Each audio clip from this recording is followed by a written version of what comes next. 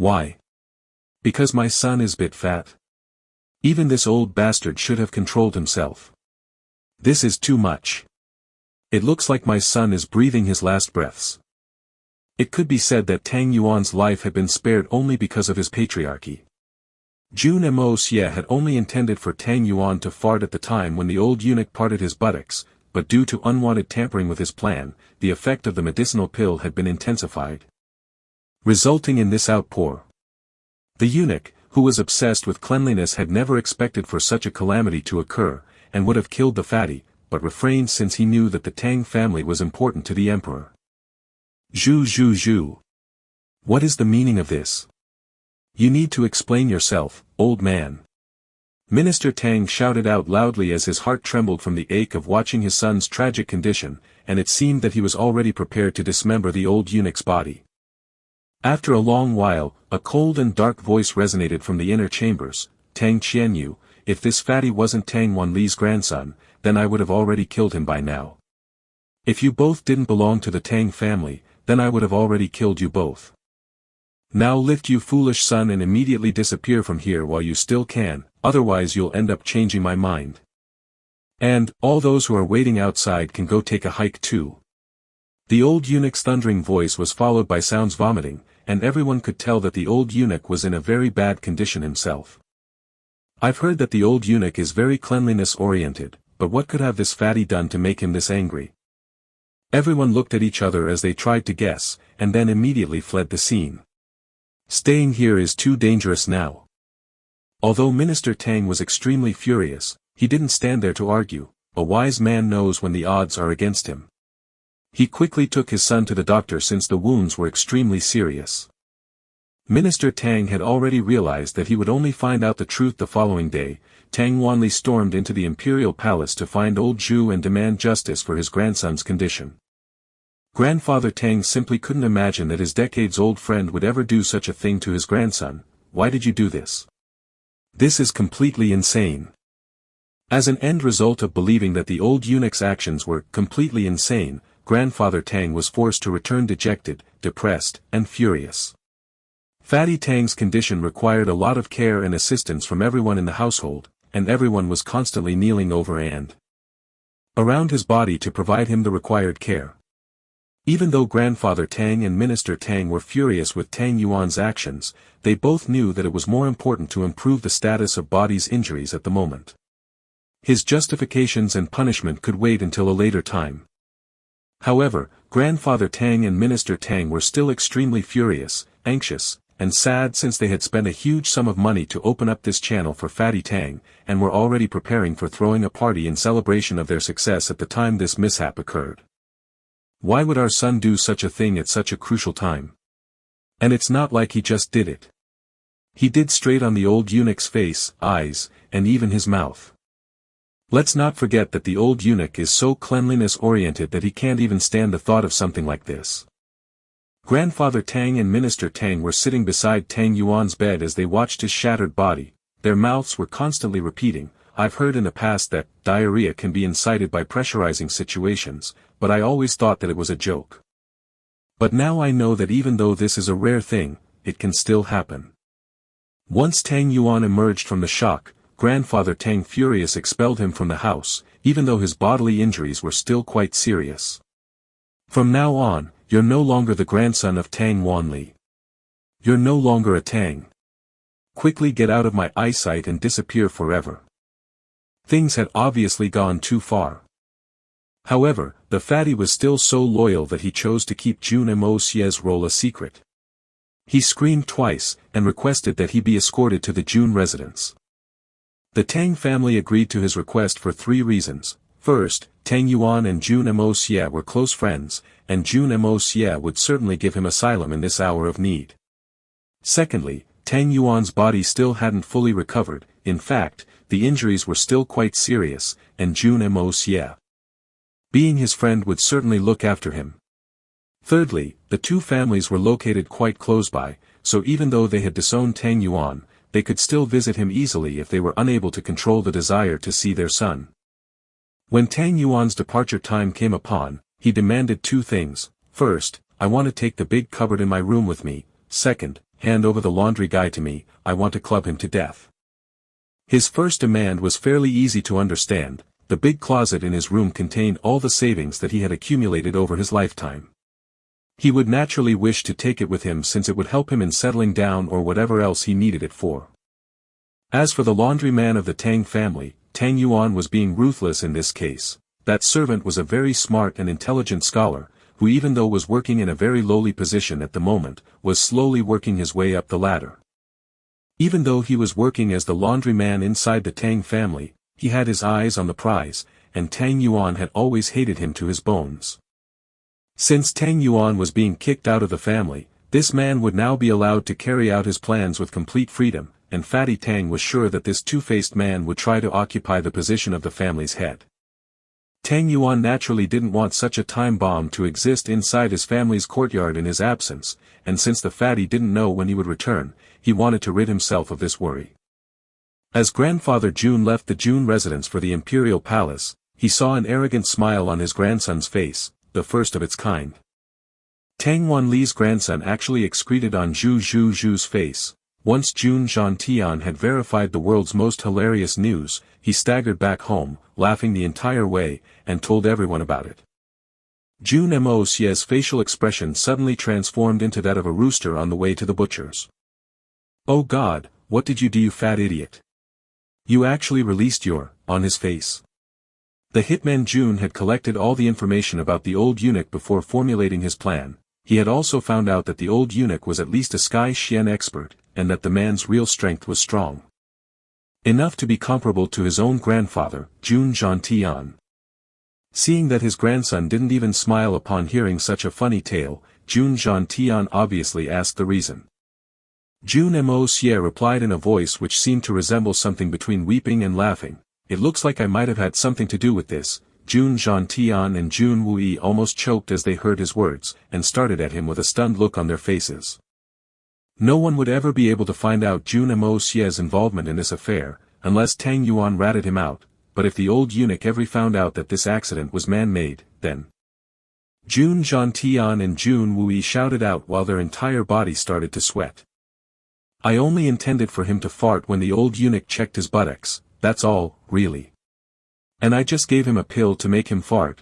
Jun Moxie innocently looked at him. Grandfather and uncle, Tang Yuan didn't wish to become an officer, so I was just trying to help him out. I never intended to hurt anyone. They stared at him dumbstruck. They had never imagined that such a hilarious incident would be artificially fabricated, by none other than their own Jun Moxie. They obviously understood that this matter could never be made public, otherwise the consequences would be too severe. Jun Wui and Jun Zhantian had no idea that this issue surrounding Tang Yuan was one of the most insignificant ones which could be traced back to Jun Moxie. They were completely unaware that Jun Moxie was audaciously and innocently smiling at them after causing the majority of trouble which the Tianxiang city had found itself in over the last few months. They had no idea that he was behind the imperial tutor Li's injury, and the reason behind their enemy's state teacher's visit. Also, he was the reason why so many advanced Xians were flocking to the city. "This has gone too far, no one shall be allowed to know about this."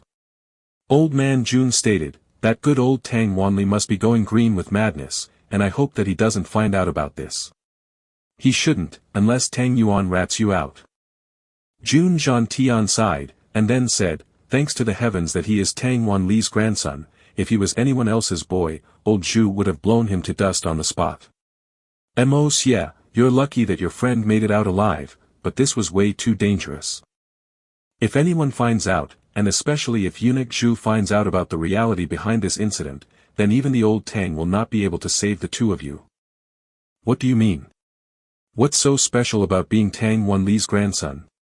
Even though Fatty and I were only trying to make mischief, we never had any intention of hurting anyone. But what does this have to do with his grandfather?" Jun Moxie simply couldn't fathom that the old eunuch would have enough influence to harm a Jun and a Tang.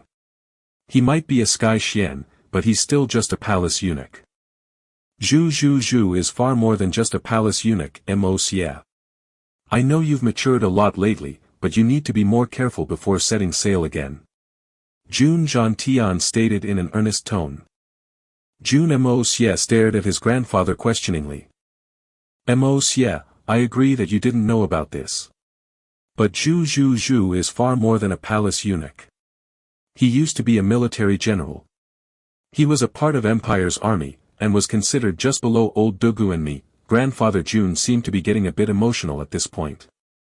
This time it was Jun Wu-yi who interjected, Father, you said that you've never worked with old Zhu before.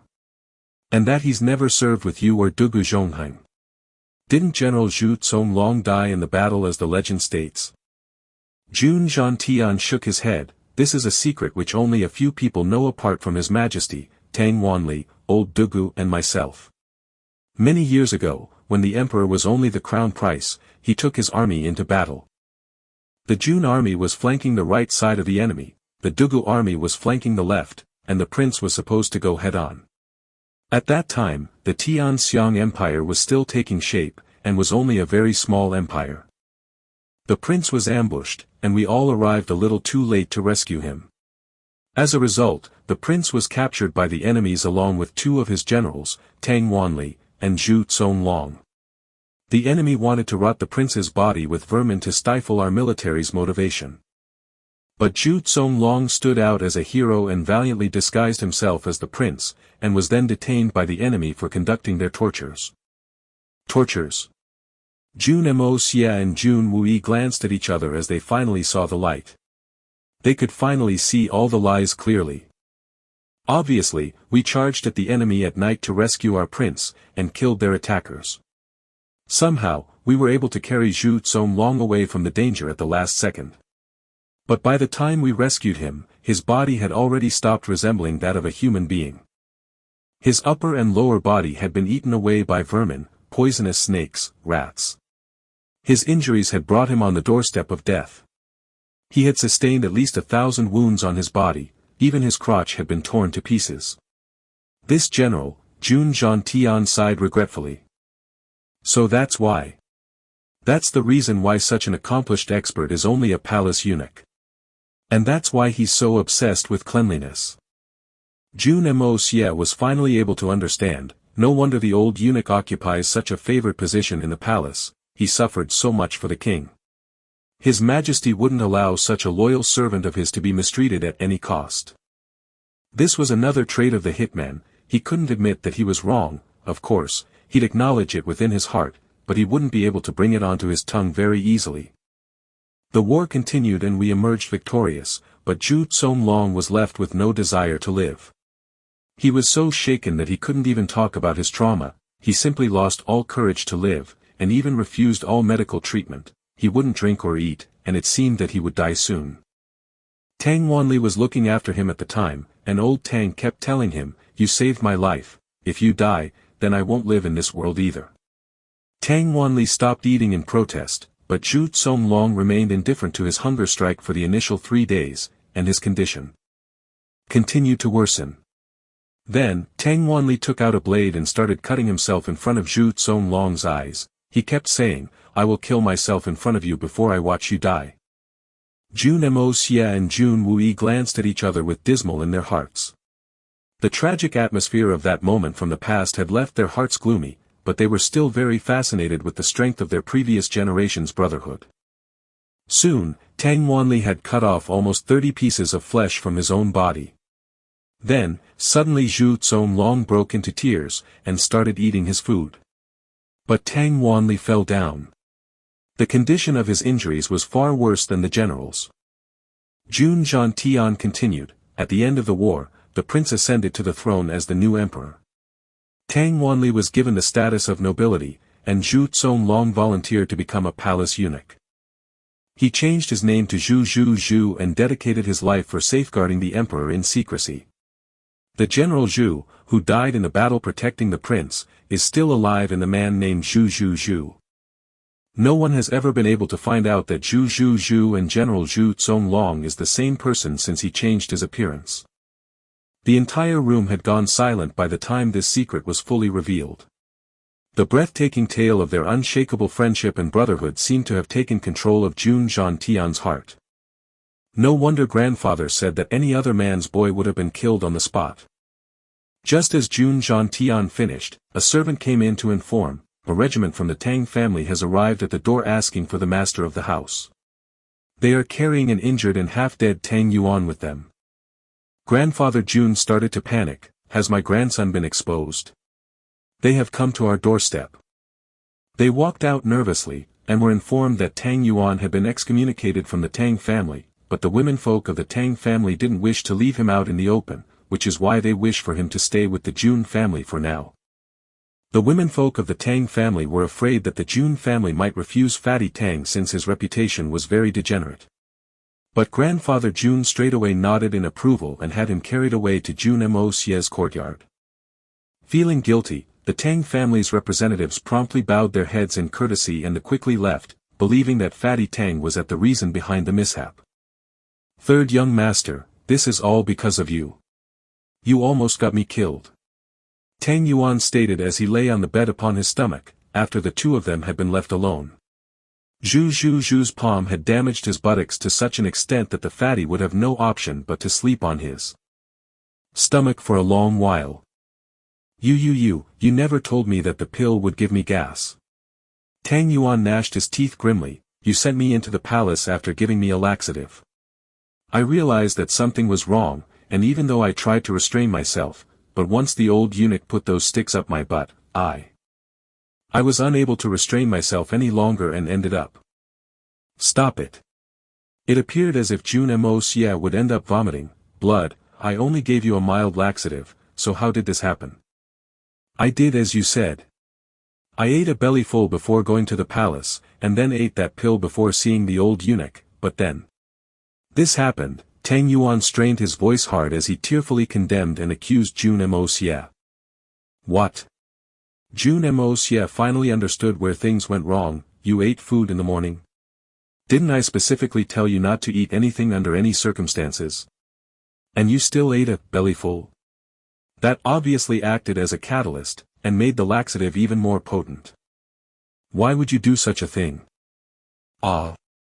Tang Yuan immediately remembered Jun Moxie's exact words, and then started shaking. I did the exact opposite.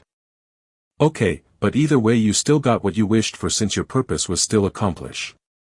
But what about this issue? Jun Moxie asked disdainfully. According to my original plan, you would have gotten out of the palace looking a lot better than this. Jun Moxie retched loudly. You should be glad that I'm letting you live. Sure, but you don't scare me right now. That old eunuch actually turned out to be a Sky Xian expert. A blue light flashed from his hand when he raised his blade to cut my clothes, and he actually managed to strip me naked without even scratching my flesh. I obviously gave up then, and this is what happened as a result. I was at his mercy, and I reckon that the only reason I'm still alive is because he's friends with my grandfather. Fatty Tang actually seemed a bit proud. Fortunately, by the time Grandpa kicked me out of the house, I was already prepared for it. I have been saving money for a while now, and I know that it's not much, but it's enough to get by for a while. Then, he suddenly became nervous and said, Third young master, you'll have to gamble again. But be careful. I cannot lose this money. This isn't my family's money, it's my own. Jun Moxie was left dumbstruck. He hasn't even changed one bit after getting kicked out of his family.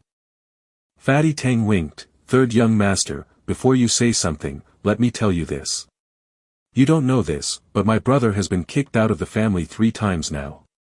So even though it's surprising to outsiders, you see why I'm not worried. Jun Moxie was left completely dazed at this point. Ultimately, he was unable to hold his neck in an upright position, and ended up landing it on the coffee table in front, twice. You're the vomit of your entire family. Jun Moxie yelled out, Fatty, you've been given shelter here by my family and me, and if you don't work seriously in building our business empire then I'll slice you in broad daylight. And make sure to remember these words correctly. I was born to do business. Tang Yuan lifted his fat neck off the bed with great effort, and said, Tell me your plan, and then let's look at its downsides, and once we're ready, I'll stuff all the world's gold and silver within the embrace of your arms. Our arms. Jun Moxie corrected the sentence. Either way, since you've put me in charge of the money, I will not allow you to spend any money recklessly. not even if we have the biggest stack in the entire world. Jun Moxie removed a sheet of paper from his clothing as he said, I don't have the time to explain everything to you, this is a written account of my business plan.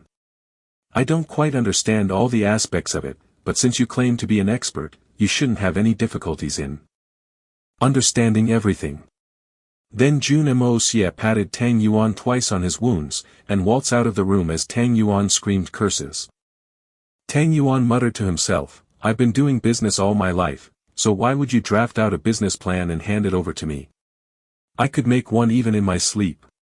He closed his eyes as he tucked Jun Moxie's paper under his pillow, and then fell into a deep sleep. Jun Moxie didn't find much time to interact with Tang Yuan over the next 2 days since the young master Jun was extremely busy practicing the yin-yang escape law. Even while sleeping, walking and eating, the young master Jun wouldn't think of anything other than the yin-yang escape law. The ability to vanish at any time is a very important life-saving skill. Who could harm me if I was able to master this law? Even if a peak supreme Xian attacked me, then I could simply use this method to disappear. How can someone kill something they can't even see?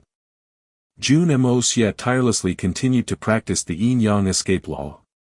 In order to tune his body up for the practice, Jun Moxie would cleanse his entire body with Xian Qi almost 50 times a day, and would extract more Xian Qi again, until he was completely exhausted. Although the Hongjun Pagoda had a strong supply of Xian Qi, Jun Moxie was still running short.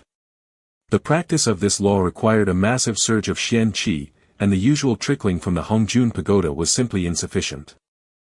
Jun Moxie would incite the Hongjun Pagoda into supplying insane amounts of Xian Qi, and then once he had gathered enough, he'd make the pagoda stop, and then the cycle would return to its start.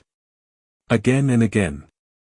Due to Jun Moxie's continuous and concentrated effort, his skills had advanced quite significantly over these past 2 days. But there were still a few downsides to it. He had no teacher to guide him, which meant that he was forced to rely on his own means. This was tantamount to shooting in the dark, and Jun Moxie's experiments were turning out to be very painful. At the end of the 2 days, Jun Moxie was left completely exhausted, and depressed, and even though he had tried everything he could think of, his methods had still been completely ineffective.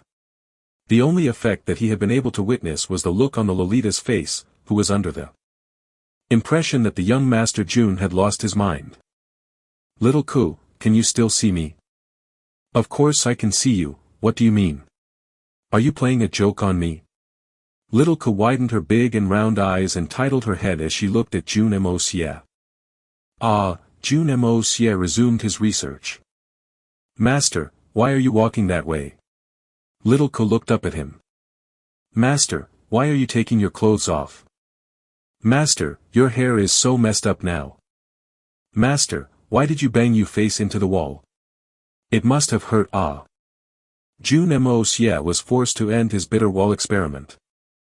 Master, you're acting really weird today. Master, that posture is really weird. Ah. Master. Heavens, what are you trying to do? Stop it. If you hit your head against the tree, then you'll get a headache, and then we'll have to take you to a doctor. The Lolita was completely terrified. Ah. Jun Moxie was going mad. What am I missing out on? I've tried everything. After trying hundreds of times, Jun Moxie finally sat down under the large tree in the yard. Jun Moxie had paid a very heavy price in the process of practicing this law, and his forehead was already exposing a lump from the time he had bumped it against the wall in the hope of getting a result. He had been leaping up and down, falling bang and boom everywhere. He was sitting without any clothes covering his body at the moment, and one could clearly see the blisters and bruises which covered his body. As for vanishing into the wind, Jun Moxie was unaware that this technique was the core law of the yin-yang escape. Damn it, what else do you want me to do now? I've been over everything. Jun Moxie sadly looked at the scars on his body, and then suddenly bowed his head, and tucked it into his thighs, and rolled onto the ground. Little Ku was frightened at the sight of his plight. Ever since Grandpa Jun had made his son, Jun Wuyi the master of the house, he was rarely ever present in the house. But Little Ku was a bit afraid of Jun Wuyi's personality, and would try to avoid him as much as possible, which is why she went to Guan Qinghan for assistance. Once she started to cry, Guan Qinghan reluctantly came over to help. When Guan Qinghan came over, she found Jun Moxie curled into a ball with his head tucked into his thighs. He had no clothing on his body, even his buttocks were bare naked. His dazzling white and smooth body just lay bare on the ground. "What are you doing?" Guan Qinghan was a bit surprised as she coldly looked at her brother-in-law. "You like abusing people like this? I don't know if this guy is completely mad, or just evil. Just look at him, he's looking like a beggar right now." Jun Moxie seemed a bit dazed as he raised his head while murmuring like a madman, while the veins in his eyes were red with blood. He continued to blankly stare at Guan Qinghan for a long while without making any sounds, and then suddenly her though crossed his mind, and he jumped up and banged his head against the tree, and fell right back on the ground below, and his eyes started to lose focus. Guan Qinghan laughed at his ridiculousness. "Why would you try to stand up like that? What's next? This third-generation heir of the Jun family is really one of a kind." Jun Moxie's mind was completely immersed with the study and research of the yin-yang escape law, and he was completely indifferent to everything else in the world at the moment. Things had reached a stage where he would walk straight into a brick wall to accomplish his goals. In fact, even if he hit the wall and ended up hurting himself, he'd walk into it again until he reached his goal. What is Guan Qinghan talking about? Does she even know how beautiful she really is?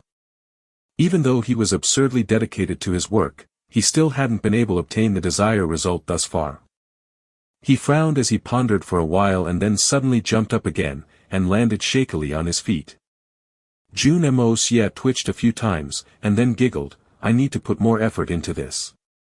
Then I can go and peep on my beautiful sister-in-law while she bathes," and then he suddenly felt as if he'd faint. The heavens know that he would have wished to vanish before saying this sentence out loud. In his state of concussion, Jun Moxie probably wasn't even aware that he had uttered these words out loud. Oh my god, what did he say? He wants to peep while I bathe.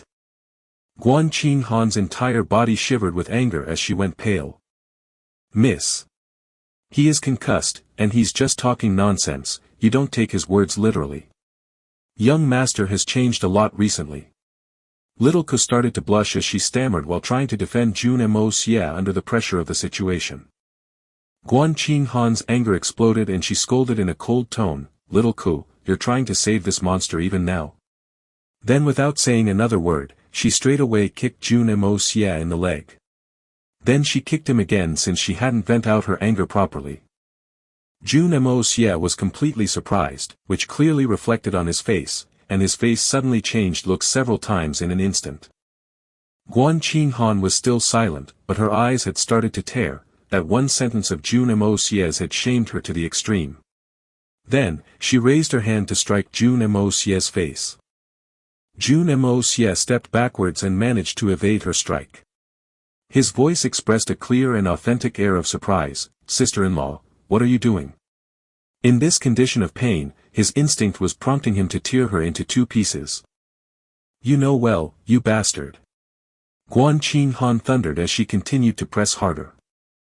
Jun Moxie calmly kept dodging her attacks. "I don't think I offended you today, so why are you doing this?" "You didn't offend me." Guan Qinghan was surprised at the shamelessness of her brother-in-law, and was even more infuriated to realize that she was unable to reach him. Then, suddenly she pulled out the knife she was wielding around her waist, and waved it towards Jun Moxie's shoulder to stab him. Jun Moxie was in a state of complete shock. "Why are you doing this? Why would you attack me with a knife?" Confused, he scrambled to escape her blade. His body had already sustained hundreds of bruises, and was obviously completely exhausted. Moreover, since his Xian Qi was completely depleted as well, it was getting extremely hard for him to dodge Guan Qinghan's onslaught since he was unable to fight back. Left with no other option, he made a quick decision and then quickly turned around and ran. Little Ko jumped in to try and block Guan Qinghan, but was obviously unsuccessful. Tang Yuan could also hear the noise, and started shouting while lying on his bed, "Kill it." At this point, the gatekeeper trotted over. "Master, lady, 2 adults from the southern province have arrived to pay a visit." Guanqing Han made an ah sound while her knife fell to the ground. Jun Moxie crooked his nose and muttered, "Why me? And now her family has arrived at my doorstep." The gatekeeper was completely unaware that the Jiangnan delegation had arrived with their own ulterior motives. "I have no idea why so many people are flocking to the Tianxiang city in this time of turmoil. What is going on here? Now even my own people are trying to steal from me." Jun Moxie frowned, sensing that something was amiss. The entire capital was in a state of chaos at the moment. The days were as normal, peaceful and calm as ever since no one would dare to cause a commotion in broad daylight. But the city's night patrol had been finding an increasing number of dead bodies in every part of the city with each passing night. Often the city's patrol would find unknown and strange devices on the bodies of the deceased. The Department of Justice and the Imperial Army had been keeping a close eye on the movements inside the city, and were completely confused by these events since the major gangs within the city didn't seem involved. However, all the major gangs of the city seemed to be aware of this instability, and had already tightened their securities, which was making it even harder for the authorities to investigate into the matter. The result of the final investigation left everyone shell-shocked. The deceased don't belong to the Tianxiang city. They comprise of every major faction outside the city, and many of the dead bodies discovered belong to renowned and accomplished foreign individuals. Even though the encounters which lead to their deaths happened in silence, the majority of the deceased were advanced Xians. In fact, all the dead bodies procured so far are above the base of Silver Xian realm.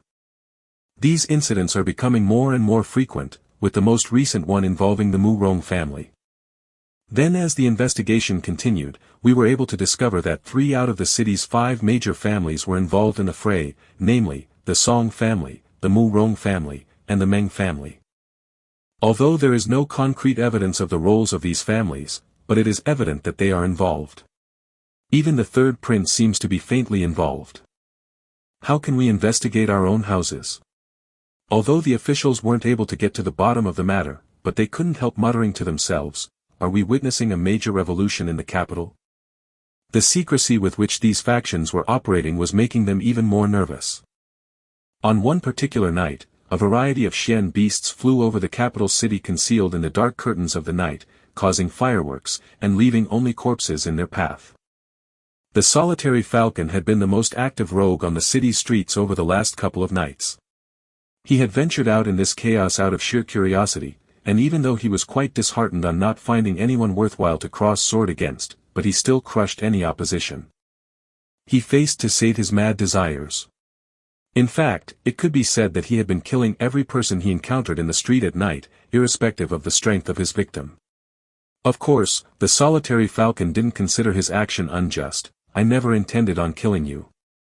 I was simply trying to learn something from your skills. It isn't my problem that you're so useless that I couldn't even learn a single thing from your useless experience. How can I be blamed for someone else's incompetence?" Had he been able to learn anything from a person he dueled against, then he would have allowed them to live on, but unfortunately, no one was able to show sufficient skill to deserve that chance, and were hence massacred by him. This was another reason behind the chaos in the city. He was one of the main reasons behind the deaths of several silver, gold, earth Xians. The whole city was in a mess. The solitary falcon was walking towards a large building at the moment. He hadn't been able to learn much in the 2 nights he had spent exploring the talent on the city streets so far. After all, it was quite hard for him to find inspiring talent at his level. Therefore, the solitary falcon had decided that he would focus his attention only on people above the Earth Xian realm from now on. But finding such experts was a hard task, and he needed to find himself a large network of spies who were capable to finding such people. There is no way I'll find skilled experts roaming around the streets of this city. Therefore, the solitary falcon had decided to approach one of the largest gangs of the Tianxiang city, the Jinyang gang. This was the only shortcut that he could think of. He was confident that the Jinyang gang's network would be sufficient to give him an insight on the whereabouts of high-level Xian experts within the city. They might be one of the largest factions in this city, but even they cannot reject the offer of currying a favor with a man like me. The solitary falcon was obviously very confident. Or maybe a bit overconfident. Boom! The thick door of the Jin Yang Bang Gang's building was suddenly shattered to pieces, and the sawdust from its remaining fragments filled the atmosphere of the lobby. The handful of people who were sitting and drinking tea in the lobby weren't expecting company, and naturally stood up in shock. Who would dare to walk into the Jin Yang Bang Gang's building in such a manner? A figure slowly emerged from within the cloud of sawdust, long hair, black clothes. I'd like to see the leader of Jin Yang Bang. The solitary falcon stated his demand in a rather dominating fashion, since he could clearly see that the men in front of his eyes weren't capable enough of calling the shots for such a large organization. Even though these men belonged to one of the largest gangs in the city, but they were no more than mere ants in the eyes of this intruder. The solitary falcon was well aware that he could decide the fate of their existence at his whims and fancies, so why would he bother being polite to such men?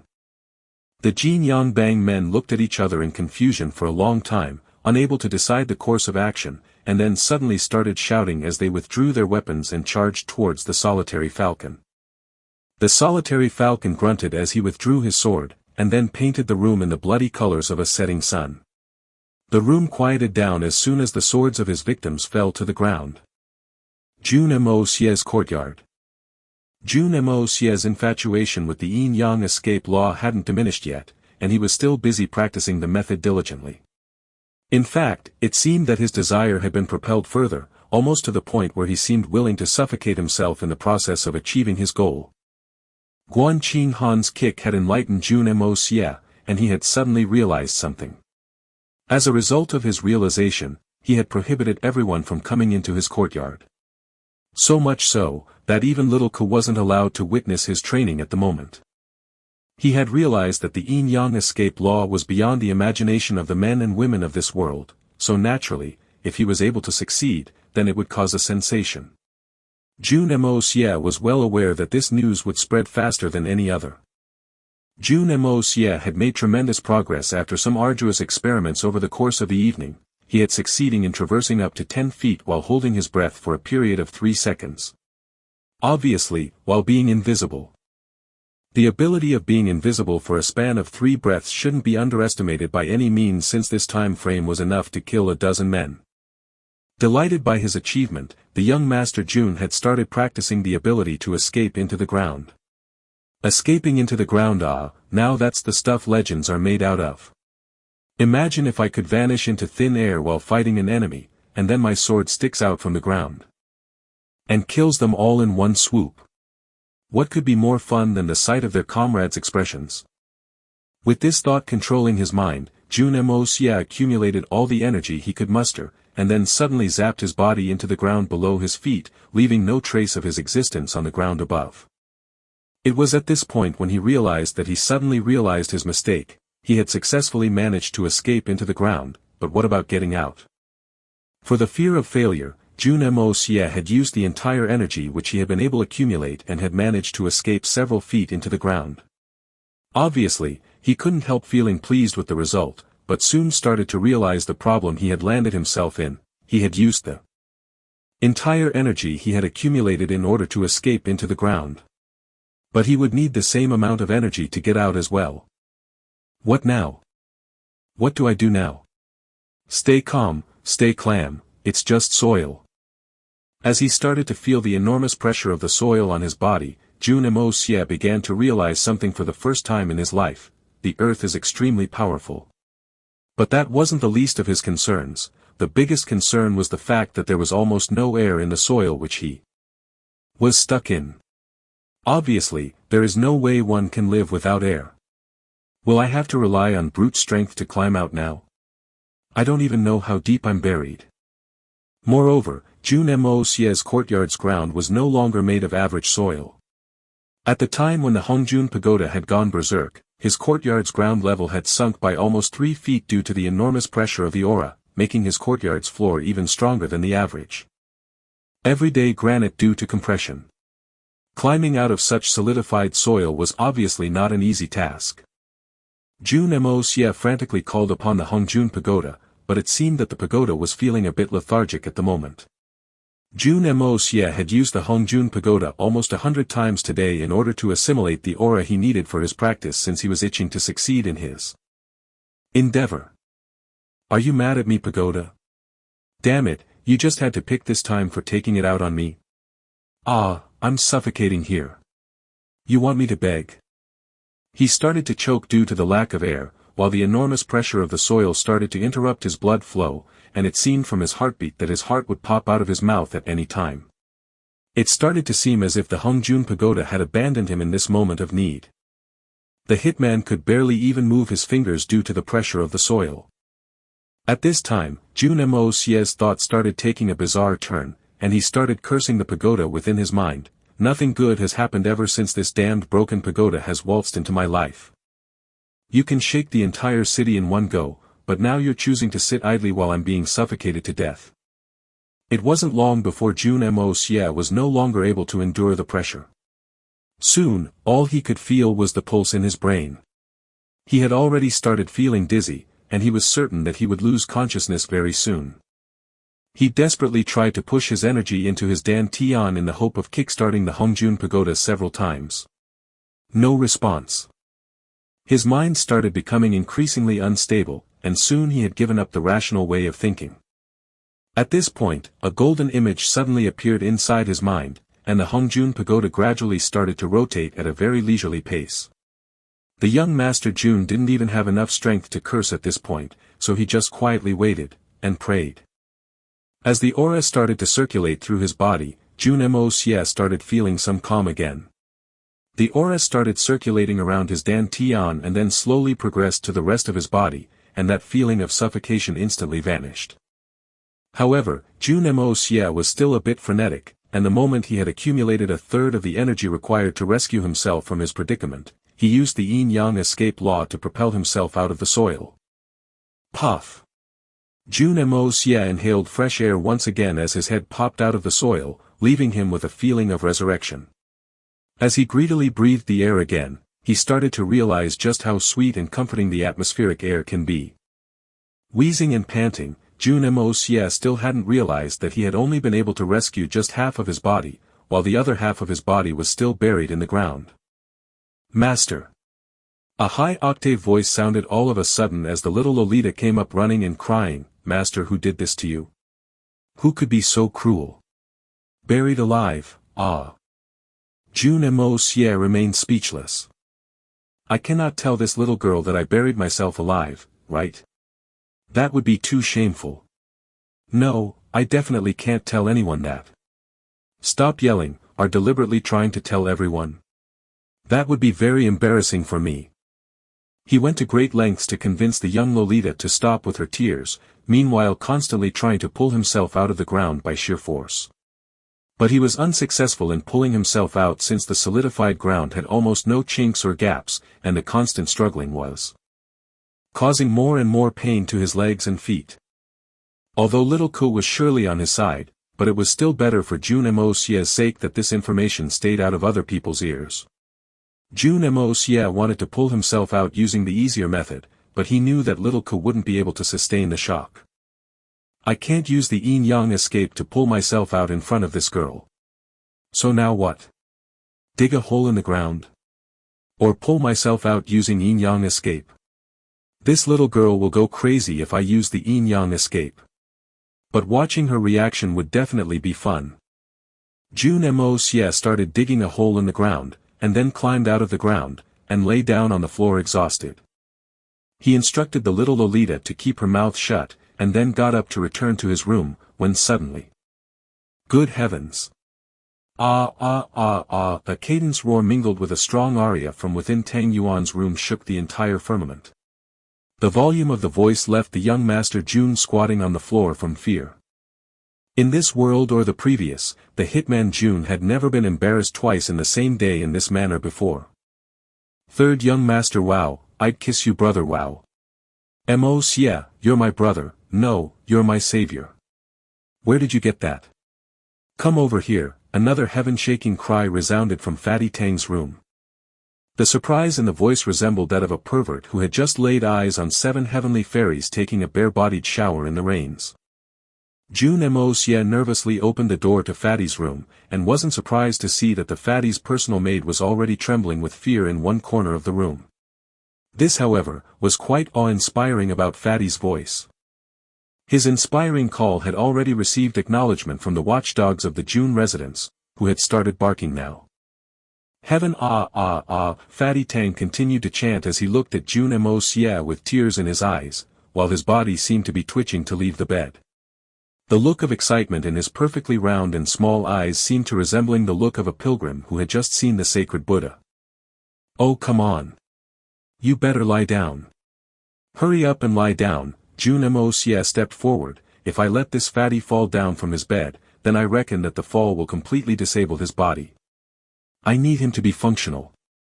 I. You.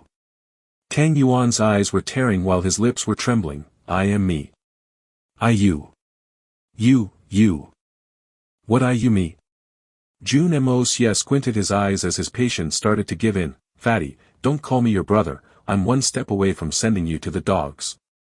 It's the middle of the night, and even if you don't wish to sleep, at least let the rest of us get some rest. At least take some pity on my watchdogs, they've been up all day, they are tired, why don't you let them rest a while? Now, why are you shouting in the middle of the night? I damn, I thought I would die. Tang Yuan looked at Jun Moxie with tears in his eyes. Third young master, I really don't know where you got this from. Your idea will bring the world to an order, this idea will blow the mind of the entire world. This is truly genius, I've never been so surprised in my entire life. Me, I could worship you, like a surging river of endless rain, like the immortal waves of the seas, like the boundless white of the snowy mountains. You're really. Stop. The series of bootlicking comments had left Jun Moxie dizzy. His order ended Tang Yuan's flattery, and so he asked, what are you trying to do? Tang Yuan is certainly up to something, I know I'm very talented, he's right about that, but why would he go on and on about it? The business plan, Tang Yuan's hand trembled as he took out the paper, did you write this yourself, or are you passing someone else's work as your own? Jun Moxie nodded in confusion, yes, Why would you think that this was written by someone else? He had really written the idea himself. Jun Moxie had often needed to play someone else's identity in his previous life, which obviously required to him to have some knowledge about everything, such as planning, business, stock market. In fact, Jun Moxie had once ventured into a prestigious business school to learn some things. He could talk about the simple things. But he wasn't capable of going into the details. You asked if I was in. Tang Yuan grabbed Jun Moxie's hand in excitement, and said, Master, I'm in. Please accept your followers' respect. No, Master, you must accept me as your disciple. Accept me as a disciple. Jun Moxie suddenly felt a blob of mass wrapped around his hands, and quickly tried to pull his hands free, but was unable to since he was already quite exhausted. He had really never expected that Tang Yuan would hold on to his hand like it was a matter of life and death. The fatty continued to tear and beg, Master, you must take pity on me. Accept me as a disciple. Fatty, if you ever do this again, then I'll throw you in a pit alive. Now will you let go of my hand? Jun Moxie threatened ferociously, and then said, this plan, do you think it's worth something? Why is this fatty acting out like this? Fatty Tang reluctantly released Jun Moxie's hand as his sharp eyes cried with dissatisfaction, any good? If your egotism had any limits, then you would have known that this plan is obviously the ultimate business plan. This is an unprecedented invention. Any businessman would come begging to you and would study under you. You're being too humble right now, you're a once-in-a-generation genius businessman. Fatty Tang replied in excitement. Is it really that good? Jun Moxie was a bit skeptical. How did I become such a great business genius? After all, he had never really done business in his life, and had at best disguised himself as one. This information was a gist of everything which he had heard in his previous life, and he was hoping that Tang Yuan would be able to make head or tail of it. But he had never expected this kind of a reaction from Tang Yuan. Jun Moxie hadn't expected that his broken knowledge of business from his 2 lifetimes would receive this sort of a reaction. No knowledge is terrible. But bragging more than you know is ever worse. Tang Yuan took 2 deep breaths and then rolled over to show his backside. Even though turning over was quite painful for him, he endured the pain with a straight face. Third young master. Quickly look at my ass and tell me if it's still bleeding. I feel like vomiting. Jun Moxie retched loudly. Damn, you do know that I'm only keeping you here because you have nowhere else to go, right? Tang Yuan suddenly started to laugh in embarrassment. Do you know I can barely eat or drink these days? I'm surviving on medicine. Jun Moxie sternly looked at Tang Yuan and said, Fatty, do you seriously think that the idea will work? Trust me.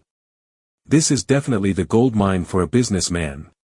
The world will never see such a great business plan again. We just need to follow this business plan, modify it at best, and you and I will become the richest businessmen in the entire world. Tang Yuan seemed very sure. Third young master, as long as you have the goods, this Tang Yuan will open shops in every corner of the continent, and even the beasts from the Tianfa forest will come to shop with us if they have the money for it. That's good. Jun Moxie exhaled. You will manage everything on your own from here on. I mean it, you're responsible for all of it, the marketing, buying land, construction, jobs, shops, security, etc. etc. Don't come looking for me. I really have no interest in any of this. Don't worry, I understand, and I won't bother you. We'll be rolling in mountains of gold and silver soon. Just you wait and watch. Tang Yuan seemed very confident of himself, while his eyes continued to stare at the paper in amazement. Then I'll go and get some sleep, and we'll talk later tomorrow. Jun Moxie started to leave. Get out of here then. And don't disturb me, I'm going to have some fun here. Tang Yuan waved almost as if he was waving a fly away, while his eyes still hadn't parted from the paper. Really? You disrespect me like that after calling me your teacher? You're one disobedient disciple. Jun Moxie mocked his friend, but didn't receive any response. Tang Yuan didn't even seem to be paying attention to his presence anymore. The hitman Jun bitterly left the room.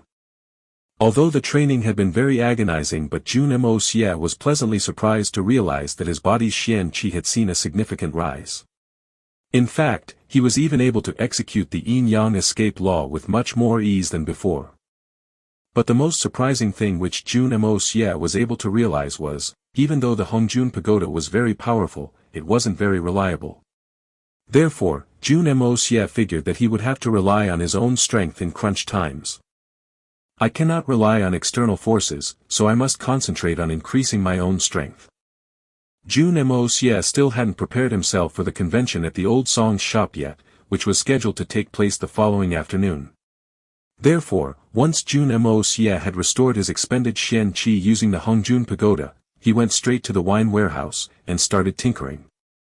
Under the boundless curtains of darkness, Jun Wui emerged out of a big house with a mask concealing his face, while his robes were drenched in blood. A bunch of young boys and girls followed after him and towards their independence with hope and appreciation in their eyes. It shall not be assumed that the blood which stained his clothes belonged to him. This blood had splashed out of the bodies of countless experts who were involved in the trafficking of young children. The house in the background now housed several dismembered bodies. In fact, this was the third time that Jun Wui had visited this mansion.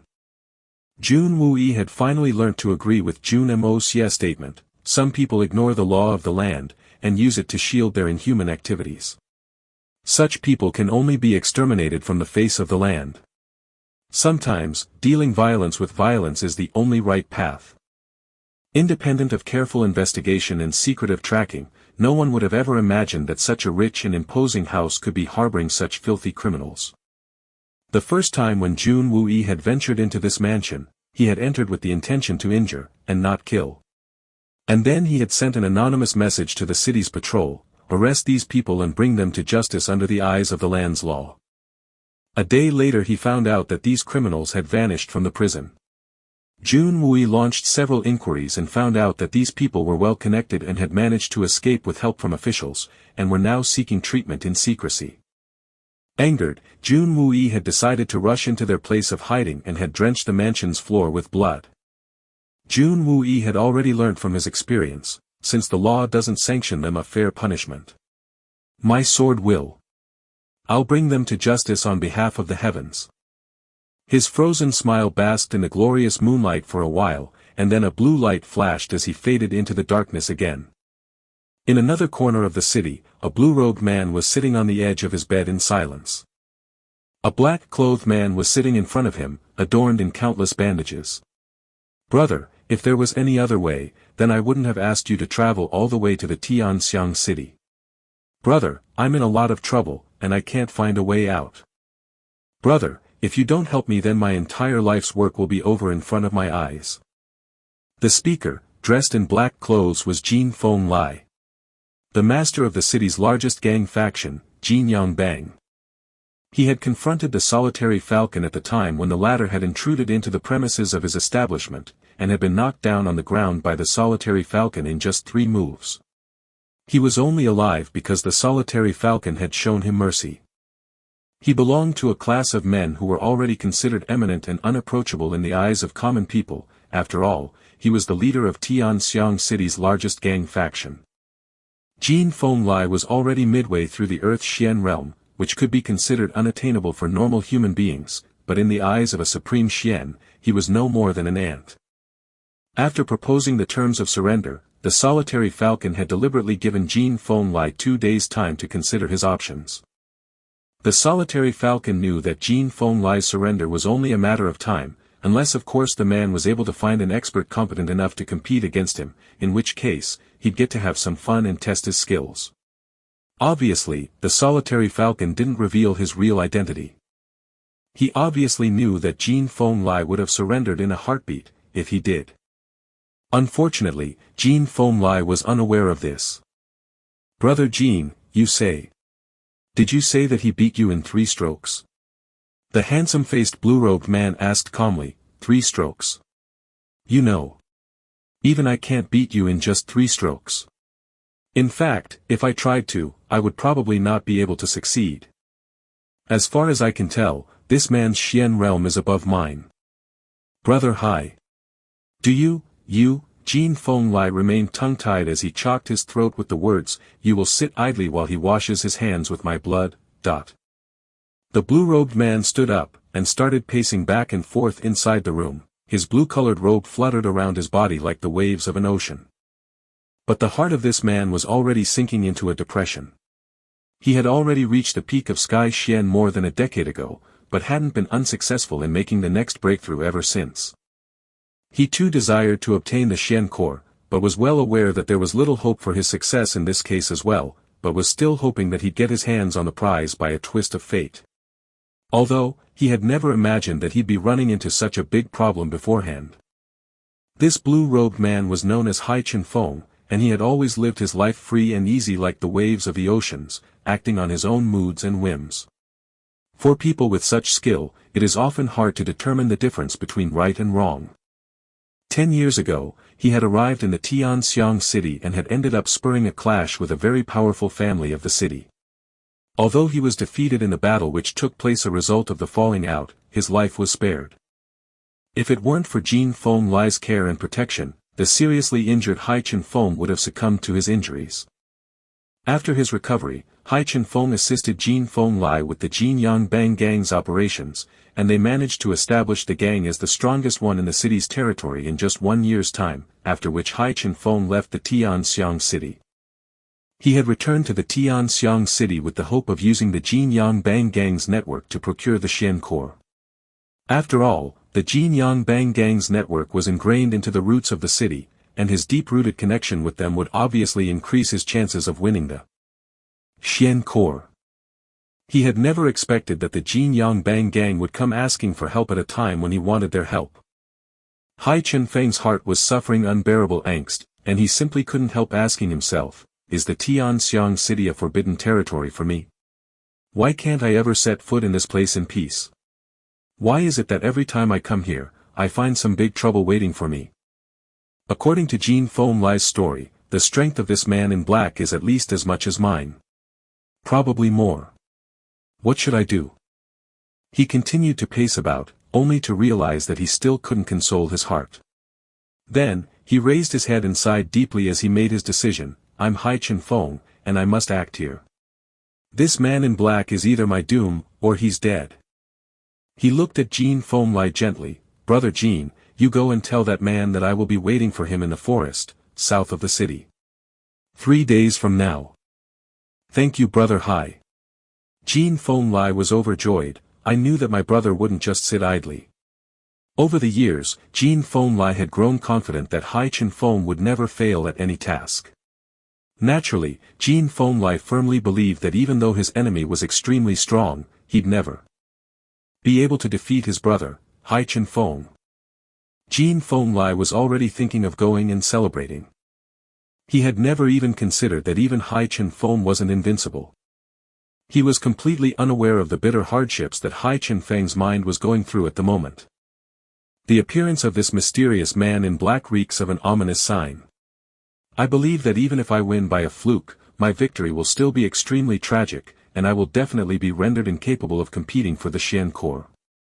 This is the last time that I will try to help bother Jin. Whatever the outcome of this battle is, I will leave the Tianxiang city immediately after the battle, and I will never return again. Brother Hai, you came to the Tianxiang city for the Xian Corps, right? Jin Fengli looked very excited. I will immediately send out search groups to explore all angles surrounding this matter, haha. In fact, when I heard that you're coming, I immediately realized that you're here for the Xian Corps, and I set about in making the arrangements to help you get it. Jin Fengli smiled and said, if a power like you is being assisted by the Jinyang Bang gang, then I believe that procuring even a Level 9 Xian Corps shouldn't be an issue. No. You're wrong. I didn't come here for the Xian Corps. Hai Chen-feng slowly shook his head as a trace of bitterness flashed in his eyes. It's been a decade, and I've dearly missed my brother. I came here especially to meet you, and spend some time with you. Since I've already assessed the dangers of my predicament, what's the point of getting him involved? I will carry the pain of the consequences of this matter alone. So, Jin Fengli couldn't help feeling a bit sad, and so he said, that. Since you've come especially to see me, you must spend an extra 2 days with me. And you'd have made the breakthrough by the time we meet next, right? Hai Chen-feng's lips curved into a bitter smile as he gently shook his head. Breakthrough? I've already given up on that. After 3 days from now, I will leave this city, irrespective of the result of the battle. I will leave the city immediately and I will never return again, my brother. So we only have 3 days to spend together, brother. Ah. Jin Fengli suddenly stood up despite his injuries. What do you mean by that? What do I mean? Brother Jin, you need not be present in the woods when I confront the man. Hai Chen-feng turned away and sighed. I will deal with this man in black alone.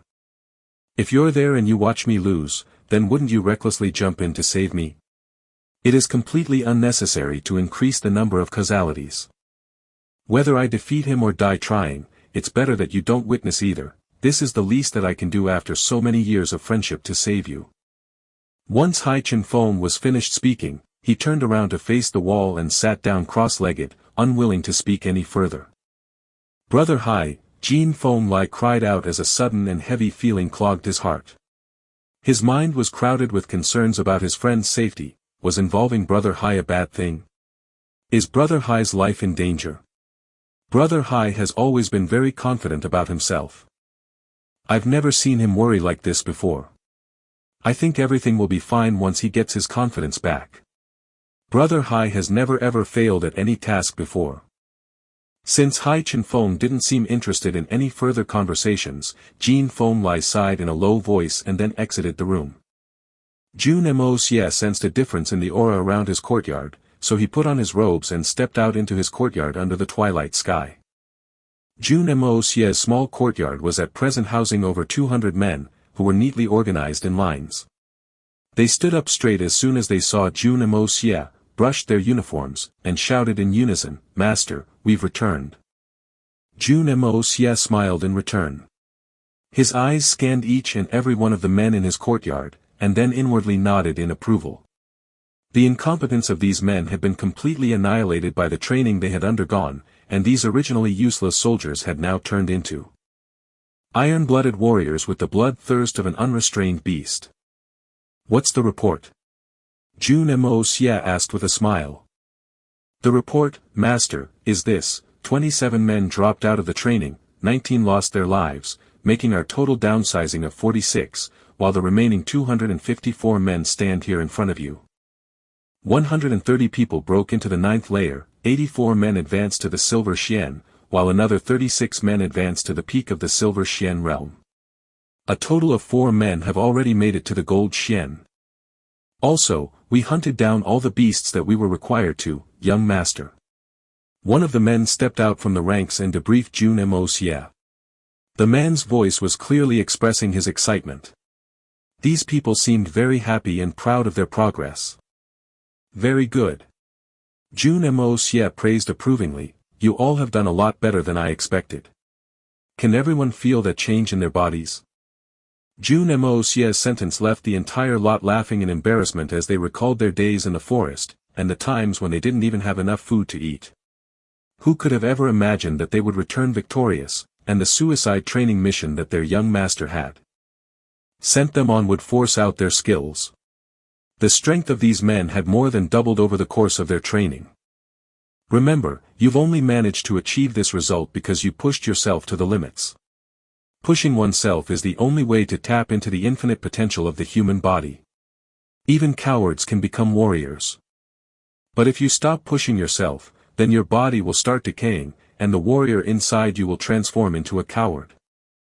Jun Moxie continued in a loud voice, you have made excellent progress and it is your right to celebrate, but let me tell you that you've only taken your first step. Even the best of you has only reached the Gold Xian. What's the value of that in this world? There's still Jade Xian, Earth Xian, Sky Xian and then the Supreme Xian realms left. There's a long way to go, and I find it very strange that you haven't realized that yet. Always keep your eyes and ears open and one day you may be able to attain the Supreme Xian realm as well. There's still a long way for you all to go, but haste makes waste, and you need not look too far now. Just keep pushing yourself every day, one step at a time, and unknowingly one day you'll realize that you've achieved the heights you could never even have dreamt about. Yes. We honor and respect the young master's instructions. Everyone replied in unison. Before accepting the training mission, these men didn't really think very highly of Jun Moxie. But these men were alarmed to realize that Jun Moxie's instructions had helped them in avoiding several life-threatening situations inside the forest, owing to which these 254 men were convinced of Jun Moxie's leadership qualities and foresight. You must go and report to Third Uncle, and he will assign you to your tasks. Jun Moxie waved his hand. Master, several of the men stepped forward in excitement, we know that we don't deserve it, but Master, can you allow us to follow you? Third Uncle will make the decisions. Jun Moxie smiled since he knew that Jun Wui would assign these men back to him. The uncle and nephew duo had a very clear tacit understanding in this respect.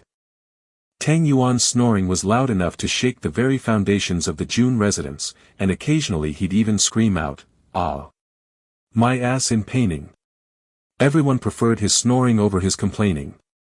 The sun had just risen in the sky when Jun Wui rolled out in his wheelchair and came into Jun Moxie's courtyard.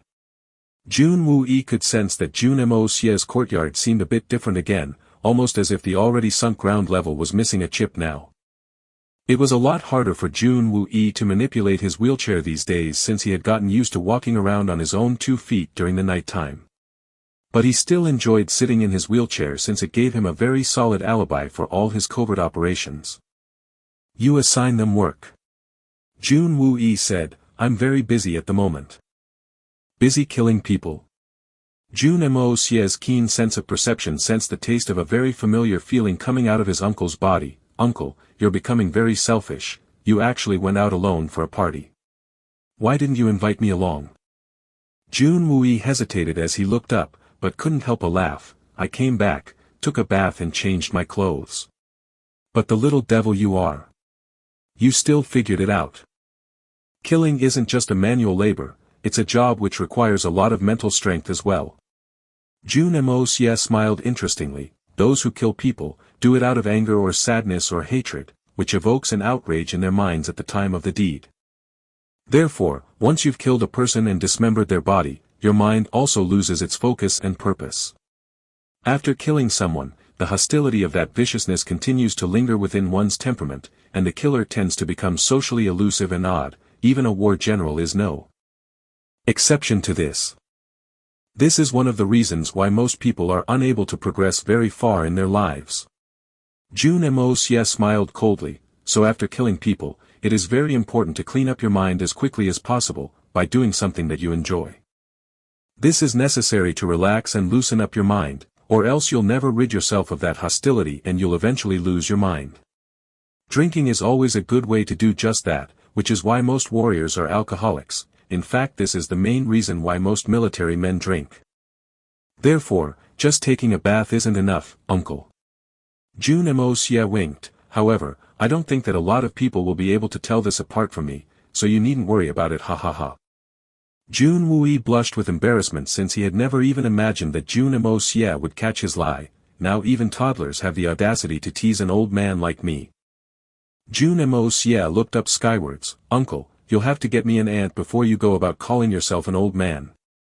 Even though these words were only meant as a joke, they had a base in reality as well. Even though Jun Wue had been crippled for over a decade, his Xian Qi had never slacked off, which reflected on his face, and even though he was in his 30s, he didn't look any older than mid-20s. His young looks coupled with his middle-aged demeanor made his personality and appearance very contrasting. And now he's also suddenly claiming to be an old man. What's wrong with this world? Jun Wue was speechless, and why would I need to do that? When the youngest generation of the house starts maturing, the previous one automatically becomes old. So according to that, if and when I have nieces and nephews as old as I am at the moment, I should also be calling myself an old man. Jun Moxie deliberately asked this with difficulty, but I'm only 16 years old. Of course. Jun Wue replied sternly. What kind of a justification is that? This world is going crazy. Jun Moxie practically collapsed to the ground. How's being uncle to a 16-year-old a valid reason for being old? God, let me die now. I can't take this anymore. You've nothing important today, right? Jun Wue smiled gently. Remember to come back early in the evening today, we have guests and we need to entertain them by hosting a feast tonight. Uncle, why are they here? Jun Moxie took the opportunity to ask his question. Given then current situation, they shouldn't be here for more than two reasons. One is obviously the Xian Corps, and secondly, they are here to fetch your sister-in-law, which they have already conveyed. Jun Wue brandished a faint smile. Qing Han has been staying with us for several years now, which has been greatly detrimental to her reputation, so if she's decided to return to her home, then the Jun family must compensate her in whichever way possible. For example, telling the world that she's going back by her own free will and hasn't been abandoned by us for any reason. The Xian Corps situation is difficult to assess, so we'll have to put that aside for now. As for sister-in-law's return, I'm afraid that it's not that simple either. They've only been conveying their interest of taking her back verbally all these years, so why have they showed up here in the middle of all this fanfare? Third uncle, doesn't something seem a bit fishy? And there's the perspective of sister-in-law's identity and happiness. She chose to be a part of the Jun family, and has been so all these years. Wouldn't this be a mockery to our name and her decision? Jun Moxie skeptically analyzed the issues. Jun Wue faintly knitted his brows. Moxie, you and I must clearly understand that Qing Han's future lies with her own family and not the Jun family. Although Qing Han lives with us in the capacity of our daughter-in-law, she's just so in name and not by law since there was no wedding ceremony to indict her into our family. Whether we look at this aspect from a social or moral perspective, she really cannot be considered a Jun. Her emotions took control of her at the time of your brother's death, and she was unable to make a radical decision under the influence of her grief. But Qing Han is still young, and she may still have a shot at living a happy married life ahead in her future. Both the families have been very clear on this subject, and in fact, both the sides made sure that this could be made possible in the future. In fact, at the time when your brother died, your grandfather made it very clear that Qing Han will only live with the Jun family till the time she decides to. We decided that as long as she chooses to live with us as a part of our family, we will use all our power to make sure that she doesn't get any flack from the society about it. But if Qin Han decides to go, then we must do everything to make her happy. If it's for her good, then the Jun family must even use its influence and try to get her married into a good and powerful family. Keeping her here and unmarried all her life isn't fair to her. Do you understand my point? Jun Wui looked up at setting moon of the morning sky. The regrets that his eyes were trying to conceal were clearly visible in the light coming from the heavens above. Qin Han would have made a very good bride for this family, but unfortunately your brother wasn't lucky enough. Third uncle, if a good match can be found for sister-in-law, then I would surely be very happy for her, but I've always thought strangely of her family's intentions. Jun Moxie frowned as he suddenly felt a little strange within his heart. If her family is thinking of her and their interests alone, then we must also be able to think of our family's interest, and we must make sure that they don't exploit our family. Jun Wui stated this frame of sentence in the most imposing of demeanors, as would be expected of a Sky Xian expert. Now that's the spirit, uncle. Spoken like a true Sky Xian war general. Jun Moxie praised. Beat it. Jun Wui kicked his nephew in the buttocks and sent the young master Jun flying. A Sky Xian expert's kick is no trivial matter, and the hitman Jun was sent volleying into the air with his arms wide open, clutching the escaping air for support. That's what you should get. Jun Wui chuckled. It was rare for him to find an opportunity to play around with his nephew. The young master Jun splendidly rolled in the air, and then safely landed on his buttocks. He slid forward for a while before he was able to get up again. Being a Sky Xian expert, Jun Wui was skilled and powerful enough to apply his force in the right spot, which sent him flying with actually hurting him in the process. Jun Moxie smiled evilly as he landed on the ground, almost as if he had just obtained a level 6 Xian core. As the afternoon hours approached, Jun Moxie started making preparations to depart for the contest's venue. Jun Moxie took out 2 jars of wine, and boarded his most reluctant choice of ride, the red palanquin, which started wobbling its way to the Old Song's tavern soon after. Old Song was already waiting anxiously in his wine shop. Old Song had initially decided to close his shop after half a day's business today, but then changed his mind later, and decided to keep his shop shut for the entire day instead. Therefore, he directly listed his shop as closed for the entire day, since half a day's business didn't mean much to him anyway.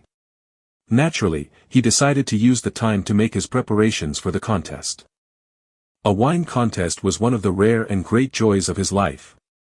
It ignited the same kind of excitement and nervousness in his heart that a martial expert would feel before a duel with another. Although he was sure that the kid wouldn't be able to come up with a wine which would be 100 times better than his own, but his heart was still full of expectations. No one can ferment a better wine than me, but since the kid had boasted so much about his skills, I'm hoping that the kid would be able to come up with something worth looking forward to. The usually dirty pub was now spotlessly clean. There was a green carpet on the ground. The tables and chairs which lacked an arm or a leg, had been replaced with good quality tables and freshly crafted rosewood chairs, which had been neatly arranged in files. The 24 tables with 2 chairs each made for a seating arrangement which was enough to seat about 48 people. The corners of each wall were adorned with large pearl-shaped pigeon eggs which were hanging down from the wall, exuding a soft and lustrous white light which was brilliantly reflecting the white wine glasses set on the tables. The magnificently decorated pub would give any customer a feeling similar to that of a heavenly reverie. The middle-aged man excitedly stepped into the pub, and cried out in alarm and surprise, while his feet retreated a couple of steps as some doubt sprung up in his mind. Ah yes, this is the Old Song's pub, but how did this small pub suddenly become even cleaner and more luxurious than my palace? This usually dirty pub has now suddenly transformed into a heavenly paradise. I'm not inside a dream right now, am I? Old Song hurried over to greet the confused and amazed middle-aged man. Old Song, you're an odd character. You're taking this contest so seriously that even the emperor would think twice before coming here. Old Song obviously knew his real identity, therefore he didn't really feel the need to hide much from the man. I can't comment on that, but even if wine is just another drink to most people, it's everything to me. I have a hunch that this contest is something that I've been waiting for a long time now. This might turn into one of the most precious moments of this Song Shang's life. Old Song stated solemnly. Song Shang. So you're Song Shang. The Song Shang, send a wine before the kill, Song Shang. The prince was completely taken aback for a moment, and then immediately smiled, but why have you been hiding that from me all this time? Hiding or revealing, what difference does it make? Song Shang smiled bitterly. What's left to conceal after that black-clothed man exposed my Xian Qi? There was no way to hide here anymore, and if it wasn't for this wine contest today, then old Song would have closed his shop a long time ago, and would have set out in search for a new place of refuge. According to the legend, Song Shang was quite the romantic, sophisticated, but also a bit weird. It is said that he used to send a jar of wine to his future victims before he came to murder them. Allegedly a gentleman, people say that he used to say, you must gift a man a jar of wine before you visit him. But I don't know why someone like that would change. The surprised prince asked with a smile. Song Shang shook his head faintly as a thread of bitterness flashed across his eyes, but didn't say anything in reply. The prince naturally realized that old Song wasn't interested in talking about his past. Therefore, the prince gestured to the cute 10-year-old boy who was standing next to him, with the intention of introducing the boy to old Shang. Even though the boy seemed very graceful and fearless in front of complete strangers, his hands were secretly clutching onto the prince's clothes. This is my boy. The prince stroked the boy's head affectionately. Good ambience. A faint voice sounded behind them. The royal highnesses and Song Shang turned around at the same time, only to realize that the man in black had appeared out of nowhere and was casually sitting on the chair behind them with a calm look on his face, even though he had complimented the new look of the pub. It seemed obvious that he didn't really care about it. Having the vision of a prince, the middle-aged man could clearly tell that this man in black was something extraordinary. He has to be some sort of a legend from some folklore, else there would be no reason why an assassin of Song Shang's class would be so scared of this man. Now that some of the secrets had come to life, the tavern went completely silent. We are all present here to witness a wine-making contest. The judges are here. But the opposing party hasn't arrived yet. Is it because of stage fear? The hitman Jun was never the one to worry about stage fright. He was always more likely to worry himself with winning the match rather than worry about silly things like stage fright. However, even the young master Jun had never anticipated that a small wine-making contest, which he had just jokingly made a bet on, would be dragging influential characters like a world-renowned expert, a Sky Xian expert and some members of the royalty including a prince to witness the proceedings. And now all these influential characters were stamping their feet as they sat and waited for him to arrive. Half an hour went by. He didn't arrive. Another half an hour passed by. No sign of him. What does he think of himself? The men seemed a bit angry, even the man in black was no exception. Wherever these three men went, people waited for their arrival. These three weren't accustomed to waiting for anyone. A long while later, the man in black raised his eyebrows, while old Song also moved his gaze in the entrance's direction almost simultaneously. However, the prince didn't realize why they did so until he heard a commotion on the other side of the allies' entrance. Jun Moxie's palanquin was slowly swaying its way through the ally, while an extra two men were leisurely walking in front of his palanquin with a jar of wine in their hands. The alley leading up to the old Song's tavern was so narrow that Jun Moxie's procession barely left any space for the other pedestrians in the alley, hence they all squeezed to one side to allow the palanquin to pass through. Although the palanquin was already quite wobbly, the hitman Jun had asked his bearers to make it sway just a bit more than the usual. He felt that this deliberate movement would add some more flair to his arrival, and well, he had been missing the roller coaster rides from his previous life for a while now. As Jun Moxie parted the newly set up curtained entrance to the tavern, and stepped in, he found the prince staring at him with wide open and round eyes. Boy, are you preparing to get married to someone today? Old Song continued to stare at his competitor while the prince broke into laughter. Jun Moxie looked around the room, only to realize that everyone seemed a bit dissatisfied by his actions. Didn't we say evening? Why did you guys get here so early? This remark earned him the angry glances of the three men. In fact, even the usually expressionless man in black narrowed his eyes. Forget about blaming himself for arriving late, he's actually blaming us for coming early. This guy is a piece of work. Jun Moxie smiled as if he wasn't at fault and then waved his hands to gesture his two men to bring forth the jars of wine they were carrying. The eyes of everyone present immediately shifted to the jars as the two men set them on the table. What's this? Only 2 jars. The prince was somewhat disappointed. You think these 2 jars are insufficient? Jun Moxie batted his eyelids. These jars are worth 11,000 taels of silver each, which makes their combined worth 22,000 taels of silver. Old Song grunted, I've never heard of a wine which costs 11,000. The price of this is over 100 times of what a wine should normally cost, so this itself is an eye-opener for me. It was rather obvious that Old Song was being sarcastic. A man with limited knowledge and experience always thinks big of himself. You haven't seen every nook and corner of this world yet. Jun Moxie replied back bluntly, what are you waiting for? Hurry up, I need to go back early tonight. I've really never seen a blend of wine which is worthy of being this expensive.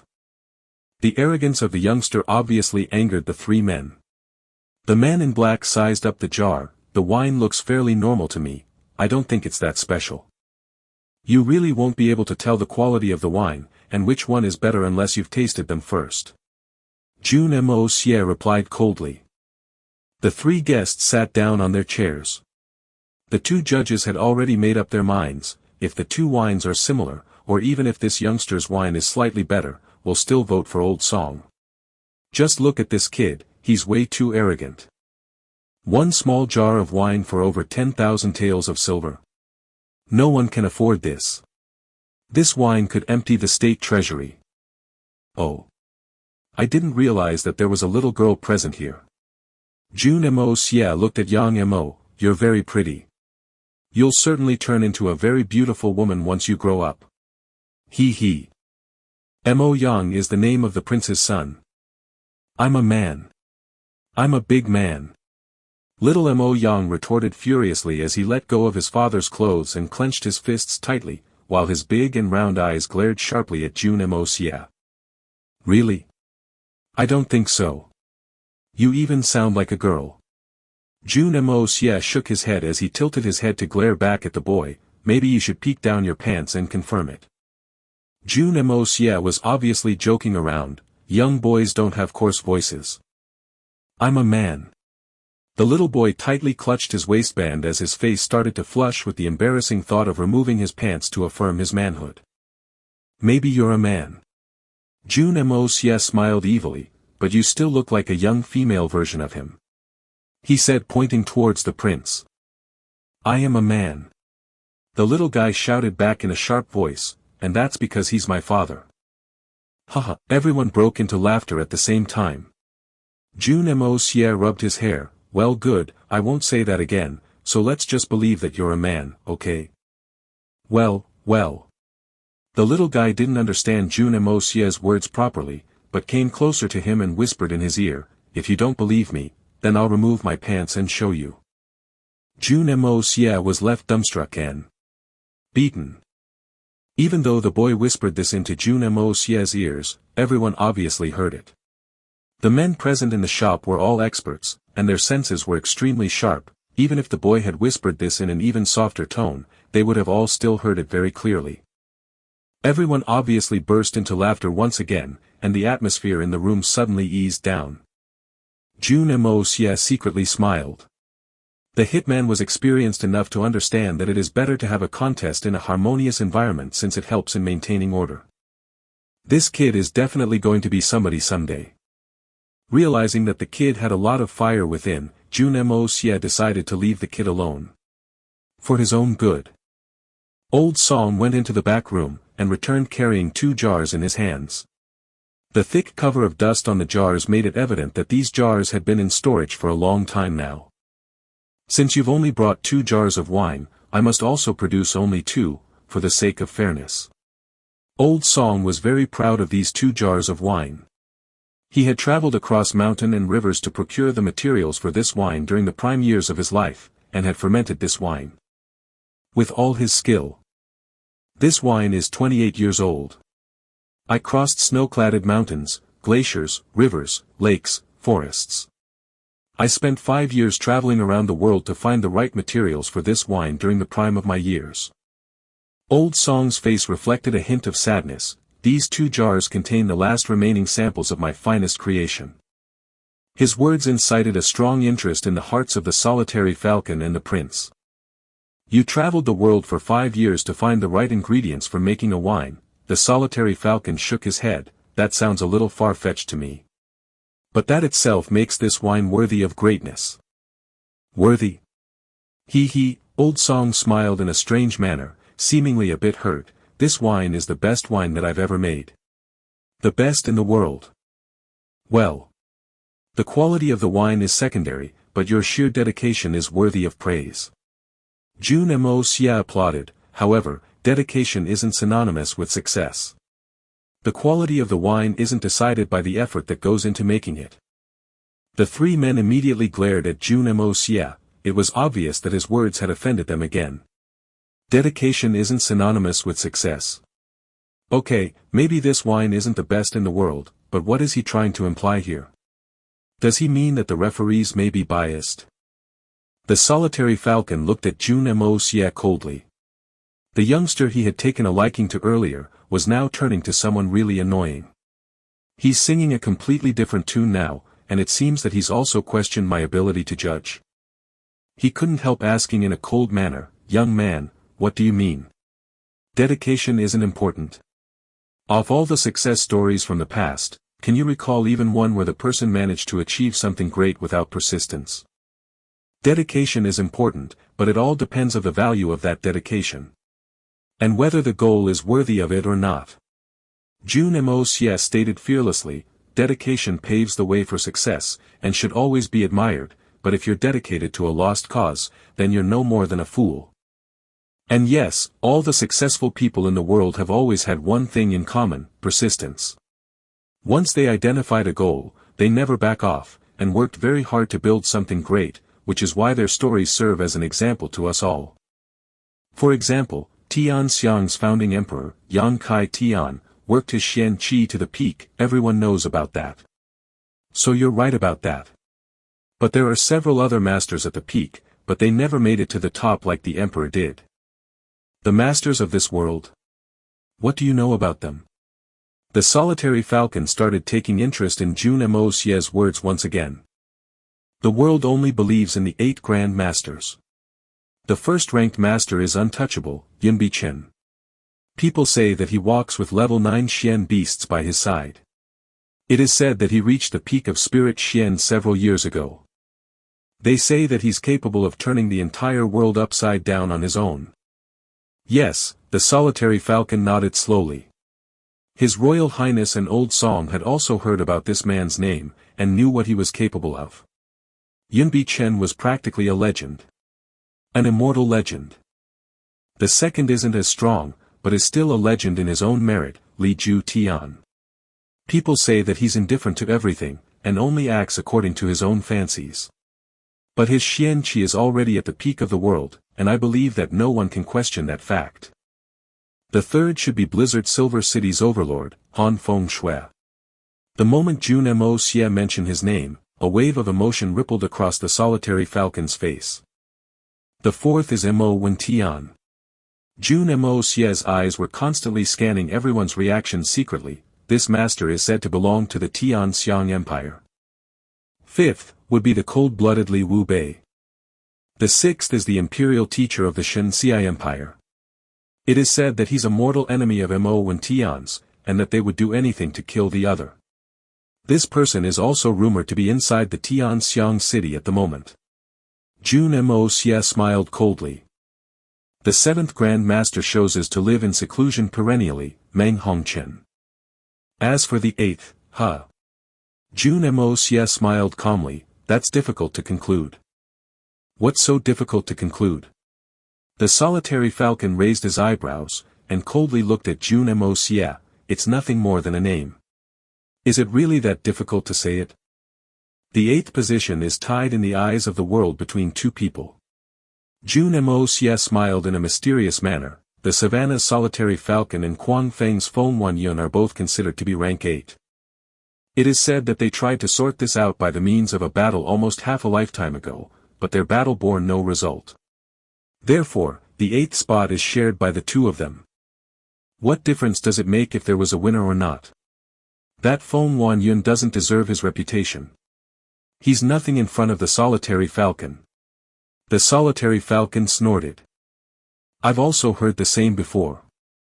I've heard that the solitary falcon often goes off to snow-covered mountain peaks alone in order to improve his martial skills. In fact, it is said that he trains with hundreds and thousands of bald eagles.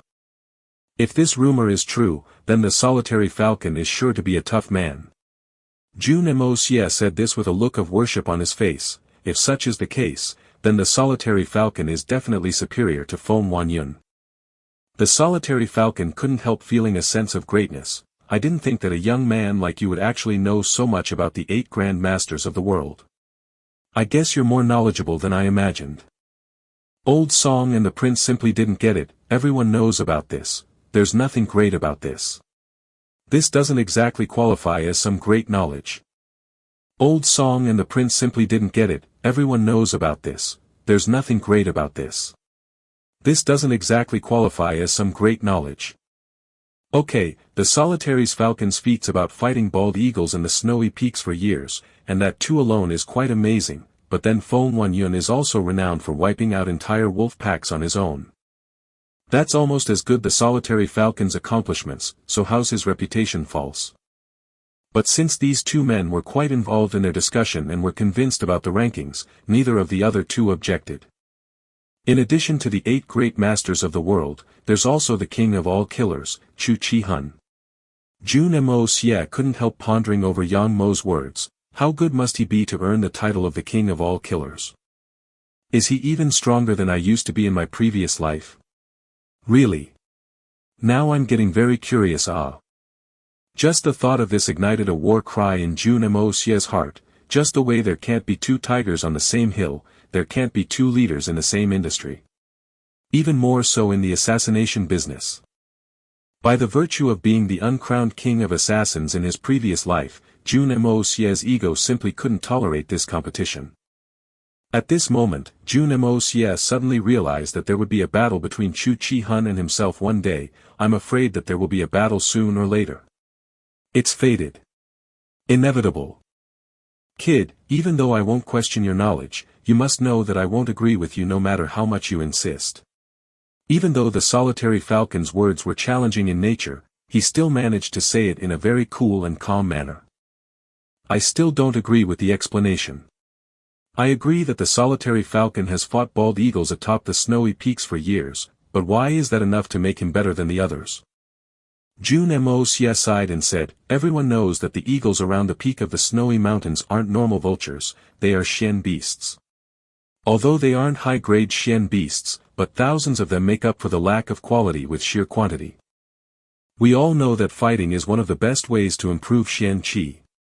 Plus the biting cold of the mountains also tends to have a very mysterious effect on Xian Qi. And, if one is able to beat so many vultures, then their combat experience obviously increases many-fold. Furthermore, the flight trajectories and attack action of these vultures can be very unpredictable. Which teaches a practitioner several new styles. The solitary falcon smiled and nodded to indicate his agreement. He has an excellent perception. Yes, that's very true. The solitary falcon added with a smug look on his face, which ignited a strong impulse to spit on it within Jun Moxie's heart. Just look at that expression on his face. You may be a great warrior, but have you ever heard the term modesty? Don't tell me that. You're the solitary falcon. You do have a look of mystery about you. Jun Moxie suddenly realized one simple truth: an ordinary man or an official, rogue or an expert. We're all just wearing masks. And that's what protects us. And comforts us in front of strangers. Although the solitary falcon's practice methods are the fastest methods to temper Xian Qi, but they are also amongst of the most dangerous ones, and for this reason, the solitary falcon is worthy of being a great master. Jun Moxie was somehow holding back the strong desire to vomit as he continued to praise the man. He knew that it was necessary to lay the groundwork for his victory, and it would come at the cost of suffering through this. The solitary falcon was obviously very pleased to know that his efforts are winning recognition from some people, but was simultaneously unhappy to see that some others were looking at his methods disdainfully. But Jun Moxie stopped before it started to sound like he was overdoing it, and then quickly took a sharp turn. Since this is a well-known shortcut, don't you think that others would have also tried this? Do you actually believe that a method which has been known since the ancient times was only attempted by just one person? But still, only one man was able to become one of the 8 great masters, and the others are unheard of? What does this reflect? The solitary falcon's entire body immediately straightened up, that they're dead. The thought of all the bones buried in the snow atop the snowy peaks ignited a sense of pity in his heart, but mostly it made him feel proud about his accomplishments. The old man is right.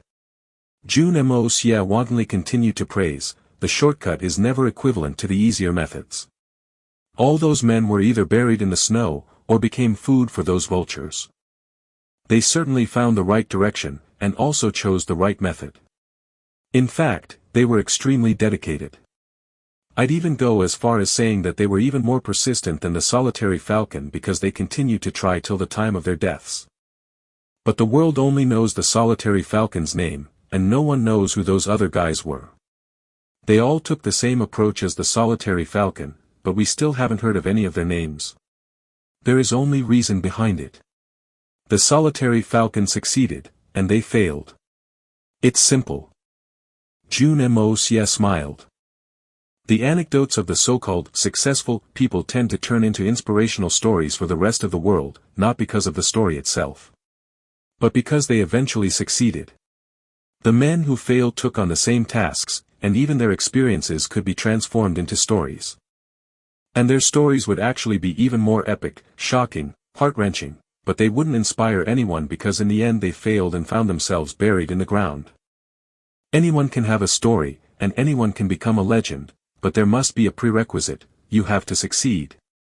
Wealth provides physical comfort, whereas poverty provides spiritual comforts.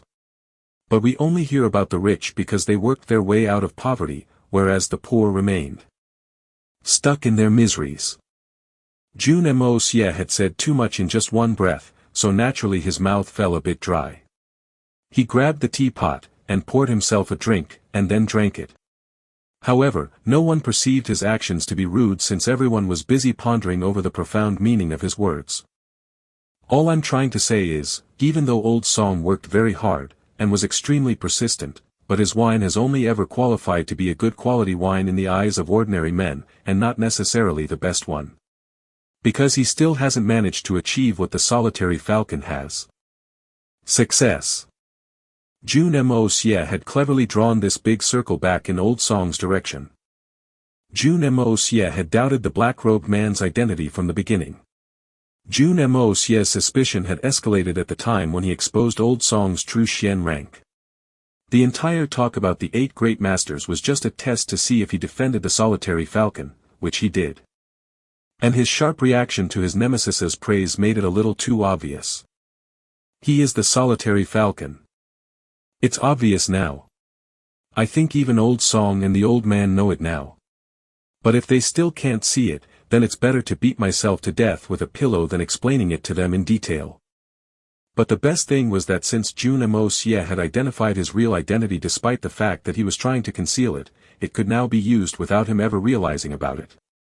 This kid is very pleasant to listen to. It is as you said. Good or bad? We'll only find out after we taste the wines. Old Song was obviously a bit gloomy now. If we start this contest now, then he'll win even if our wines are similar in quality.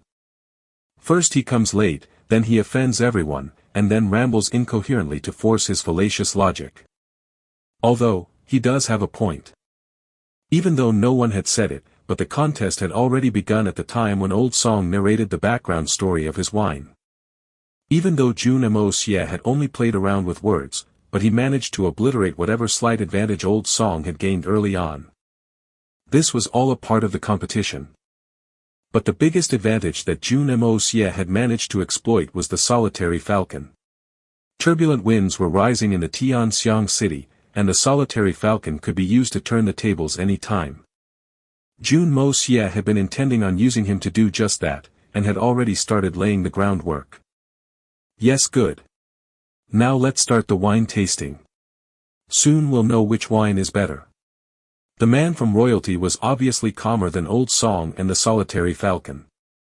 After all, he was a member of the royal family, and hence had always been associated with different circles as compared to the other. Two men. Admiration and worship have always been two mutually exclusive terms. The solitary falcon might be a great warrior, but it wasn't enough to compete with the emperor of an empire. If someone tried to assassinate him, then the unprepared master would be likely to fall prey and may not be able to escape his death. However, a king's legacy would continue to live on long after he's gone. Yes, perseverance may not necessarily pave the way for success, but you need to be persistent in order to be successful. The solitary falcon closed his eyes and considered his words as he slowly stated them. Your words make me feel as if there's no real need to admire any man. Even though Jun Moxie disagreed inwardly, outwardly his tongue hummed a different tune altogether. Yes, we only need to understand our goals clearly, and then move forward step by step. We shouldn't pay any heed to the failures of our predecessors, or worry whether the succeeding generation will be able to catch up or not. We should only be concerned about our path to climbing the peak, not of some else's. Well said. The solitary falcon laughed. We should only be concerned about our path to climbing the peak, not of some else's. This sentence demands a drink. Jun Moxie smiled and pointed his hands towards Old Song to indicate that he should go first. This action startled everyone present. As far as tasting food items is concerned, the first impression is always the hardest to beat. Therefore, it is most important to be the first. Else, even if both items taste the same, the first one will undoubtedly be proclaimed the winner. Is he really that confident? Jun Moxie's actions had raised a big question in everyone's mind. The free-flowing, natural and smooth movement of the master earned him the admiration of Yang Mo, which clearly reflected in the boy's eyes. Then, he opened the cork of the wine flask, and the aroma of the wine's flavor instantly the room's atmosphere. The solitary falcon and the prince couldn't refrain from closing their eyes, or inhaling the scent. The two wine lovers had tasted all kinds of wine over the course of their life, but neither man had ever smelt such an exotic and strong flavor before. Naturally, they couldn't suppress their strong desire to taste it. They hadn't even tasted the wine yet, but were already convinced that they had never tasted anything better. This is definitely better than anything I've ever tasted. The solitary falcon judged from the aroma. This wine is indeed the work of a true master. I think that only one or two masters are capable of fermenting anything even close to this. Jun Moxie's brows wrinkled. Although this wine seems rich and mellow, but the smell is obviously too strong.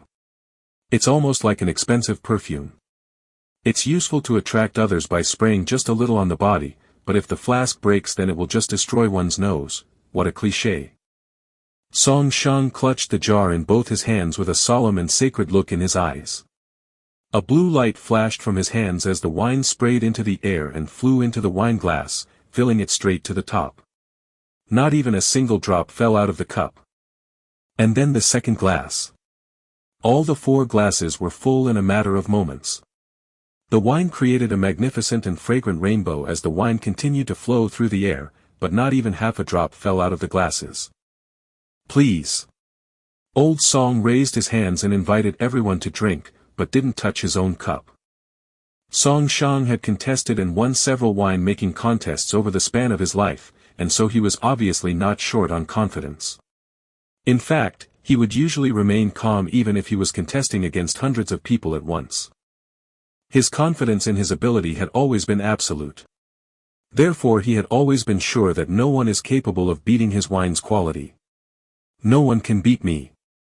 However, this time Song Shang found himself in a very different situation. He was nervous. Unable to understand the reason behind this nervousness was making him even more uncomfortable. On top of that, the pressure he was being subjected to was coming from by a teenager. He slanted his eyes and glanced at the 2 jars which Jun Moxie had brought with him. Is his wine actually better than mine? Although this wine-making contest was the most insignificant one that he had ever participated in, but the quality of the wine he was producing was unprecedented. Even though there were only 2 judges for this contest, but one of them was the king's brother. And the other was amongst the finest and most powerful experts in the Xian continent. And then, the only spectator was a prince. As for the stake of this bet, that too was unprecedented. Song Shang wasn't just betting his reputation on it, he was also gambling with his freedom. If I lose, then I'm willing to accept him as my master. Since this sentence had been spoken in the presence of a prince, it was as solid as a contract. This is ridiculous. I'm a renowned winemaker. He's nothing in front of me. I'm just nervous because I've put up my best wine for this contest, and these guys will finish it all. But then I can't really say no to these guys then, can I? Offending a prince isn't the best way to seek refuge in his country. Even though he was unaware of the mysterious expert's true identity, he knew that the man too wasn't to be offended under any circumstances. Therefore, even though this was only a small bet, Song Shang had still somehow landed himself on sheer cliffs and precipitous rock faces. Since he had already decided to ride a tiger, it was hard to get off now. Fighting with his back against the river was the only option left. Amazing wine. The prince raised the glass to his mouth, and took his first sip. Then, he allowed the wine to roll in his mouth for a while, absorbing the flavor and smell, and then swallowed it down. He gently closed his eyes and enjoyed the aftertaste of the wine as it brought a wonderful feeling along with it. I've had a lot of wines in my life, but this wine is something different and special. I really don't think that I've ever had something this special. I really need to drink more of this. The solitary falcon's face was clearly reflecting the same feeling. No wonder Song Shang was so confident about his wine. He only staked his life on it since he knew that his wine is extraordinary. Not even the imperial winemaker's wine is capable of overshadowing his work. In fact, it's not even fair to mention the 2 wines in the same breath. Jun Moxie smiled as he gently started shaking the wine glass. The originally clear wine started getting blurry, and then a few bubbles started to bubble up. Upon a closer look, it was obvious that the originally clear wine was now becoming slightly turbid. This isn't professional enough. Jun Moxie shook his head and sighed. Impurities in wines have always been a taboo. Song Shang almost choked while his eyes widened in shock. His years of mental and physical effort, skill, determination, dedication, and pains had actually been called unprofessional by a kid. Is this kid just ignorant? Or is this his arrogance? Both the judges had already finished their cups, and even though they hadn't asked for more, it was evident that their fingertips were itching to move towards the flask for more. It was obvious that they were eagerly waiting for the contest to end, so they could just announce Song Shang as the winner and then devour the rest of his wine. Little brother, we should taste your wine as well now. This competition has been very interesting from the beginning, and this wine alone has been worthy of making this trip. The Royal Highness smiled gently as his remark made it rather obvious that he was already expecting Old Song to be the winner. In fact, he had been looking at Old Song's wine from the corner of his eyes ever since he had tasted it. The prince's intention seemed rather obvious. After I declare Old Song as the winner, I will ask him to ditch the man in black, and then give these 2 wine jars to me as a gift. But I'll have to keep a close eye on this man. If he steals this wine, then I won't get to drink it again. Anyway, Old Song said that these 2 flasks were the last of it. As for the outcome of this contest, the result is rather obvious now. Song Shang's wine has always been the best in the city, and this particular wine is even rarer and better than anything he's ever produced before. The solitary falcon had been maintaining his calm and composure throughout so far, and even though the prince couldn't read his mind, Jun Moxie could tell that the solitary falcon and the prince were both thinking the same thing. It's too early to say anything right now. The outcome of this battle should only be decided once both the wines have had their chance. Jun Moxie leaned over and picked up wine jar, and slapped the cork off in one movement. Bang! The 3 pair of eyes flinched at the same time. Even Yang Mo stared at Jun Moxie with a look of nervousness on his face. Huh? The three men exclaimed at the same time. The smell hasn't changed even one bit. There's absolutely nothing seductive about its fragrance. Whenever the seal to a wine jar is opened, the aroma of the wine pours out of it. But how could there be no scent? What is this kid up to? The three men couldn't stop their faces from turning red initially, but a closer look revealed that even though Jun Moxie had opened the seal, there was still a thin layer of oil-soaked paper which was tightly wrapped around the jar, which was probably blocking its scent. The faces of the three men reddened once again since Jun Moxie was unwrapping this oil-soaked paper at a very slow pace. He was practically teasing their desires. The oil-soaked paper was finally removed, but there was still no scent. The eyes of the three people simultaneously opened up wide in surprise. Wait, is that a real layer of animal skin under that oil-soaked paper? It seems that the animal skin actually belonged to a level 6 Shen beast. But then the three of them noticed something new again. There's a thick layer of orange wood under the animal skin. That's the real reason why there's no odor. Orange wood doesn't have any smell of its own, but it's capable of isolating any kind of smell. No wonder we haven't been able to smell anything so far. But wait, his wine jar was already smaller than the usual size, and now this just means that the real size of his jar is actually half of its originally perceived size. This is way too much, less. And now what? Jun Moxie's hand stopped at the critical moment, and then he suddenly stood up and slowly took 2 steps back. Then, he opened his arms wide and stretched his chest. He took a deep breath, hummed a few times, then placed his hands on his hips and revolved his waist around a few times. Then he twisted his buttocks a bit, and then swung his arms around, and then started stretching and loosening up his neck a bit.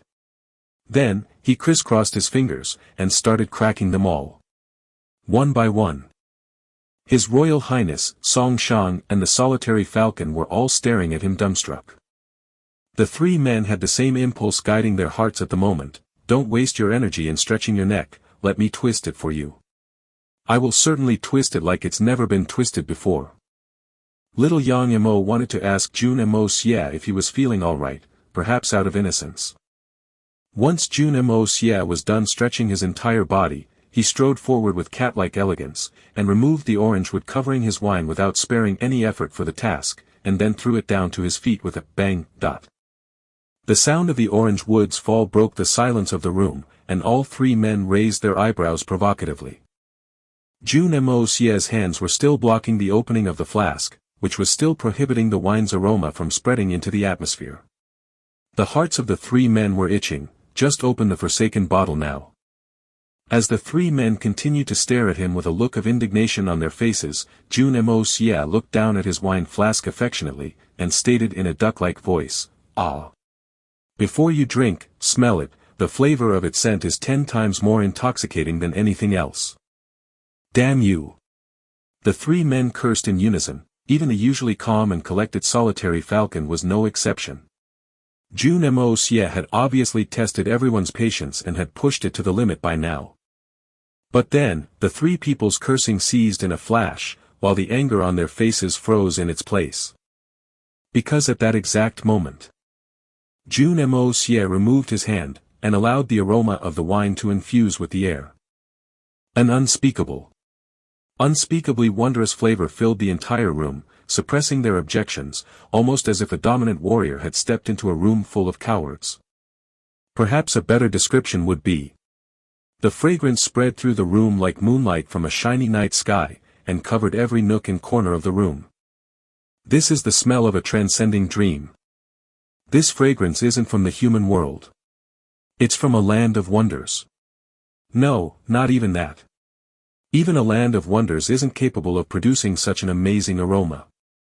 The three men felt as if the wine's aroma was the seventh heaven lingering over their heads, and a strong desire to step into its bliss was inciting them to float and rise upwards. And upwards, and upwards. What kind of a wine is this? Is it really possible for a wine from this world to produce such intoxicating aroma? I'm too moved.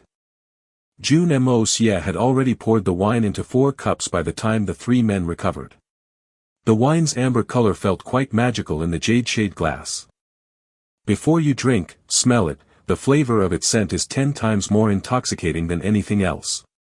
The prince got up, having already forgotten his manners. He roared in a trembling voice as tears streamed his cheeks, far more than 10 ah ah ah ah ah ah. Song Shang picked up his glass with tears in his eyes. He held the glass so carefully that it almost felt as if he was trying to hold on to a priceless treasure. He stared at the wine for a long time, almost as if he was unwilling to drink it, not because he was afraid of losing the contest. He was afraid that the wine may not be anything more than a fragrance. And drinking it would sour his current blissful state. Just the mere smell of the wine had sent the three men into a dream-like state, and neither of them wanted to wake up from this beautiful dream. The solitary falcon had somehow been able to maintain his usual expressionless look, along with his composure, but still couldn't stop his face from blushing. His eyes flashed a spark of expectation as he grabbed his glass and slowly raised it to his mouth. He hesitated for a second, and then drained the cup in one gulp. He clearly felt the liquid as the wine came in contact with his throat, and could even feel his own Xian Qi stirring up inside his body. As he felt the wine reaching his stomach, he realized that he still hadn't finished it all, which is why he drained the rest of it down in his second gulp. The solitary falcon was just beginning to enjoy the aroma of the wine even more when he suddenly felt a very intense and extreme sense of burning inside his body, almost as if his limbs, all his blood vessels, and all his meridians were on fire. Suddenly he felt as if his whole body had been set on fire, his body hair were erect, and even his Xian Qi wasn't listening to his commands anymore. The flame which was smoldering inside his body felt strong enough to give him power to beat any man in this moment, even Yun Beichen. Great wine. This is the best wine in this world. The solitary falcon tried very hard to suppress his words, but was unable to. Even though this low-sounding roar came from deep within his throat, the excitement in his voice was evident. This man is the god of wine. The prince also gulped his wine down, and then suddenly started staring foolishly at everyone. He got up a while later, walked around in a circle, almost as if he sleepwalking, and then returned to his seat. He kept his head lowered for a while, continuously staring at his glass of wine the entire time, after which he mumbled with tears in his eyes, "Today I know the truth behind my life, I've lived." Then he suddenly jumped up, and extended his arms, almost as if he wanted to scream out, but was unable to. So he reseated himself and moaned, "Great wine, ah ah ah ah ah." Song Shang couldn't suppress his body's trembling as he held the glass, still unwilling to drink it. After seeing the solitary falcon and the prince's reactions, he had already realized that he had lost the contest. He had lost without any doubt. But at this time, especially at this moment, he was very excited despite his loss, and elated despite his defeat. Since his best work had been beaten, he had no regrets. Now he just wanted to experience the taste of this wine for himself. At this moment, Song Shang wasn't taking this defeat to his heart. Like a pilgrim on a holy trail, he just wanted to experience the supreme power. As he drank, Song Shang felt his soul dance and sing. He could feel every inch of his muscles, each meridian of his body. And they're trembling. Soon enough, Song Shang's eyes started to tear while his throat started to whimper. As his tears started to fall into his cup, his eyes became even more watery. A little while later, his entire body started to tremble, and then he suddenly lowered his face to the table and completely broke down. And burst into tears. I. Since I've had the good fortune of drinking this wine today, my life will now be devoid of all regrets. I've had the opportunity to drink such a divine drink today. I will even accept my death without any complaints.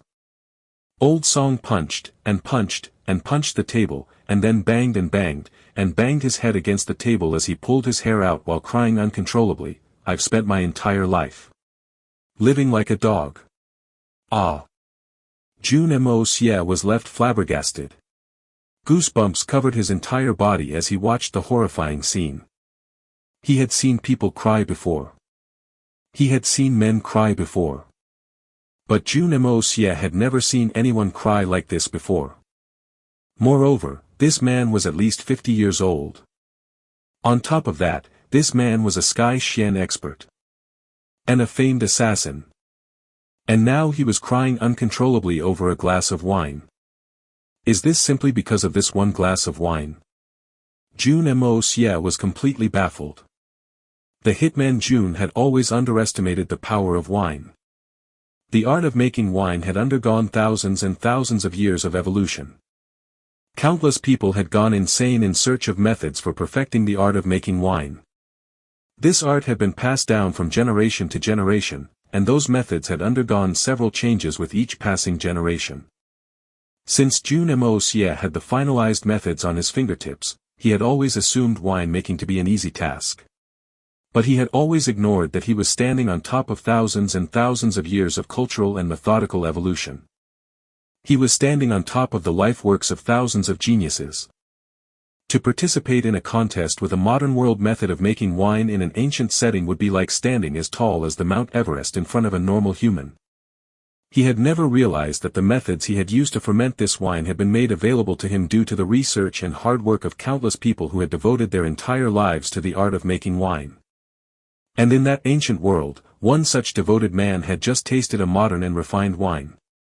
The impact was simply unspeakable. Old Song Xian had already reached the Sky Xian realm, which ranked him amongst some of the most powerful individuals in this world, and practically made him untouchable in the eyes of the common man. But this very man had always upheld, making wine is my best attribute. Had he invested the same amount of energy and devotion to his martial training, then his martial achievements would have crossed all barriers. Old Song's heart was experiencing a storm of emotions, but his emotions were still comforting him in a way.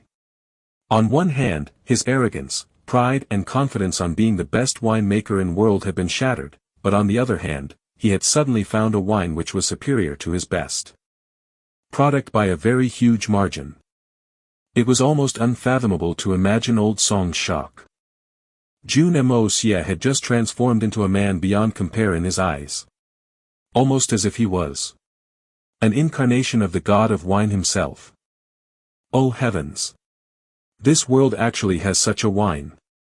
And there's a man in this world who can actually make such wine. If he isn't a god of wine, then what is he? From being a proud and confident man, he had been transformed into a beaten one.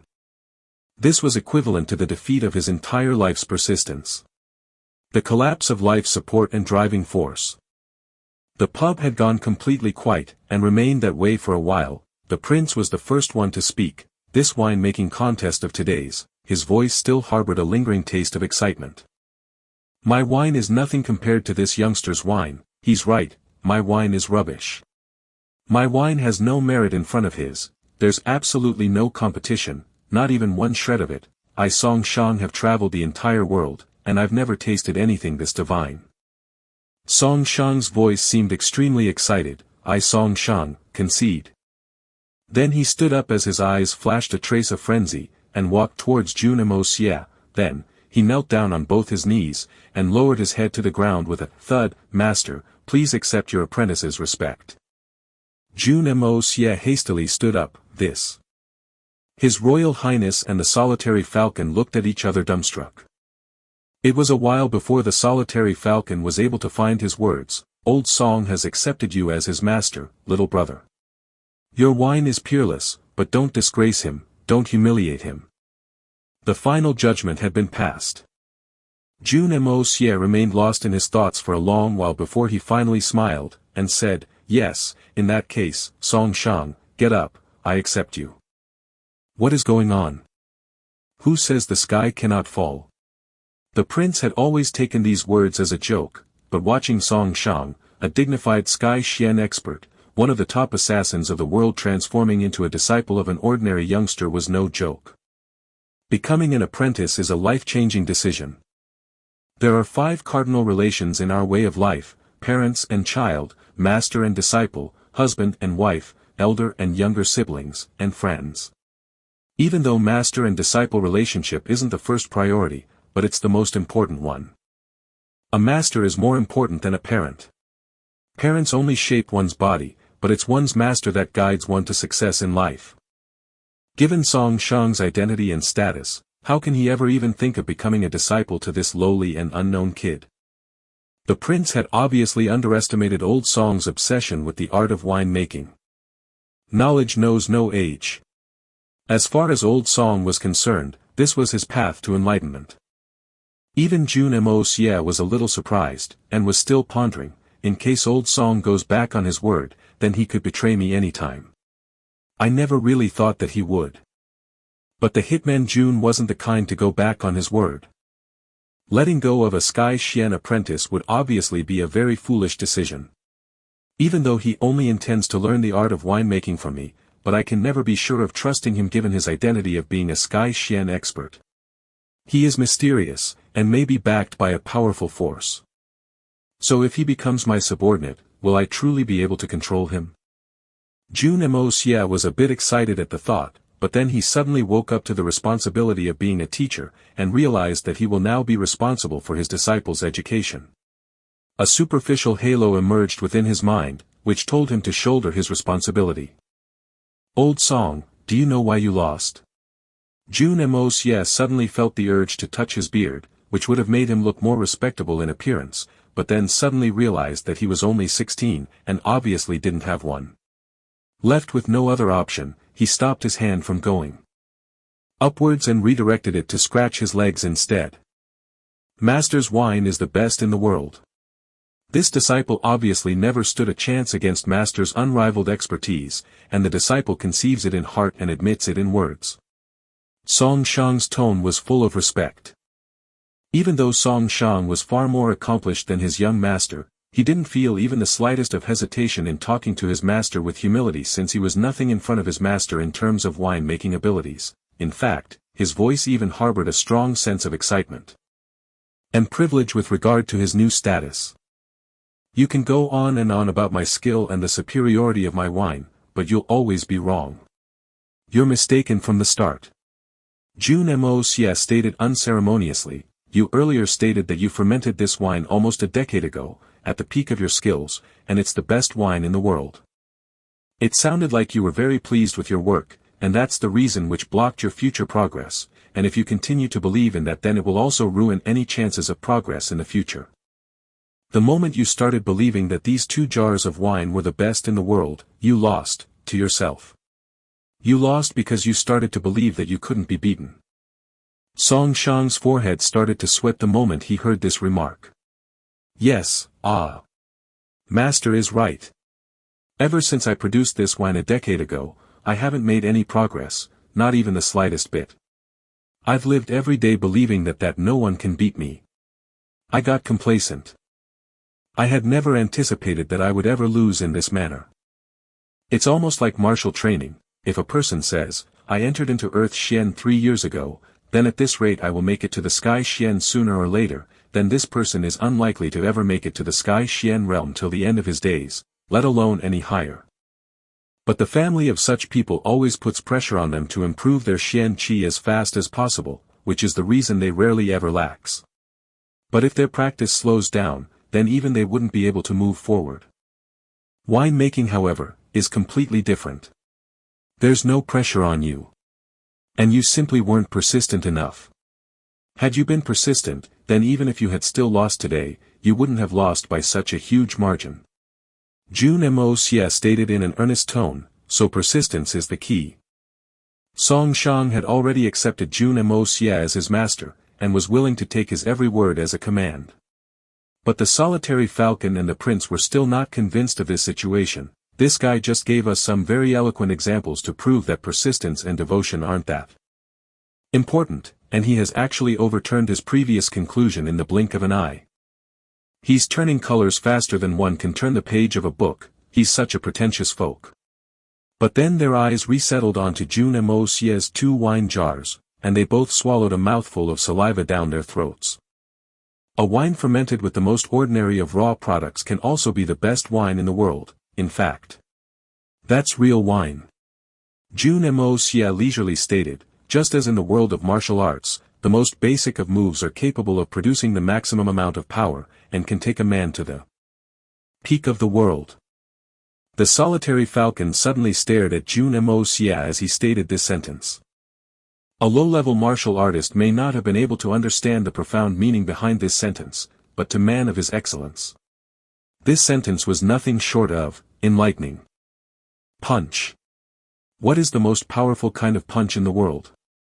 It's the most ordinary one, the tiger fist punch, and it's able to produce the most powerful effect. Even if one wraps all kinds of fancy flowers around their punch and hits the enemy, then the punch still won't be able to do the same amount of damage which a properly executed and concentrated basic one can. This is basic law of martial arts. In a duel between two experts, the most basic of moves often decide the victor. The tiger fist undoubtedly focuses on strength, and is considered to be the king of all strokes, but even then it has a prerequisite: you have to hit the other party. And the simplest of moves is the solution to get away from it: agility.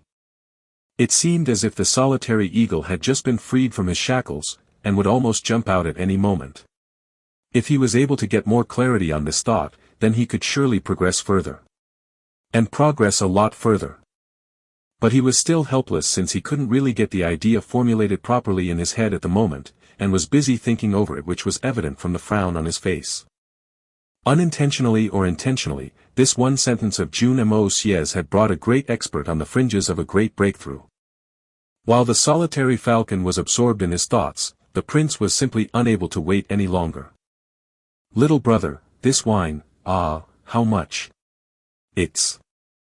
Well, I already addressed that earlier. It's like I said, this wine is 11,000 taels of silver per jar. Do you still think that it isn't worth it? Jun Moxie quietly tossed the bait. Not at all.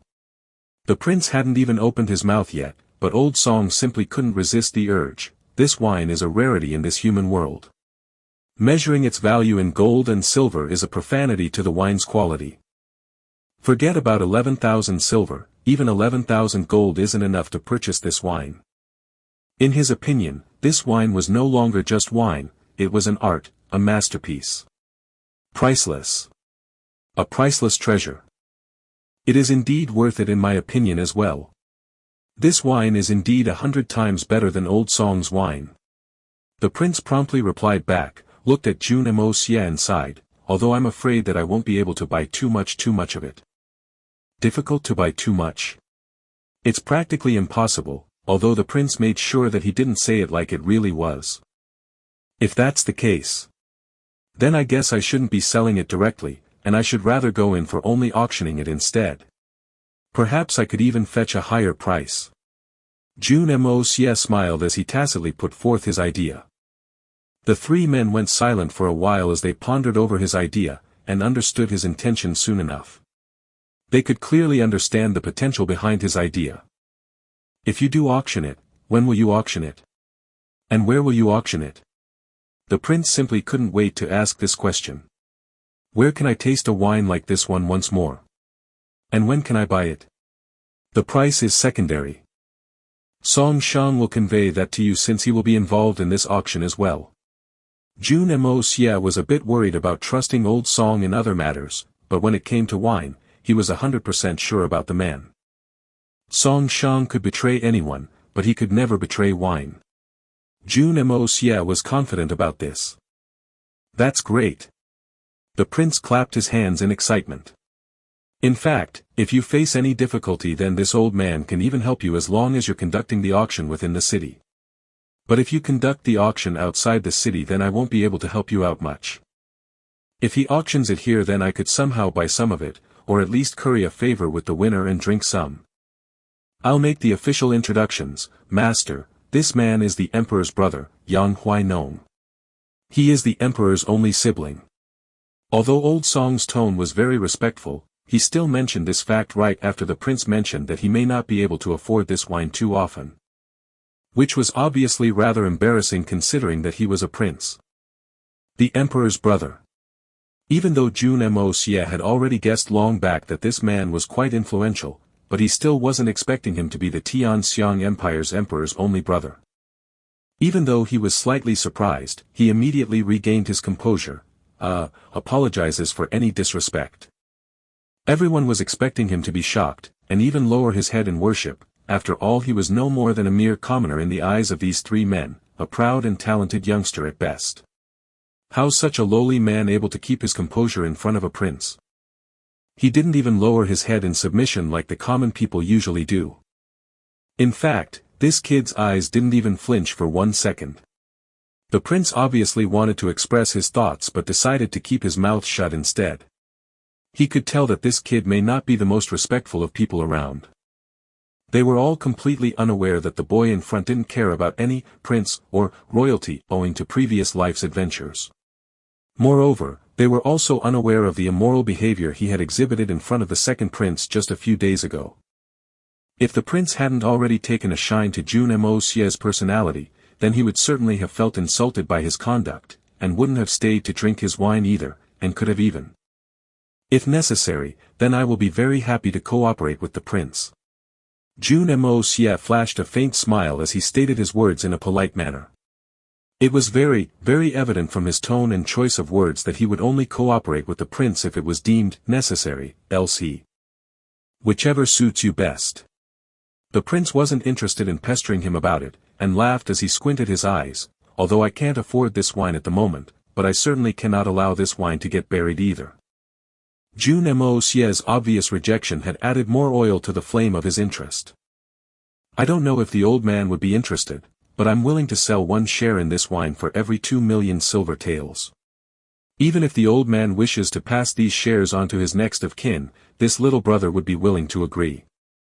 This remark came as a bit of a surprise to everyone since Jun Moxie referred to the prince as old man, despite being well aware of his true identity. Moreover, the offer to sell the rights to his wine at 2 million silver taels per share was an obvious indication of his optimistic calculation. About his wine's prospects. This old man is almost 50 years old now, and I only have 1 daughter and 1 son. His Royal Highness smiled, my daughter is old enough to be married, and I hope that I can find a suitable family for her, and relieve the burden of her future from my shoulders. As for my son, he doesn't wish to follow in his father's footsteps, and therefore I've already started making the preparation for the rainy days ahead. And I hope that he isn't as helpless as his old man someday. Pin drop silence. The previous emperor had 2 sons, Crown Prince, Yang Huaiyu and the second prince, Yang Huainong. Yang Huaiyu had always been ambitious, tactical, military-oriented, political-minded and had always taken a very keen interest in the overall governing on the empire. Yang Huainong had never participated in any of it, and had always maintained a low-key profile. Because he knew that no matter how hard to strive, he'd never be able to surpass his elder brother's skills, he obviously had no intention of destroying himself by competing in vain. So basically, the second prince had gradually withdrawn himself from the power chase right from the start. His lack of enthusiasm for power coupled with his long-lasting distance from the empire's affairs had brought him to the point where he didn't even care about its future. But now the emperor was looking for his next successor, and the prince who had always been indifferent had started thinking about the future of his children, and was even willing to seek assistance from outside the royalty. This can mean only one thing. He is competing against his own 3 nephews, and he feels that the empire might split, leaving him with nothing. Why else would a prince plot against the monarchy in order to secure the future of his children? 1 million taels instead of 2 for 1 share. Jun Moxie exposed a meaningful smile, I'm only giving you this bargain because I like you. He's offering the emperor's brother a share which is worth 1 million taels per share, and is actually calling it a favor. Jun Moxie lowered his line of sight to look at young Yang Mo and said, little girl, you're a shareholder in my wine from now on. You and I are partners now. I'm a man. The boy screamed back so furiously that it almost felt as if he was gearing up to bite his tormentor. We'll discuss more on this topic later. Ladies and gentlemen, Song Shang will convey the details of the auction to you later, as and when they are decided, but for now, I need to head back home. Jun Moxie wisely chose to hurry back home. The identity of an emperor's brother, and his plan to secure the future of his children was not just a very serious matter, but also a very sensitive one, which was appropriately conveyed by Prince Yang Huainong in 1 sentence.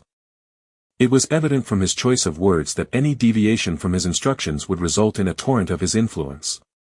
Even a Sky Xian expert like Song Shang recoiled from the threat, let alone Jun Moxie. Of course, this wasn't enough to scare an expert of the solitary falcon standard. Obviously. The man's strength had already surpassed the influence of a prince. However, the prince's words were enough to shake any man alive, apart from a man of the solitary falcon's stature of course.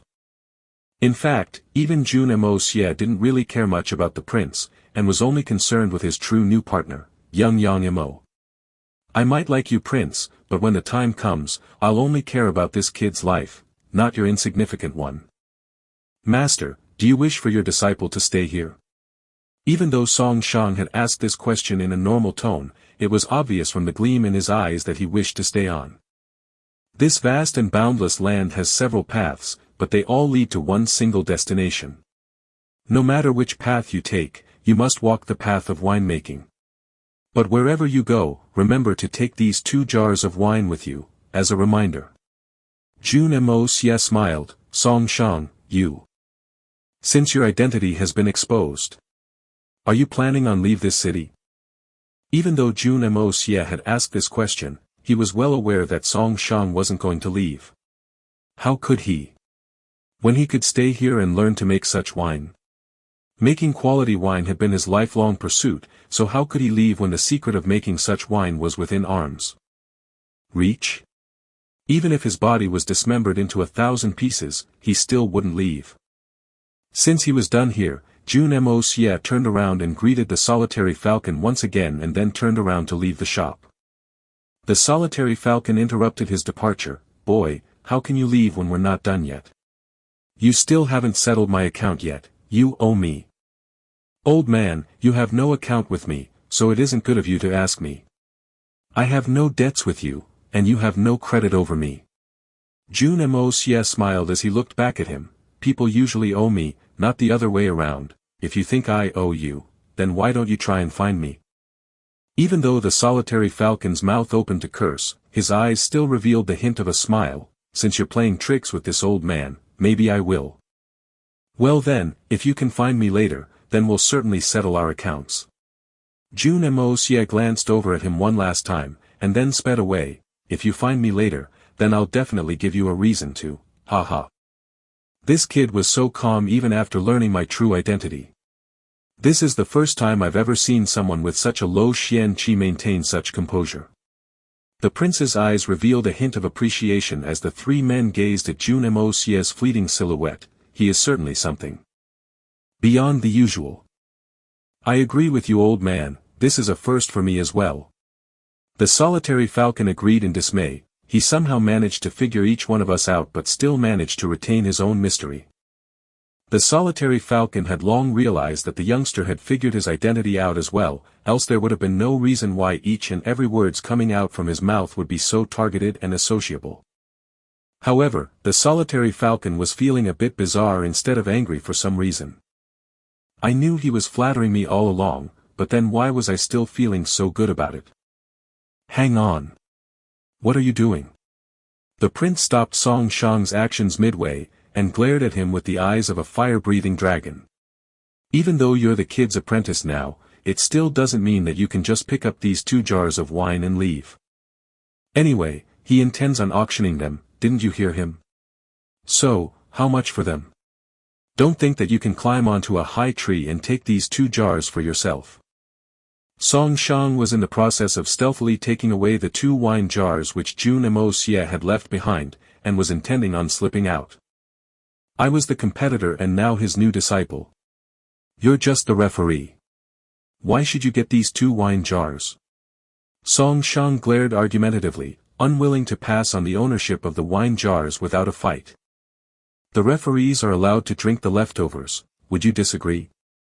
The solitary falcon unceremoniously snatched the 2 jars from Song Shang's hands. The contest is over now, and you're the owner of this pub. It's your duty to go and get us something suitable to drink with our wine.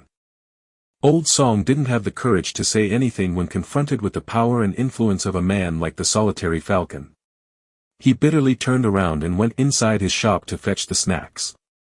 The solitary falcon and the prince hurriedly grabbed their glasses and poured themselves a drink. The prince couldn't help but feel the influence of brute strength, and the insidious effect that it could instill in the hearts of weaker men. In a corner far away from the pub, a woman stood dressed in black robes with a black veil concealing her face. As a gust of wind fluttered past her robes, it managed to lift her veil just enough to reveal her two bright and shiny eyes, which seemed to be burning in the flames of anger. Jun Moxie. You shamed and humiliated me. Today, you will pay for it with your life. Jun Tian won't be able to help you today, and neither would the 8th Grand Master you just befriended. Tonight, you'll die for sure. Miss, it is about to rain, you should find cover below. A black-masked man quietly came from behind her and whispered in her ear. No. I want to witness the ossification of Jun Moxie's bones to ash with my own eyes, only then will this anger inside my heart truly subside.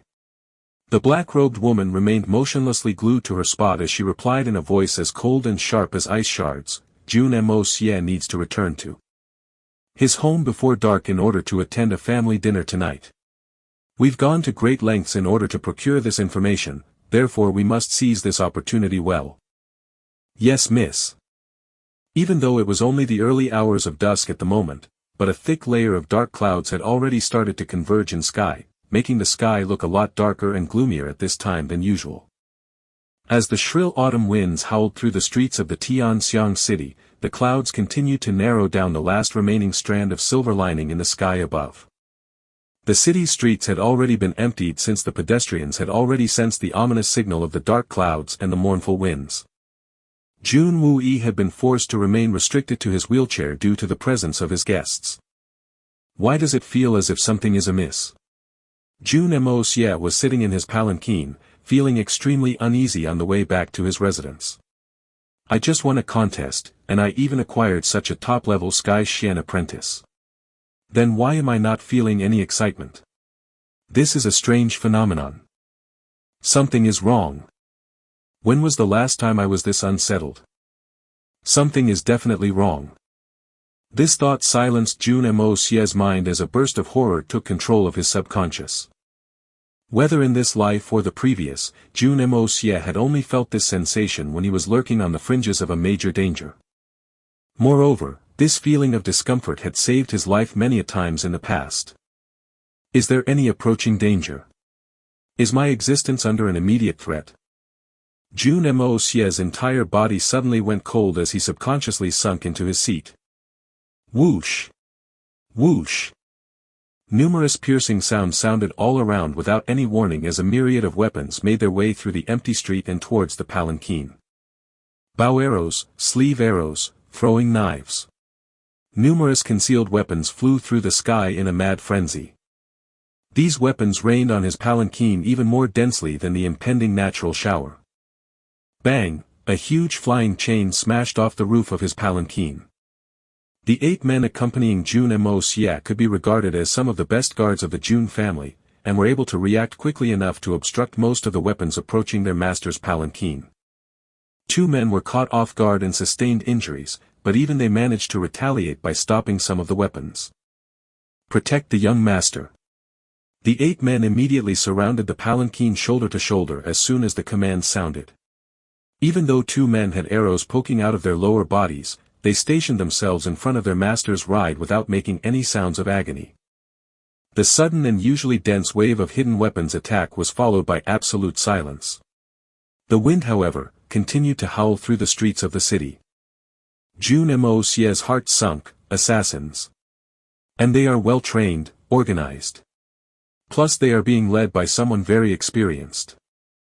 The leader of the guards quickly issued his orders. The enemy is attacking from the shadows, therefore we must split up into 2 groups. If need be, then you 2 will guard the young master from the front, while the 2 of you will guard him from the rear. If you need any help, then the 4 of us will immediately return to assist you. The young master's safety is the first priority.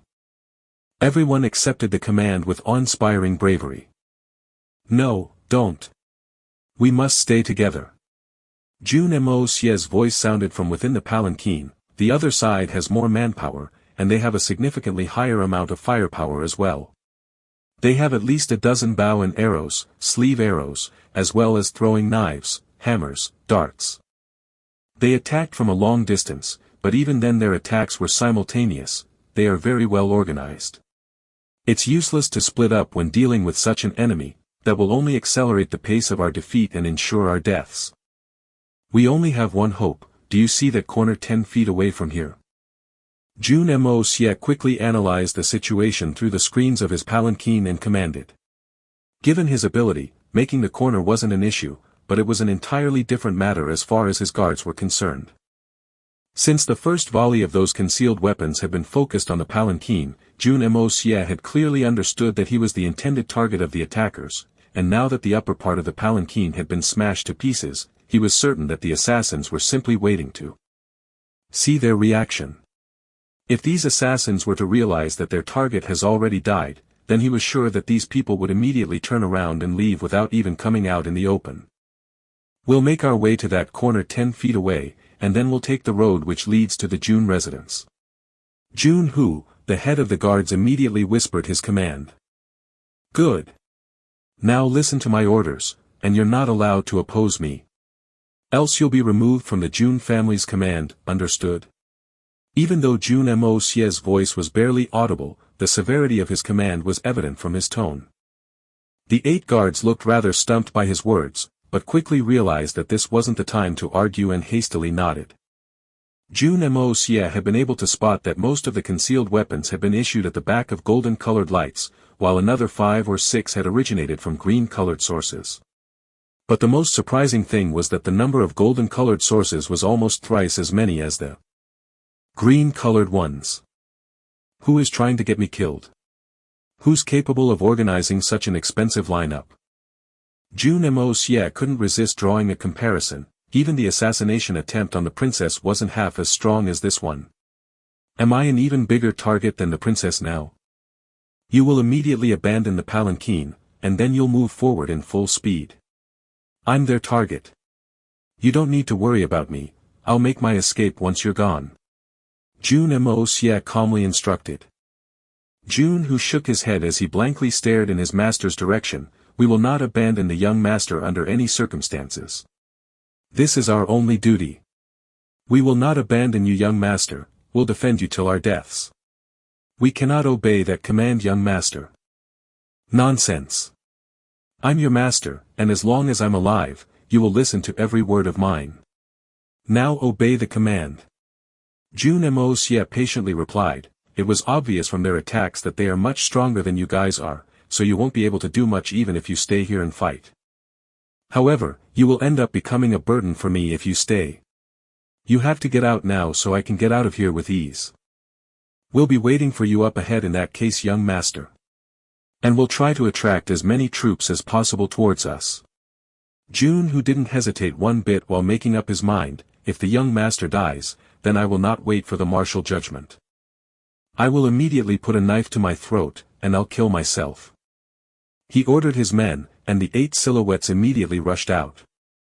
I don't care who you are, nor will I care about your instigator. Since you've come to kill me, you should have come prepared to face the consequences.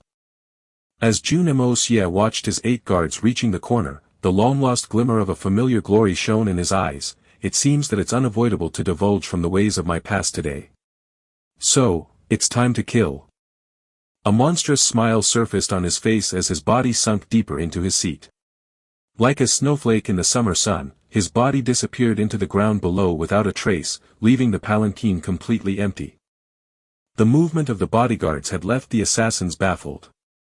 They had been spying for several days now, and had even gone to the lengths of bribing local peddlers for gathering reliable information about Jun Moxie's activities.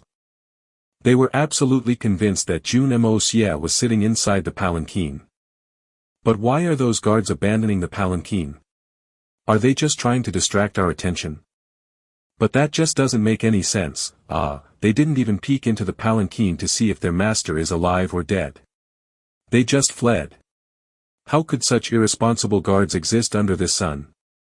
But my sources were sure that these guards are most loyal to the Jun family, and weren't even afraid of sacrificing their lives for the sake of their masters. This is really weird. Could it be that the palanquin is really empty?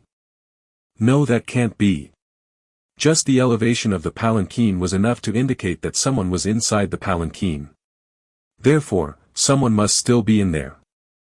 But there must be a reason why they are abandoning the palanquin and fleeing.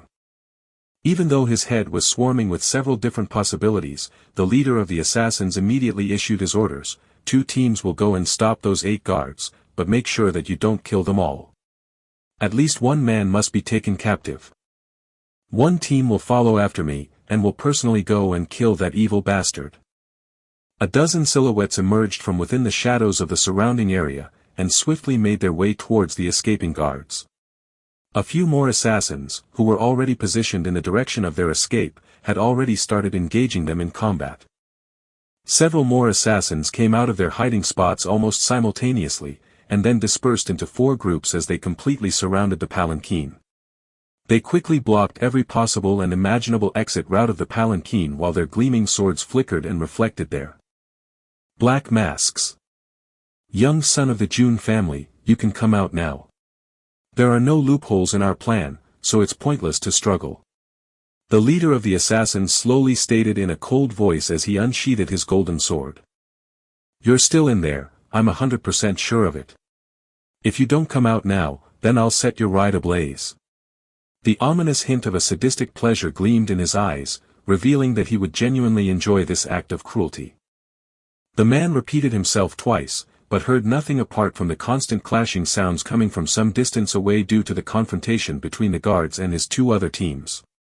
Even though those 8 guards were both outnumbered and less powerful as compared to their opponents, they were still bravely trying to attract as much attention onto themselves as possible. It was evident that they weren't fighting for their survival, but for that of their young masters, and were somehow able to match up to their aggressors in the backdrop of their bravery. Amidst the fierce fighting, a flag with flowery engraving on it suddenly rocketed into the sky. This is the Jun family's secret signal for help. The leader of the assassins already knew their secret signal, and knew that they would run into trouble if they didn't hurry. Hence, he waved his hands and ruthless ordered, "Burn him." 5 or 6 torches lit up at the same time, and were set in contact with the fabric of the palanquin and its bamboo structure. With the wind assisting their intention, the conflagration instantly took control of the palanquin's fate, while the faces of the arsonists rejoiced as they tried to imagine Jun Moxie's fruitless struggle for escape. However, their laughter came to an abrupt end. They were surprised upon realizing that the fire only gave rise to the snapping sounds of the palanquin structure, but not of Jun Moxie's screams. Moreover, the only scent they could smell was that of burning inanimate objects, and not that of a living body. Ah, what's going on? Is that evil bastard really not in the palanquin? 2 men simultaneously exposed the chains which were nicely concealed in their sleeves. These chains snaked out towards the palanquin and ripped open the vehicle's flaming structure.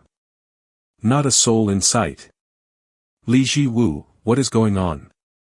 An ice-cold voice sounded from a distance. The graceful and elegant body of a woman was watching from distance with a flavor of extreme disappointment in her eyes. We've been fooled. The leader, Li Ji Wu, was startled by the sight of a silver bolt of lightning, which pierced through the dark of the clouds. This flashing light was followed by the crisp and bombarding sound of thunder. A torrent of rainfall came crashing down from the heavens above. At this point, the 8 bodyguards of Jun Moxie were still engaged in a fierce confrontation with a number almost twice of theirs, and even though they were somehow hanging tough, it was evident from the rate which they were consuming their xian qi, their blood would start to flow through the bare streets of the city very soon. In fact, if these men chose to flee at this point, some of them would actually be able to make an escape.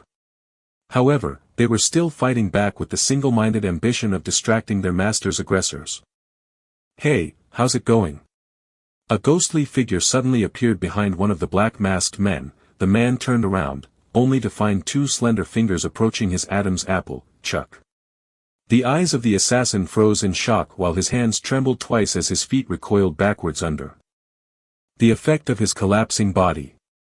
Since the appearance of this figure was too ambiguous, another one of the assassins was unable to spot it. All he saw was his collapsing comrade, and was unable to understand why his companion would choose to drop to the ground for no reason. "What are you doing?" he asked as he extended his hand to assist his companion. As the palm of his hand came in contact with his deceased companion's body, the remaining 15 or so of his companions hastily screamed, be careful. They were too late. The man felt a cold hand around his neck as his ears heard a crisp snapping sound of something breaking. The man was left perplexed to find that he was staring at his own buttocks. What's going on? I was obviously looking in the forward direction, so why am I seeing my own butt? As his thoughts ceased to exist, his body collapsed to the ground while his dead fish-like eyes continued to remain glued to his own buttock. This man was quite fortunate, especially when one considers the fact that he died a painless death, and saw only his own buttock in his last moments, and not some foreign object. However, his companions weren't destined to be as fortunate. Thunderbolts of lightning continued to accompany the falling torrents of rain. As the lightning continued to shine in the dark sky, almost everyone experienced an incredible but frightening torrent of terror. An erratic figure suddenly appeared in between four assassins, almost like a ghost. No one saw where the figure came from. No one heard any sounds of its approach.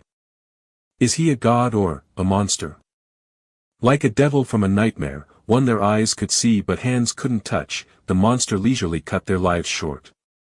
Helpless, they only stood there in passive acceptance of their fate. This erratic ghostly figure only made one action. He actually made several actions simultaneously, but it was impossible to classify them as separate actions due to the degree of their simultaneity. His left foot silently but with visibly thunderous speed went straight up one of the assassins' crotch, while his left hand landed on the throat of the second assassin, and poked a big hole in it.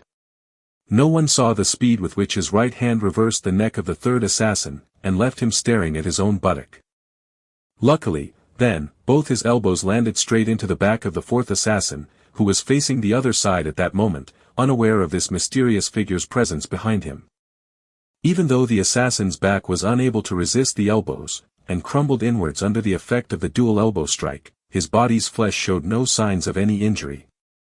As a result, the first assassin was sent out screaming into the air, bleeding from all 7 apertures of his face, whilst the next 2 assassins swirled around and landed on the ground. The fourth one, however, was left wearing a strange look on his face. He landed on the ground in a weird posture, while his bodily blood started to fuse into the mud below. Anyone could tell that all his bones inside his thoracic cavity had been shattered along with his spine. Another thunderbolt shone in the sky, and this mysterious figure instant disappeared and reappeared in the middle of another group of 6 assassins. In span no less than a blink of an eye, these 6 assassins were already dead as well. The rest of the assassins were staring in awe and fear. 6 well-trained and cold-blooded killers were vulnerable beyond words in front this thing. He actually killed the 6 of them without borrowing any support from his Jun Xie. Who in this world incapable of killing 6 of such expert assassins in one swoop? Follow me. The mysterious man shouted through the mask which was concealing his face. It was evident that he was addressing the Jun family's guards. Please save the young master first, Jun who requested, even though he was panting with exhaustion. He hadn't yet finished his sentence before he found himself interrupted by this mysterious man. Jun Moxie has already escaped. If you guys hadn't stayed back here, then he would have already gotten home by now. Realizing that their young master would have somehow made the corner and might have made his way towards the safety of the Jun mansion, the 8 guards finally breathed a sigh of relief, and rushed forward to join their savior. The mysterious man didn't intend to boast, but had he not stopped to save these 8 guards, then the young master Jun would already made it home. Obviously, this mysterious man was Jun Moxie himself. After he had asked his guards to leave him, he had immediately removed his robe, and had masked his face with its fabric. Then he had escaped into the earth below with the help of the yin-yang escape law. If it weren't for the task of rescuing his 8 bodyguards, then Jun Moxie would have straightaway made his way towards the Jun residence. After all, this location was quite close to the family's residence. Although, Jun Moxie wasn't skilled enough to cover the entire distance in one single attempt, but he would manage it in multiple rounds with ease. Everyone was staring at his figure in awe. After all, who could have imagined that there would actually be someone in this world who could really traverse through the ground freely? This was simply unrealistic. To them, this phenomenon was beyond all forms of reasonable comprehension. Nothing like this had ever happened in the entire Xian continent before. No one had ever reported such a sighting. In fact, no one had even imagined it. However, the Hongjun Pagoda was an alien object for this world, and had long surpassed the limitation of Xianqi. In this world obsessed with, and limited to Xianqi, no one was capable of imagining the existence of such an object, let alone understand the profound meaning of the art of unlocking the heaven's fortune. Is his skill a gift of God, or the apparition of a monster? He was able to kill off 6 highly trained killers in the blink of an eye. How? It takes the human mind a while to switch between confusion and shock, and then it requires more time to process everything in between. Although those well-trained assassins were capable of doing all this in just a few tenths of a second, this time was enough for Hitman Jun to complete his task. In fact, this time was enough for Hitman Jun to eliminate them without even using his blade. The leader of the assassins, Li Ji-woo, by now had figured out that his targets were escaping, and so he quickly started to move after them, putting all his strength to work. His body almost elevated from the ground below as the yellow-colored light of his Xian Qi abnormally dazzled through the falling raindrops, making it seem as if a bright sun had suddenly appeared in the middle of a night-like ambience. The yellow-colored lights of 2 khaki-colored robed men also flashed beside him as they charged right behind him at an almost equivalent pace. These 3 assassins had decided to take the lead in chasing after their mysterious attacker. At the moment, Jun Moxie and his companions were being chased by almost a dozen killers, when suddenly a black-robed, black-masked man appeared right in front of them. He just stood there blocking their way ahead with a sword in his hand, and a deep look in his motionless eyes, almost as if he was an unbreakable wall, unwilling to let Jun Moxie and his guards past. A green-colored light flashed from his body as he geared up for the approaching escapees. A Jade Xian expert. This person must be the leader of those 2 groups. This person had no intention of using his Xian Qi to kill his escaping targets, and only intended on doing just the right amount of hard work. His only aim was to resist Jun Moxie's party long enough for his comrades to catch up and encircle the escapees. Obviously, once the 9 escaping men were surrounded by the remaining killers, the escaping men wouldn't be able to last long enough to see the Jun families en route support. Just a matter of moments would be enough to decide the fate of their lives. However, Jun Moxie's guards were charging forward like sharp daggers, knowing that they were being led by a mysterious but all-conquering spear at the front. A green light flashed as this man stepped backwards to assess the situation better, making the water in the puddles underneath his feet splash in all directions. This Jade Xian expert was already beginning to have second thoughts. This mysterious figure must be one the best from the Jun family. Then, he raised his sword and burst forward again. This Jade Xian killer had been practicing his swordplay for decades and now seemed confident of matching his opposition. In fact, it could even be said that the man was so confident of his ability, that he would even be willing to match his sword against a spirit Xian for a few seconds. Who is this mysterious masked expert? I haven't been able to see his Xian Qi light yet, but I know that he's no rookie. Could this expert be a spirit Xian? If I died defending my line of defense against a spirit Xian, then it would indeed be a matter of honor. Even though the heart of this Jade Xian expert had gone numb, the fire of this thought had propelled his body to move forward and confront this mysterious expert. Nah, this is absolutely impossible. This is ridiculous. If he was genuinely a spirit Xian expert, then he could have killed us all in the blink of an eye. So why would he choose to kill us one by one? Besides, spirit Xian experts can't be found everywhere. They are spirit Xian masters, not cabbage. As his mind processed this information and added more fuel to his actions, he accelerated the pace of his advance, and charged forward even faster, almost at the speed of lightning. The eyes of this killer were gleaming so brightly in the colors of excitement, that it seemed as if he had completely forgotten the fear of death in the background of this legendary situation.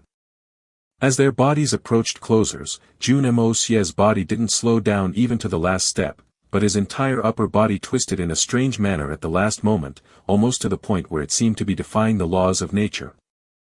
His waist had twisted in a manner which would allow him to face his attacker from the side while his face had already moved past his attacker's body. This is simply bizarre. Is there anything that this guy can't do? Whoosh! Even though the Jade Xian assassin was taken aback by Jun Moxie's maneuver, his blade still managed to pierce past Jun Moxie's chest clothing and tore out his shirt. In fact, the blade was so close to his body that its face practically came in contact with Jun Moxie's chest, but its sharp edges were only able to slash the raindrops which fell from the sky above. Although Jun Moxie's movement had been exceptionally fast, but the speed and expertise of his attacker's strike was beyond the human body's limit of making a complete escape, owing to which the blade ended up rubbing Jun Moxie's chest. But this minor sacrifice of his clothing was completely worth it. Because Jun Moxie's bullet-like body had crashed straight into this Jade Xian expert's, while Jun Moxie's hands had managed to reach their desired destination. The Jade Xian expert's feet were lifted off the ground under the effect of the huge momentum and massive inertia of Jun Moxie's advance, forcing his body to advance forward. Well, Jun Moxie was moving forward, but he was moving backwards. Involuntarily, of course. His mind was still in an excited state, but his body had started moving against the direction of his mind's command. Just when the Jade Xian expert's eyes started to change their reflection from the excitement of his brutal advance to the extremity of his shock, Jun Moxie's right elbow heavily bombarded the cavity of his chest. Boom! Snap! However, this sound was muffled by the sound of thunder. Even his nerve cells were too slow to react. The pain from this first strike hadn't even reached his brain cells yet when 3 of Jun Moxie's right palm's fingers found their way to his throat and split it open. Another faint snapping sound was issued as his fragile throat's bone was pulled out of his body. His head was forcefully raised upwards under the effect of the second attack. But only to find Jun Moxie's left hand's 2 fingers waiting there. His left hand had moved almost at the same time as his right one, and now his 2 fingers were plugged into his obstruction's eye sockets. A black, white and red liquid projected outwards as Jun Moxie pulled his fingers out. But that wasn't the end of it yet. Jun Moxie's left knee was also projecting upwards to meet this Jade Xian's crotch in the hope of a high-impact collision. A very fierce method. However, Jun Moxie wasn't regarding this method as fierce or even ruthless, but as simply necessary. Each individual attack of this series was fatal, and their combined impact over such a short duration had made them even more so. The reason he considered these attacks to be necessary was simple: their path was being obstructed by a Jade Xian, and the only way to get out was to either use the yin-yang escape law or go for overkill without using his Xian Qi, since he was well aware that he couldn't break through a stronger enemy's Xian Qi protection. In case he used the yin-yang escape law to get past the man, he was sure to stop and kill his guards. You will need to die, my friend. It's better that you die than us. Therefore you must die. Jun Moxie was well aware that he couldn't afford to stall for even 1 second, else he would have a difficult time in getting everyone to safety, and therefore he had raining such powerful and consecutive strikes onto the assassin's body. As far as Jun Moxie was concerned, that Jade Xian assassin only had himself to blame for his miserable death. Had the man not been so powerful, then he too would have died as painlessly as his comrades. Even though Jun Moxie had landed several fatal blows onto the man's body in a flash, he had still managed to maintain his forward velocity while the body of the Jade Xian assassin had hung onto his own as the 2 of them bolted forward. Boom! Just as Jun Moxie's knee landed the final blow, the body of the Jade Xian assassin suddenly split apart. His 4 limbs detached from the rest of his body, and flew out in 4 different directions, while his head dismembered from the core of his body and flew over Jun Moxie's head. The body, which had been hanging on to Jun Moxie's, had now suddenly dismembered into 100 fragments. The deceased assassin's bones and flesh were now flying out in different directions while his blood was merging into the falling raindrops. Jun Moxie's 8 bodyguards quickly made their way forward through the blood and rain without slowing down. In fact, they weren't required to slow down at all during this in-motion combat sequence. The assassins who were chasing them had also seen this sequence very clearly. In their eyes, this demonic figure had just opened up a big and red hole in the body of their lieutenant, and had just torn his body apart like a piece of paper. The escaping men continued to breeze forward and made another corner, and were relieved to realize that they had finally made it to safety. A few gorgeously glittering Xian Qi lights were quickly braving their way through the rain, and towards them, the Jun family support troops were arriving. Shao Qi. Li Jiwu was running forward as fast as possible as he continued to stare at the rainy sky while his comrade's head spiraled through the air. He came to stop as the head landed on the ground, and rolled over twice and came to a halt next to his feet. His comrade's lifeless face was turned upwards, but was missing two eyes. His face was still carrying a ferocious expression on it, even the traces of his sadistic smile were still frozen on his lifeless face. It was almost as if the man had been struck by lightning and had been unable to change his facial expression before succumbing to his death. Even though these two men were unrelated by flesh, they had become brothers in bond over the numerous risky assignments that they had taken together over these past few decades. And now his brother's dismembered face was lying next to his feet. Even if he managed to pick up his brother's entire body, Li Jiwu knew that he still wouldn't be able to piece it back together. What is this strange feeling? The black-robed leader of the assassins could feel his blood boiling. He could still hear Shaoqi boasting about his smart and quick-witted son, and about his kind and loving wife. He even remembered Shaoqi mentioning that he would wash his hands clean of this life after this final assignment, and would then concentrate on rearing his family along with his wife, far away from this city, like normal people, and would live happily ever after. He could clearly hear his friend's words and could even see the desire in his eyes as he had said, "I'm sick and tired of this blood-soaked way of life." And then, just now his friend had obeyed his own command and had charged forward to stop their escaping targets. And just now he had died in front of his own eyes. And had died in the most gruesome manner possible. Just because of his one command. "Who are you? I dare you to leave your name behind." Li Jiwu roared as he stood motionlessly in the rain. His voice sounded as shrill as that of an old ape. "Who are you?" A crisscross lightning bolt lit up the sky once again, and the sounds of thunder started to ring endlessly from the sky above, like drums on a battlefield, powerful and heavy, suppressive and bloody. The hitman Jun shouted back loudly, "I dare you to tell me your name." Since the Jun family's reinforcements had arrived, the situation had completely reversed. And Jun Moxie had already realized that the leader of his attackers had lost his mind to chaos upon losing his friend, and was hoping to take full advantage of it. Li Jiwu shouted back hatefully, "I am. You damn bastard. At least have the guts to tell me your name." He realized his enemy's intentions at the last second, and withheld his name. But no one answered back.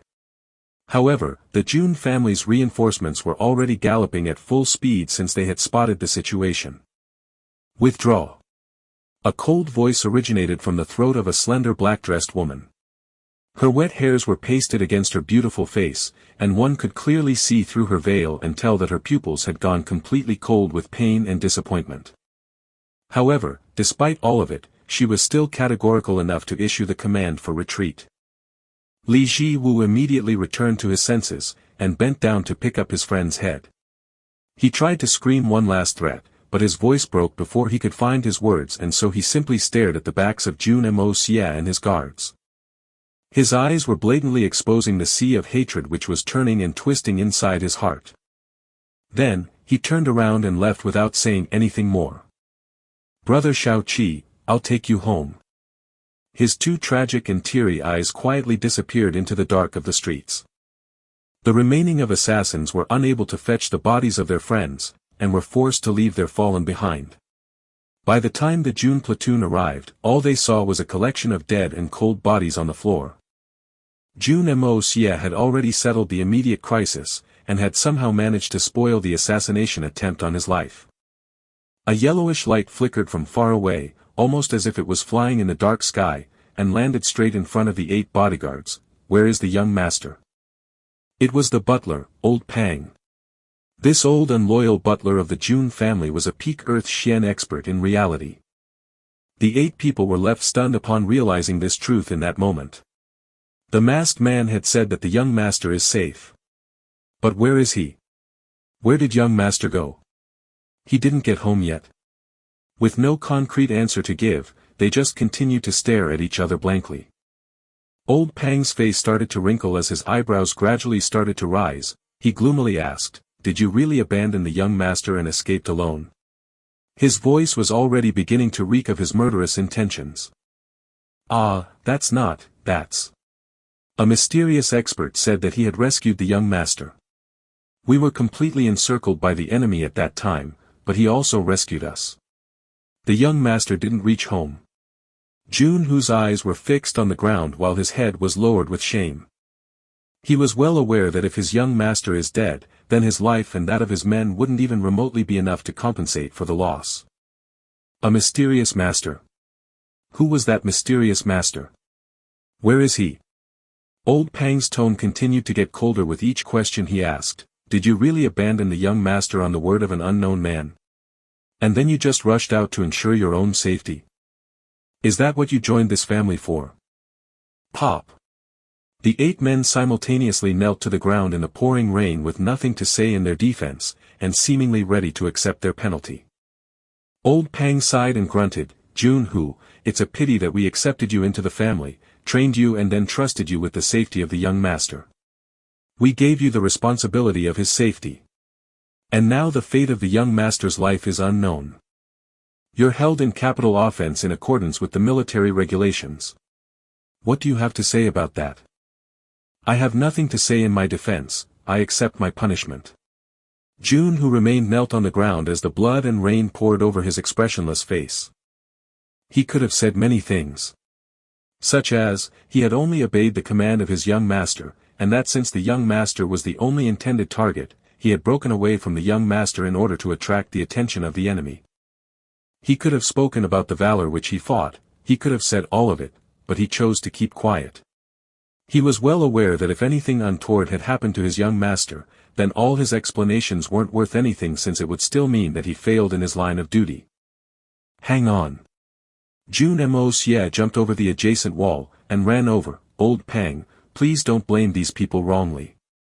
If Jun who hadn't fought so bravely and distracted the enemy, then I wouldn't have been able to get away.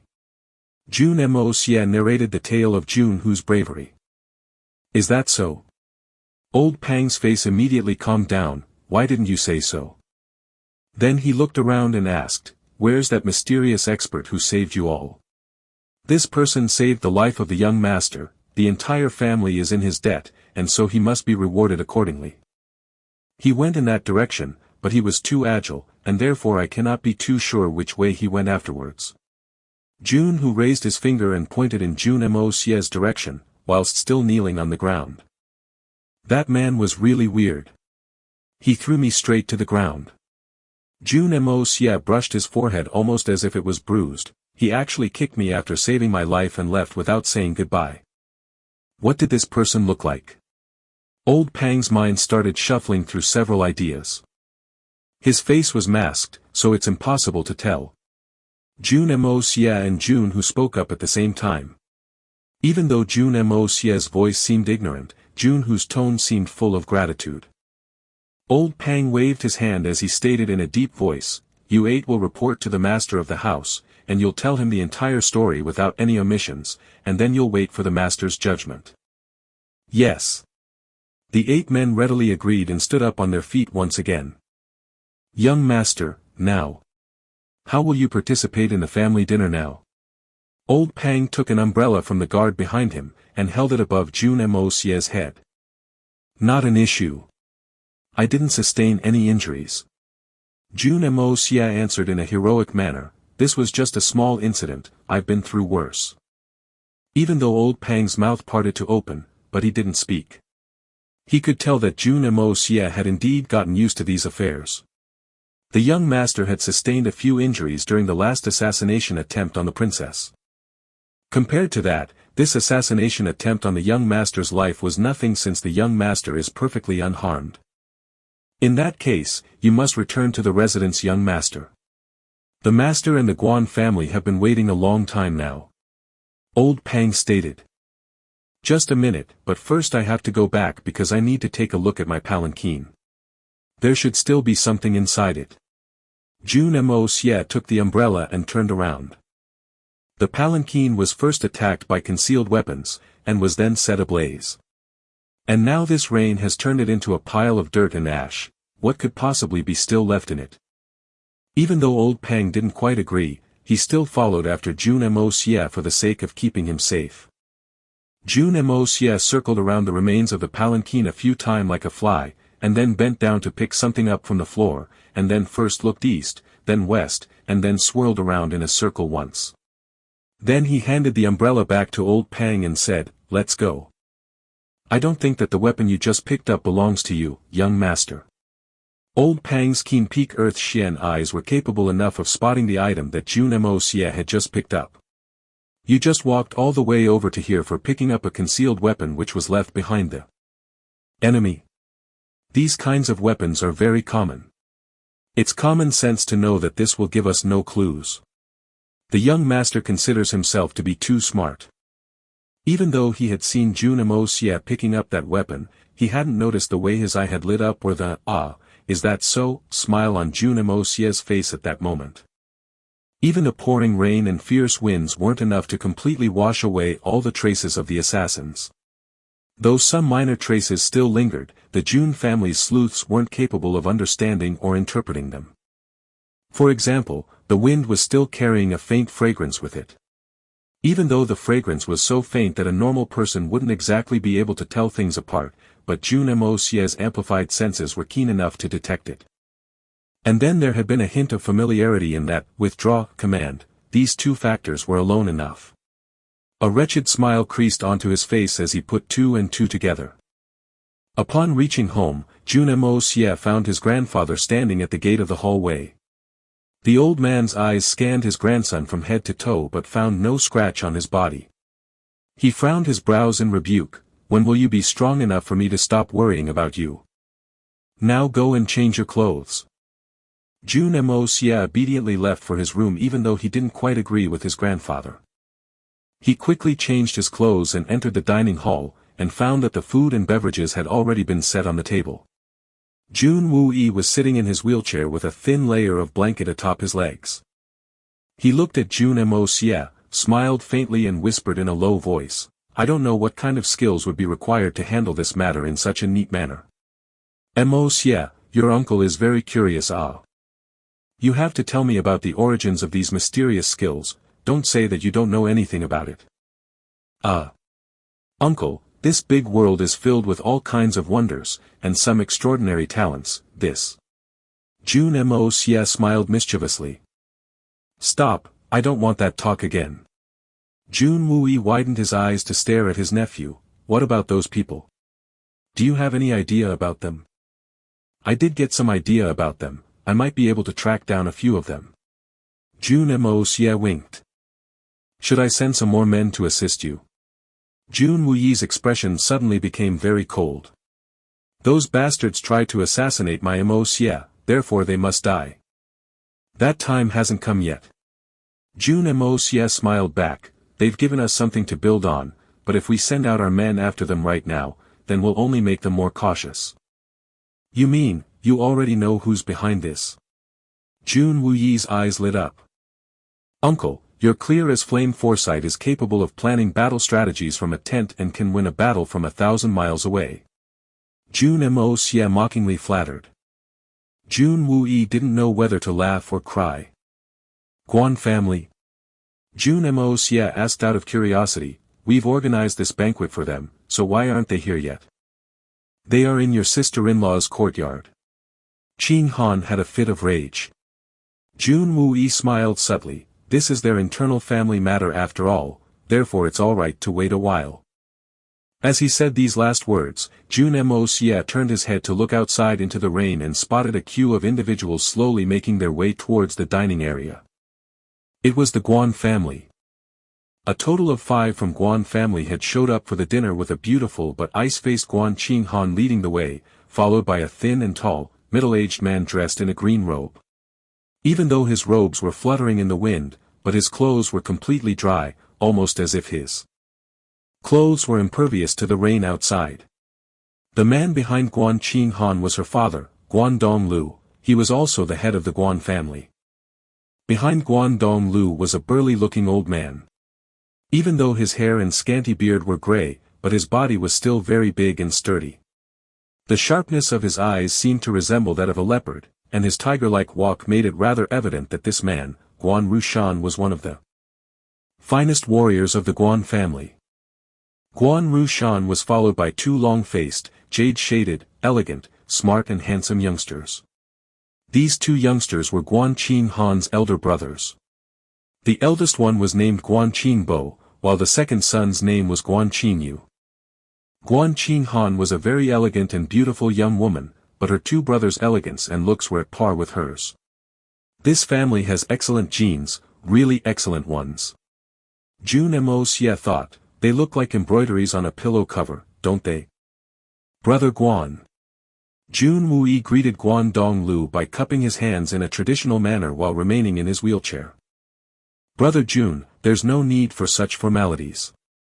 Guan Donglu smiled radiantly as he cupped his hands to return the greeting, and then signaled his two sons to step forward and greet Jun Wui. The third generation of the Jun family is indeed very handsome, graceful and bears extraordinary talents. Brother Jun, the future of your family is indeed in very secure hands.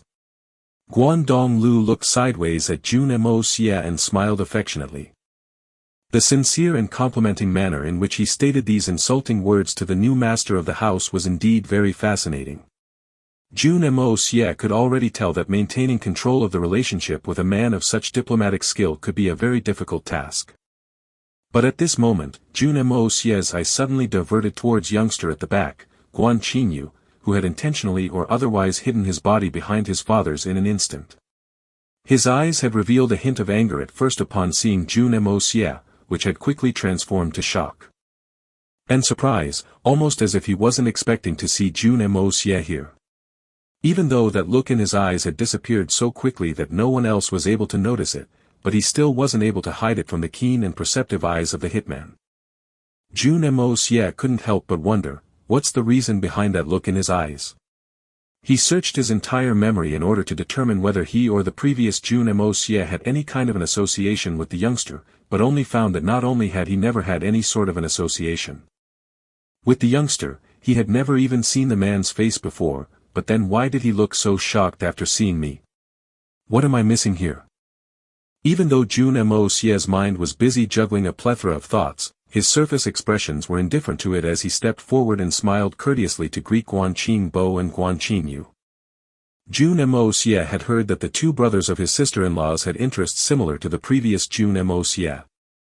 It was customary for the host family to entertain their guests. The older generation was responsible for the entertainment of their counterparts, while the younger generation was responsible for looking after theirs. Since Jun Moxie was the only youngster in the Jun family, the burden of entertaining these two youngsters naturally fell onto his shoulders. Third young master. The two youngsters cupped their hands in greeting. Even though this was his usual title of address from strangers, it was still rather weird coming from the elder brothers of his sister-in-law, since the appropriate term of address would have been brother or younger brother. The Guan family was based out the Jianghu province, and though their region of residence was fairly small, but the family was still quite wealthy and influential since they were practically the overlords of the territory. The young generation of such a family obviously must be aware of the appropriate terms of address. This title of address alone was enough to reflect that these two youngsters didn't consider Jun Moxie to be their sister's brother-in-law and were plainly considering him to be a powerful family's young descendant. Just this one, third young master, was enough to reveal a lot of information to Jun Moxie. Suddenly, a warm smile surfaced on his face as he extended one arm and led the younger of the two men into a more isolated corner of the dining hall. Guan Qingyu's arm shook as Jun Moxie pulled him away, and although this vibration was extremely subtle, but Jun Moxie was clearly able to sense the fear inside this young man's heart. Even though his face wasn't reflecting anything, his mind was constantly considering all sorts of circumstances. Could it be that? Even though Jun Moxie's mind was busy making its calculations, his mouth was free to talk. You guys have traveled thousands of miles to get to the Tianxiang city. And I've failed to entertain you for the first 2 days of your stay here, brothers. Guan Qingbo elegantly smiled and said, there's no need for any formalities. Our first 2 days in the Tianxiang city have been quite wonderful anyway, and we've managed to keep ourselves amused. We met a lot of new people, and have come to realize that this place is indeed worthy of being called the capital city of the Tianxiang Empire. We've kept ourselves very busy, brother, so there's no need to apologize, really, haha. Guan Qingbo's nature had taken after his father, which was evident from the fitting choice of words he selected to reply with. Jun Moxie had been informed that Guan Qingbo was just as interested in certain activities as the previous Jun Moxie had been, but that wasn't even remotely visible from the sophisticated manner in which he was conducting himself. Oh. Jun Moxie sneakily moved closer, and said in a low voice, "Then I can guarantee a place which will bring the brothers more joy than any other place ever has." "What place?" Guan Qingbo asked in a low voice. A wretched smile surfaced on Jun Moxie's face, the kind that only a man can understand. He quickly glanced around at Guan Qinghan to ensure that he was standing at a safe distance away from her. "Spirit Fog Lake. That place is every man's paradise, you just can't miss it." Guan Qingyu's face suddenly and violently twitched for a second the moment he heard the words Spirit Fog Lake. Guan Qingbo couldn't help wondering, this guy is so naive. He's just revealed his true colors in 3 words. "We've also heard about the Spirit Fog Lake." Guan Qingbo smiled and said, "In fact, we've spent almost 1.5 days of our 2 in the Tianxiang city there itself." "Ah. The brothers have good taste, ha ha ha, I guess I'm not alone in this world." Jun Moxie's face blossomed, almost as if he had just run into his soulmates. "So. What was it? Girls? Boys? Or both?" "Gee, he. Guan Qingbo's face reflected a slight trace of embarrassment as he said, "Not at all, we were actually there on a business trip." "Brother." Guan Qingbo was in the middle of his sentence when his younger brother interjected, and passed him a warning-like glance. Guan Qingbo laughed in a free and easy manner. "Haha, Qingyu, a man must always be upright and honest about his ways, and must never hide it from the world. There's nothing shameful about this. Moreover, third young master is practically a part of our family, and therefore we can discuss any matter with him without worry." Jun Moxie nodded in agreement. "That's right." Although he was a bit confused, could it be that these 2 brothers don't get along very well? Guan Qingbo is practically trying to expose his own brother against his younger's wishes. "What's going on?" "It's rather obvious, third young master. My younger brother's confidant resides in Spirit Fog Lake. This was the purpose of our business trip." Guan Qingbo cleverly used the word business for the activities and services that a woman provides in a brothel. "What are you? A flesh trader?" "That's just what I thought." Jun Moxie suddenly realized, the second brother is indeed a very romantic man, aha. But then that's just in our nature, Jun Moxie's mind was finally putting together the cause and effect, and he could finally tell why the timing of the assassination attempt was so precise even though the common folk weren't normally aware of his whereabouts since his activities were regarded as a Jun family secret. The traitor is sitting right here in our midst.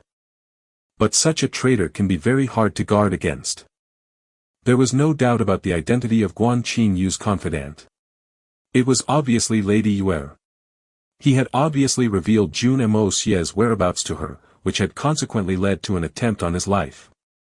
As for Guan Qingyu, he wasn't directly involved in this matter. Jun Moxie was confident about that.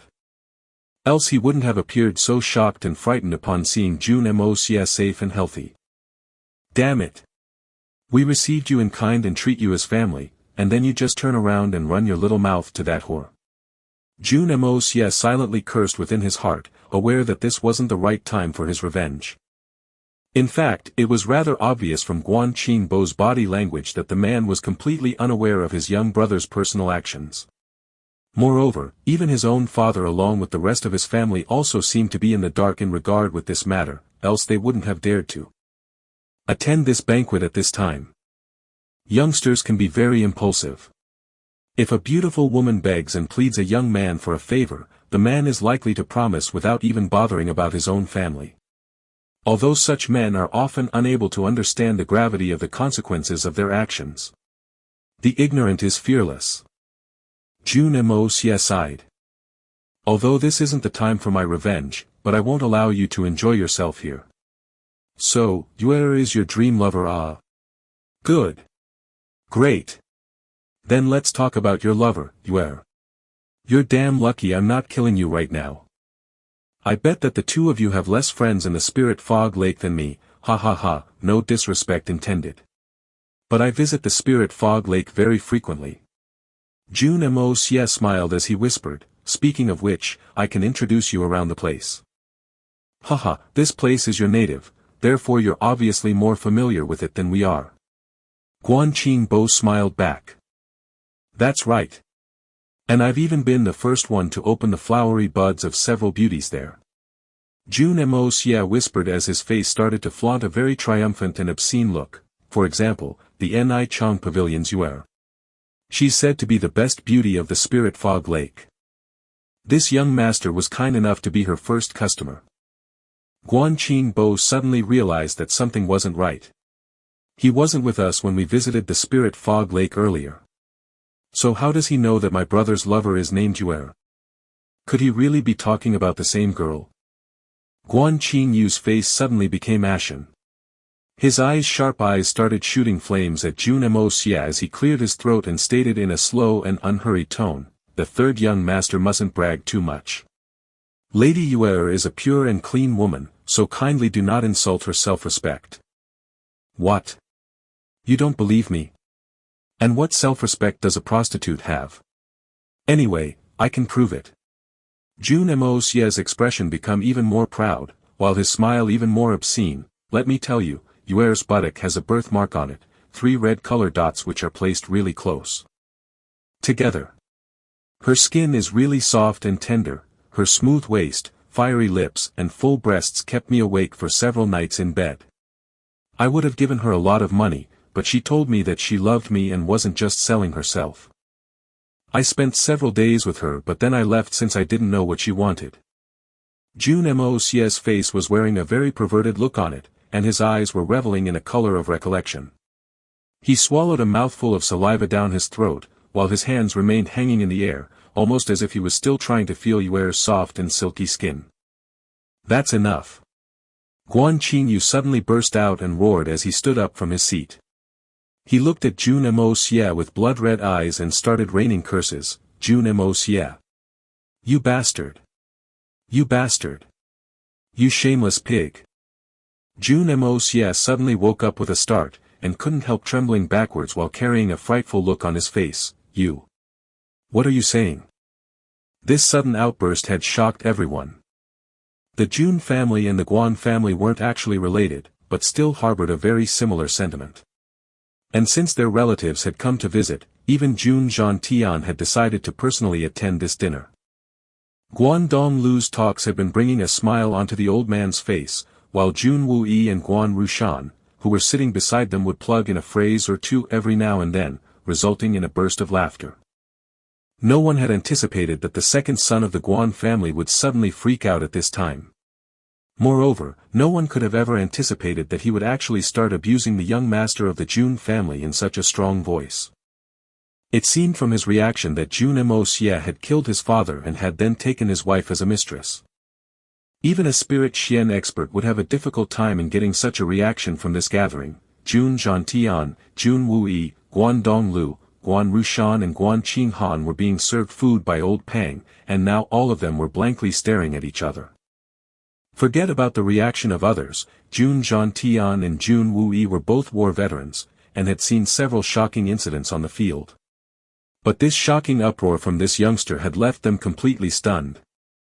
The second son of the Guan family certainly had a voice powerful enough to ensure the safety of life in a critical juncture. He looked at Jun Moxie as his trembling fingers slowly started reaching for his sword's hilt resting around his waist, almost as if he was ready to kill his instigator in that moment. You evil bastard! Are you mad? Guan Donglu finally snapped out of the shock, and cursed out. He had never expected that his usually well-behaved son would suddenly start cursing at Jun. You simply cannot insult a Jun even if the sky is falling down. And then you just hurled abuses at the only heir of the Jun family? Guan Donglu obviously didn't know just how provocative Jun Moxie's words had been for Guan Qingyu. Guan Qingyu had fallen in love with Heir at first sight, a long time ago. But then he was forced to move away from her since he had to return to his native. Guan Qingyu's silly pursuit of Heir had driven him mad, heir had become the sole objective of his life, and the goddess of his heart. He absolutely couldn't stand anyone using profane words to describe her. He simply couldn't hear one wrong word about her. Then one day, Guan Qinyu received a note from heir with just 2 words written on it, "You're precious." From then on, everything apart from heir had completely disappeared from the eyes of this infatuated youngster. His desire for heir, which had somehow simmered down due to the distance which separated them, instantly intensified again. He sent a message to heir upon finding out that he would be traveling to the Tianxiang city again, hoping that it would bring her joy. Naturally, he was overjoyed at the thought of seeing her again. When he told heir that he was visiting the Jun family with his father and elder brother, a sad smile creased onto the woman's face, and she started narrating tales about the troubles that Jun Moxie had been causing for her lately. She expressed her desire to teach Jun Moxie a lesson, and Guan Qinyu promised to help out without considering the consequences of his actions. He ended up disclosing Jun Moxie's whereabouts to her, feeling immensely pleased with himself. "I'm finally getting a chance to do something for her." Obviously, seeing Jun Moxie returning unharmed made his heart worried about heir's safety. She wanted to set him straight, but Jun Moxie is perfectly unharmed. Did heir's plan go wrong somewhere? If so, then how is she right now? He didn't hurt her, right? With these thoughts taking control of his mind, he was obviously unable to put on a straight face upon seeing Jun Moxie since he was endlessly cursing his fate and actions. After all, he was the one who had leaked Jun Moxie's whereabouts, so could he not feel guilty about the consequences of his actions? However, he had never expected that his elder brother and Jun Moxie would hit it off so quickly, and would actually start talking about their experiences, let alone that the first subject would be his beloved heir. On top of that, Jun Moxie was actually gloating about being her first man. This is the biggest insult for any man. Not to mention that the woman he most cherished and loved, not only being treated as an object, but also being used for such shameless bragging. How could any man tolerate such words? Guan Qinyu's entire body was ready to explode with anger. And shame, and disgrace. Guan Qinyu was extremely reluctant to believe Jun Moxie, but Jun Moxie's vivid description of heir along with the factual reference to her birthmark was enough to make the youngster lose his mind. Guan Qinyu stood there ignoring his father's words. Wheezing, and panting. He stretched out his finger, and pointed it at Jun Moxie as he barely found his words through his trembling li. The pain of his heart, the ache of his lungs and the shame on his manhood had brought tears to his eyes by the time he finished his sentence. Jun Moxie couldn't help wondering, "You silly boy, you actually believed heir?" This one sentence had transformed the atmosphere of the room to that of a cold winter's night. Jun Zhantian and Jun Wuyi's face had turned gloomy, but in the backdrop of a surging murderous outburst. Inside the Jun residence. In front of Jun Zhantian and Jun Wuyi, someone was actually threatening to kill the only remaining heir of the Jun family. If this ever got out, then the people of Tianxiang Empire would laugh, regarding this as a fool's joke. But right now, this mockery was actually taking place inside their house. Everyone knew the importance of Jun Moxie's life. Guan Donglu, Guan Rushan, Guan Qinbo, and even Guan Qinhan's faces suddenly turned pale. Bastard! Stop with your nonsense at once. Guan Donglu simply couldn't stay still anymore, and hence he quickly got up and slapped his son across his face. "You will apologize to the son of Jun right now?" "I will not apologize to him. I haven't said anything wrong." Guan Qinyu didn't even flinch, and continued to stare brazenly at Jun Moxie, not even willing to wipe off the blood which had already started to stain the corner of his mouth. "Jun Moxie, as a man to a man. I challenge you to a duel." "Duel? Why Jun Moxie looked extremely confused, and even managed to display a slight but bewildered smile on his face. "Second Guan brother, I don't know where I offended you This is the first time we're meeting. We're related by a bond of marriage. You come here to the city of Tianxiang, you eat with my family, you drink with my family, and we do everything to entertain you, but still you're cursing me in a room full of people, and now you're even challenging me to a duel. You clearly wish to kill me. May I dare to ask the reason?" You dare not ask the reason. How dare you ask the reason? If you're a real man, then you should accept my challenge.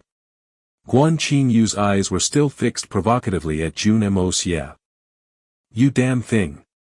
Didn't you hear what your father just said? Guan Donglu's hand shot out again with the intention of slapping his son again as his anxious heart compelled him to take strict action in this situation. This is getting out of hand today. Even if the Jun family considers us to be relatives, would they still go easy on my second son for this insolence? Even the reasonable men of the Jun family may not act very reasonably in this situation. Does he know who Jun Moxie is? He is the only surviving heir of the Jun family.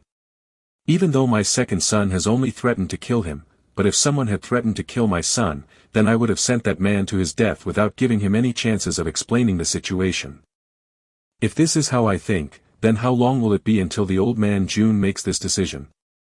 Guan Qingyu was still staring at Jun Moxie with a stubborn face and unblinking eyes, and no intention of dodging his father's second slap either.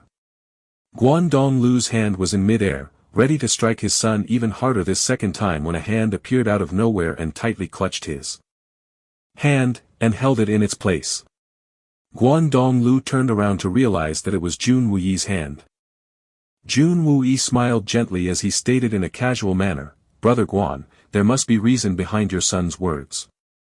We must investigate and get to the bottom of this matter to determine if Moxie's unplaced words might have accidentally or unintentionally offended the second son of Guan. There can often be friction between youngsters, and as their elders, we must never hastily intervene to suppress them. It will never bring any good. It could possibly lead to a grave misunderstanding, right?" Jun Wuyi's smiling face and affectionate expression sent shivers down Guan Donglu's spine. Although Jun Wuyi's words had been gentle and mature, but there was still a faint hint of dominance in his body language, which was rather self-explanatory. Guan Donglu's head gradually turned downwards as he realized that responding in disagreement might result in the slaughter of his entire family. "Third uncle, please allow me to get to the bottom of this." Guan Qinghan quietly bowed her head in front of her second brother's eyes. "Kindly allow me to find out why Qingyu acted in this manner today.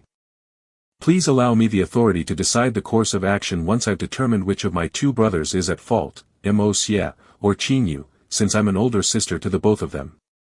She had noticed that the three youngsters were huddled together only moments ago, and were whispering and laughing with obscene looks on their faces. She could sense this sudden rise in the temperature of their conversation could have been provoked by something not worth mentioning in front of the adults. However, Guan Qingyu was her brother in blood and she had always believed him to be very well behaved. Therefore, she had already made up her mind that her own brother could never cause such trouble, and Jun Moxie must have provoked her brother beyond his limit of tolerance. Guan Qingyu opened his mouth but was unable to find his words this time. His face was clearly reflecting the anguish and distress of his heart. He really couldn't speak up to disclose the truth behind the matter because he was well aware that Yuer resided in the Spirit Fog Lake, a place where women were objects of pleasure. In spite of being his lover, she would be branded as a prostitute. Even stating that she is woman clean of such activities, and doesn't sell her body would be fruitless. Prostitutes are prostitutes. If father and sister actually find out that I challenged the third young master of the Jun family to a duel over such a woman, then wouldn't they react madly? No matter how much Jun Moxie slanders her name, I cannot let anyone know the reason behind this dispute. Else the only thing that will come in play will be the perception that she is a prostitute. In reality, although he had met Yuer in the worst of places for a noble woman to be, Guan Qingyu had actually believed her words since he had never been able to investigate into her past. But regardless of that, he had taken her to be the woman of his heart. Guan Qingyu had already made up his mind then, that he would love her to his last day, and would do everything in his power to protect her dignity. Second brother Guan, I would also like to know how I offended you. If I really offended you brother, then I'm willing to admit my mistake, and I'll apologize for it, but brother must first tell me my mistake. Jun Moxie put on a sincere face, and tactically took his chance to throw stones at a man who had already fallen down the well. Speak up. Guan Qinghan saw the sincerity on Jun Moxie's face, and then looked up at her brother as a sadness took over her heart. could my brother really have been the one at fault here? Kindly allow me to explain this situation. Guan Qingbo calmly analyzed the troublesome situation his younger brother had gotten himself into, and knew that if he didn't clearly explain this matter then things could end on a very calamitous note for his entire family. Therefore, with the elegant and refined narration abilities that he possessed, he narrated the story of Heir and Guan Qingyu in a very romantic arrangement, depicting the two to be star-crossed lovers. He went on to narrate that the two lovers were forced to separate due to some unavoidable circumstances, post which Heir came to the Tianxiang city, and became, a temporary singer and host at the Nichang Pavilion. As chance had it, Guan Qingyu happened to be visiting the Tianxiang city soon after, and the two lovers were reunited again by the will of fate, and coincidentally, Jun Moxie had already been Heir guest once by then. Although Guan Qingbo's narration was subtle enough to create compassion about the touching love story of the two people, but the eyes of the Guandong Lu were already shooting flames at his younger son. In fact, Guandong Lu almost fainted with shame. No one was stupid enough to misunderstand this matter. Everyone had already guessed the real reason behind this matter after listening to Guan Qingbo's modified story. These two debauches were publicly fighting over a prostitute. This was turning into a big mockery. Everyone was contemptuously staring at Guan Qingyu while silently cursing him in their hearts. This boy falls in love with a woman from a brothel, and ends up threatening the heir apparent of the Jun family inside their own house. Is the second son of the Guan family really that dumb? The entire Guan family including Guandong Lu and Guan Qinghan had always looked down upon Jun Moxie owing to his immoral behavior, but now they were beginning to realize that their own family's son may not just be immortal, but also foolish. Guan Qinghan had trusted her brother's judgment, and had volunteered to investigate into this matter knowing that it would lead up to something involving immortal activities. But now she was left red-faced with anger. She mercilessly stared at her brother, and then fiercely glanced at Jun Moxie's face, and then retreated to one side. Jun Moxie was obviously quite angered by this. Your brother is the reason behind this whole ruckus, and you're still glaring at me?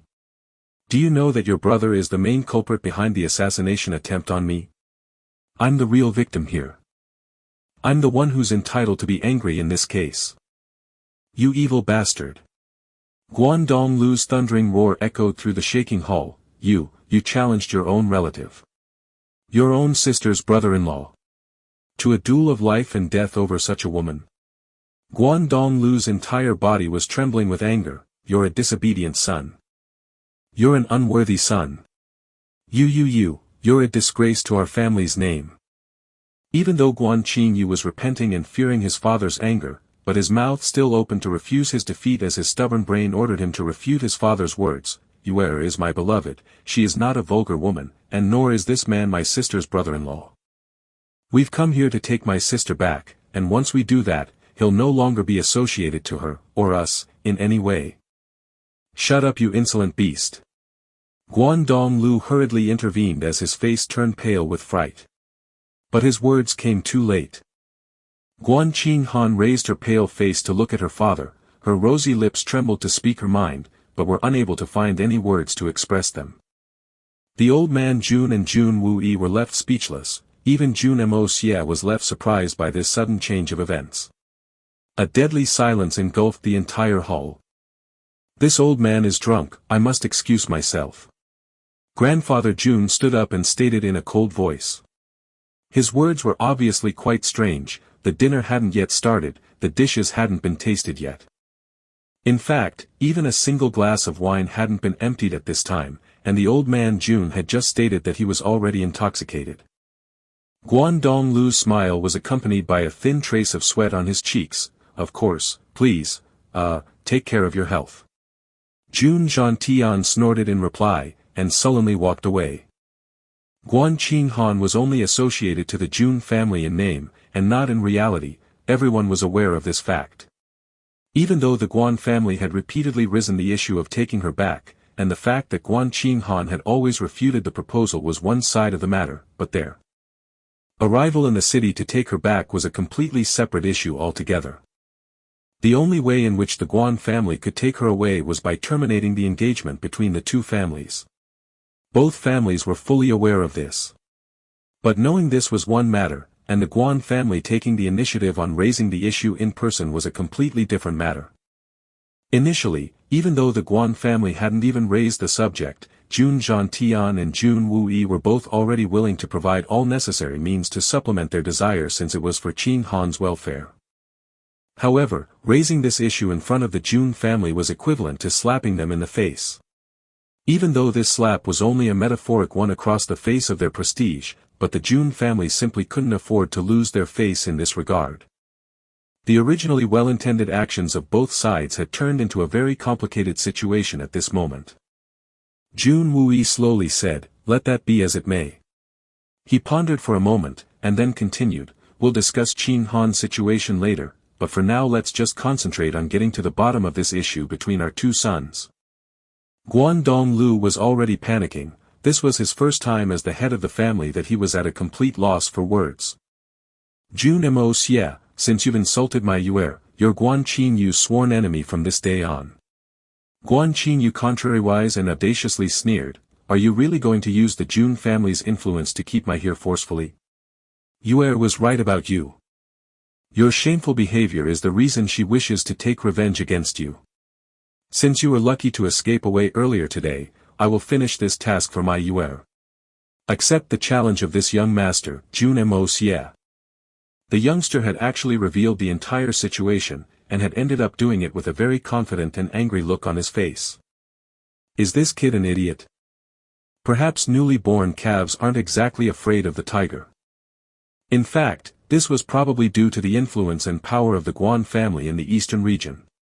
Guan Qingyu had been raised like the son of an emperor since he was the second son of the Guan family. Owing to this, even though he was in the Tianxiang city at the moment, he still didn't think of the Jun family as anything more than a slightly powerful and influential family at best, since the Jun family's Xianqi strength wasn't as high as the Guan family's Xianqi strength.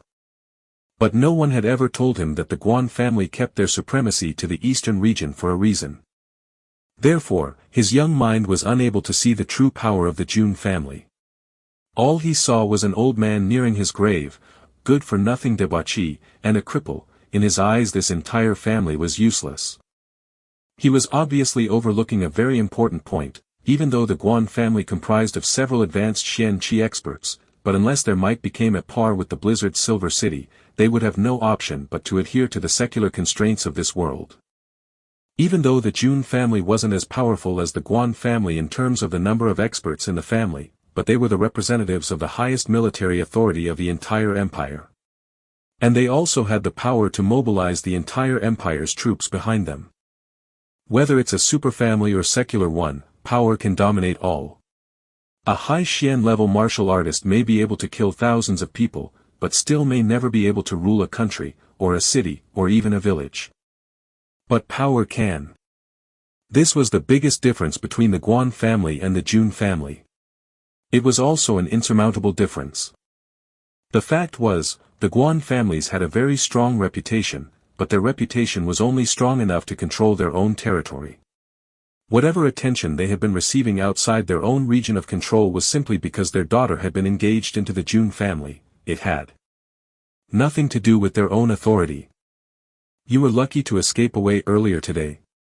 Jun Yi unhurriedly repeated this sentence in a stern voice while his eyebrows continued to rise with every word. "Second son of Guan, do you mean to imply that you played a part in the assassination attempt on Moxie's life earlier this evening?" Jun Yi's sharp eyes suddenly started exhibiting a surging murderous aura. Jun Yi had only been looking at this dispute as nominal falling out between two youngsters, and it wasn't even remotely enough for him to spoil his mood over, but this one sentence of Guan Qingyu's had revealed something entirely different and was enough to flare his anger.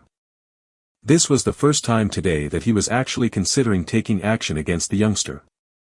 How could a young and inexperienced man like Guan Qingyu resist the power and might of an iron-blooded war general?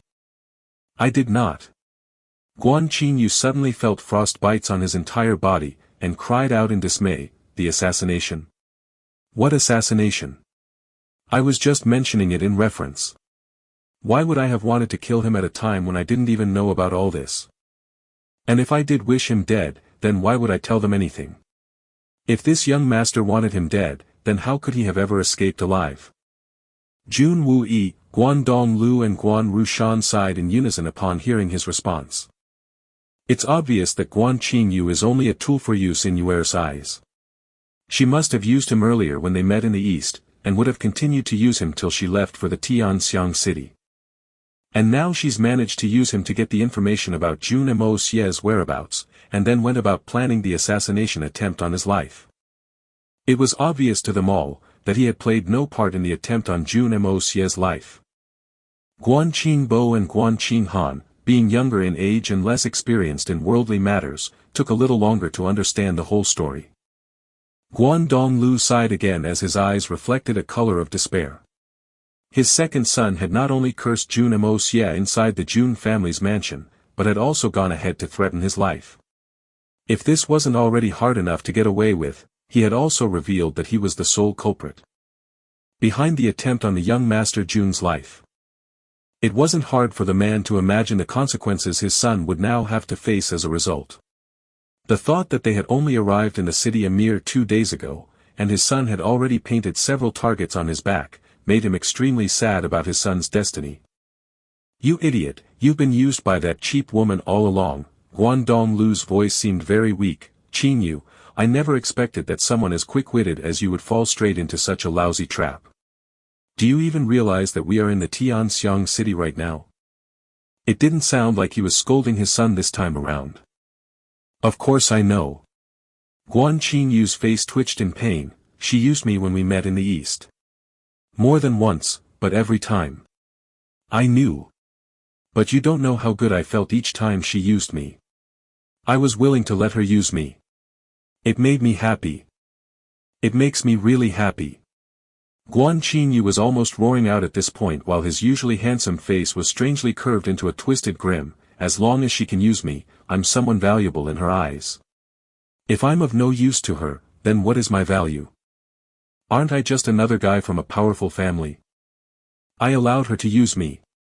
The youngster's stubborn voice boomed through the hall, and then the hall immediately went silent. 2 thin lines of tears streamed down from Guan Qingyu's eyes. Jun Moxie sighed. Whether in this life or the previous, Jun Moxie had always been very ruthless by nature. As an assassin by profession, it had been vital for him to give up certain things in life, including love, since he couldn't afford to be tied down to anything. Love would make him vulnerable. This was an important aspect for him since he intended on climbing the peak of the world. Therefore, Jun Moxie had never known the meaning of love. It's not that he couldn't, he just didn't. This was one feeling that the hitman Jun had never attempted to experience: affection. An emotional attachment has always been the hardest aspect to break away from. This has always been proved over and over again in the past. How many peerless experts and heroes were thrown into a situation and ended up becoming soft since they experienced an attachment with someone? Emotional attachment must be a very hard thing to break away from, since such people were either sunk by it, or acted logically and lived the rest of their lives, burdened with regret. Everyone present could clearly feel the depth of his affection, his pain, the desperation and despair of his heart, the power of his sadness, and the haze of his future. These feelings were especially beginning to take over Guan Qinghan. If there was anyone for whom I was willing to do anything, then it was Mou. Mou. And still you left me. Jun Yi could also understand the hopeless and helplessness of the youngster's anguish, since he too had been longing for his lover's company for the last 10 years, in fact, his anger had greatly reduced by now. Jun Moxie's face, on the other hand, reflected a faint hint of admiration. Of course this guy's actions have caused me a lot of trouble, but the depth of his feelings are worthy of admiration. Although, his feelings have set him on a path of doom and no hope. Yuer was not just a woman unworthy of worship in his eyes, but also a mortal enemy. Even if she was willing to change, and was willing to accept Guan Qingyu's love and reciprocate, Jun Moxie still couldn't allow his enemies to exist in this world. Sympathy is one thing, and respect is another.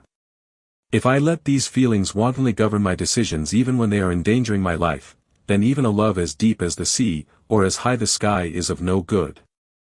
Guan Qingyu's fate is doomed to be tragic. And this tragedy is inevitable, one way or the other. Jun Moxie looked at Jun Yi, and made a gesture. Jun Moxie stared blankly at his nephew since he had understood the meaning of this gesture, and then slowly lowered his gaze to the ground.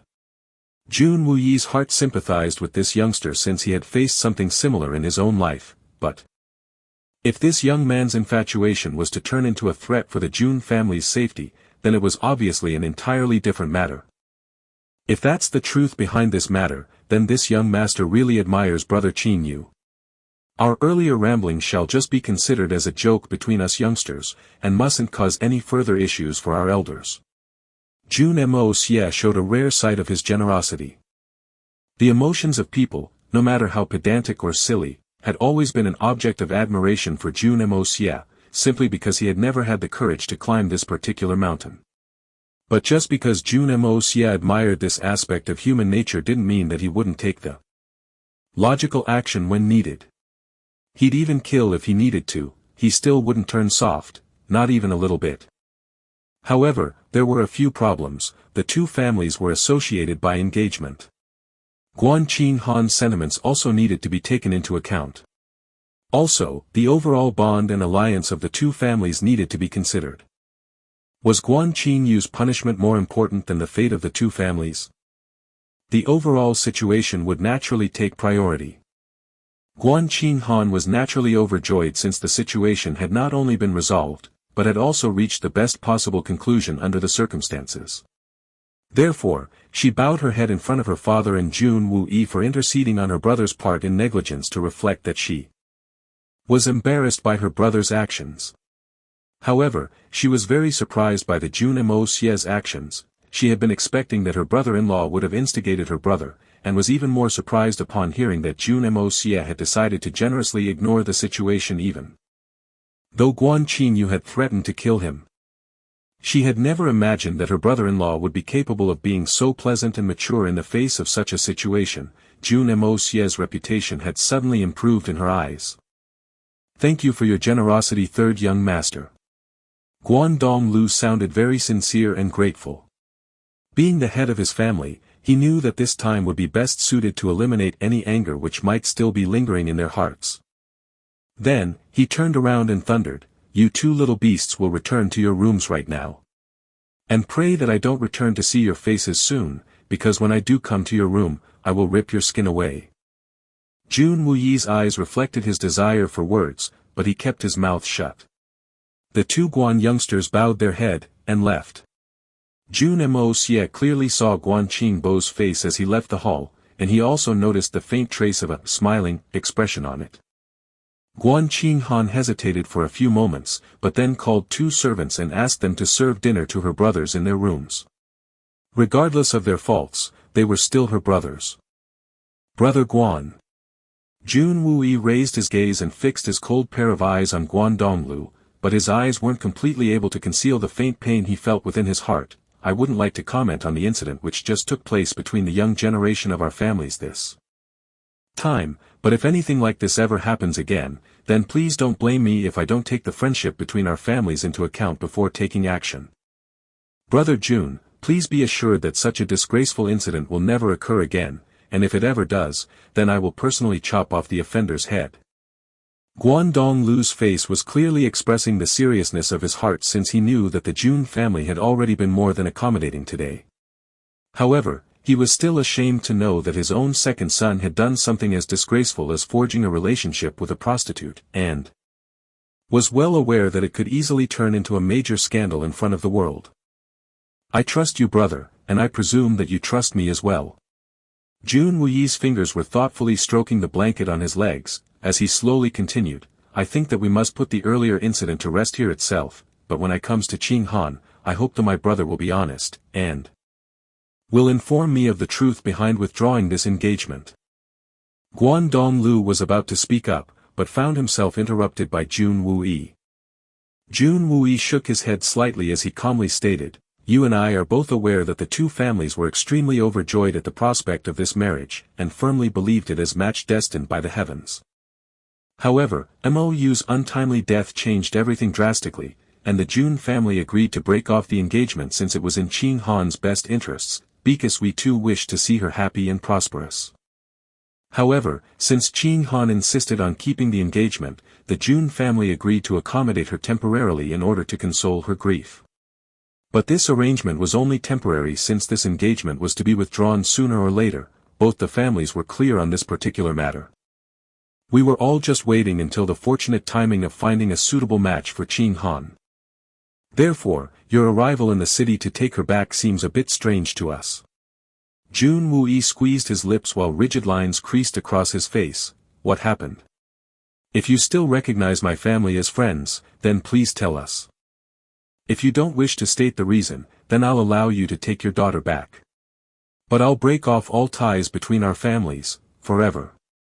It was obvious from Jun Moxie's words that he was in no mood to show any leniency in this matter.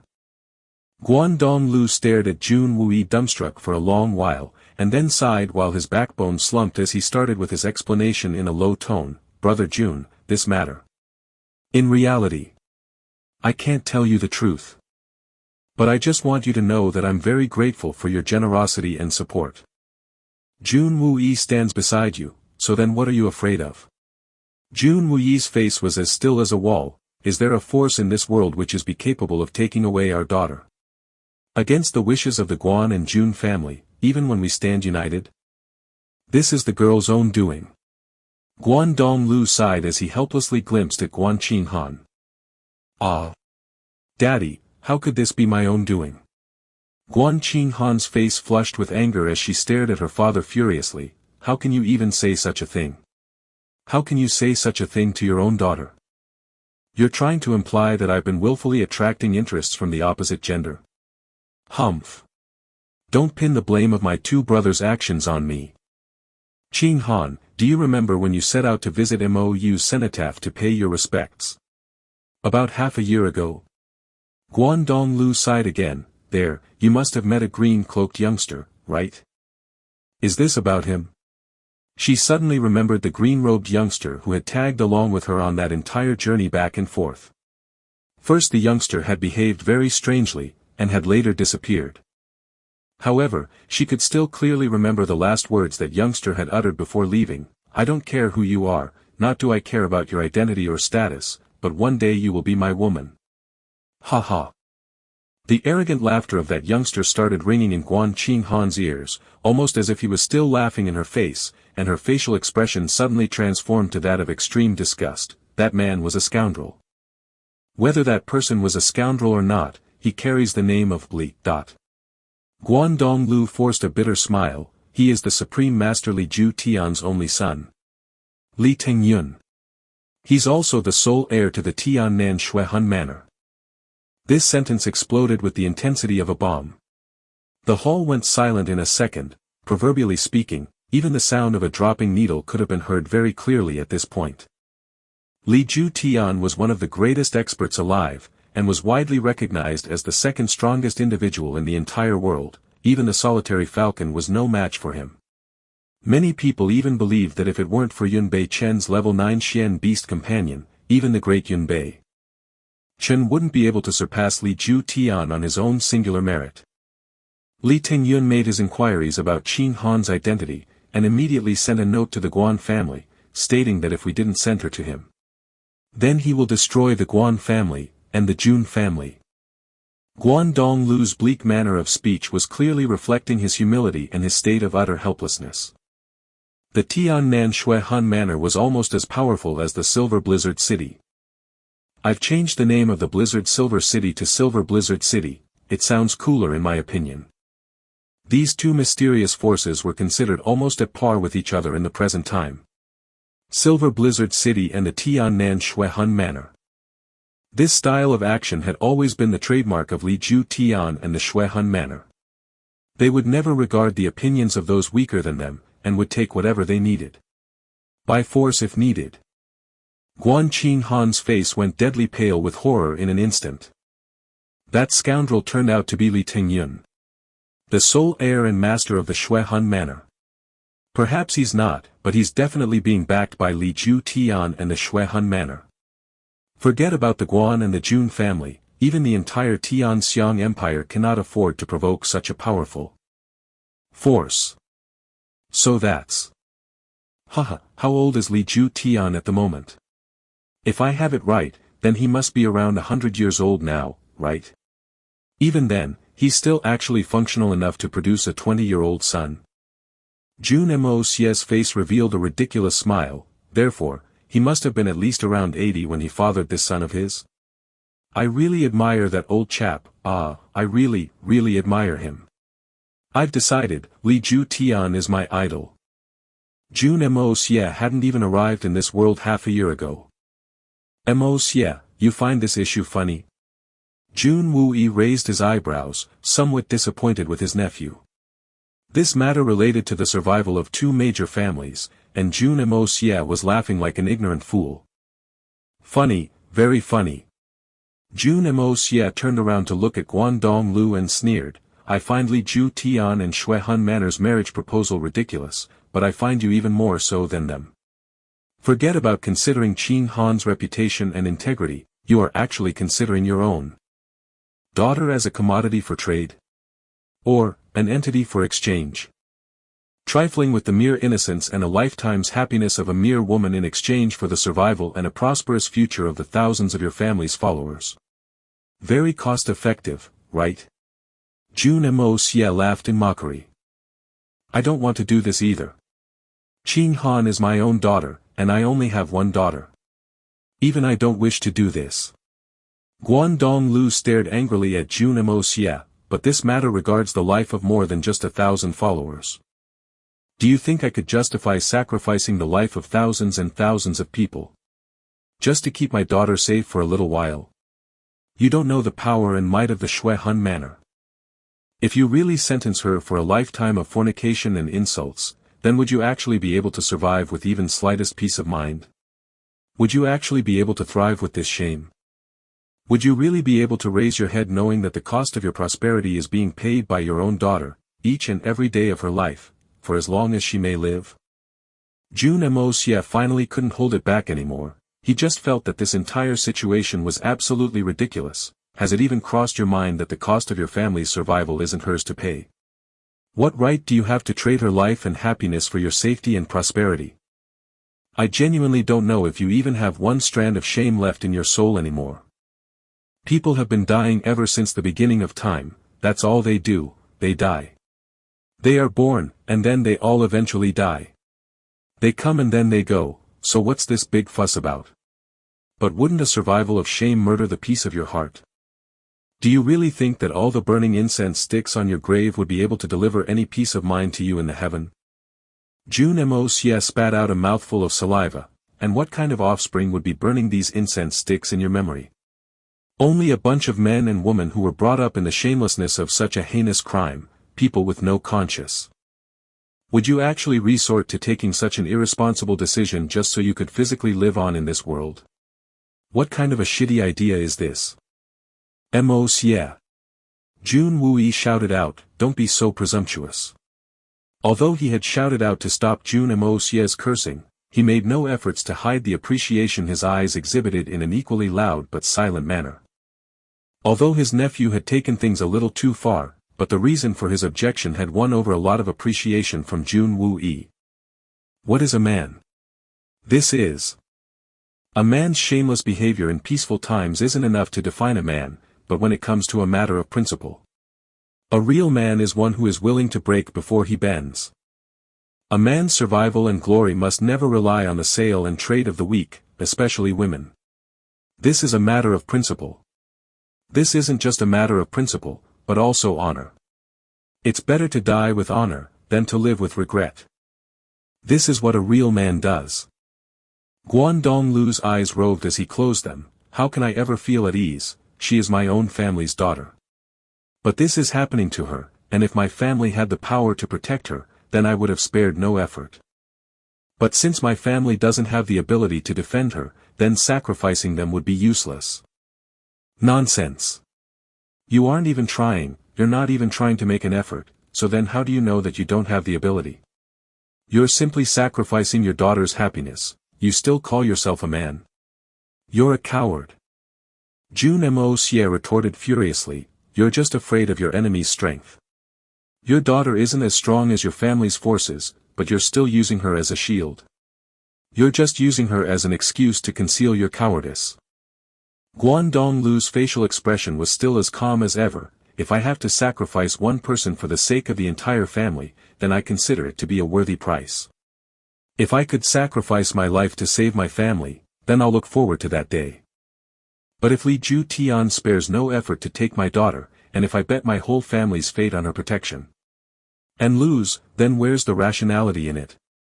What I can choose, is to defend my family and the friendship between our two families. And therefore, for the sake of this friendship, and that of the Jun family's safety, I request that you stay out of it.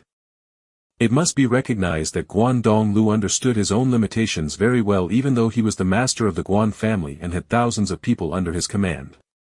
And even when faced with this tough situation, he was still unwilling to abandon his friendship with the Jun family, which too was worthy of admiration. However, even though his actions were worthy of praise, but the praise still wouldn't be justified in the context of this situation. The master of the Guan family speaks about his daughter's fate, my sister-in-law's fate. But now she belongs to the Jun family, she's not the Guan family's daughter anymore. Alive, she belongs to the Jun family, once dead, even her ghost belongs to the Jun family. She's a married woman, and no longer has any relationship with your family now. You do not have the right to decide her fate. Jun Moxie's voice resounded throughout the hall. He smiled grimly as he continued to despise. As for your family, what's the point of such a useless family that can't even protect its own women? You should simply put a knife to your throats and be done with it. Guan Qinghan was wanted by the Shui Hun manor, and if their demand wasn't met, then they would inevitably destroy the Jun and the Guan family. No one had ever dared to go against the command of the Shui Hun manor. Therefore, Guangdonglu's predicament, choice and helplessness were more than understandable.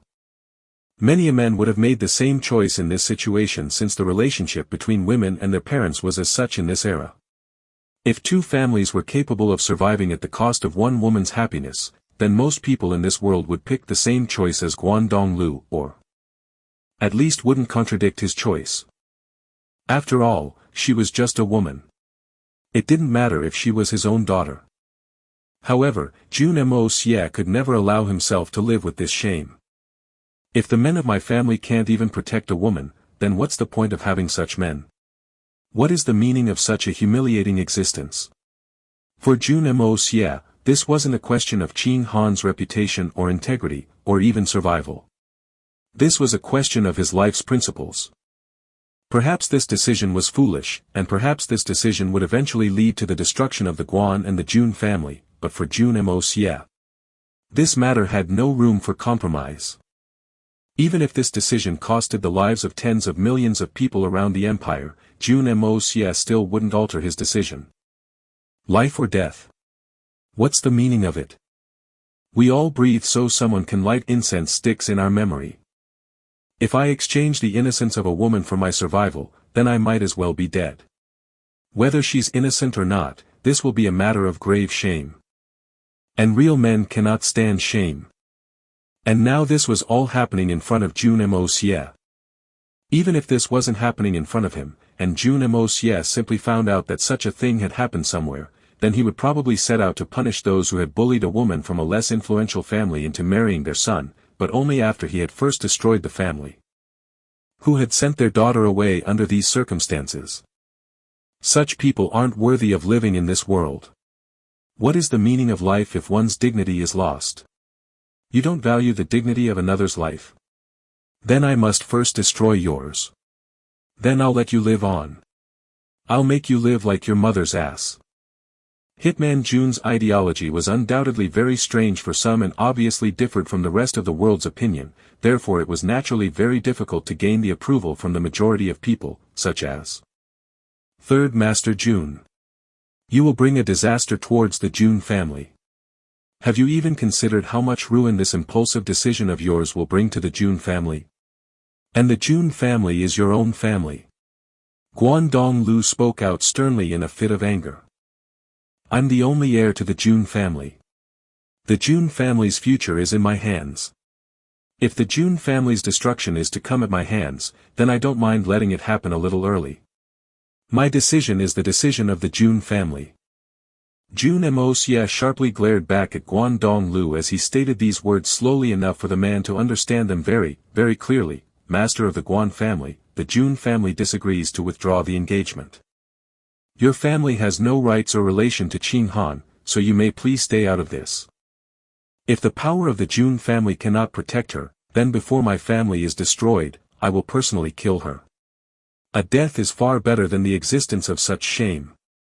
Jun Moxie's stern and stubborn words suddenly stirred up a storm of emotions in Qing Han's heart. He was ready to let thousands and thousands die for one person. None of it mattered to him. He was simply unwilling to look at the big picture here, not even for a second. She belonged to the Jun family, in her life, and then in her death, no matter the circumstances, she would always belong to the Jun family. This was just in Jun Moxie's nature, whether in this life or the previous, he would have done the same. Even if this matter wasn't concerned with Qing Han, he would have still done the same thing. Even if he didn't know the woman, he would have still done the same thing.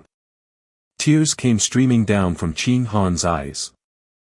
She had already submitted herself to a life of despair. Shui Han Manor was one of the strongest factions in this world, even the most talented and powerful individual or factions wouldn't dare to stand up against their commands. Had Guan Donglu insisted on it, even Jun Wuyi wouldn't have been able to stop this.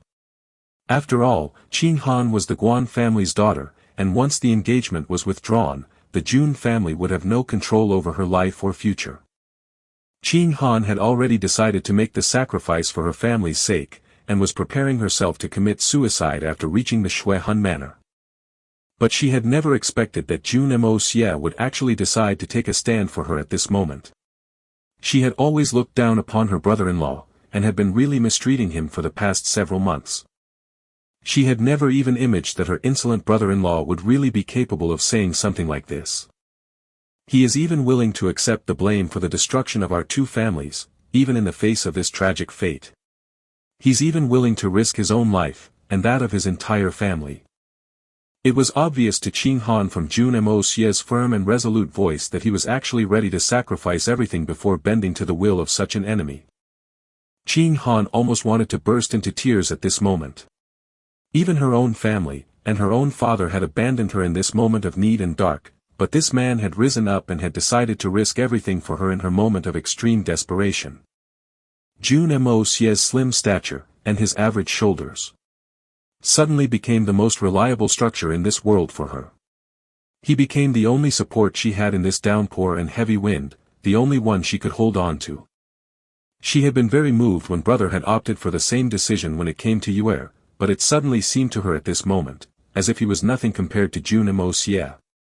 After all, Guan Qinyu had arrived in the Tianxiang city in order to persuade the Jun family to withdraw her engagement, and allow her to remarry. However, Jun Moxie hadn't even hesitated in picking the choice of defending her against all odds. One man was ready to betray his own sister's trust for the sake of his own survival, and was ready to subject her to a drifting life with no purpose.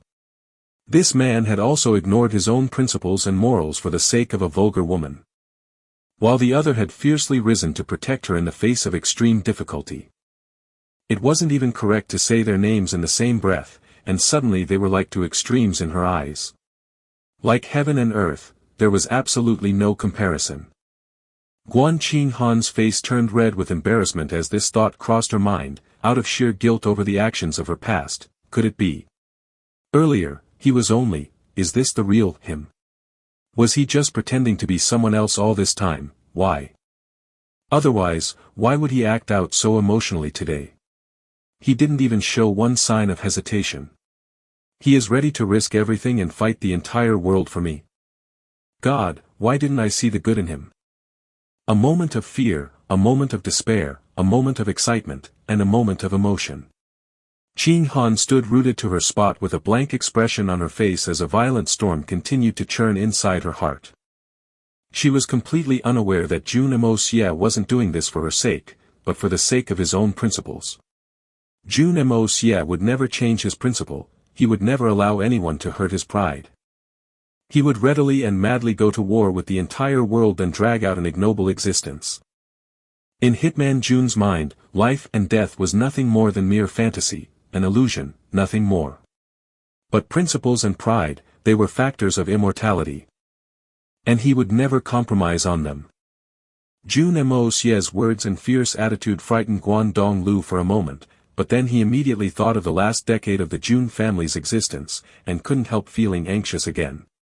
Therefore, he looked towards Jun Wuyi. Brother Jun, the young master Jun is still naive and speaks out of pride, but may not have considered the consequences of such actions under the influence of his youthful vigor. The Jun family is far more powerful than mine, but when compared to the Shui Han manor. Jun Wuyi smiled faintly, and flatly replied with a calm expression on his face, Moxie is right, Qing Han is my family's daughter-in-law. As the head of the Jun family, I agree with him, Moxie's decision is the Jun family's decision. Even though Jun Wuyi was sitting in his wheelchair, but the strength and resolve of his voice coupled with the power of his wide shoulders was enough to send the heavens shaking. Jun Moxie might have spoken his words under the influence of his youthful vigor, but Jun Wuyi, being a veteran generalissimo, was well aware of the endless struggle that his family would have to face against the might of the Shui Han manor. Guangdong Lu stared at him for a long while. Suddenly a deep sense of guilt arose from the bottom of his heart. He had given up his daughter, however the young and the old of the Jun family had risen to take a stand for her without any hesitation. He was unaware of the rivalry between the Jun family and the Silver Blizzard City, he was unaware that these two factions were mortal enemies. And now, these men were even willing to face the Shui Han manor for Qing Han's sake. The two most powerful forces of the continent were standing against the lone Jun family. One enemy in the north and the other in the south, and Jun family was right in the middle. Shui Han is probably in the south, and the Silver Blizzard City is in the north. Most likely. They haven't made this very clear, probably due to the secretive nature of these two factions. But Jun Moxie and Jun Wuyi were still smiling, indifferent to it all, still holding their heads proudly high up in the sky. Qing Han was no longer able to hold her tears. The previous anger and despair of her heart had suddenly transformed to gratitude over the course of these last few sentences. Even though Qing Han could understand the reason behind her father's choice, her heart had still felt a surging pain inside. In fact, she even considered not making this sacrifice for two such hateful families. But now, Qing Han's thoughts had suddenly taken a flip, and she simply couldn't allow these people to die. Her father's idea of forcing her to marry into the Shui Han manor for the sake of the two families' safety was a logical decision. However, after witnessing Jun Moxie and Jun Wuyi's decision to make a stand, she simply couldn't think of being selfish anymore. A feeling of infinite warmth and affection arose in Qing Han's heart as she looked up at Jun Moxie and Jun Wuyi. They are willing to stand up for me, even at the cost of their own lives. What could be better than ensuring their happiness and safety? I cannot live a life of humiliation and ruin, but if I commit suicide and the Shui Han manor vents out their anger on the Guan and the Jun family, I can't think of committing a greater sin. How can I bring about the ruin of two such heroic men, and such a great family? How can I allow so many innocent lives to be sacrificed, trampled, and slaughtered to save myself from a life of humiliation? Would I ever be able to forgive myself? Would my heart ever be at peace? Third uncle, father. I have something to say. Guan Qing Han quickly restored a cold expression on her face, and even managed to look slightly magnificent. Please speak your mind, uncle is here to support you. Jun Wuyi looked at her face, but his heart suddenly felt the signs of something ominous coming from her.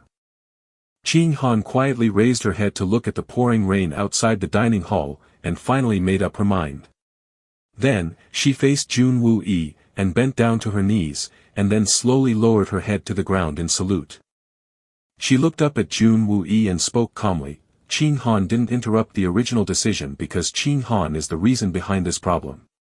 Even being the eldest daughter of the family, Qing Han has only bore the Jun family misfortune since the day I stepped in through the door, and even today I bear only misfortune, such is my incompetence.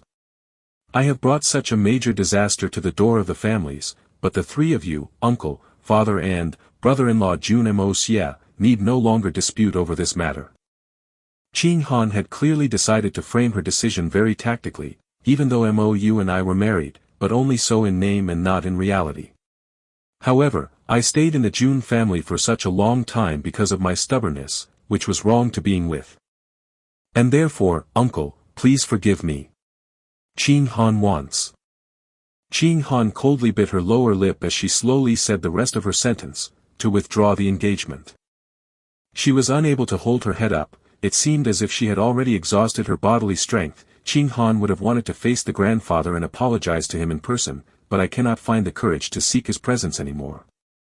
I would like to leave with my father tomorrow, and return to the Guan family. I pray that uncle supports my decision. Guan Qing Han and the Jun family no longer have any relation. Jun Wuyi almost jumped out of his wheelchair. Qing Han's words clearly mean that she only considers herself to be her parents' daughter, and doesn't admit to being the Jun family's daughter-in-law. What does this mean? Guan Donglu was aghast to hear his daughter's words, but dismay apart.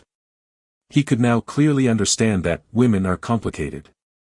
Regardless of the Jun family, her bitter decision was the best option for Guan family. 2 silent tears dropped from his eye at this thought. Jun Moxie quietly looked at Qing Han's cool and calm face, only to see that there were absolutely no traces of any emotion on its surface.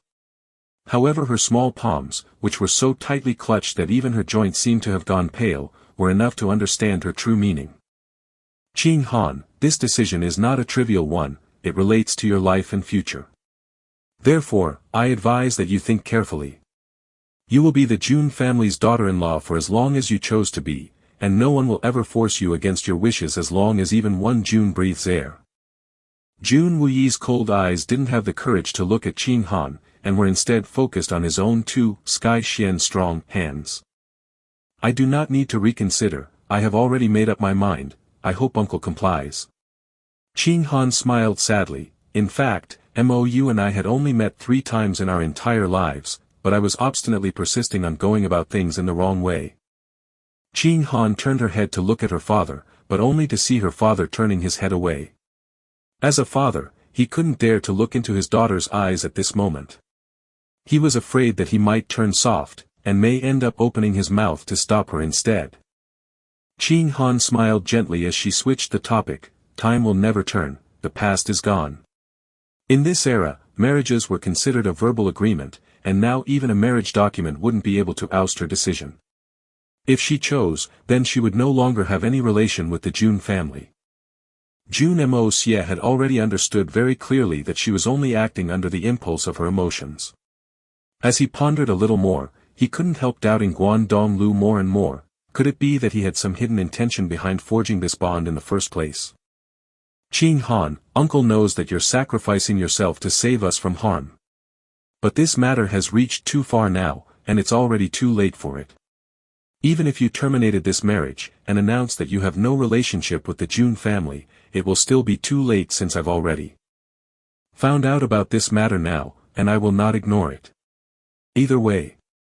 Jun Wuyi pondered for a little while, and then suddenly smiled. Qing Han, uncle is now a cripple.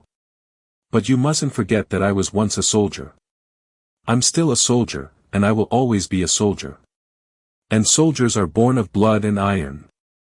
And as my daughter-in-law, you must understand that my iron blood will not allow me to go back on my decision in this regard. Especially when this is happening to you. My own daughter-in-law.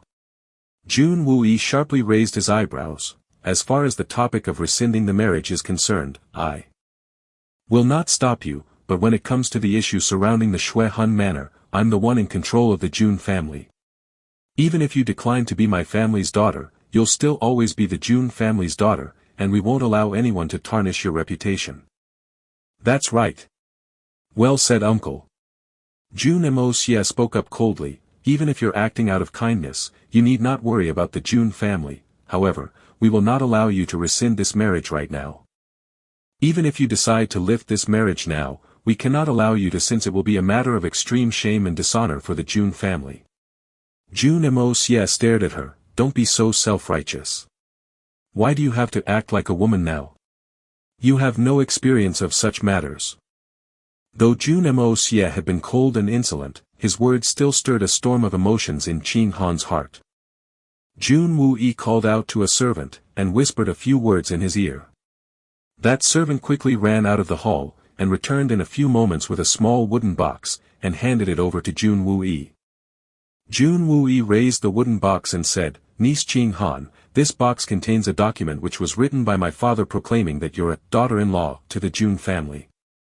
Once the matter with the Shui Hun manor has been resolved, then at that time, as the master of the Jun family, I will announce to the world that, you, Ching Han, and my family have no relation anymore. But if you deny this relation before that time comes, then we will never agree to it." Jun Moxie smiled as he looked at the wooden box, and leisurely stated, "I believe that this wooden box can only have two possible fates. First, I will personally open it and set you free. Second, it will be buried and turned to ash along with our dead bodies. But either way, I will never allow you to go to the Shui Hun manor." Even though Jun Moxie had stated his words with a smile on his face, but the expression in his voice was enough to express his determination very clearly. Guan Ching Han's eyes blurred with tears upon seeing that calm and gentle smile on Jun Moxie's face. His eyes suddenly started seeming like the sword which could protect the world from any danger, and suddenly the disturbance of her heart started to settle. Guan Donglu felt as if he was sitting on pins and needles. Even though his daughter's morally righteous choice had left him infinitely sad, but he was still pleased to know that she was ready to make this sacrifice for his family. However, now this situation had suddenly gone beyond any point of persuasion.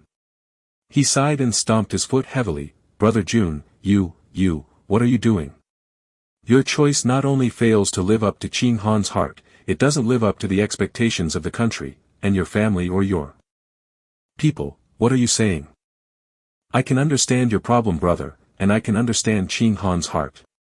Jun Woo-yi smiled understandingly. "Your decision was wise, and I believe that even the emperor would have made the same choice as you in this matter.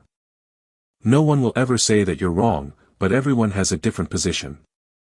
In fact, such matters have always been the biggest point of conflict and contradiction between the military and the polity.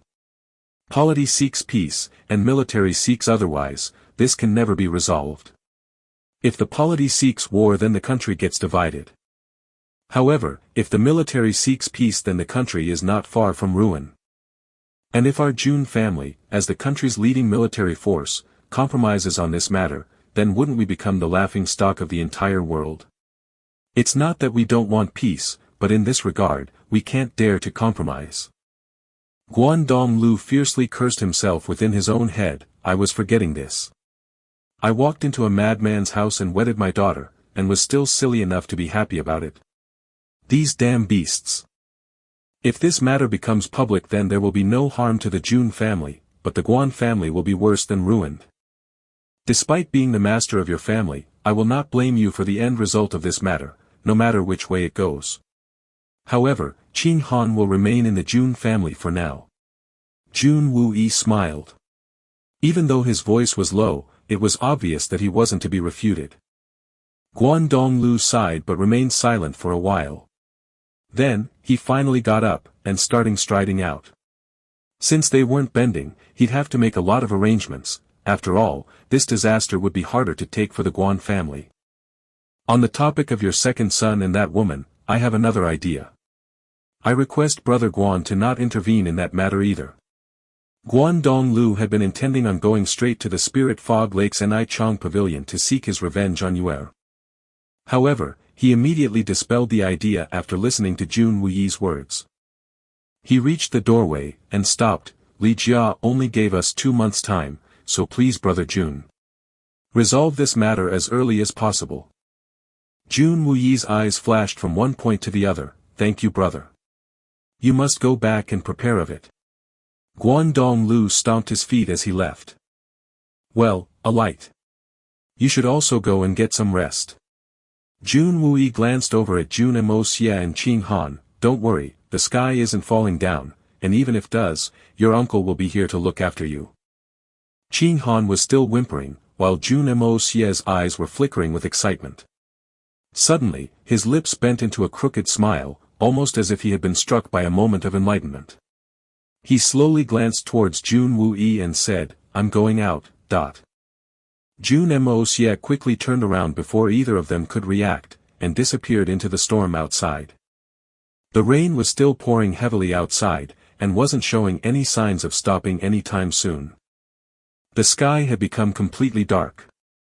Even though Jun Wuyi's facial expression was calm and collected, his eyes had deepened under the effect of his thoughts. Qing Han was quietly standing in the dining hall, while her cold and motionless face was still staring at the rain outside the hall.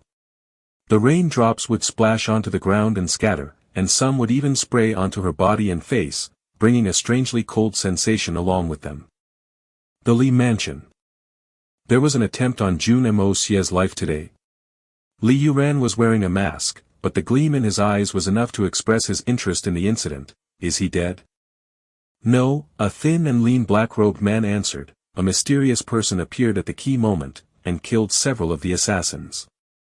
This man was far too powerful, and the assassins were forced to retreat.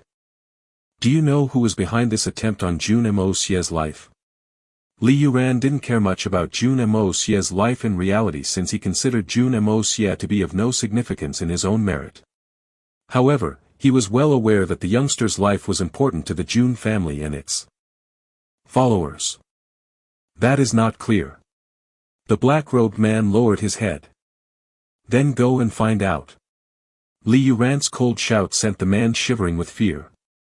Li Yuran's appearance had been degrading ever since that accident, which is why he had been staying indoors ever since.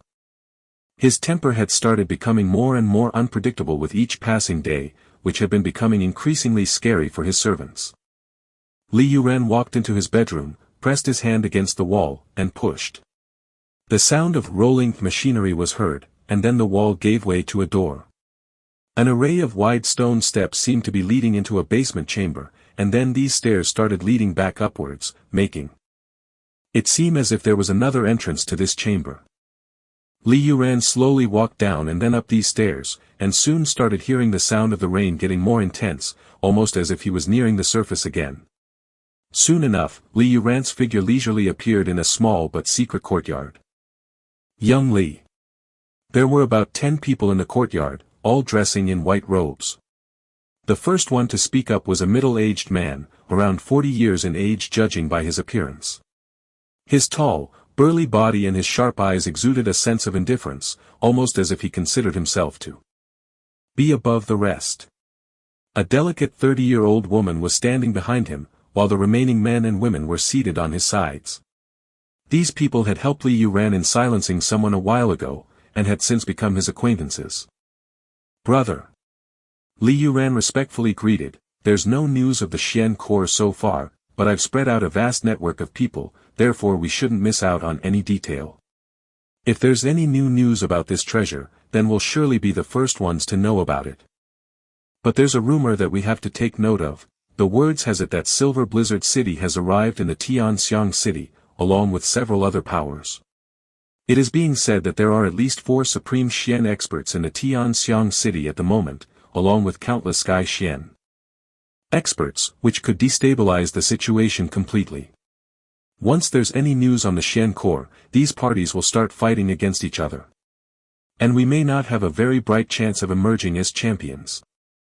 We may not be as strong as some other parties involved, but given that we have 6 Sky Xian experts, and 4 Peak Earth Xian experts, I believe that if we were able to get our hands on it before the others, then we could get away with it at full speed, in which case even Yun Chen himself won't be able to stop us from getting away. The middle-aged man replied categorically, you mustn't worry about that, young Li. Yes, everything depends on you, brother. Li Yuran smiled and said, I've always felt that the Jade Coral's explosion was a bit strange, and therefore before that time comes, could you please look into the magnificent Jewel Hall and the other related people? A thin man smiled and said, young brother, who are these other related people you speak of? My Xian Qi may not be as high as some of my 6 brothers, but when it comes to tracking people, I'm confident that even my brothers cannot surpass me. This man was the leanest amongst the 10, but was also their most agile tracker, and was capable of gathering almost any information in the most discreet of ways. There are 2 more people involved in addition to the magnificent Jewel Hall, Tang Yuan and Jun Moxie. Both of them are inside the Jun mansion at the moment. Tang Yuan is injured at the moment, therefore you must only concentrate on Jun Moxie for now. I have a very strange feeling about that kid. Even Li Yuran's mask was unable to conceal his thoughtful expression. However, both these places are usually very heavily guarded, and so you must be very careful. You mustn't take their security lightly, brother. Don't worry, this man is somehow always able to track down the things even I can't. He's a true master of the art. The middle-aged man smiled as he fiercely stared at his companion. The woman standing behind the middle-aged man laughed, still unable to bear the memories of the past. The man hummed twice and then said, "What's so difficult to bear about it? I was misled by false information, and ended up charging right in. That's the only reason I ended up getting fooled that one time, else I would have." The entire gathering broke into laughter. Even Li Yuran couldn't help flashing a smile, and then he said, "In case even you weren't able to track it down, then I believe that no one could have. I have full confidence in you, brother." The entire room suddenly went quiet as a small bell suddenly started ringing in the corner of the room. Li Yuran's face immediately changed colors, but, this bell is connected to the main room, it wouldn't have rung unless there was something extremely urgent. What is happening? This is completely unpredictable. Is there something my people were unable to handle on their own? Brothers, please remain seated for some more time while I go back out and check. Although I don't expect any activity in this pouring rain. Li Yuran stated in a rather normal tone. There's no need to be so formal, young brother, we understand if you have other business to care of. The middle-aged man replied with a smile. Li Yuran leisurely went out, and then immediately darted back in. He hastily spoke up before anyone was able to say anything. That Xian Core's chi has been picked up in the western part of the city. The message is accurate and several high-level Xian experts are reported to be gathering in the western part of the city as we speak. These people had always known Li Yuran to be a very calm and elegant persona. This was the first time that they were witnessing him act and talk in such a hasty manner in the 5 years of their acquaintance with him. The 10 people simultaneously jumped onto their feet. The middle-aged man waved his hand, all out, to the west. The 10 silhouettes quickly fled and scuttled away into the wind and the rain. Their blue and brown Xian Qi lights flashed as they sped through the distance which separated them from their destination, and soon their flickering lights disappeared into the endless rain. Li Yuran just stood gazing at the misty sky, unable to fathom the reason behind the sadness oppressing his heart. The western part of the city. The young Master Jun was sitting inside a small, broken and battered house, with a mask concealed his face. A Xian core lay quietly placed on the small table in front of him. This obviously wasn't the peak level 9 Xian core, but the level 6 Xian core which Jun Wuyi had procured for him earlier. Although it was a rare and precious object, however it wasn't beyond the reach of a family such as his. The hitman Jun's earlier words and pledge to defend the dignity and honor of the Jun family might have been spoken under the effect of an impulse, but his survival instincts were clearly warning him of the impending danger. Even though the hitman Jun was quite bold and audacious, but faced with the power and might of a force such as the Shui Hun manor, even his brazen heart couldn't help but beat like a drum.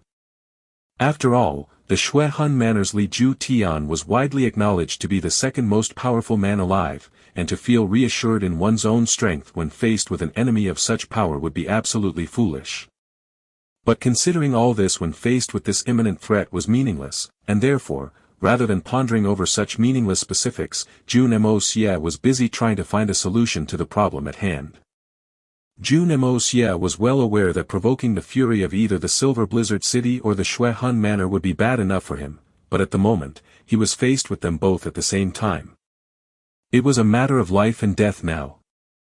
Jun Moxie simply couldn't tolerate the shame of the situation attributing to his hot-blooded nature, however it was obvious that he was no match for these two forces. Since I can't take them head-on, I must trick them. However, how do I come with the right plan? He was well aware that he couldn't handle either of the two sides using the ordinary means, and even though he had contemplated several strategies, the overall picture was still a bit vague since he hadn't been able to come with a feasible plan of action yet. During his research of the Xian core, Jun Moxie had come to realize that the art of unlocking the heaven's fortune was capable of replicating the Xian core's qi. Obviously, Jun Moxie had been devising this strategy ever since. Jun Moxie had conducted several experiments after getting his hands on the level 6 Xian core, and had finally come to realize, no one would be able to identify the true level of the Xian core once its outer appearance had been transformed, and it would only seem like a mysterious Xian core. Even its internal qi would be of no use, since the art of unlocking the heaven's fortune would render that means of detection useless. Jun Moxie had been waiting for the situation to stabilize a bit, and until Tang Yuan's health was restored to carry out his plan, and would then use this method to gain profits. However, the matter surrounding the Shui Han manor had immediately changed his mind. The hitman Jun had decided to start his program early. He had no time to tarry, none at all.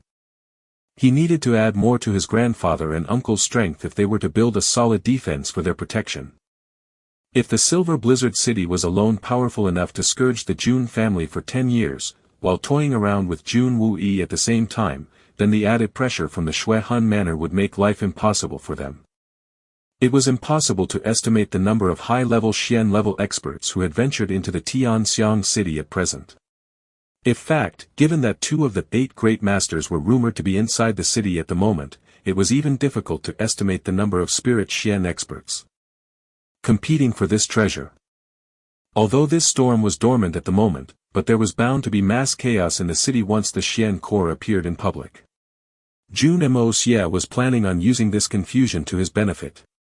Or perhaps, he was planning on using this situation to weaken the hostile parties. Since the hitman Jun had already made up his mind, he closed his eyes and emptied his mind. Then, he extended his hand towards the Xian core, and launched the Hongjun Pagoda into action the moment he felt the cold texture of the Xian core. A strong aura rushed out through Jun Moxie's meridians all of a sudden, and slowly trickled into the Xian core. Jun Moxie's Xian qi wasn't enough to create such a huge qi field, aura, which is why he needed the Hongjun Pagoda's assistance. A dark golden light emerged out of the originally dark Xian core, and lit up the entire room. The strong aura coming from the Xian core instantly spread out in all directions, and started scattering far beyond the domain of the small cabin. What could be giving rise to such a strong aura? 3 white-haired old men, who had been sitting cross-legged inside the magnificent jewel hall, suddenly opened their eyes as the man in the middle blurted out loud. The peak level 9 Xian core. The 3 men spoke up at the same time, and then glanced over at each other to confirm their suspicions. Let's go.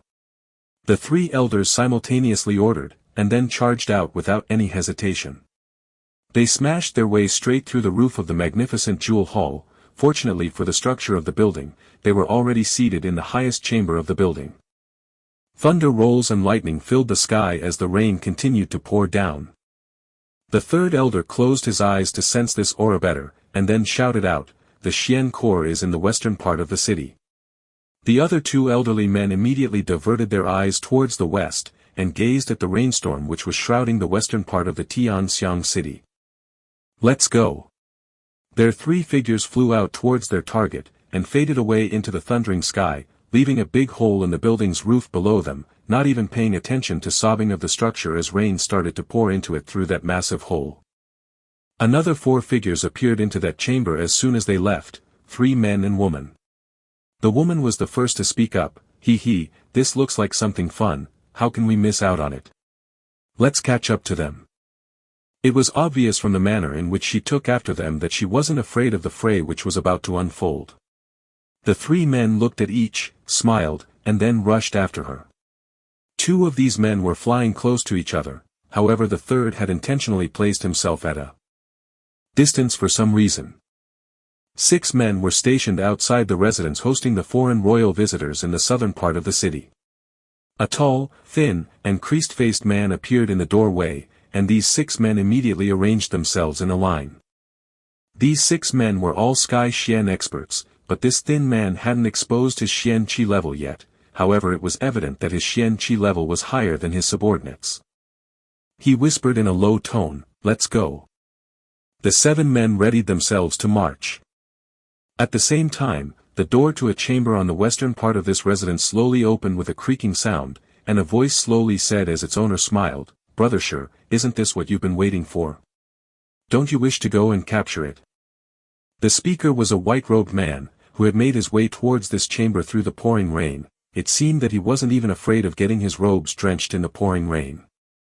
His walk up to this chamber through the beautiful garden outside was so elegant, that it seemed as if a flower had grown feet and was walking around the garden. This man was the Yutang Empire's imperial teacher, Fei Mengchen. Fei Mengchen. A wide, white-robed man smiled and said, "No one is stopping you. You can go as long as you're afraid of death, that is." Fei Mengchen looked skywards and laughed, "Brother Shi, others might see you as one of the 8 great masters, but it should be made clear that I'm still in charge here." The man Fei Mengchen was speaking with was actually one of the 8 great masters, Jun Xie Empire's Shi Changshao. Shi Changshao smiled as he stood up, and then stepped out into the rain. He sprung up into the air, and stationed himself mid-air. He half-turned towards the west, and then quickly flew out. Fei Mengchen laughed, and then chased after him. The others silently galloped behind these 2 men in full speed. The solitary falcon was laughing while gulping down a mouthful of alcohol. Amazing wine. Really amazing wine. He and the prince had gathered in Old Song's tavern to witness a winemaking contest, and had decided to stay back due to the sudden and heavy downpour of rain. He wasn't in his preferred company of men. However, he still wasn't feeling uncomfortable. After all, he was being accompanied by some of the best wines ever known to him. Not to mention that he was a wanderer, and had gotten accustomed to going with the flow, so naturally he was enjoying drinking the wine in the isolated company of his mind. They had already finished the 2 jars that Jun Moxie had brought with him, and were now making their way through Old Song's wine. The wine which had initially intoxicated them with its mere scent was now feeling harsh to their throats in the contrast of Jun Moxie's brew, almost like a fly in the ointment.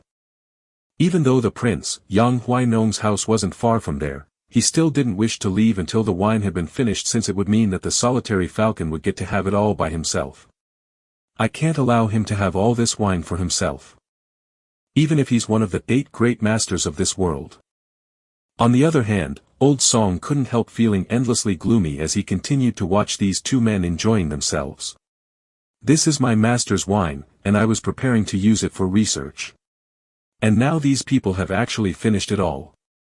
However, the most depressing and annoying thing apart from the fact that they had emptied his master's wine was the fact that they were now busy finishing the wine that he had begrudgingly parted away with, and moreover, were drinking it with a resentful look on their faces. One man was the only brother to the emperor of an empire, and the other was one of the strongest individuals alive. But these 2 men were nothing more than scoundrels in his eyes at the moment. The solitary falcon's eyes suddenly opened up widely as he sprang to his feet, surprising the 2 men in the process. Then he lifted his body upwards, and laughed, "I've finally found a good opportunity." Then, his body flashed out without even saying goodbye, and practically disappeared into the rain outside. Being a Sky Xian expert, Song Shang was also able to sense that turbulent aura which was fusing with this surging storm. Song Shang's flickering eyes were clearly expressing his desire to get to his feet, but he simply sighed, bowed his head, raised his glass of wine and poured it down his throat. In condolence. Given his strength, participating in the competition for this Xian Corps would only bear him only one result, death. Song Shang had instantly given up on the idea of competing for the Xian Corps after sensing the terrifying strength of the solitary falcon, which had spread out in the air at the time of his departure, since he had realized that his involvement in this fight would only be a waste of his effort. What just happened?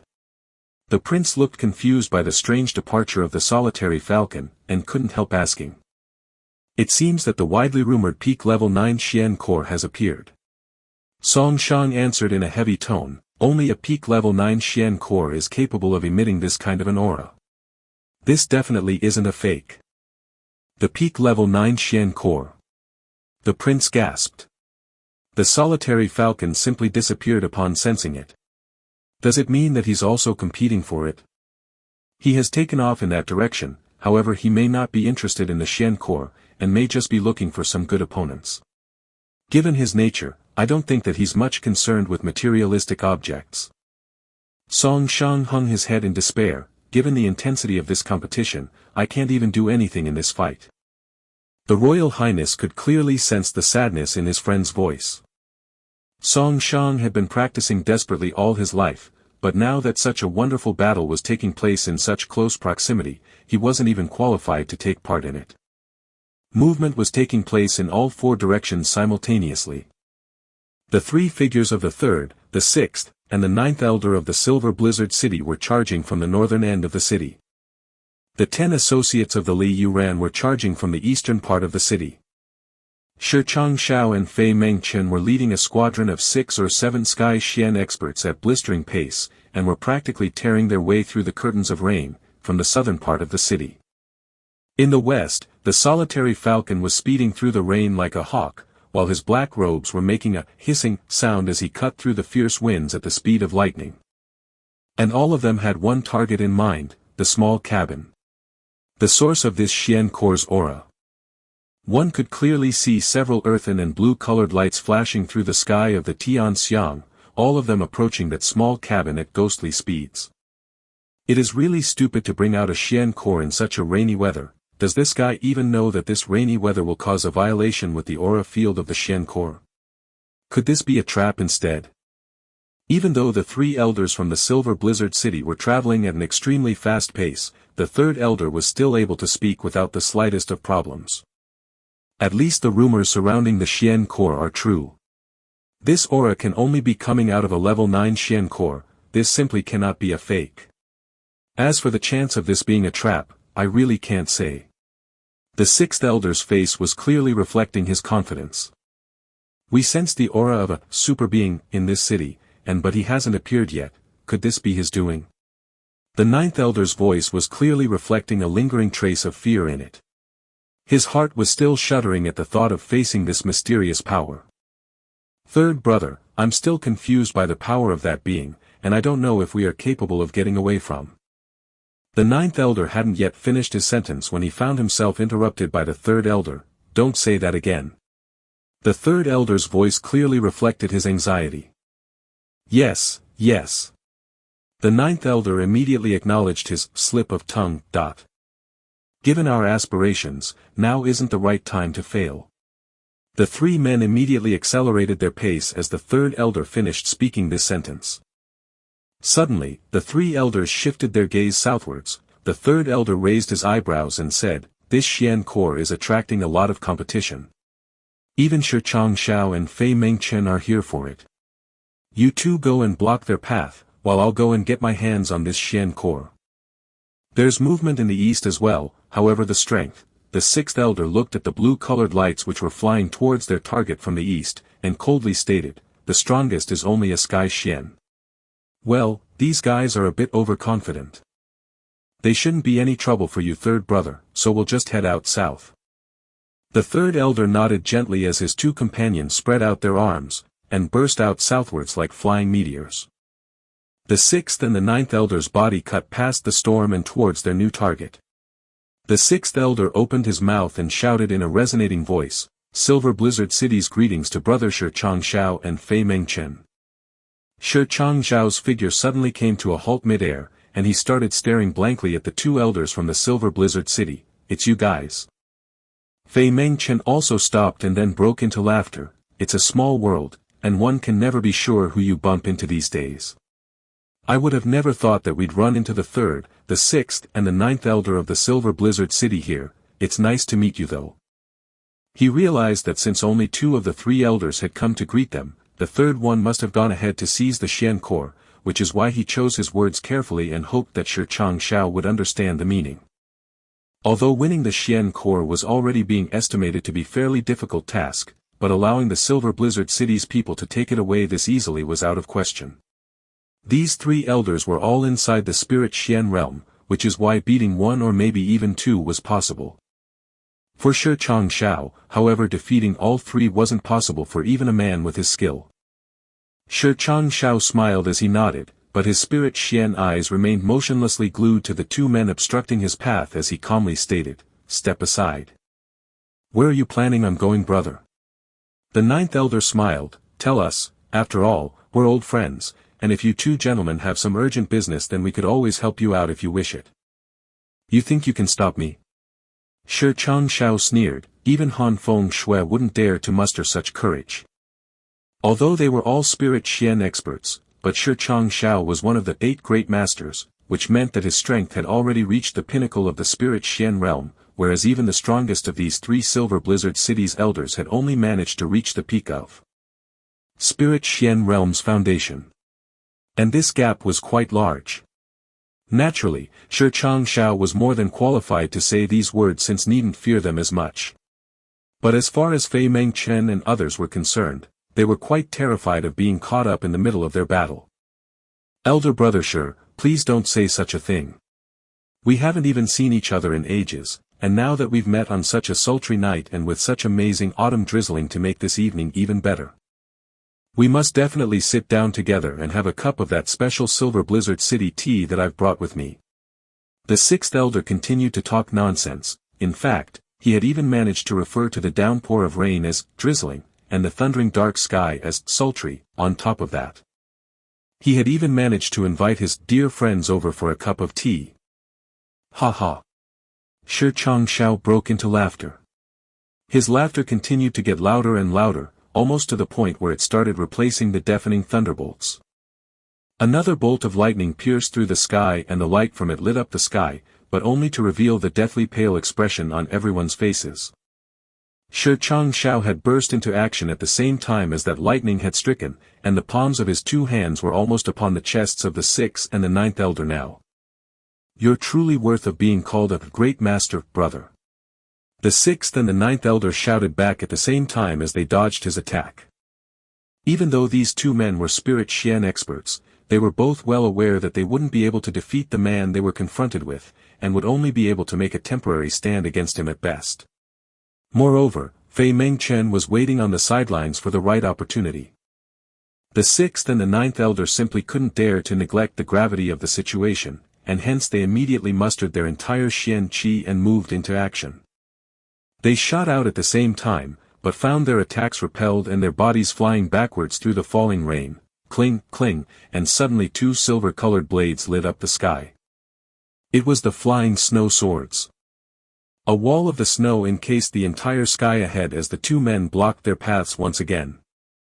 Shi Changshao roared out in excitement, "It seems that you 2 are catching up to Han Feng Shui after all. Your expertise with that sword is reaching your master's expertise." They attacked with their swords, but he was able to dodge them with ease. It's like the elder brother said, "I'm catching up with Han Feng Shui's skills."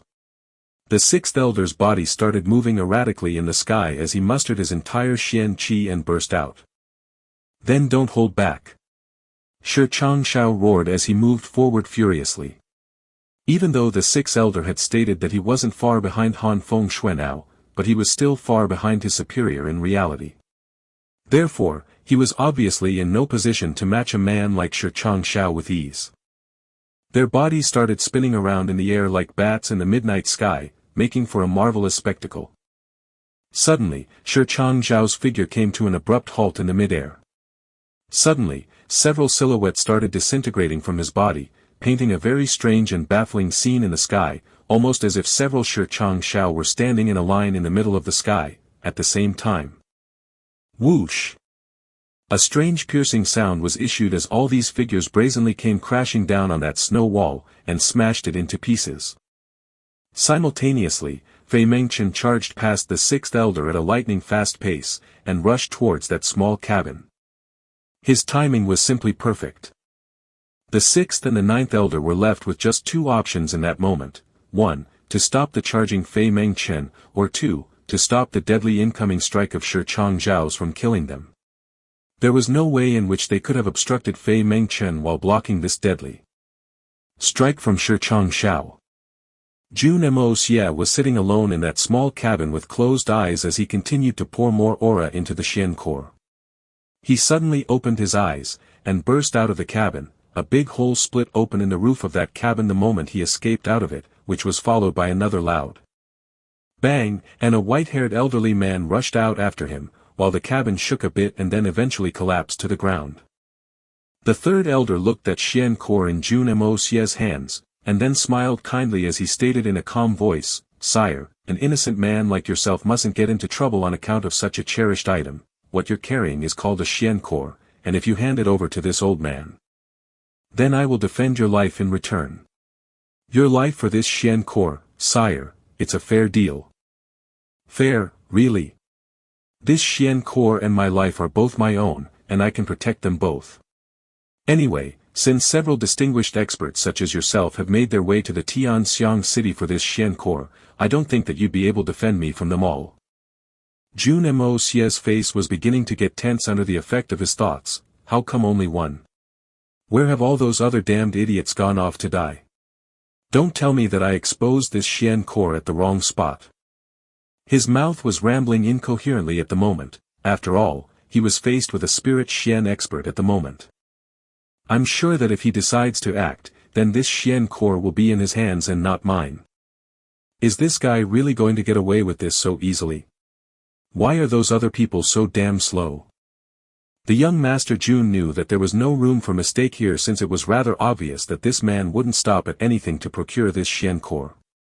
Moreover, the strength of this man was far superior than his own, which was rather obvious from his speed of arrival and the collapsing house in the background. Even if he was somehow able to dodge the man's attack, he was sure that he wouldn't be able to retain the Xian core. Therefore, if he acted rashly at this time, then this entire fiasco would end up bringing more harm than good. This old man is the third elder of the Silver Blizzard City. I believe that has some credibility attached to it.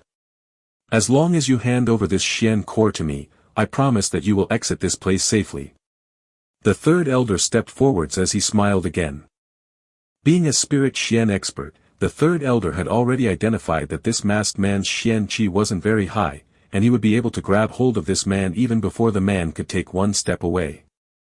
However, power isn't the only thing one can rely on. Intelligence and wits are also often very resourceful. Jun Moxie was well aware that fighting against a spirit Xian would be tantamount to courting death. Therefore Jun Moxie needed to buy himself some time, enough for the other competitors to show up.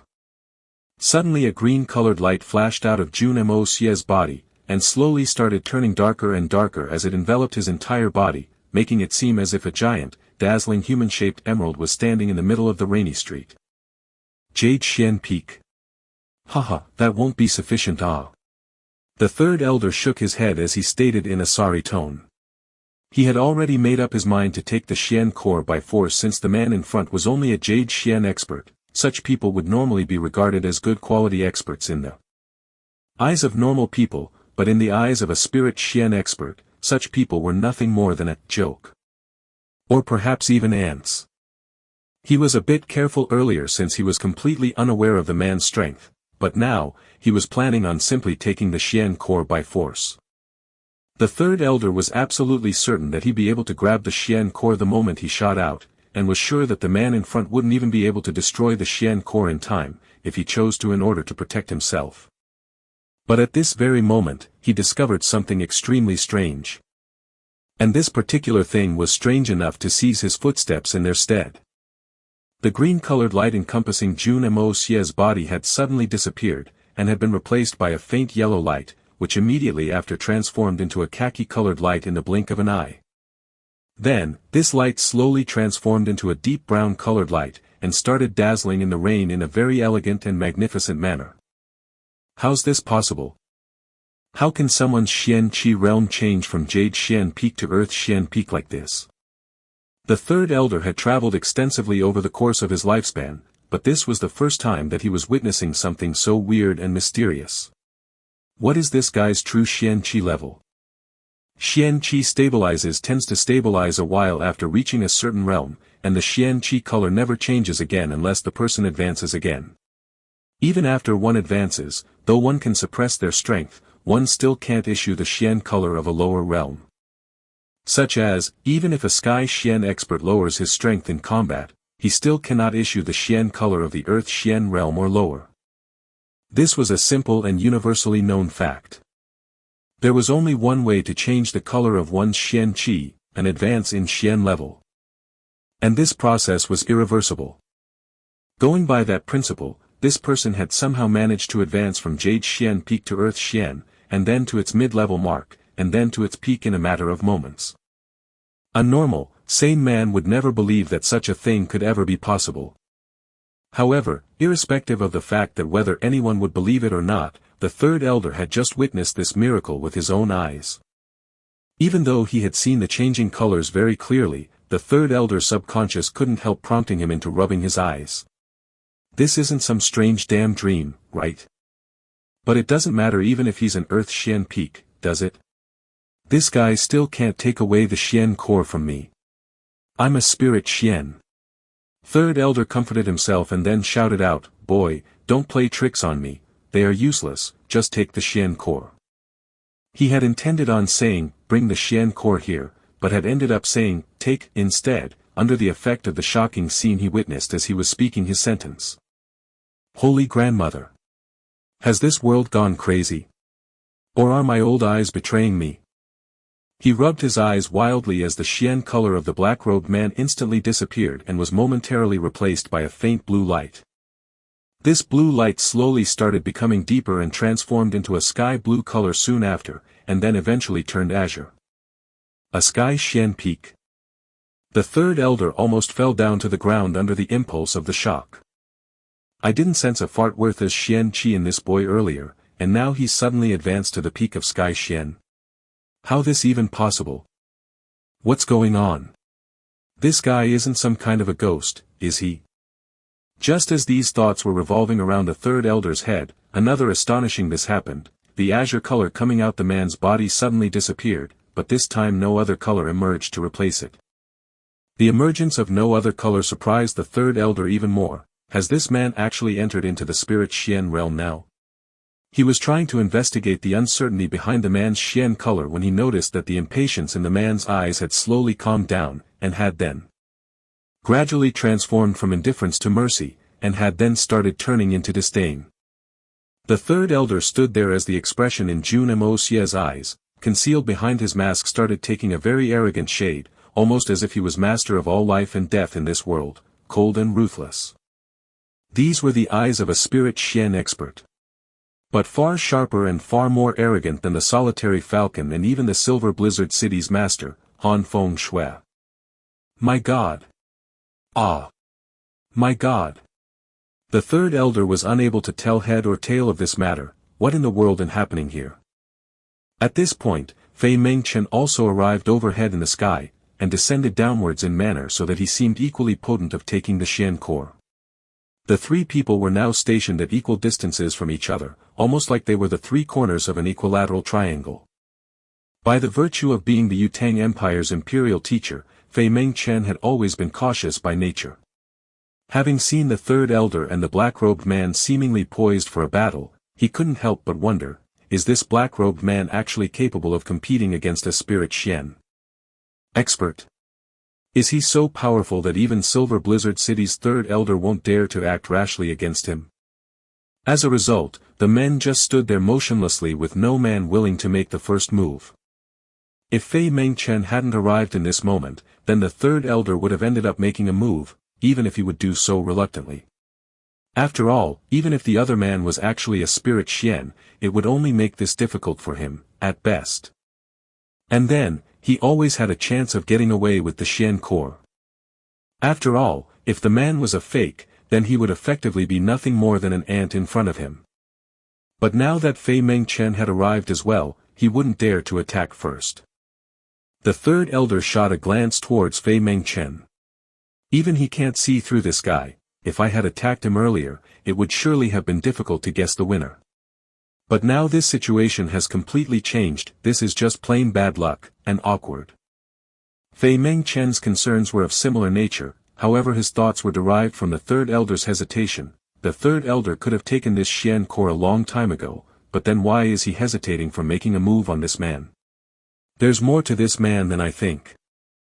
If Silver Blizzard City's third elder doesn't have the courage to act rashly, then should I take the lead? No, right? Why didn't I just wait for Shi Changshao to finish his battle? I should have waited for him, damn it. Now I've foolishly landed myself in a pincer position against two spirit Xian experts. What is this? Holy grandmother! Damn my misfortunes!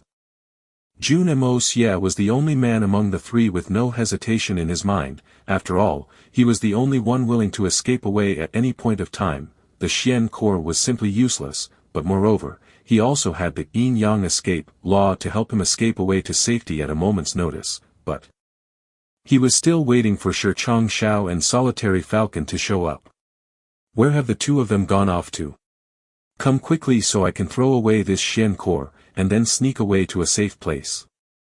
I'd really like to watch you all fight and die as I count my fortunes. What kind of silly, great masters are the two of you if you can't even get here before a normal spirit Xian expert? But this isn't good for me. These two old idiots have me trapped in his awkward position now.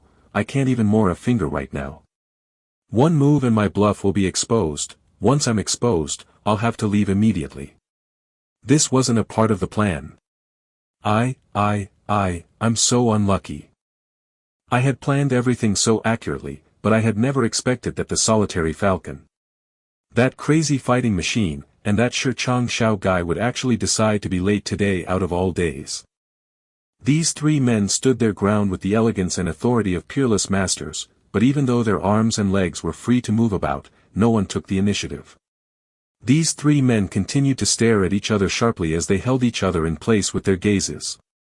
Jun Moxie's body was sweating coldly, but thanks to the cover from the pouring rain, neither of the two men was able to spot them, else his bluff would have been exposed, which would have marked the end of his bluff. Finally, two popping sounds came from a distance, almost as if something had been broken, which was followed by a wave of frightening surge in the air pressure and Shi Changzhao's booming voice. Brother Fei, since you've missed the opportunity, I guess I'll have to take this Xian core myself. These words had barely been spoken when a black figure came flashing into the sky overhead. Ha ha ha. Shi Changshao, you shouldn't start celebrating so early, I also want this Xian core. A powerful sonorous voice resounded, making everyone a bit more uncomfortable. A low-flying black figure approached closer, almost as if hawk was looking for its prey as the elegant-bodied, cruel-eyed, and desolate-faced man moved towards the gathering. This man was also one of the 8 great masters, Jun Xie's Solitary Falcon. Shi Changzhao's smile immediately vanished off his face as he accelerated his pace, but still fell short since the Solitary Falcon managed to land on the ground half a breath earlier than his counterpart. The two men landed at a relative distance, and their eyes started flashing more currents towards each other than the thunderbolts in the sky above. Whoosh whoosh, the 6th and the 9th elder of the Silver Blizzard City landed at the same time, each holding a broken sword in their hand. Even though their faces were slightly pale, it was evident that they hadn't sustained any serious injuries, and they quickly stationed themselves behind the 3rd elder. Since the 3 elders were now united again, their confidence obviously grew. After all, the 3 elders were all spirit Xian experts. Momentarily, 6 more people made their way through the storm and quietly stationed themselves behind Shi Changshao. Looks like everyone is here. Lei Jianghong is pleased to meet his seniors. Master Brother Shi, Master Brother Falcon, I extend greetings on behalf of my master Li Wu Bei. A middle-aged man emerged from the shadows along with his 9 companions. This was obviously Li Yuran's cavalry. Since their line-up strength was the weakest amongst the parties involved, it wasn't surprising that they were the last ones to reveal themselves. Strange. I have no relation with Li Wu Bei. So why is his apprentice calling me Master Brother? Where is this even coming from? The Solitary Falcon batted his eyelids, and then asked in a cold voice, Shi Changshao, don't tell me that you have an alliance with Li Wu Bei. Li Wu Bei. Li Yuran's 10 associates were actually the disciples of a great master, Li Wu Bei. You bald falcon. What nonsense are you talking? Shi Changshao glared back, even if you're not associated with Li Wu Bei, how dare you act so arrogantly to his apprentices? You don't have the manners of a peak spirit Xian, we have our laws. Bah, this is how I am, why don't you come and teach me otherwise? Then, the Solitary Falcon looked towards the new arrivals, and said, since your Xian Qi is so pathetic, you people have no right to call me Master Brother. And since you're obviously here for the Xian core, I'll knock your heads together if you call me that word again. Moreover, what kind of an idiot is your master to send you here all by yourself? Do you actually think that you can take this Xian core? In fact, given your strength, you're not even qualified to join this charade. Lei Jianghong had only greeted the Solitary Falcon out of respect and protocol, but he still smiled as he said, "Since the solitary falcon doesn't recognize our friendly greeting, we will no longer address you as Master Brother." In reality, the 8 Grand Master had a norm: their disciples would be treated as a brother's disciples by another. However, this norm had always seemed extremely irrational to the solitary falcon. There were only 2 lone wolves amongst the 8 great masters, and the solitary falcon was obviously one amongst these 2. The third elder's face was clearly reflecting his confidence now that his 2 brothers were standing next to him. Their biggest enemy tonight was Shi Changshao, but as long as the 3 of them were together, they were sure that they wouldn't fall short of him. However, the present situation had become far more volatile than they had initially expected. Firstly, the strength of the man in the black mask was unpredictable, but moreover, they weren't just opposed by Shi Changshao alone, but the solitary falcon as well. On top of that, several of the Li Wu Bei's disciples had also shown up, and then the Yutang Empire's imperial teacher Fei Meng Chen also had a squad of 6 Sky Xian experts standing behind him. This situation was most unexpected. Moreover, this situation was extremely delicate. As the periphery of the battlefield extended, the solitary falcon and Shi Changshao were stationed confrontationally. The 10 determined disciple of the Li Wu Bei, and the 6 Sky Xian assistants of Shi Changshao were standing in the outermost encirclement. The weakest amongst this entire lineup was at least as strong as the peak of Earth Xian. Standing in the middle of such encirclement was a matter of honor and prestige, but also a matter of grave desperation. However, Jun Moxie's mind was only brimming with excitement. Finally, all the competitors have arrived in one place. Now, it's time for me to throw away this Xian core and run. I may not be able to fight in this battle, but I'm definitely the best when it comes to escaping out of here. Jun Moxie's eyes flickered since he was just about to move into action, but then he suddenly changed his mind since he saw 4 flickering lights approaching from a distance at a very fast pace. Out of these 4 individuals, Jun Moxie could actually recognize 2. Xiao Han, and Mu Shuetong. There was a young, crooked-nosed man beside Xiao Han, while Mu Shuetong seemed to be accompanying a picturesque white-robed maiden. Her hair were white like the clouds, her skin was as white as snow, and her face was delicate and beautiful. Her big round eyes seemed quite excited at the sight of this gathering of peerless experts. They arrived in a few moments. Mu Shuetong quickly extended his arm and pulled out an umbrella, and placed above the young maiden's head. There was a picture of a black bear on the umbrella's surface. The 3 elders of the Silver Blizzard City started whining inwardly the moment they saw her approaching.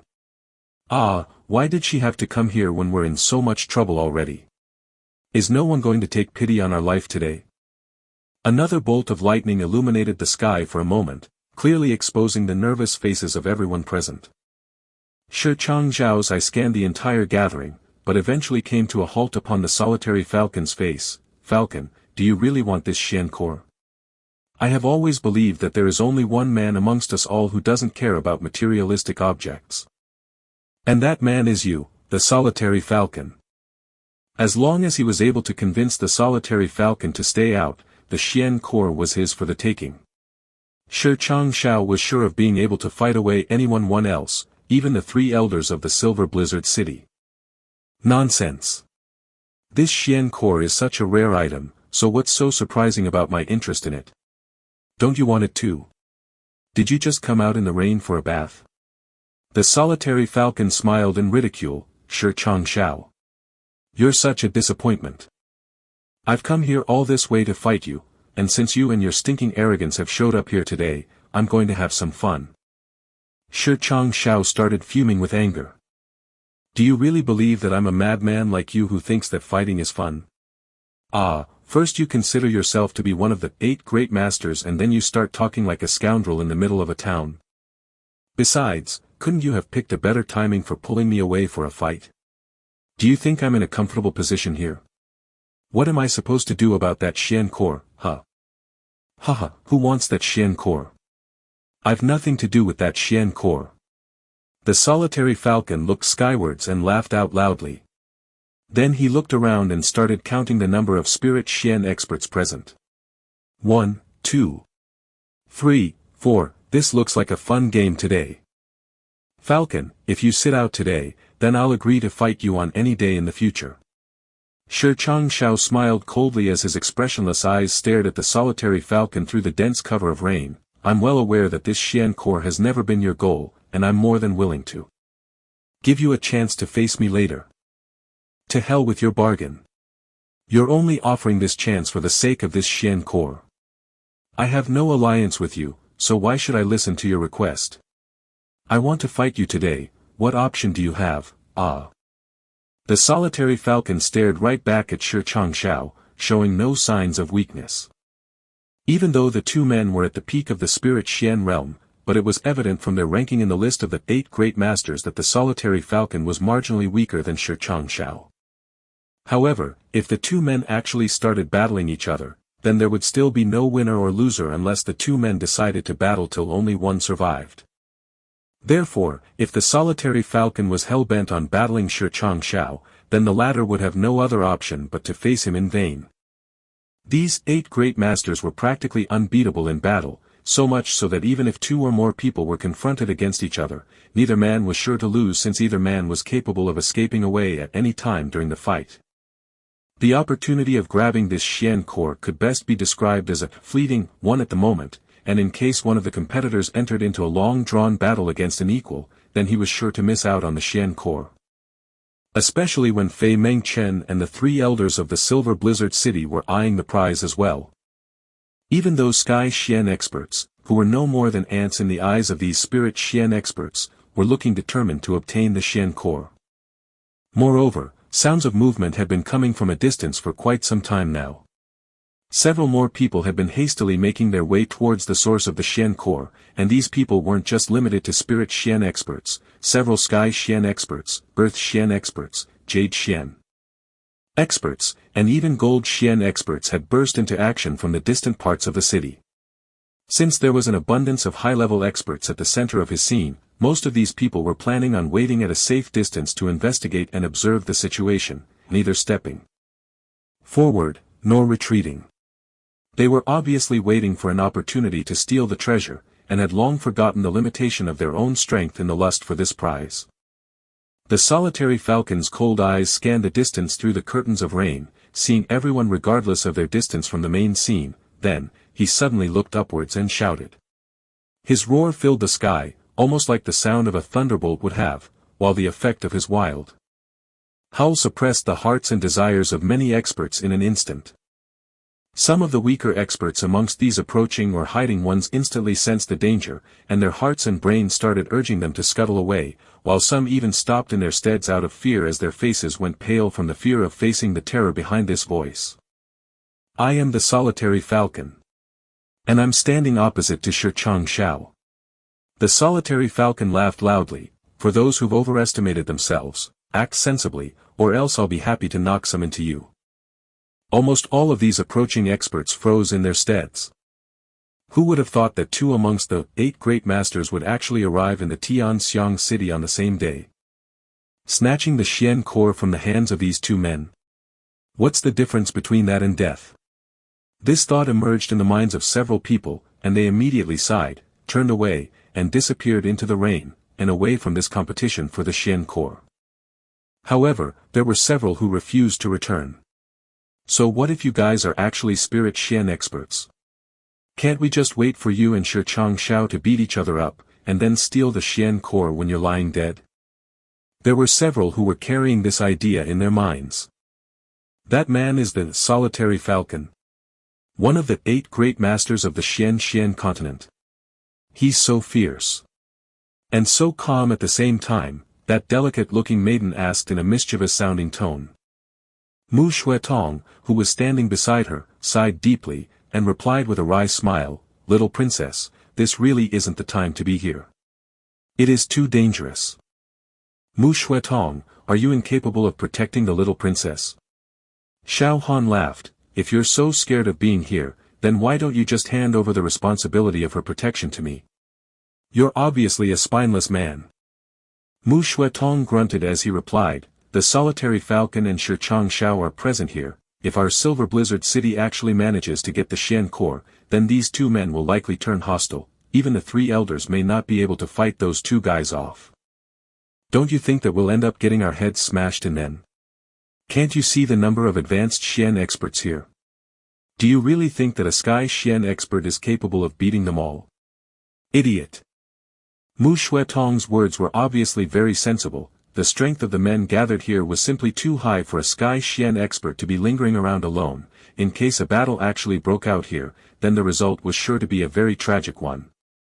It was needless to mention the possible fate of Xiao Han, a mere Sky Xian base expert, when the fate of the Spirit Xian experts such as the 3rd, the 6th and the 9th Elder wasn't certain to be very safe. Xiao Han furiously opened his mouth to ridicule his companion as he scanned the surroundings, but then realized that enormity of the situation, palpitated, and finally swallowed down a mouthful of saliva in silence. The situation on the field was extremely delicate at the moment. The Xian core was in the hands of Jun Moxie, who was standing in the middle of the encirclement. The first layer of encirclement was composed of several opposing parties with the weakest member of the layer being a Sky Xian expert. The outermost layer consisted of about 16 more experts, the weakest being an Earth Xian expert. The strength of the final layer may not be as high in merit, but their sheer number was quite impressive. This was obviously the most high-end lineup that Jun Moxie had ever seen. In fact, this sort of an opposition was bound to give anyone a headache, even Yun Beichen. However, even though there were so many powerful individuals and groups in this gathering, no one had the courage to make the first move. With two peak Spirit Xian experts facing each other confrontationally, who would have the courage to make a move? The entire situation was delicate, placed in a balance. And such a balance was not good for Jun Moxie's interests. He obviously needed to break it. So I guess it's time to start this battle royale. Li Wu Bei's 10 disciples were simply waiting along the outer periphery for the 3 elders of Silver Blizzard City, the Solitary Falcon, and Shi Xiao to move into action. As long as these 5 men started fighting, this 10-man team would immediately make a move for the Xian core, and would then try to escape with it. They were well aware that they wouldn't be able to fight against some of the best warriors in the world, but were extremely confident that they could succeed in snatching the Xian core and escape thereafter, owing to the virtue of their combined strength and teamwork. The 3 elders of the Silver Blizzard City were thinking the exact same thing, and were waiting for Shi Xiao and Solitary Falcon to start fighting. The moment these 2 masters started engaging each other in combat, they would no longer be able to obstruct them. The only remaining threat would be Fei Mengchen, who alone wouldn't be able to stop them from procuring the Xian core. Shi Xiao was caught up in his own dilemma. He was the strongest individual on the scene, and even had 7 more experts to assist him if needed. However, he was also aware of the strength of the other parties involved, and was well aware that he couldn't neglect any side's challenge. He could understand that in case he started the fight, then the balance of power would shift against him, and therefore he needed to wait for someone else to start the battle. Moreover, Solitary Falcon's presence had made the situation even harder for him. Even though he was sure of being able to defeat the Solitary Falcon in battle, he was also aware that he wouldn't be able to grab the Xian core in case he was forced into a battle with the man. What's the point of it all if I don't get the Xian core? I'm not here for sightseeing. Especially now that there are so many experts present on the scene. Even if I am guaranteed to come out of this battle unharmed, the same cannot be presumed for the rest of my team. If a battle breaks out between this mix of powerful experts, then not all of my companions are assured to come out alive. If all my companions end up dying in this battle, then even winning the Xian core wouldn't be enough to compensate the loss. And then there's the situation surrounding the Solitary Falcon's interests. He's obviously not here for the Xian core. Moreover, he's alone, and has nothing to lose. He's a war-seeking madman just looking for a good fight. I'm afraid that he won't let this opportunity slip by. Even though Shi Xiao was trying very hard to figure out a solution, he still hadn't been able to thus far. As far as the other peak Spirit Xian was concerned, all these people have gathered here for the Xian core's sake, and they would all prefer avoiding a fight, unlike me. In case someone was able to snatch that Xian core from that black-masked man's hands, then this will turn into a long-drawn chase.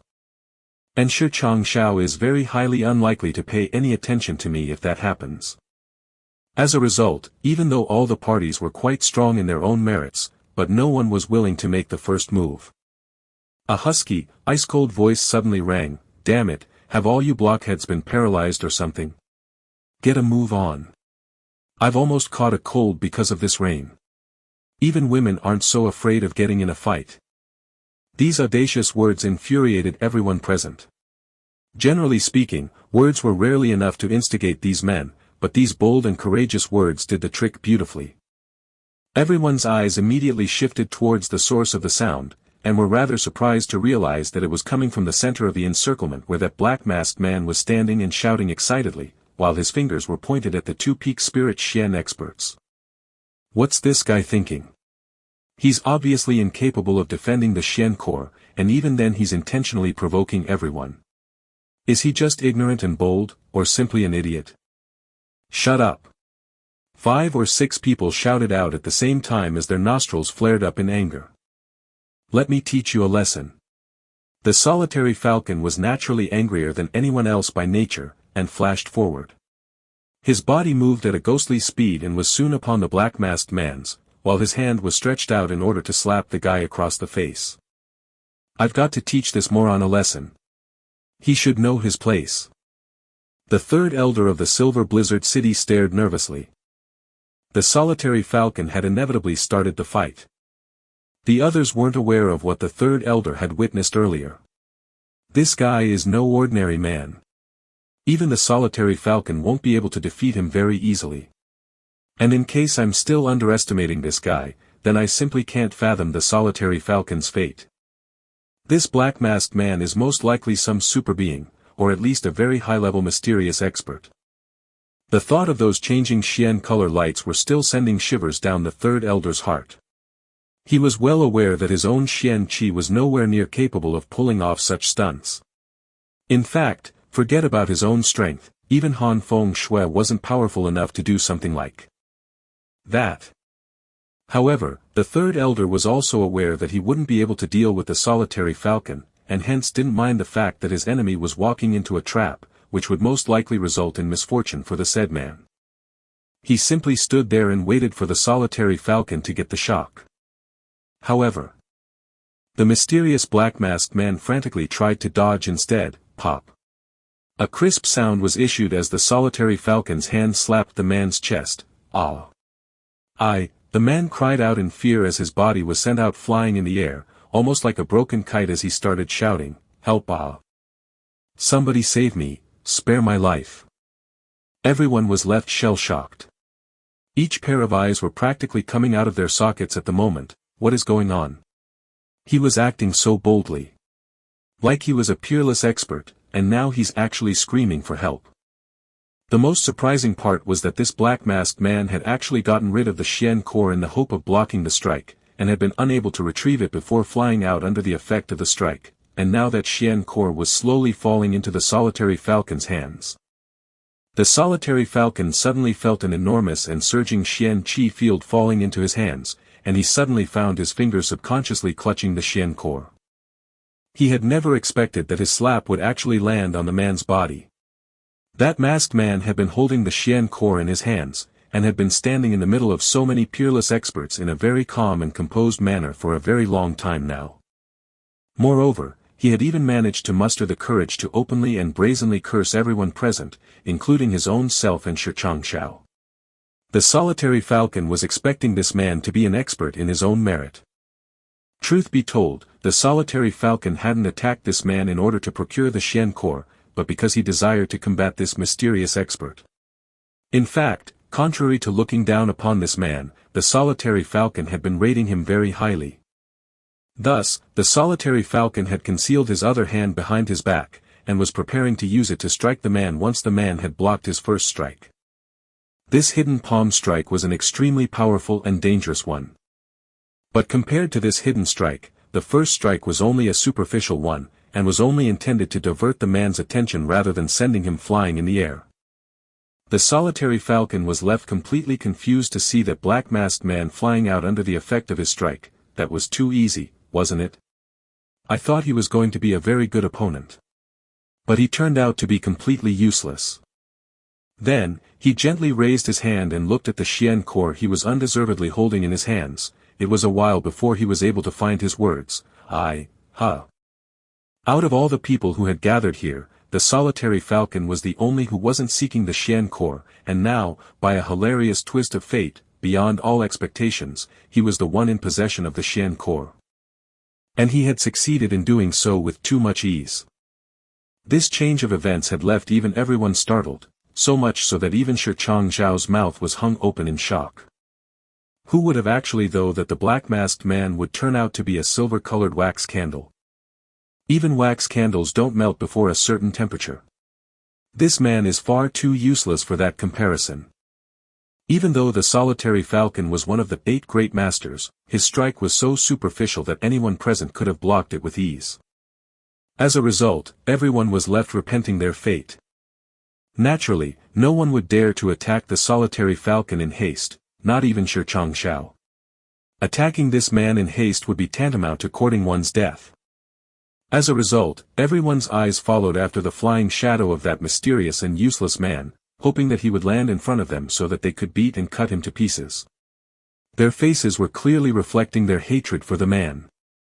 Damn it! He was actually completely powerless. Ah! I lost my opportunity because of him. I wish I had attacked that man instead of the solitary falcon. He was too easy a target. As the eyes of everyone stared after his flying body, the black-masked man quietly and suddenly disappeared into thin air. Was this kid made of paper? Did he actually die in just one strike? A large human body had just disappeared into thin air in front of 2 peak spirit Xian experts, for spirit Xian experts, almost 20 sky Xian experts, and a few earth Xian peaks. And they were all under the impression that it was due to the solitary falcon's attack. Snap! A crisp and clear sound was issued. No one had yet been able to recover from this first shock as their eyes subconsciously refocused to origination point of this new sound, and found its destination in the Silver Blizzard City's 3rd Elder's direction, who had just extended his arm and had managed to slap his own face. The crisp, loud, and melodious sound had come as music to several ears. Now what? The 6th and the 9th Elder came forward and asked in a concerned tone, what happened? 3rd bother.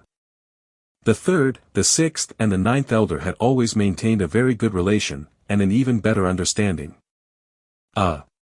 Nothing. Too many mosquitoes here. The 3rd Elder replied in an embarrassing tone. Some people practically fainted on the spot. Rain is pouring down on a late autumn evening, the solitary falcon is holding the Xian core at the moment, and he's more worried about the mosquitoes. Since when did mosquitoes become so dangerous? Little could anyone imagine the plight of the 3rd Elder's heart. That guy was nothing. I had him to myself earlier, I just needed to extend my arm and grab that Xian core. And then I could have easily returned to the Silver Blizzard City. I would have been able to achieve my target so easily. I can't believe I allowed that guy to fool me. I knew that such a feat wasn't possible, those changing Xian Qi colors didn't make any sense, how did I get fooled by it? I'm the world's biggest idiot. Damn it. Damn me. Whilst the 3rd Elder was busy repenting and redressing his mistakes, all the other experts were nervously staring at the solitary falcon, afraid that in case he decided to flee from the spot with all his strength then no one would be able to catch up with him, not even Shi Changzhao. Shi Changzhao furiously roared, and then suddenly plunged into the sky like a soaring dragon. Falcon. You wanted to fight me? Let's fight. Raindrops started scattering away from his body under the effect of his enormous Xian Qi, and started crashing against the faces of the other people present. The solitary falcon laughed loudly as he tucked the Xian core into his robes. Good, let's go. He stretched out his arms like a hawk and his body started to rise up in the sky as well. The 2 peak spirit Xian masters had formally acknowledged their confrontation. Fei Mengchen, the 3 elders of the Silver Blizzard City, Shi Changzhao's 6 helpers, and Li Wu Bei's 10 disciples simultaneously leaped into the sky, and flashed forward at ghostly speeds, all of them converged at one point, the solitary falcon. The solitary falcon laughed as he roared, this is going to be fun. He didn't hold anything back, bang, a loud explosion sounded as fragments of his Xian Qi burst out of his body, and sent everyone scattering and flying outwards. The solitary falcon remained standing his ground, upright, ready for a battle. The Jun residence. Guan Qinghan's mind was heavy with thoughts as she walked towards her courtyard. The events of this day had been like a pipe dream for her. Her heart had felt absolute desperation and desolation at one moment, and the next moment she was left feeling happy and content. Although my own father abandoned me in my hour of need, but since I have such a great uncle, and such an amazing brother-in-law, why should I be afraid of anything? It's like Jun Xie said. A life of shame has no meaning. Is the Shui Hun manor really invincible? Even if they really are undefeatable. They can only kill us. And I won't have to worry about the complexities of this world in my death, so why should I fear death? I couldn't have imagined that he would have such a heroic spirit within him.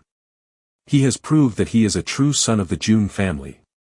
And he had proved that he is Mou's younger brother. If Mou was here today, would he have made the same choice? Yes, of course, there's no doubt about it. Qinghan's heart wasn't feeling as uncomfortable thinking about Mou as it used to. The pain of her heart seemed a bit, very distant now. She was walking with her head down, and didn't realize that she was almost about to bump into a person. A burly figure was standing in front of her courtyard's doorstep. This man was her biological father, Guan Donglu. Guan Donglu's clothes were drenched since he had been standing in the rain for quite a while now. Even though his face was cold, his sad eyes were enough to express the pain of his heart as he looked at his daughter, but was unable to say anything to her. Qinghan stared back at him in silence, unable to find any words to start a conversation with, and hence this father-daughter duo stood motionlessly in the rain, caught in a strange and wordless world of their own desolation. A bolt of lightning lit up the courtyard for a split second, revealing the traces of sadness and concern on Guan Donglu's face. Guan Qinghan was suddenly reminded of her childhood days, and how her father used to worry about her well-being, and suddenly her heart turned soft. Her ice-cold expression melted in an instant as she opened her mouth and whispered, "Daddy." "Qinghan, do you blame your daddy?" Guan Donglu looked at his daughter through the rain which was pouring over his head. Qinghan blankly shook her head as an empty feeling overtook her heart. "I don't blame you, father." She deliriously raved, "You're my father, but before that, you're Guan family's master. And as the master of the family, you have to bear the burden of thousands of lives and their fates on your shoulder. I understand the problem of your position, Daddy." Guan Donglu sighed as he sadly bowed his head, but then raised his head again, revealing his pain-stricken but firm eyes. "Qinghan, your father obviously feels sorry for you, however, if I ever had a chance to go back in time and, I. Guan Donglu's deep eyes were clearly exposing the intense struggle which was taking place inside his heart as he finally finished his sentence. "I would still make the same choice. Since I'm the master of the family. I will probably never be able to be a good father to you, but I." Guan Qinghan shook her head. "Don't say that, don't." She suddenly realized that her father was getting wet in the rain, and quickly said, "Daddy, let's go inside and talk." "No, let's talk right here, in the rain. At least I feel sober in the rain. I have a lot of things to say, but I don't know if I'll be able to say them if we go inside." Guan Donglu smiled bitterly, about the Shui Hun manor and this entire matter. "Even though it won't matter now, but there are a few more things that I thought that you should know." Guan Qinghan sighed and said, "Please tell me, father." "At the time when we received that proposal from the Shui Hun manor, several elders advised me to agree to the proposal immediately."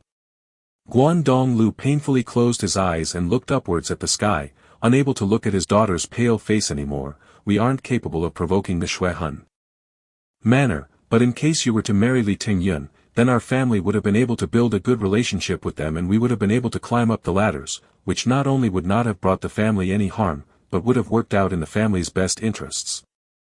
Guan Qinghan softly bit her lips, and grunted while her eyes started to deepen with anger. The previous ice-cold expression of her face had been restored now.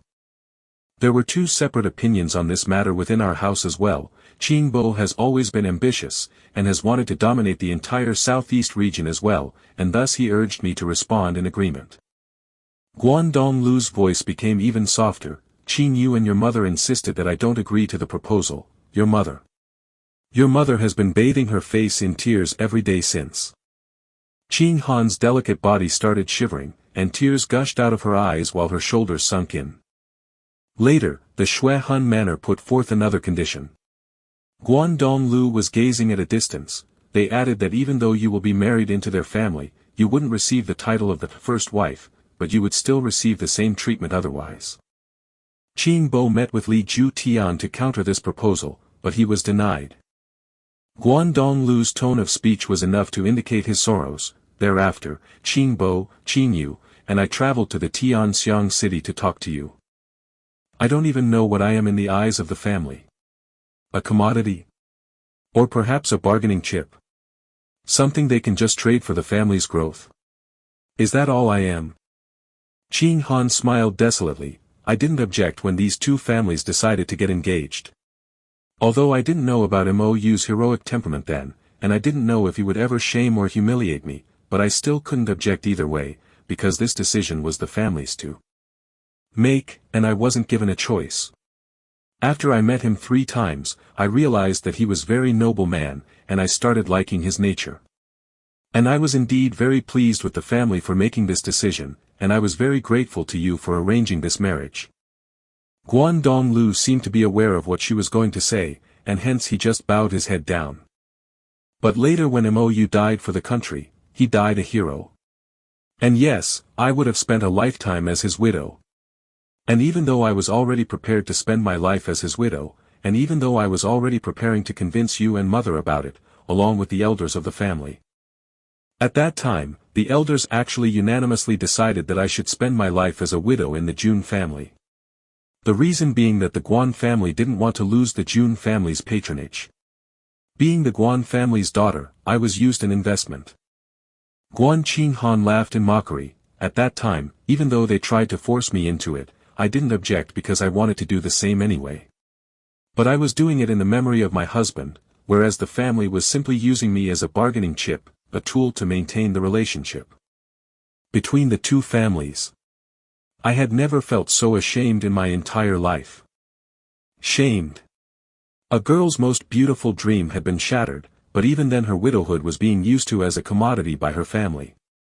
Father, as yourself, how many times has the Guan family used the Jun family's influence and assistance to expand their control and business in these last few years? And now that the wind is going against us, and there's another family, more powerful than the Jun family, the elders of the Guan family have actually immediately agreed to change their stance.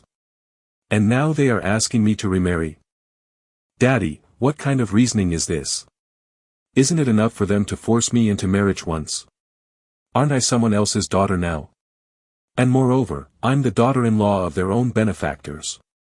And now they want to sell their benefactor's daughter as well. A strange fusion of anger and sadness made up Qing Han's tone. Even though I'm spending my life as a widow in the Jun family, I'm still given the status of a daughter-in-law. But if I marry into the Li family, then I will become a concubine. If Yun Beichen takes a shine to me someday, then the Li family will simply send me off to him to be his concubine. Slaves don't have opinions, they are slaves.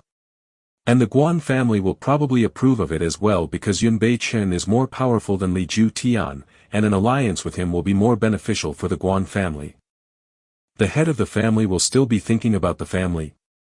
Daddy, how could our family have no shame at all? How can they not see my dishonor? I would rather live in the Jun family as a widowed daughter-in-law than live a life of such shame. And never for such shameless people's cause.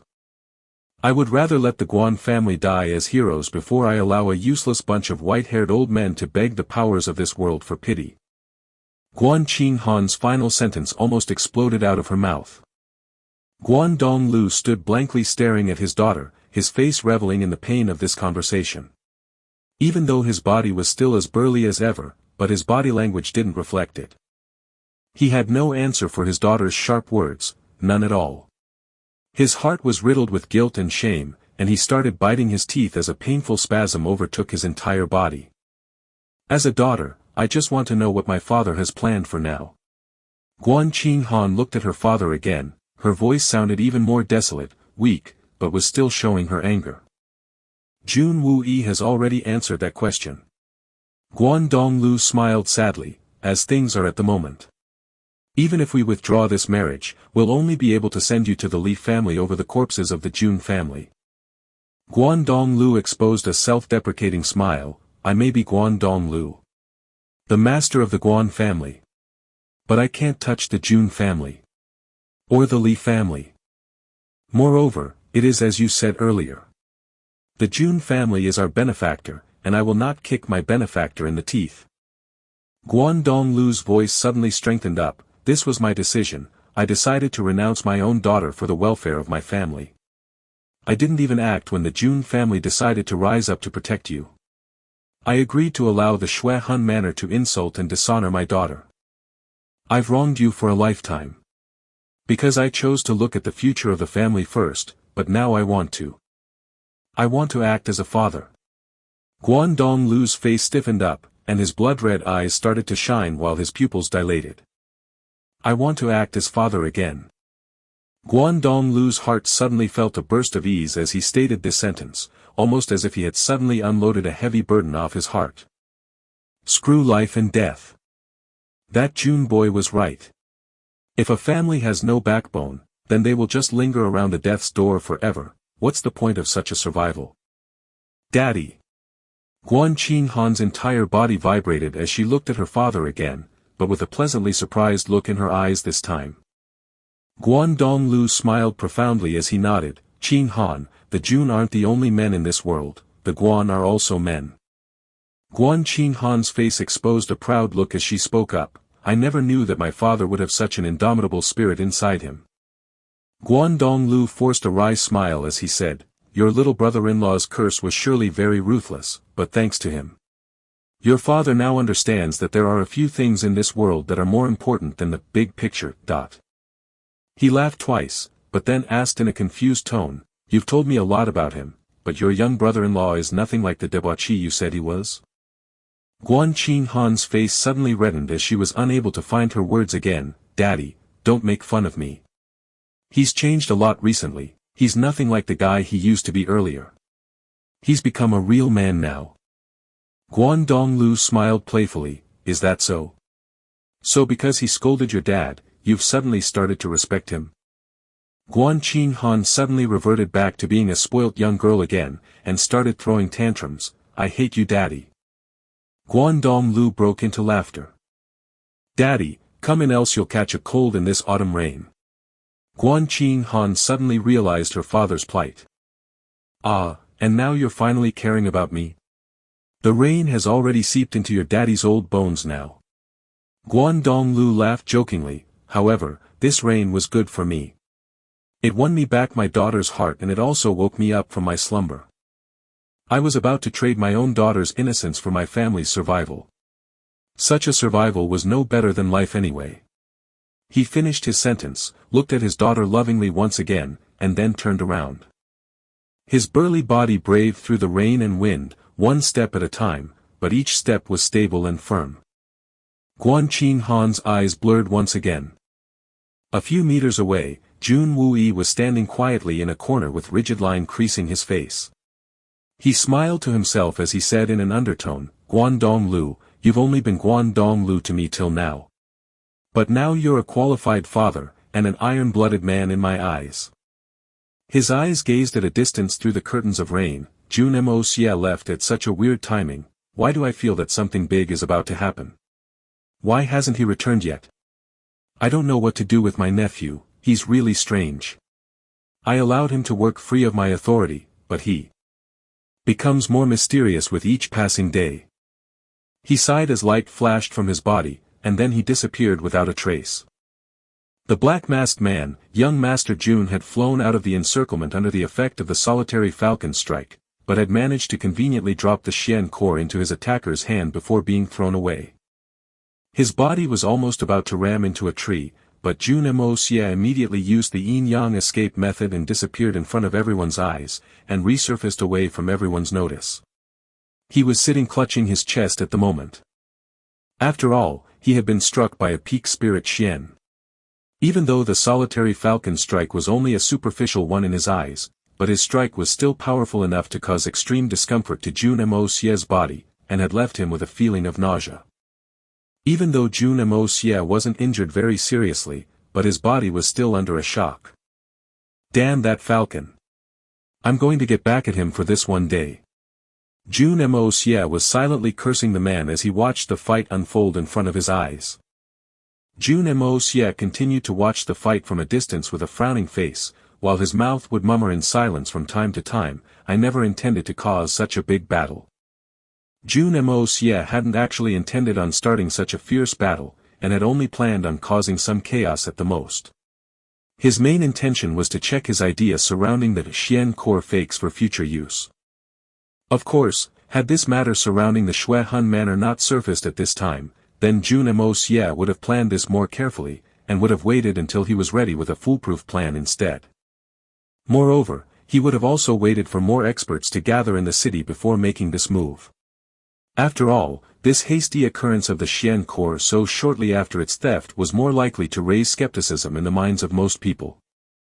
But the affair surrounding the Shui Hun manor had disrupted Jun Moxie's plans, and although the threat from the Li family wasn't very imminent, but it was like that bomb in one's backside which could detonate at any time. Therefore, Jun Moxie threw out this fake Xian core ahead of scheduled time, and was now left with no other option but to watch it bear an undesired fruit. Had he delayed the plan any further, then it could have hindered the safety of the Guan and the Jun family.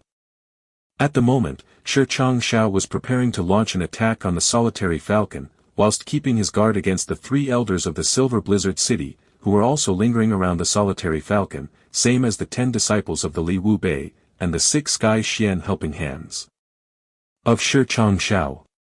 They were all circling him from a distance with no man willing to go any closer without a backup. They weren't exactly afraid of his high Xian Qi, but more of his expertise in general. The man in the middle of the encirclement was so quick that no expert lesser than a Sky Xian peak was capable of lasting against him for more than a second. The 10 disciples of Li Wu Bei, whom Li Yuran had invited to contest for this Xian core, seemed more than willing to confront these 2 supreme beings without any traces of fear in their eyes. In fact, they looked rather confident at the moment. Since the speed of the fighters was too fast, Jun Moxie was only vaguely able to see their shadows, but couldn't tell the men apart. Suddenly, almost a dozen figures converged to attack the solitary falcon again. Solitary Falcon's Xian Qi burst out of his body as he fearlessly shouted, "Come!" Then, his body arched strangely like a hawk in mid-air as he first dodged Shi Changzhao's attack, and then rotated mid-air again, and kicked out. Shi Changshao was forced to recoil backwards. And, Shi Changshao was left roaring furiously. Although he was the first one to launch an attack, but he was a peak spirit Xian at the end of the day. Moreover, he was ranked above the solitary falcon. If he was unable to kill the solitary falcon in this siege, then the rumors would start spreading that he was beneath the solitary falcon. Especially considering that he had other people assisting him. The bad name that this one rumor would bring would be irredeemable.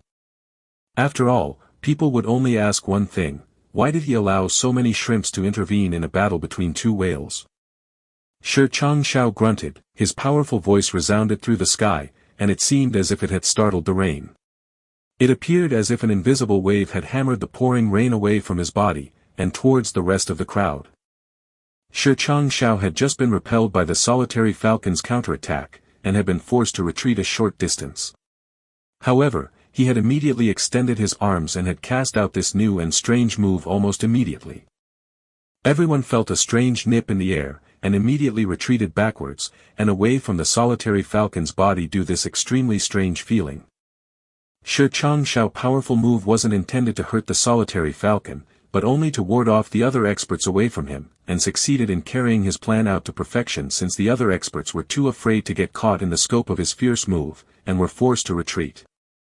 2 silhouettes swiftly drifted away to a tree about 40 or 50 feet away from the center of the combat, and quietly positioned themselves on its top branch amidst this chaotic movement. The Hongjun Pagoda was still revolving at full speed and was still providing energy to Jun Moxie's body as he tried to recover from the shock of the solitary falcon strike. Jun Moxie almost jumped up the moment he saw this action taking place on the battlefield. Finally, "My plan can already be considered half successful, but I still don't know if Shi Changzhao's angry and powerful strike had sent everyone scuttling away to safety, so much so that even the three elders of the Silver Blizzard City, all spirit Xian experts in their own merit, had decided to retreat immediately. Even Li Wu Bei's disciples were left with no choice but to retreat. Since they also knew that weren't capable of facing a peak spirit Xian's explosive strength head-on, and were forced to resign into blankly staring at each other in despair.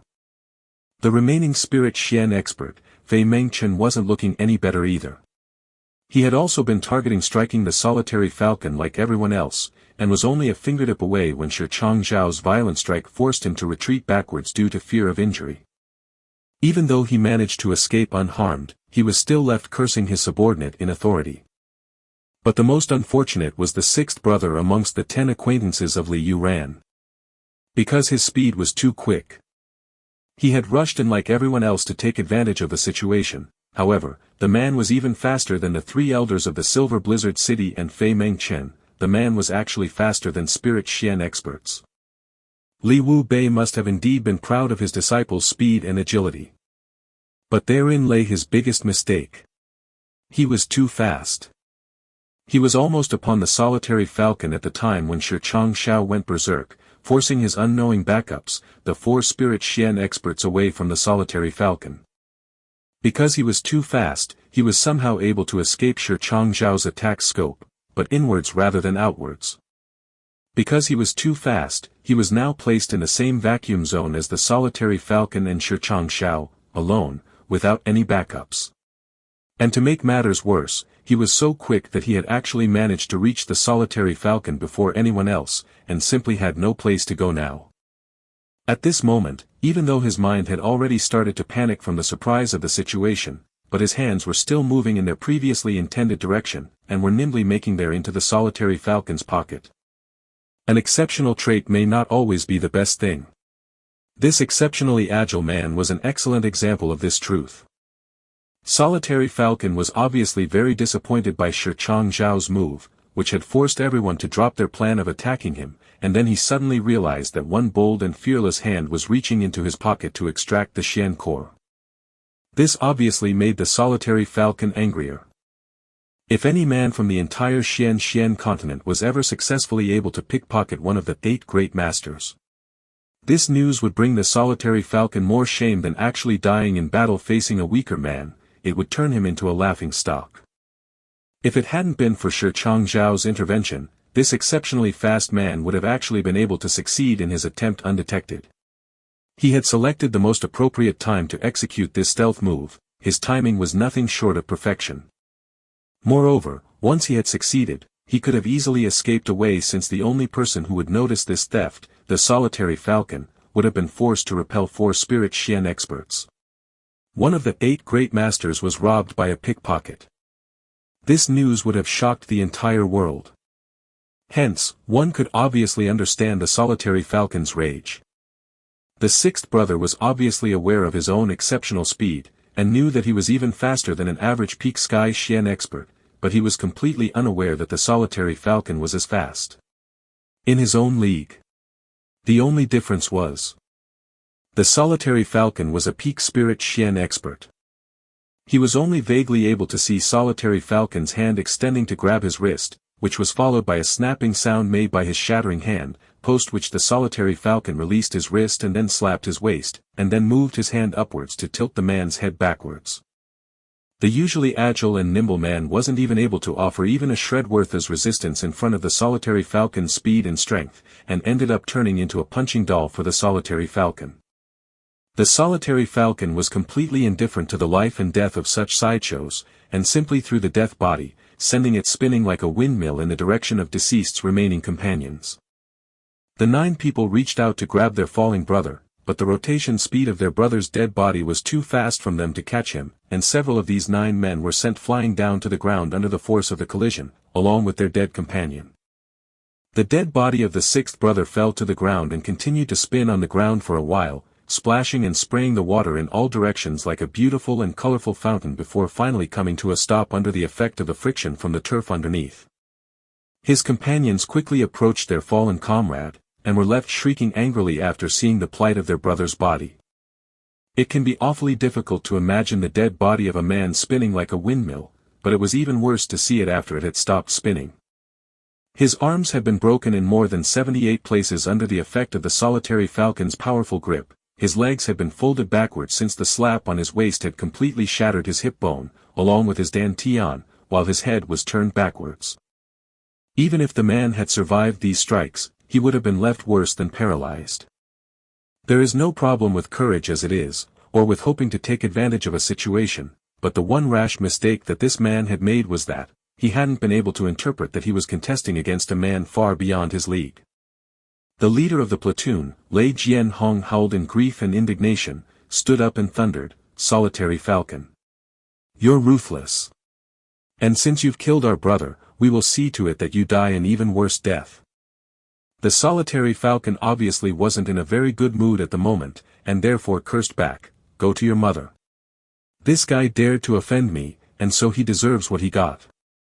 If you also dare to annoy me, then Li Wu Bei will lose more disciples today." The hearts of the remaining 9 people puffed up with rage, but they suppressed their anger anyway. There was nothing they could do against this man right now. In case they attacked him as recklessly as their brother had, then the solitary falcon was more than capable of killing all 9 of them as well. Naturally, their best plan of action would be to temporarily endure the pain of their loss, and then slowly channel that anger into plotting their revenge. Moreover, it was rather obvious that offending the sanctity of peak spirit Xian would come with a considerable price to pay. "Falcon, this fight is too boring, it's not as much fun as you and me alone. So how about you and I join hands and sort these guys out first, and then we can go and find some quiet place. I'll let you enjoy a good 3 days and 3 nights worth of fighting, and you can give me that Xian core in return. What do you say?" Shi Chang Zhao's one sentence turned everyone's faces pale with fright. If these 2 peak spirit Xian masters joined hands, then no one apart from the 3 elders of the Silver Blizzard City would have any chances of escaping their combined strength. Even Fei Mengchen, a spirit Xian expert, wouldn't be an exception.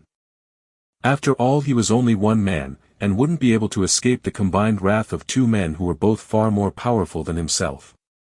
The solitary falcon laughed as his eyes slowly started turning in a circle, scanning the bodies of all the men, who had already started to step back in fear. As they saw the sharp and bloodthirsty eyes of the solitary falcon, some people even started preparing to drop their weapons so they could turn around and run in full force at a moment's notice. The solitary falcon started laughing even louder. "Shi Chang Xiao, do you really think I'm stupid enough to help you and your men kill everyone here so that you and your men could get this Xian core from me later on with ease? If I help you kill everyone first, then you and your men will be able to take this Xian core from me in a heartbeat, but if I don't, then I can still enjoy a good fight." Solitary Falcon's argument immediately woke everyone with a start.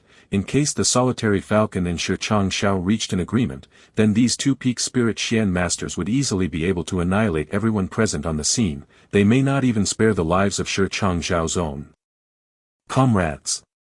Later, however, even though the solitary falcon would prove out to be weaker than Shi Chang Xiao in their one-on-one combat, he wouldn't mind paying the Xian core as a price for a good and satisfying fight, especially considering the fact that he would be guaranteed to survive the fight, since he could escape the lone peak spirit Xian master at any time. In fact, this meant that Shi Chang Xiao would earn far more than the Xian core in this deal. It was evident that some of the best experts from all over the continent had gathered to contest for this Xian core, and the deaths of these men would be enough to shake the entire power structure of their backing organizations, which would prove out to be a priceless gift for the Shenxi Empire's emperor. And thus, using the solitary falcon's assistance to slaughter so many powerful experts could even earn Shi Chang Xiao the title of the Shenxi Empire's imperial state teacher. Shi Chang Xiao was still looking at the solitary falcon in the hope that his counterpart would reply in acceptance, but the man turned around without a word and bang bang bang broke into the circle where the 3 elders of the Silver Blizzard City were standing. Then, his figure flashed forward and made a beeline for Fei Mengchen and struck him thrice in quick succession, and was then upon the 9 remaining disciples of Li Wu Bei before Fei Mengchen had even shrieked out from pain. He slapped the 9 people in their faces, and then proceeded to slapping the 6 Sky Xian experts of Shi Chang Zhao's team. In a matter of seconds, this peak spirit Xian maniac had managed to demonstrate his prowess by striking almost 20 experts. This burst of movement clearly demonstrated why he had managed to kill off the sixth brother of the 10 disciples of Li Wubei. The solitary falcon's speed and agility had no equal. Jun Moxie loudly applauded the solitary falcon's skill inwardly from his secret hiding place, even though the solitary falcon was actually spoiling his entire hard-worked plan. Given the temperament of the young Master Jun, he wasn't the kind of man to ignore someone's talents. The solitary falcon's violent and aggressive move obviously infuriated everyone present, and undoubtedly aroused their tempers. After all, everyone else was busy trying to understand the twists and turns of the wild schemes in play here, while this warmongering maniac was actually trying to take advantage of it. Everyone's eyes reddened, not for the Xian Corps' sake, but from rage, and they charged right back at him, not for their rage, but for the sake of the Xian Corps. The solitary falcon's expression started becoming increasingly excited as the three elders of the Silver Blizzard City charged towards him again, and he stretched his arms out whilst laughing and roaring, prepared to face them all again. Another silhouette flashed, and Shi Changshao joined the battle circle with one hand dedicated to fight the solitary falcon, while his other hand was attacking the three elders of the Silver Blizzard City. The 5 men started revolving in a carousel-like circle, divided into 3 sides with each man fighting against at least 2 enemies at the same time. Shi Changshao had already identified that neither of the 2 sides was capable of competing against him on their own, and in case he was able to weaken either side, then he could easily use his full force and settle the fight in his favor. Haha, this is interesting. Fei Mengchen laughed as he flashed forward and joined this group of spirit Xian experts, punching the solitary falcon's back and kicking Shi Changzhao's waist to mark his arrival. Fei Mengchen was the Yutang Empire's state teacher, and was naturally smart enough to analyze the situation in an instant. He had already realized that in case Shi Changshao succeeded in weakening either of his 2 oppositions, then the man could easily turn the tables on everyone. However, his own personal strength was even weaker than each of the 3 elders of the Silver Blizzard City, and therefore all he could do was balance the power of this battle by balancing the 3 sides so that the battle could continue for as long as possible. The 6 spirit Xian experts were presently revolving around in midair like a ball. Apart from the 3 elders of the Silver Blizzard City, each of the other men in this battle ball was being attacked from at least 3 sides at the same time, since they were all completely surrounded by their enemies from all directions, front, right, and back. The eyes of each man were constantly revolving in all 4 directions in order to thwart the constant wave of incoming attacks. All the 6 spirit Xian experts were trying to control the scope of their shot range. After all, if the power of the Xian Qi was to spread out, then they would end up annihilating the entire city. Even Shi Changshao was no exception. Although Shi Changshao had attempted to plot against everyone earlier, he was still reluctant to let his own men die, since the lives of 6 Sky Xian experts was worth more than the Xian Corps itself. However, as the battle started becoming fiercer and fiercer, their control started to decrease. A silhouette flickered as the solitary falcon surged higher into the sky in the middle, fighting everyone, and then rushed back into the circle laughing loudly. This move evidently demonstrated the one advantage that the solitary falcon had above everyone else. Even Shi Changshao, owing to his exceptional speed, he was capable of withdrawing himself from this battle at any time. Lei Jinghong and his companions were busy spectating this battle, but at time when the solitary falcon rose up in the sky, another silhouette flickered to his side, leaving him startled. This silhouette slapped him straight in his face, and then disappeared like a blowing breeze, leaving the victim understandably infuriated. The solitary falcon is up in the air, so who attacked me this time? Several of his companions turned around to see their leader, Lei Jianhong, falling to ground, trying to grab onto his comrade's arm for support, and clenched their fists in anger upon realizing that their companion had been sneakily attacked again. Naturally, they felt that his sneak attack must have been the doing of the 6 Sky Xian experts from the Yutang Empire, since a faint blue light had flashed at the time of the attack. Believing that their brother was attacked by the 6 Yutang experts, they angrily charged towards those 6 men. Lei Jianhong's team had no idea what had happened, but figured that standing idly could cost them their lives. After all, they believed that this mischief was caused by a team of 6 Sky Xian experts, and hence they withdrew their swords without any hesitation and charged out for a battle. That sly slap on Lei Jianhong's face was obviously Jun Moxie's doing. The young Master Jun had cast out the yin-yang escape law, and had escaped into the ground, and then the falling rain. Plus, he had even issued a faint blue light to divert the blame, and since the heavens hadn't yet decided to stop the rain from pouring down, Jun Moxie managed to escape undetected. Lei Jianhong was obviously not able to realize this truth, and charged out feeling anguished by this slap. And thus, the young Master Jun managed to stir up a conflict between these two idly spectating teams as well. Since Jun Moxie's plan wasn't going as intended, the next most beneficial thing to do would be to cause more chaos. The more chaos, the higher the number of dead bodies would be, and the higher the number of dead bodies, the weaker his enemies would become. At first, both these parties were trying to save their energies in order to facilitate their plans of stealing the Xian core later on, but now that they were charging at each other like madmen.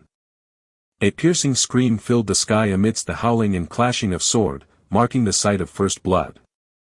Even though the solitary falcon was the fastest amongst everyone present, but he wasn't the strongest. And even though he was enjoying this battle more than anyone, he was also the one under the maximum amount of pressure. The solitary falcon roared wildly, and spread out his arms as his peak spirit Xian level Xian Qi spread out unabashedly in all directions. Shi Changshao trembled with fear for 1 second, by then immediately solidified his stance, and released his own Xian Qi to withstand the solitary falcon's attack. Fei Mengchen and the 3 elders of the Silver Blizzard City immediately flew out. The difference in strength of these 6 experts was clearly visible in this moment. The 2 powerful Qi fields collided mid-air, a fierce and piercing sound was issued and it seemed as if the entire space had come to a standstill. The rain ceased from pouring down, and started flowing skywards instead, making for a miraculous spectacle. All building within a 20-meter radius collapsed to the ground almost instantaneously, and all the grass and bush were uprooted while the trees' trunks snapped into 2 regardless of their thickness, and were sent out flying in all directions. The fierce after-effect of this collision left everyone staring blackly at each other, even the 2 peak spirit Xian masters were staring at each other dumbstruck. Because this annihilation was accompanied by another very strange occurrence. One of the breaking trees had very clearly spoken something before snapping into 2. The 2 words of this tree were brief, powerful and sonorous. Damn it! Did that tree actually talk? And then the tree actually spoke another sentence. Fight if you want to, but why are you punishing trees like me? This is the voice of that mysterious black-masked man. The 3rd elder blurted out. It seems that guy has been hiding in that tree all along. This was no miracle. It has to be him. Even though Shi Changshao and the solitary falcon felt rather strange about this new development, they both simultaneously flew out, and smashed that tree to sawdust. But they were very disappointed with this talking tree. Even though they had all heard the tree talk, there was no one inside it. The 2 supreme beings were left staring at each blankly, ashamed at their skill. The 2 of them had undertaken the task together. And still the person had somehow managed to slip away. Jun Moxie had been cheerfully hiding inside the trunk of the tree, and was analyzing the merit and demerit of his actions, the benefits he felt he could derive from this situation, the happier he would become. But then suddenly the tree's trunk snapped into 2. The size of this tree's trunk was enough to conceal Jun Moxie's body, so naturally the force that broke it was enough to hurt his spine. He somehow managed to restrain his scream, but wasn't able to restrain his abuses. He immediately realized his mistake after cursing out, and then tried to make up for it with the sentence he spoke immediately after. However, knowing that he had exposed his hiding spot, he immediately vanished into the ground below. The 2 peak spirit Xian experts immediately felt an empty feeling inside their stomach. Solitary Falcon and Shi Changshao was staring at each other with confused look on their faces at the moment, and were soon joined by the 3 elders of the Silver Blizzard City. They all started looking at each other, trying to assess if this cheap trickster had somehow managed to fool them all. The solitary falcon removed the Xian core from his pocket and shouted, "This thing is broken, I don't want it." His hands trembled as he threw the Xian core in Fei Mengchen's direction. Fei Mengchen had already resigned to the fact that he would never get his hands on the Xian core, and was naturally overjoyed to realize that the Xian core was now falling straight into his hands by a twist of fate. He stepped forward to guard the Xian core, but instantly heard a rustling-like sound, which was obviously being made by everyone else's movement in his background. Fei Mengchen grunted and started blaming the solitary falcon for his personal misfortunes. This guy has intentionally thrown the Xian core in my direction so he can reduce the pressure on himself. If things had remained as they were earlier, the 5 of us would have easily injured him, we might have even killed him. He decisively threw the Xian core away the moment it touched his palm, since this thought crossed his mind, and shouted, "I don't want it." The Xian core suddenly changed its direction and made a beeline for the 3rd elder of the Silver Blizzard City. Fei Mengchen and the solitary falcon were both quite smart, and had intentionally made sure that they didn't toss the Xian core towards Shi Changshao. Shi Changshao would have bluntly grabbed the Xian core, and would have then fled away with it. His objective was obviously not the same as the solitary falcon, since he was here to procure the Xian core. And no one present on this scene was capable of stopping him. The solitary falcon might have the ability to catch up to him, but he was rather unlikely to chase after the man, since he only wished to fight. The Xian core continued to fly back and forth the battlefield, since no one had the courage to seize it. This Xian core was no longer a treasure at this point, but was more like a messenger of death. Whoever tried to grab the Xian core would inevitably become the target of everyone else. Shi Changshao had tried to rush in to grab the Xian core several times during this time, but ended up getting frustrated since he was obstructed each time by a laughing and giggling solitary falcon, and would eventually have to submit into fighting his counterpart master. The solitary falcon was really enjoying himself, and was laughing non-stop. However, Shi Changshao was looking extremely depressed. Although his speed was quite extraordinary, but it was nothing compared to the solitary falcon's, and hence there was no way in which he could block the solitary falcon strikes while hoping to acquire the Xian core simultaneously. All he could do was anxiously look on and continue to fight against his competition with full force, and turn their faces pale with fright. Even Fei Mengchen was having a hard time. The Xian core, on the other hand, continued to get transferred back and forth the battlefield for a long time, neither falling to the ground, nor staying in anyone's hands for more than half a second.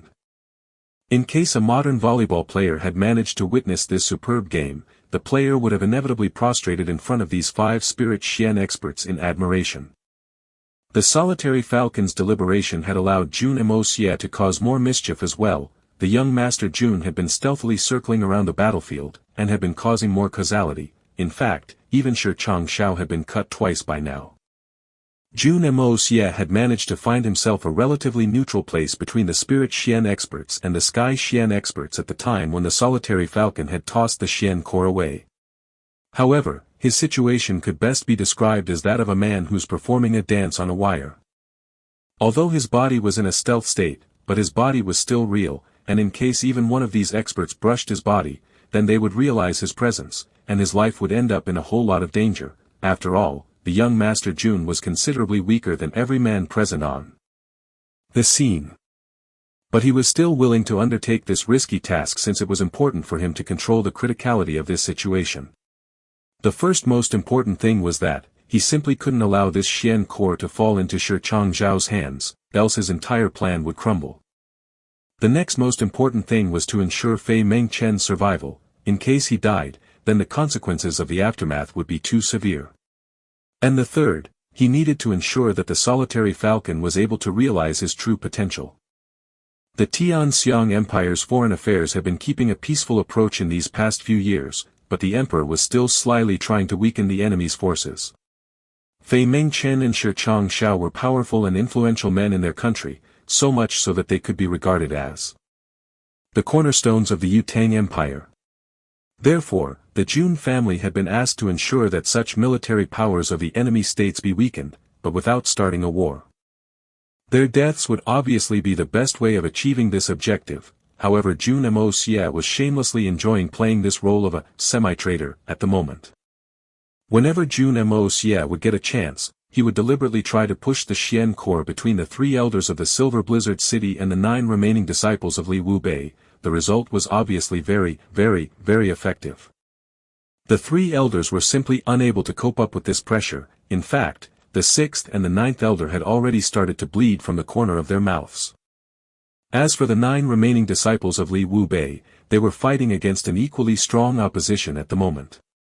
Jun Moxie had tactically redirected the Xian core towards them about 4 or 5 times by now, giving them hope, and whoever received this Xian core would inevitably try to flee in full speed in the hope of getting away by fluke, but would inevitably find their way obstructed by either Shi Changshao or the solitary falcon, and would have to toss the Xian core back towards someone else at the cost sustaining a few additional injuries. Even though Shi Changshao and the solitary falcon had noticed something strange about this Xian core's movement on occasion, but since they had never heard of a possibility of Jun Moxie's stealth abilities in their entire lifetime, they never paid much attention to it. The solitary falcon was obviously really enjoying this confusion, but Jun Moxie was enjoying it even more. However, 2 black-dressed men were secretly hiding on top of a tree branch a few meters away. Their hawk-like eyes were staring at this confusing battle scene, but it was arousing more and more doubts in their hearts. Third brother, you see that Xian core? I've been trying to read the purity of its aura for a long time now, and there's no doubt that it's a top-notch Xian core, but why do I feel something strange about it still? One of the black-dressed man blinked his eyes twice. It looks so mouth-watering. Like I almost want to bite it.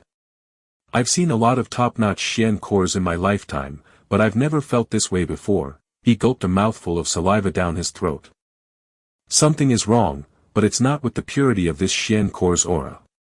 However, its force seems more. The man being referred to as third brother paused for a second, shook his head and then continued. This force seems very similar to one that comes from the Tian Fa cave, but it's still more tempting than the Tian Fa cave. We must find a way to seize this core, else the boss will. The third brother stopped mid-sentence as his entire body trembled with fear. Third brother, please don't mention the boss when it's just the 2 of us. It gives me the chills. The other black-dressed man also shivered in fear, and sneakily looked backwards, seemingly afraid that his boss might have suddenly appeared behind him. The boss certainly has no time to care for you right now. Ever since the second brother has left, the boss has been angrily looking for him. If the boss was to catch a hold of second brother then, the third brother's face exposed a sly smile, almost as if he would enjoy the sight of this so-called second brother being sorted out by their boss.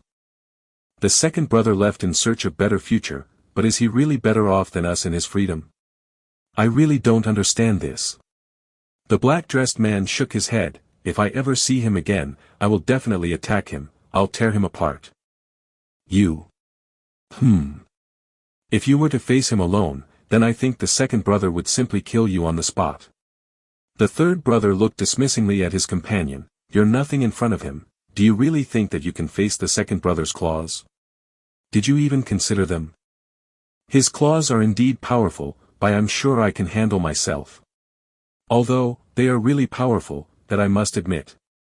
The man may not be convinced of his inferiority, but he still respected the threat. Take note that Shi Changshao is the most powerful one here, and he would try hard to guard the Xian core. Prepare to move into action, we're going in for the Xian core. The third brother issued the command and the 2 men moved into action like a gust of wind.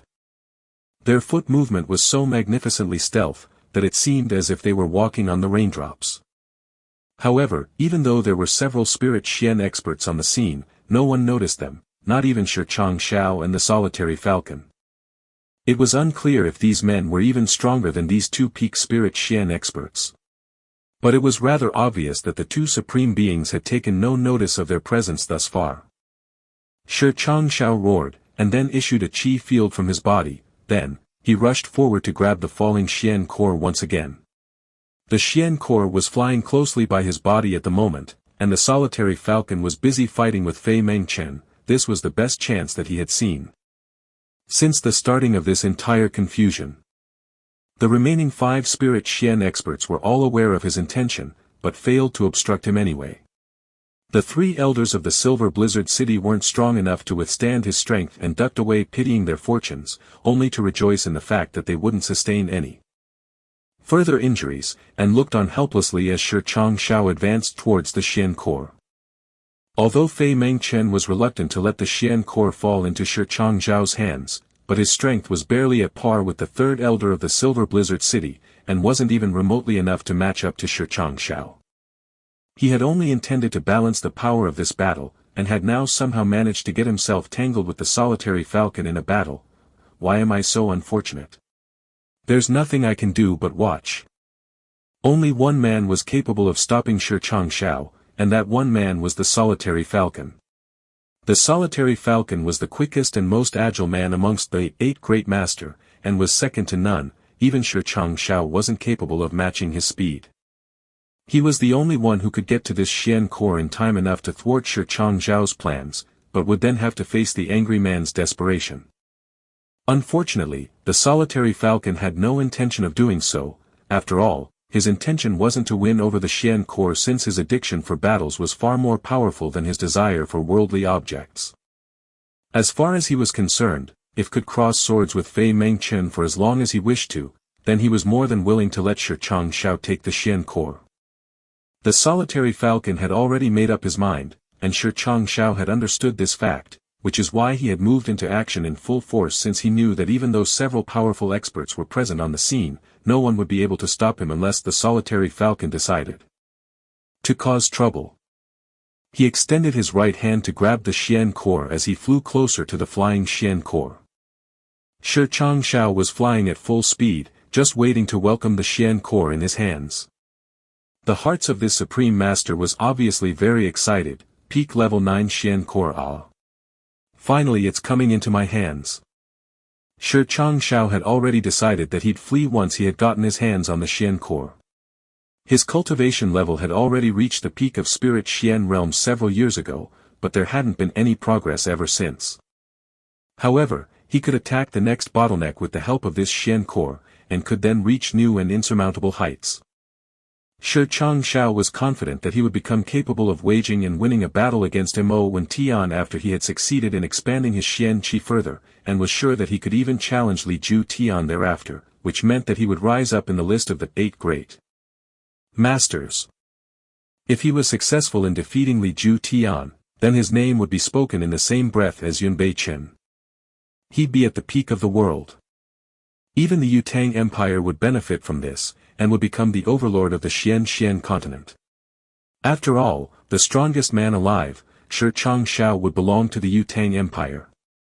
Shi Changshao couldn't control his excitement as these thoughts gushed about in his head, so much so that he had even started to thank the solitary falcon for allowing him to seize this opportunity. The 3 elders of the Silver Blizzard City were flatly unable to understand the reason behind the solitary falcon's lack of action at the moment, but knew that they simply couldn't allow Shi Changshao to succeed. Therefore, the 3 of them joined hands once again, and rallied to attack Shi Changshao. However, Shi Changshao was so close to success at the moment that he completely ignored their advance, and focused his attention on getting his hands on the Xian core first. The 3 elders of the Silver Blizzard City had been refraining from using their Qi fields to contest against Shi Changshao for the fear of sustaining injuries, but that fear was nothing compared to the terror that Shi Changshao would wreak in case he succeeded in capturing this Xian core. The situation, however, had already gotten out of hand now. Jun Moxie stared at the proceeding helplessly, even though the yin and yang escape law was beyond anyone's strangest imagination, and even though the solitary falcon and Shi Changshao were unable to detect his presence as a result, but even though his silhouette was invisible, his body was real. If he rashly rushed into Shi Changzhao's Qi field, and something went wrong, then he'd end up in a significant amount of danger. After all, his strength was much weaker in comparison. Aren't those 2 weird-looking guys going to do anything? Jun Moxie was rather angry at the moment, and had already started cursing inwardly. In fact, Jun Moxie had even forgotten that those 2 strange-looking men weren't under his control. Should I use the Hongjun Pagoda's burst as a last resort? The young Master Jun couldn't help wondering, if things get out of control, then I'll use it as a last resort. However, another unexpected turn of events startled everyone again. That Xian core belongs to me. A loud voice rang. Coincidentally, this loud voice's sound coincided with a bolt of thunder. However, the booming sound of this voice actually managed to suppress the sound of the thunder. The powerful and sonorous voice rang in everyone's ears, and seeped all the way down to the bottom of their souls. 2 black-colored figures emerged from their hiding spot at speed surpassing that of thunder strikes. One of the 2 men was inhumanly big and burly. In fact, his body was so huge that even Dugu Wudi's stature seemed humble in front of him. He smashed his way forward and past the three elders of the Silver Blizzard City, and then landing straight in front of Fei Meng Chen and the solitary falcon, and started punching them wildly. The other man floated through the air swiftly and towards Shi Changshao. Comparing his body's stealth to smoke would have been an understatement as he casually extended his arm and grabbed the Xian core right from under Shi Changzhao's nose. Meanwhile, his other hand firmly stretched out to confront the angered Shi Changzhao's desperate attack, and solidly collided with Shi Changzhao's palm. Bang! Their collision gave rise to a loud noise, and Shi Changzhao was sent staggering back in the air, unable to control his decreasing altitude. The black-colored man was already sent out somersaulting through the air, creating a marvelous air show, but then his body suddenly changed its direction in the most bizarre of ways, and he started speeding away with the Xian core. Got it, let's go. Jun Moxie's mind was thrown in a state of complete shock all of a sudden, and he immediately started pushing his chi into the Hongjun Pagoda to incite the pagoda into full-force rotations in the hope of using its energy to regain control over the situation.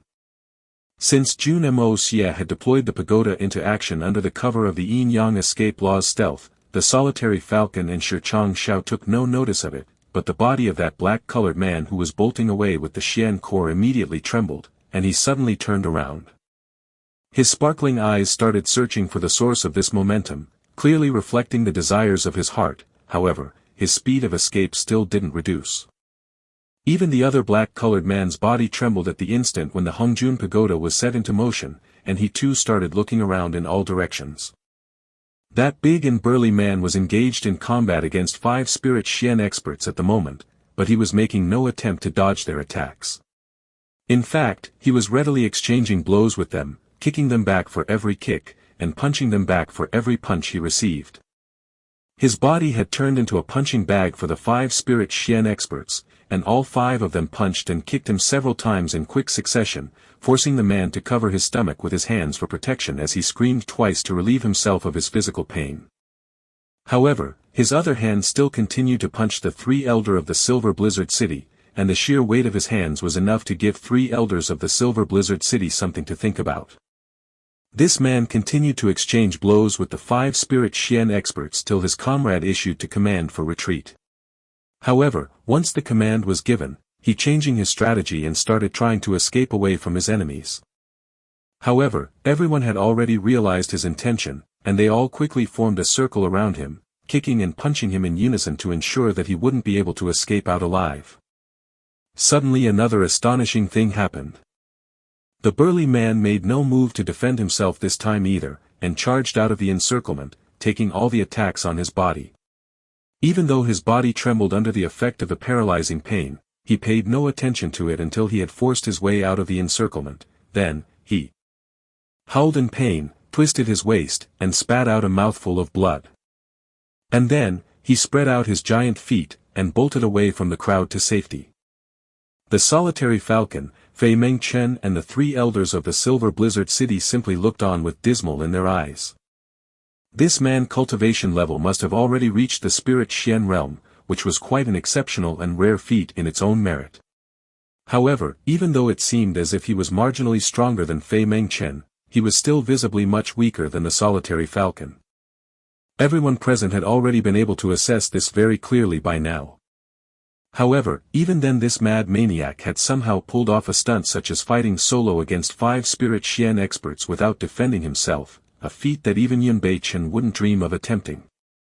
Even though these spirit Xian experts had already consumed a fair amount of their energies, they were still all spirit Xian experts.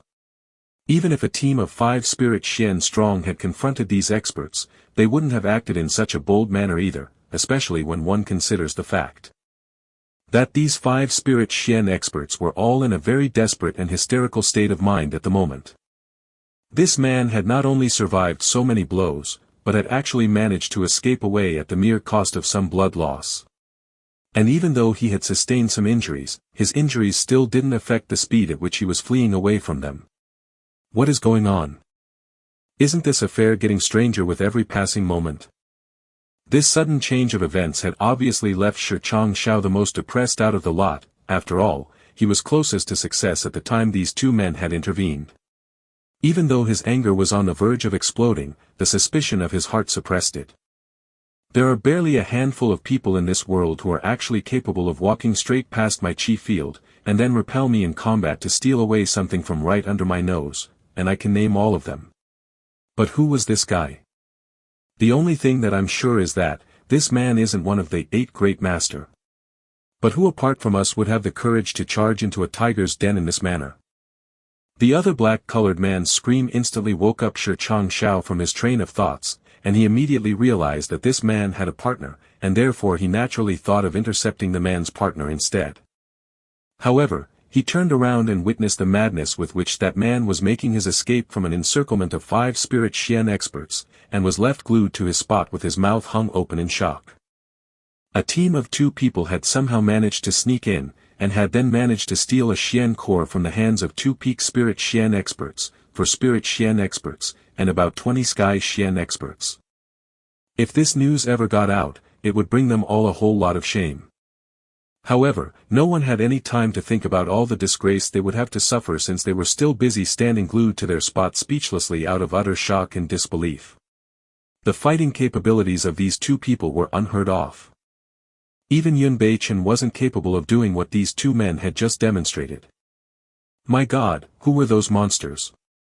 An Earth Xian who had been spectating the fight from the outermost periphery after injuring himself severely in battle, opened his mouth in horror and spoke up, not even bothering about the raindrops that went straight into his mouth. Even though his reaction was a fairly normal one, but Shi Changshao and the solitary falcon immediately halted in their steads even though they had just decided to follow after these 2 people. They both stared at each other with eyes wide open, anyone could clearly see the look of horror in their usually confident eyes. Fei Mengchen slowly flew over towards them, and asked with a serious look on his face, were they? He spoke his sentence in a rather soft tone. The solitary falcon and Shi Changshao grunted, the face of these 2 peak spirit Xian masters had already turned pale. Fei Mengchen's face also changed colors, making a total pale face count of 3. The 3 elders of the Silver Blizzard City were also looking at each other in horror. The 6th elder wiped the wisps of blood which was staining the corner of his mouth. The Tian Fa is my ass. The 3rd elder snapped angrily, you think you're so smart? Haven't we been ashamed enough for one day, isn't this already enough? Then he sighed, and said, since they have already joined this fray, we should immediately pack up and get out of here with the little princess. Would they come back again? Shi Changshao frowned as he muttered to himself. He stretched out his hand, and looked at his palm which now had 4 red marks on it. If it wasn't for my chi field's protection, then I would have lost my hand. This palm mark resembles that of a wild beast rather than that of a human. Shi Changshao flexed his fingers, sighed and said, and now my hand has touched them, but is that legend really true? The fear of the trauma he had just suffered was still lingering in his voice. You've already given up. I think you are capable of catching up with them, beating them up and recovering that Xian core if you want to. You just need to have the spine for it. The solitary falcon gloated a schadenfreude smile, that's right. And maybe you'll encounter a supreme being, and who knows, maybe you'll win and your epic battle will be remembered for an eternity to come. Shi Changzhao's entire body stiffened as he heard these words. He furiously turned around and ferociously roared, shut your trap. Keep your damned words to yourself unless you wish to die. It must be mentioned that Shi Changshao was not only one of the 8 great masters, but also a rather old-fashioned and civilized man, and therefore it was quite difficult for most people to imagine him screaming abuses at anyone, let alone another member of the 8 great masters. He was staring right in the eyes of the solitary falcon, and everyone else had already started preparing themselves for the inevitable fight which would normally follow after such an exchange. However, beyond all expectations, this exchange failed to rekindle the flame of war.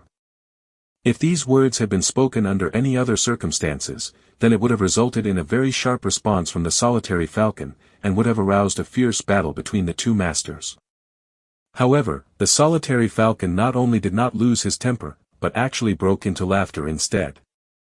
Most people were left standing dumbstruck with a perplexed look on their face, unable to understand the reason. However, several people seemed to be deriving pleasure from the misfortunes of their counterparts at the moment, if an 8 great masters-like figure was left tumbling in the air. Then why should I feel ashamed? The 9 disciples of Li Wu Bei had already realized that even though their 6th brother wasn't moving after facing the solitary falcon, he hadn't yet succumbed to his death, but was in a coma at the moment, inching closer to his death. They were all huddled next to a big tree at the moment, using one hand to assist their injured comrades, while using the other to maintain their guard. Out of these 10 people, 6 had sustained injuries in the battle which had just taken place, while the 6th brother wasn't just very seriously injured, but had also managed to land himself in a coma.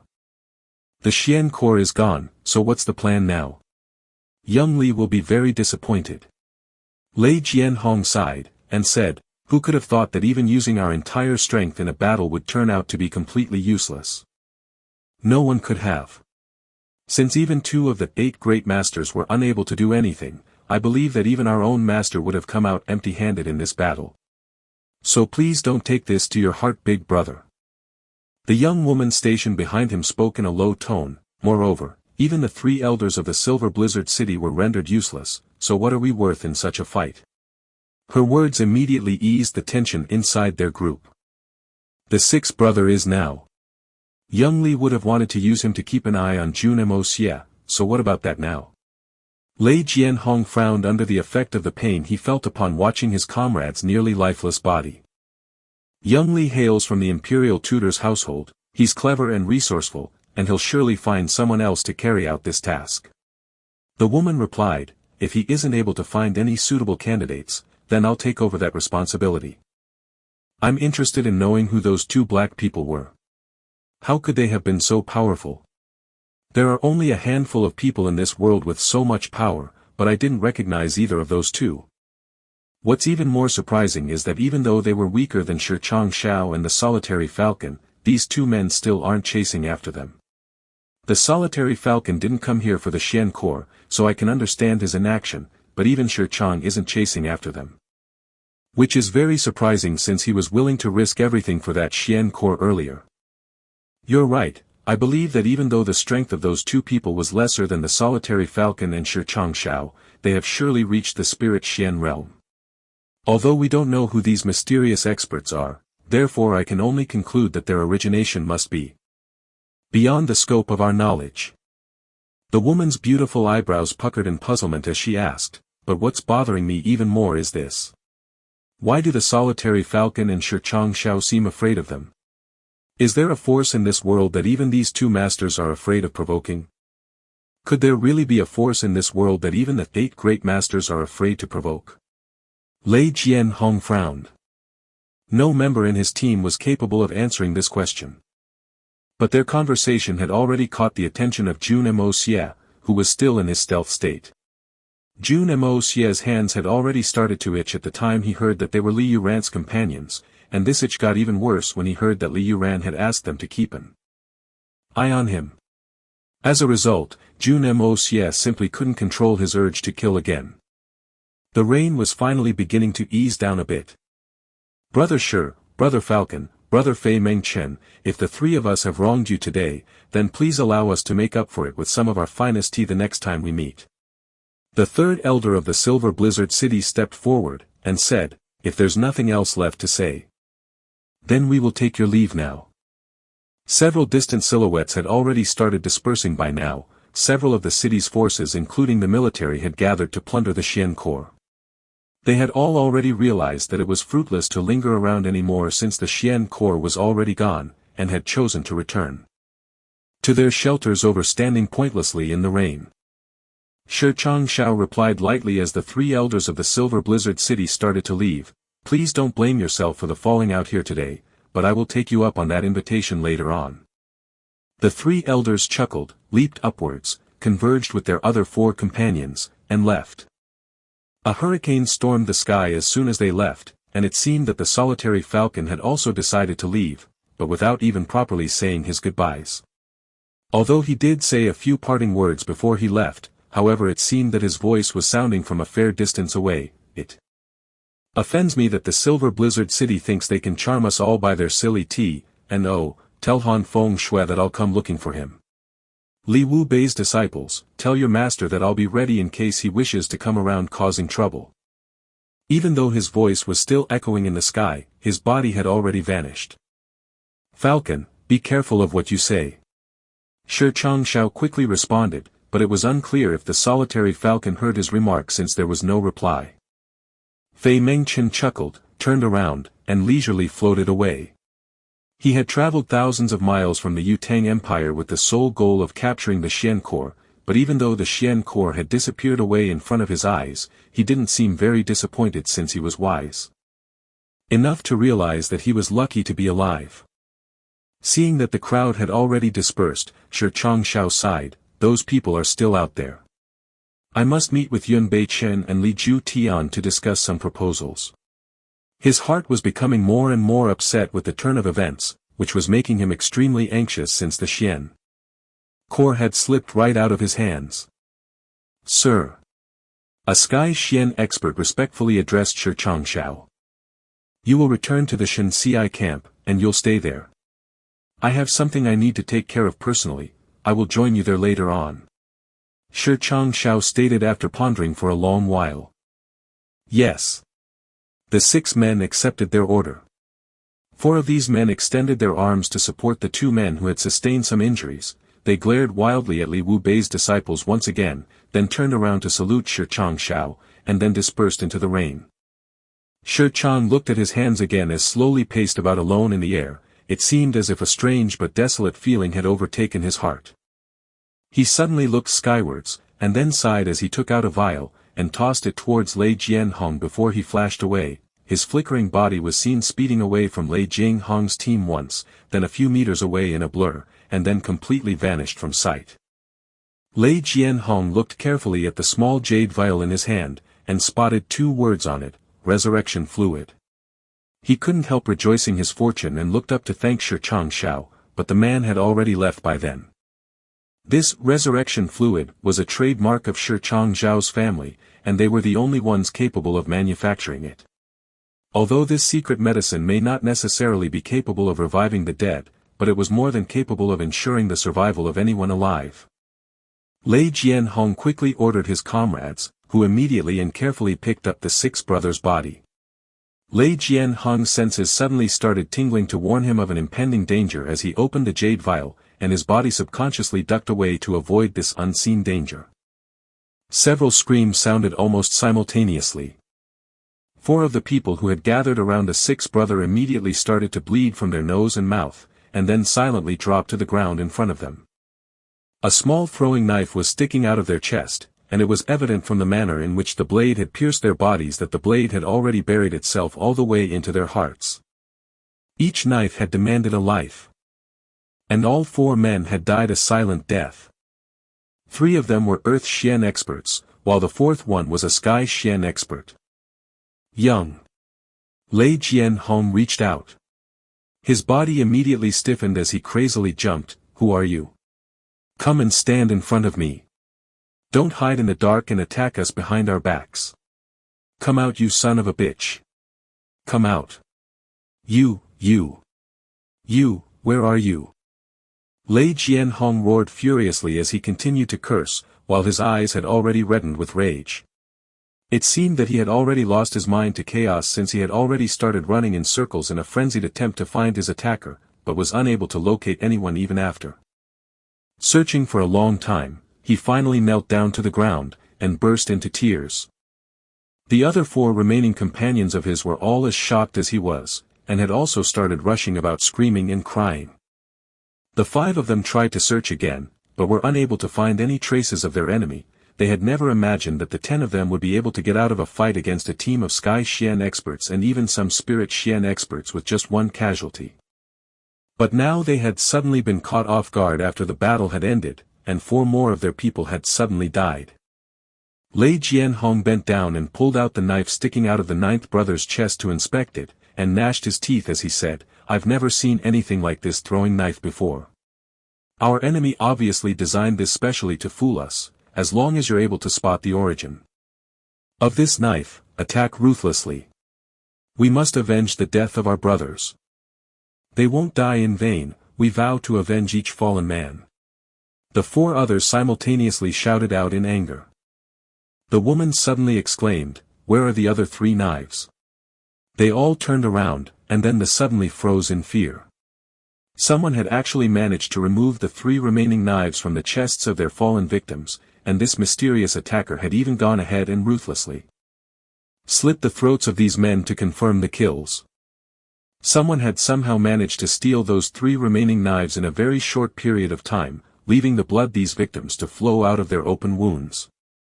Everyone looked at each other as a burst of horror surged through their psyches.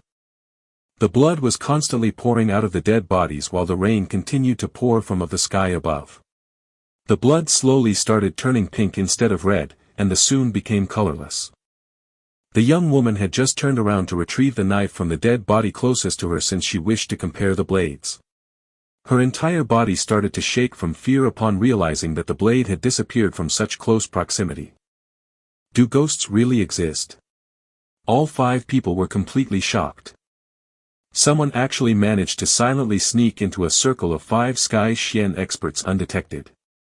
Even a normal spirit Xian expert may not be capable of accomplishing this feat, and in case this man has already reached the spirit Xian realm, then why would he need to act in much a secretive manner to fight us? But if this man isn't a spirit Xian expert, then what other possible explanation could there be?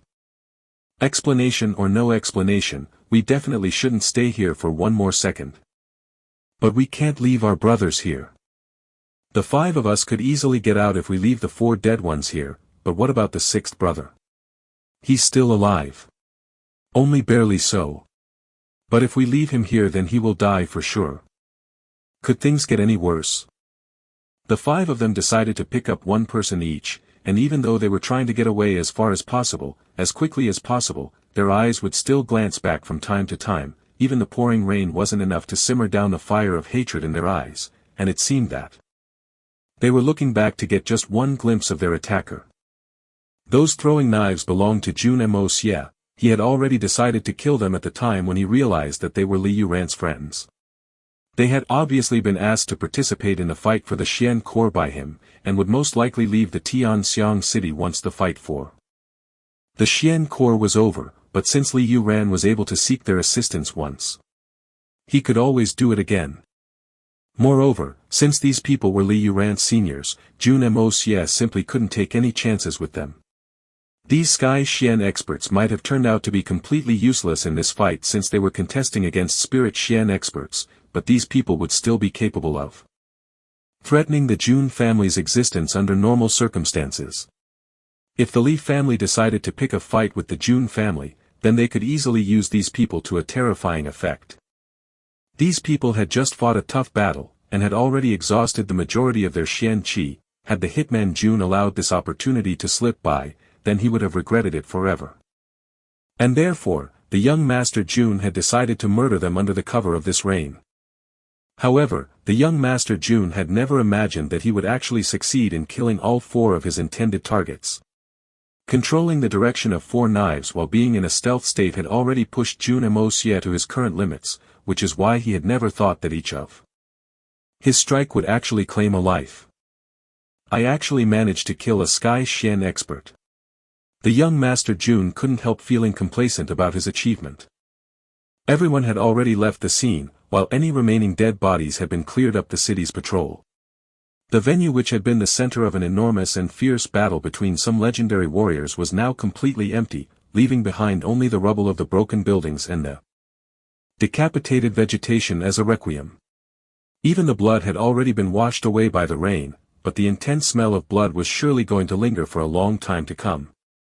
Lei Jianhong's remaining team had been walking in silence for a long time now when he suddenly turned around and whispered to a tree, "Haha, I'm still waiting for you." He waited a while, and then whispered to another tree, "You think I won't catch you someday?" His voice was soft and low, but contained almost traces of anger. It seemed rather indifferent instead, almost as if he was talking to a friend in general. But there was no one present. He waited for some time, and then his voice rang again in an indifferent tone as he repeated his sentence, "I'm still waiting for you." He paused for a while, and then spoke again, "Come out. Don't you want me to personally chop your body to pieces?" He repeated himself again after a while. But still no one answered him. He continued to whisper to the trees on the way from time to time, seemingly not getting disheartened by the lack of response from the other end. Had a doctor been listening to his emotionless threats, then that doctor would have diagnosed Lei Jianhong with a mental illness. He continued to repeat himself, seemingly never lacking the perseverance to stop. The two black-colored men reappeared in the field again. The big and burly man opened his big lips and announced, "Who are you? You know we are here now. Stop playing games, and quickly come out." These two mysterious people were obviously the ones who had captured the Xian core earlier, and had then fled the scene. However, Jun Moxie had initiated the Hongjun Pagoda's spin at full force at the time they were escaping away, hoping that it would attract them into coming back here to meet with him. The logic was very simple. Even an expert of Shi Changzhao's caliber had been unable to figure out the falsehood of this Xian core, but these two men had realized that this Xian core was different than a normal one. In fact, it almost felt as if these two people were extremely sensitive to the aura coming from this fake Xian core. Obviously, in case Jun Moxie's assumption was incorrect, then his wait would have been fruitless. Although these two people had sensed the aura which coming out from the Hongjun Pagoda, they had also assumed that the source of this aura would be extremely powerful. Moreover, they had also come prepared to return empty-handed since they weren't sure if the source of the aura would actually reveal itself. However, even though the source of aura didn't reveal itself immediately, these people were a bit skeptical to leave so early. If someone has intentionally exuded this aura, then the person obviously had something in mind. Perhaps another plan, or maybe he just wanted to say hello to us. Since the purity of that aura had already coveted their desires, these men had immediately decided to take the risk of coming around a second time, fully aware that it could be very dangerous. Thus, these two people hid themselves immediately after escaping away with the Xian core, and waited till everyone had left, and then returned to the battle scene again. After all, the purity of this aura was the world's most seductive thing for them. No jewels, no riches, no techniques or power, and no medicines could ever have attracted them into taking such a big risk. Even though Jun Moxie hadn't been sure of it at the time, but the plan had gone exactly as intended thus far. Jun Moxie had managed to use the Xian core to instigate a battle between the competitors. He had managed to damage Li Yuran's strength by killing and weakening Lei Jianhong's team, and had even managed to hurt the three elders of the Silver Blizzard City. This plan had indeed worked out very well so far, because these people were sworn enemies of the Jun family and could cause some major trouble for the Jun family in the future. Even though he hadn't succeeded in completely eliminating his enemies, he had at least managed to delay the arrival of their threats. Jun Moxie had managed to plan all this, and had somehow managed to execute this plan to perfection with the help of some improvisation. But as far as these two mysterious people were concerned, it was time for Jun Moxie to start racking his brain again. Haha, the sound of a low, weirdly mystical, but powerful and sonorous laughter originated from a few meters in front of these two men. There is nothing in front, just a tree. But that sound definitely comes from in front of us. Although the origination of these two people was very mysterious, but even they had never witnessed something this strange in their entire lives. They simultaneously stepped back, and immediately brought their hands up to their chests in defense. What the hell are you? Come out. Without any signs of warning, a third black-robed man unexpectedly emerged in front of these two men in the most bizarre of ways. This man's body drilled its path out of the ground, almost as if the ground underneath his feet was just an illusion. The strength of these two men had already reached the spirit Xian realm, but even then they had never heard of a technique as weird as this one. It could be said that even Yun Bei-chen would have refused to believe that something like this was ever possible. It was simply too strange. But another very strange this had happened right before this mysterious third man had made his entry. Just before this man appeared, the two mysterious black people had sensed a faint hint of that same aura which had lured them here, and it seemed to be coming straight from the body of this third man. The two of them were now completely sure that this was no illusion. What is your name, sire? What's your purpose for bringing us here? The tall and slender man asked cautiously. I obviously have my reasons for bringing you here. The newly emerged mysterious man replied lightly, I'm Feng Ju Qing, may I know your names? You don't know our history?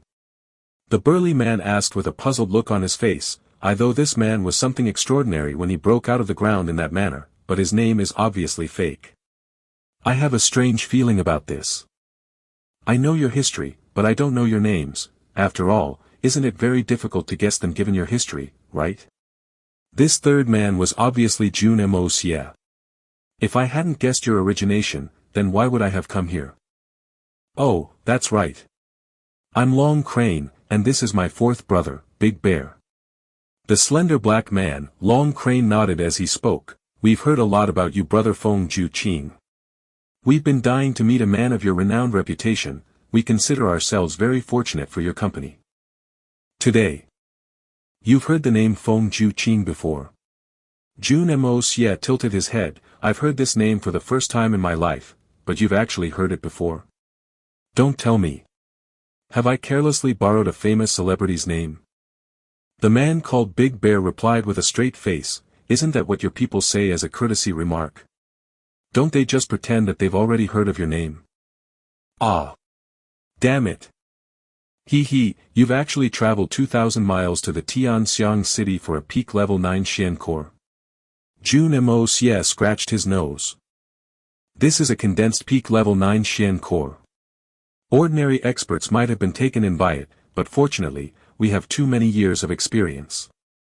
Long Crane turned and tossed the fake Xian core which Jun Moxie had fabricated. This trip had turned out to be completely useless, but it seems that things could get better now.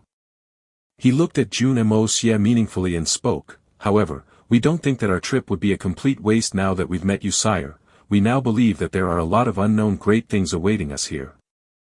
Naturally. I can give you things far more valuable than this Xian core. Jun Moxie's voice was full of temptation. Jun Moxie obviously couldn't fulfill his words on his own, but as long as he had the Hongjun Pagoda to support him, he could give these people things far more valuable than they could ever imagine. Perhaps you've misunderstood us. We only came here in search of this condensed core, and not for money or anything similar. Long Crane looked at Jun Moxie with a hint of pain and disappointment. We're simply here for this condensed core, we don't intend on doing anything else. Jun Moxie was paying special attention to their words, and realized that these people were referring to the Xian core as condensed core, and he could sense that these two people considered these two things to be completely different from each other. Brother, don't you think that this guy is talking too much nonsense? Kid, just get out of here quickly. You're really pissing me off. Big Bear's eyes were glaring at Jun Moxie, otherwise, I'll beat you death. Your life is meaningless anyway, so we might as well use it for some enjoyment, huh? What do you say, third brother? Beat me to death.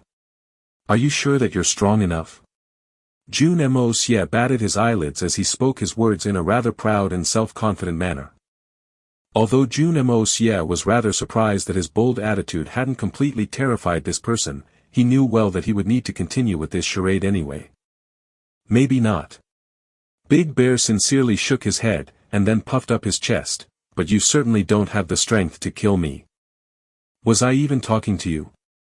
Did I say that I wish to kill you? Although I'll say this, I admire your strength just as you admire mine. Jun Moxie looked at that man in confusion. Big Bear, aren't you the fourth-born child? Yes. How do you know? Big Bear scratched his head as he looked at Jun Moxie with a rather surprised expression on his face. Jun Moxie was left completely dumbstruck. How do I know? Your third brother just introduced you as his fourth brother, and you're still asking how I know. I thought you were just playing dumb, but I guess I was wrong. You really are as dumb as you sound. You really are the fourth idiot. Jun Moxie searched his belly and brain for a long time to find a better adjective, but wasn't very successful at it. How do you know my childhood name? Did the second brother tell you this? Have you met the second brother? Big Bear's eyes glared at Jun Moxie again. You've certainly met him, haven't you? Tell me, how do you know? And I'm warning you, don't call me by that name again. It really irritates me. I see. I guess I'll just call you Big Bear. Or Brother Bear. Jun Moxie decided to take the advice. That's more like it. Big Bear proudly shook his head. I prefer Big Bear, but I guess that Brother Bear isn't that bad a name either. Jun Moxie was at a complete loss of words. I've seen some reckless idiots before also, who just go about causing trouble. Take the Duga boys for example, they are quite stupid in their own merit. But I've never seen such a big fool in my entire life. You really are. You really are worth of being a legendary fool, Big Bear. Your stupidity is simply unfathomable. Jun Moxie seemed a bit tired now since he had been using his own chi to keep the Hongjun Pagoda in motion. If he stopped using his energy to keep the pagoda in motion, then these people would be able to sense his true strength. This would obviously not be good for Jun Moxie, and he might even end up in a lot of trouble since these two people were only entertaining him because he was coming across a very mysterious man at the moment, who could emit the kind of energy they cherished the most. Please state your intentions clearly, sire.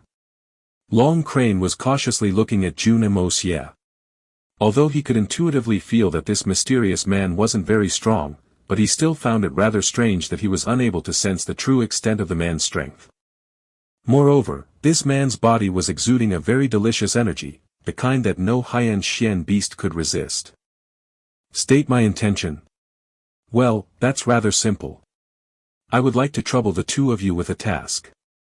Jun Moxie decided to be straightforward rather than beating around the bush any longer.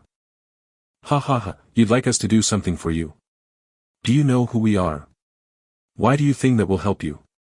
Long Crane broke into laughter at first, and then continued in a mocking tone, do you think that you can blackmail us into doing anything just because you have something that we desire? You, sire, are simply too naive. Just remind yourself that we actually managed to pilfer this condensed core from the solitary falcon and Shirchang Shao very smoothly. And don't forget that they didn't even have the courage to chase after us. Do you really think that you're stronger than the solitary falcon and Shirchang Shao? Stop acting like you're some super strong humans. You're just high-end Xian beasts.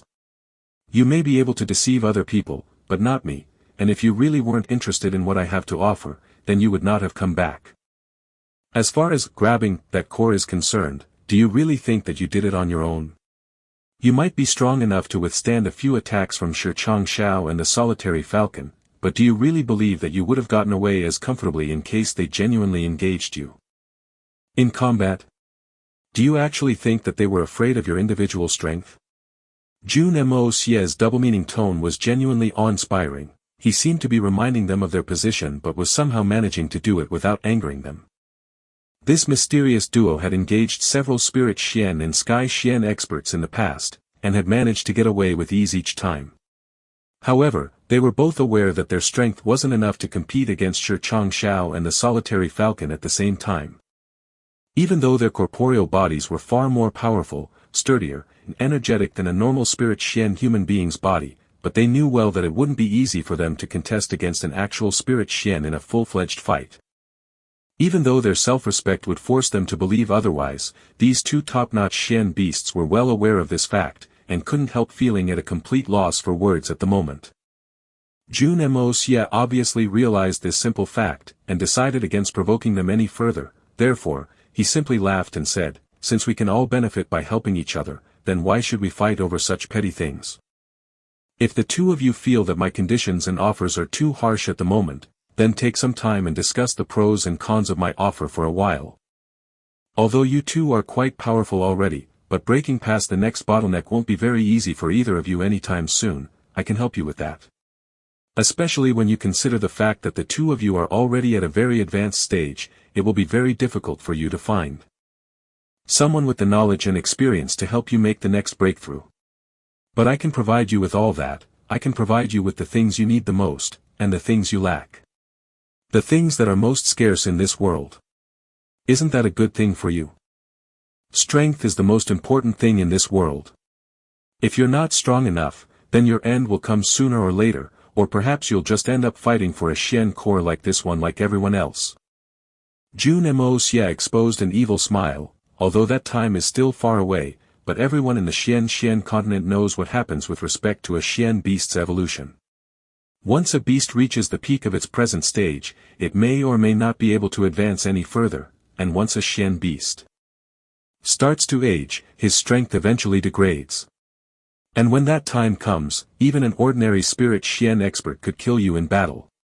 Don't tell me, has the dark and gloom of the Tian Fa forest already erased the memory of the world outside it from your minds? Both these people started breathing heavily all of a sudden, and it seemed that Jun Moxie's acidic words had already corroded down to the bottom of their hearts. Just think about it, the outside world is so beautiful, you won't have to worry about food, or lodging, and just think about all the beautiful, beautiful women, and all those colorful things. As long as you are strong enough, you could have every pleasure that this world has to offer. At your fingertips. Jun Moxie continued to tempt them. Need I remind you of all the benefits you could get if you managed to evolve further? And in exchange, I only ask this one thing of you. My task may last a few days' time, but you'll get a lifetime of freedom and immense strength in return. Isn't that enough? Though your words make a lot of sense, but we have a habit, we don't take orders from the weak. So if you really wish to impress us, then show us that you're stronger than us, else why would we need to take orders from you? Long Crane thought for a long while before replying, but his eyes seemed to be sparkling at this point. These two people were considered the king beasts inside the Tian Fa forest. And such top-notch Xian beasts had their honor, so much so that they would never bow down to the weak even if they had an extreme desire or need of something that the weak had to offer in return for their submission. Ever since Jun Moxie had realized that he could attract high-end Xian beasts to himself, and that he could even help a Xian beast in evolving further, he had started planning for this. His intention behind attracting the top-notch beasts from the Tian Fa forest was simple, if he was able to attract the best and the most powerful beasts of the Tian Fa forest to his side, then he wouldn't need to fear any power in this world.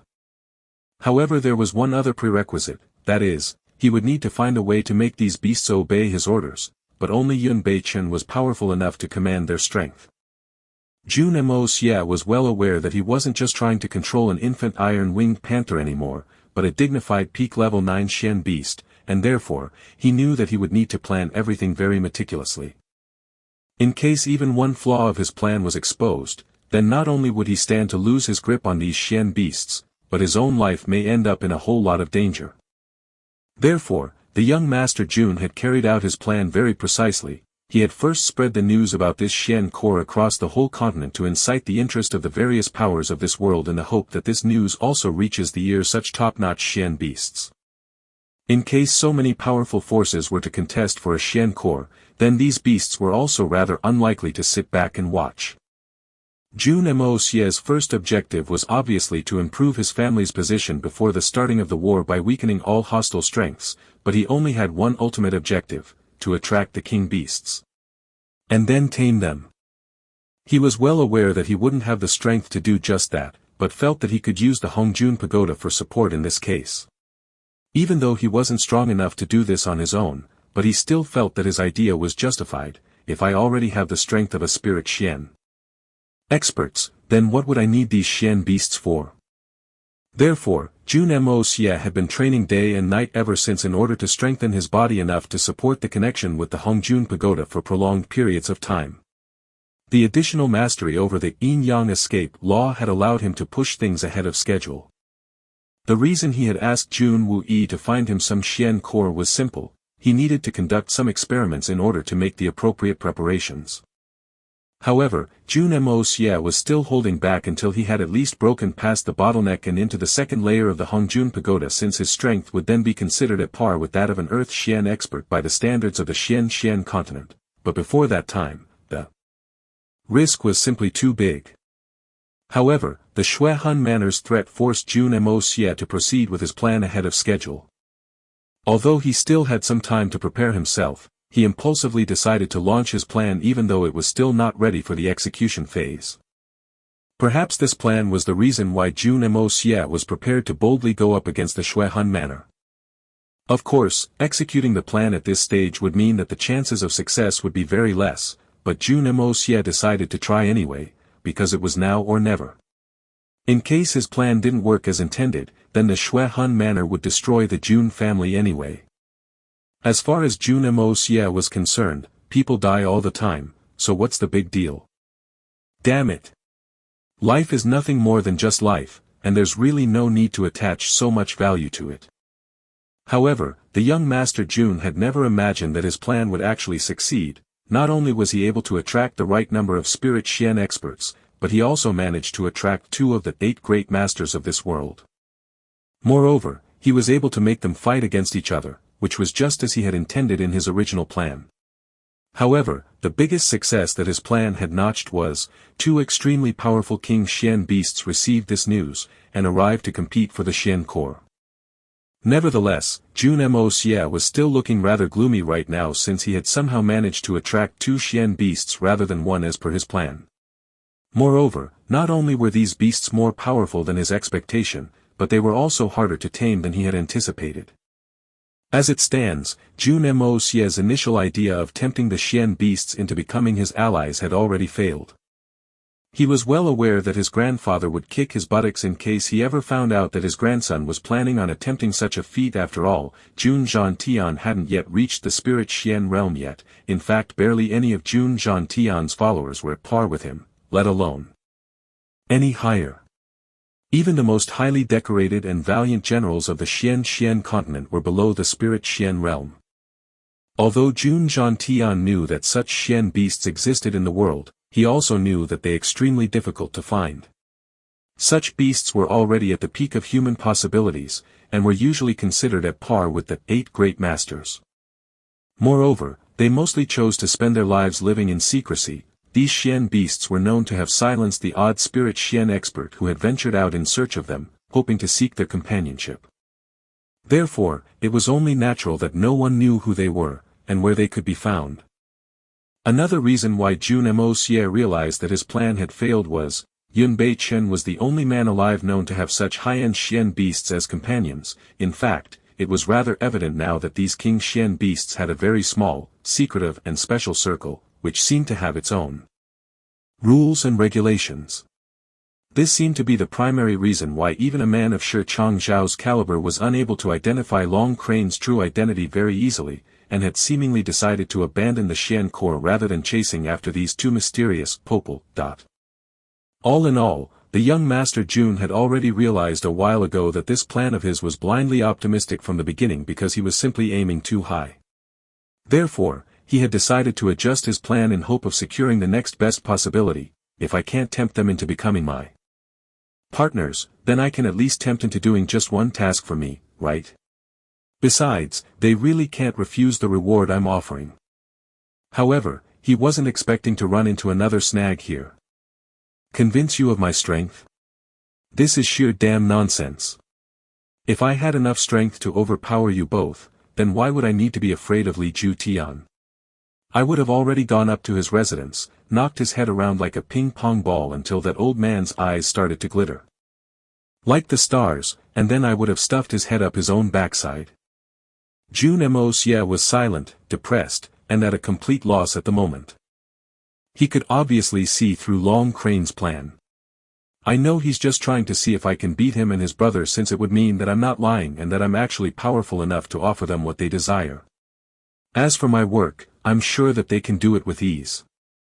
I never expected that a Xian beast could have such intelligence. Jun Moxie was quite depressed and remained silent for a while, but then he decided that he need to take some initiative here. Impress you? How do you wish for me to impress you? Jun Moxie was a bit impatient at this point. Damn this, I'm exuding the best aura that you've ever seen and you're still chirping about. This is simply unbearable. Well, that's simple, you'll have to beat us in combat. Big Bear opened his hairy mouth while his face exposed a sinister expression. His facial expression was so simply and honest, that Jun Moxie immediately realized that the Xian beast was quite serious about the offer. What are you saying? Long Crane hastily berated his younger brother. You just go about shouting for a fight all day long, that's enough now. He looked at Jun Moxie and thought, my brother simply doesn't know this guy's strength. In case this guy is actually as strong as Yun Chen, then wouldn't we also end up something like the second brother? And what if the 2 of us weren't able to escape away like the second brother did? Wouldn't we end up dead after the boss finds out? If he's strong enough, then he'll kill us, else the boss will. Either way we'll die. We're all masters here, so let's not follow the usual way of the world. We'll play 3 games to determine the winner and the loser. Long Crane stretched out 3 fingers for Jun Moxie to see clearly. Winning 2 out of these 3 tests will mark the winner. If you win, then we'll promise to do that one thing for you. However, if we win, we still get our reward. That's right, even if you lose, we'll still get our reward. Even though we won't be helping you with your task. Big Bear repeated the final sentence. That is to say, you get your reward irrespective of whether I win or lose. Jun Moxie glared back at them with disbelief in his eyes. Big Bear, you really don't have a knack for doing business, do you? You can't always make a profit if your business partner is making a loss. In reality, Jun Moxie had already agreed to this term. He knew that it was all in or nothing for him, although he was never likely to admit this in front of these 2 people. However, he first needed to try and maximize his chances of making a profitable transaction. A thick stench filled the atmosphere as Big Bear opened his big mouth and then stuck out his big red tongue, while his eyes continued to watch Jun Moxie. Then, he slowly licked the corner of his mouth as he raised his thumb and said, "Ha ha. Then why don't you just wait around and keep searching until you find someone with our talent? You need us more than we need you." Jun Moxie glared back at him. These 2 aren't as stupid as I thought. I guess they've realized my position now. It's a good thing that I only want this one task from them, else they would have become a major problem for me in the future. Long Crane seemed rather embarrassed by his younger brother's shameless words, and said, "If you have any objections, then we can change the system a bit, but if you want us to obey you without you proving yourself first, then you can forget about it." "Who said that you would have to obey me? I'm offering you a good deal in return for a service, that's called a fair deal." Jun Moxie waved his hand in frustration. "But since we're going to do some tests, then why should you get to decide the themes of these tests? For the sake of fairness, the first proposition must be set by me, and then you can set the next one. In case we need a 3rd test, then we'll figure that part out after the second result, okay?" "Good. Then tell us what the first test is." Long Crane and Big Bear discussed this idea for a while, and then readily agreed. As far as they were concerned, given our combined strengths, how could we possibly lose to him? I will do an action, and if either of you is able to replicate it, then I will concede my defeat. Jun Moxie thought for a while, and stated his desire as his lips curved into a cunning smile. Good. They both seemed very confident since the 2 of them were almost at the peak of their realm, and their bodies could be stretched to almost any extent. Long Crane simply couldn't help rejoicing his victory early. Forget about normal actions, I can even twist my neck in a knot. What could possibly be more difficult than that? Let's go then. Jun Moxie started his game, and the 2 of them were left staring blankly at him. The strangest thing was happening right in front of their eyes. Jun Moxie's feet were slowly sinking into the ground, and then his legs, his waist. And then his entire body. However, the most magical thing was that the ground was still as flat as before, there was no hole in it. An entire human's body had disappeared into the ground in front of these 2 people. A moment later, Jun Moxie's head started popping out of the ground about 3 meters away from his initial position, which was followed by his torso, his abdomen, waist, legs. Jun Moxie's body had no traces of water on it, nor was his clothing stained by the mud and soil. How's this even possible? Long Crane and Big Bear's eyes were glued to Jun Moxie's body in disbelief, and it seemed as if they would simply pop out of their sockets, while their throats were unable to swallow down the saliva under the effect of the shocking scene they had just witnessed. They suddenly remembered that Jun Moxie had emerged from this very spot, and figured that it was probably a trick. Hence, they immediately ran over the point where Jun Moxie had initially been standing and, bang, they punched the ground hard and sent the water splashing in all directions.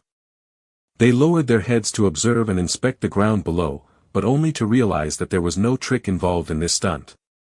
The 2 of them racked their brains for a long time and finally reached a conclusion: this was legitimate, the other man didn't cheat us. However, this means that he's simply unbelievable, right? Is this guy even human? These 2 Xian beasts simply wouldn't have believed that such a feat was ever possible. However, they had witnessed it with their own eyes just moments ago. Now it's your turn. Jun Moxie's voice seemed very modest, and very humble. This was just a small piece of skill, and even if one of you can imitate it, then I will concede this round. They looked at each other for a long while before Big Bear reluctantly opened his mouth and muttered, "We cannot do this, we concede." "Well, so I win the first round?" Jun Moxie deliberately asked the silently standing Long Crane. He had asked both the brothers to try and defeat him, and therefore it was important for the both of them to concede their defeat separately.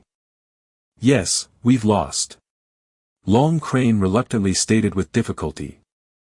Although he was admiring Jun Moxie's shocking abilities, he could sense that his opposition clearly possessed some magical abilities, which meant that it would be extremely hard to win this competition since the other party's abilities would be hard to assess.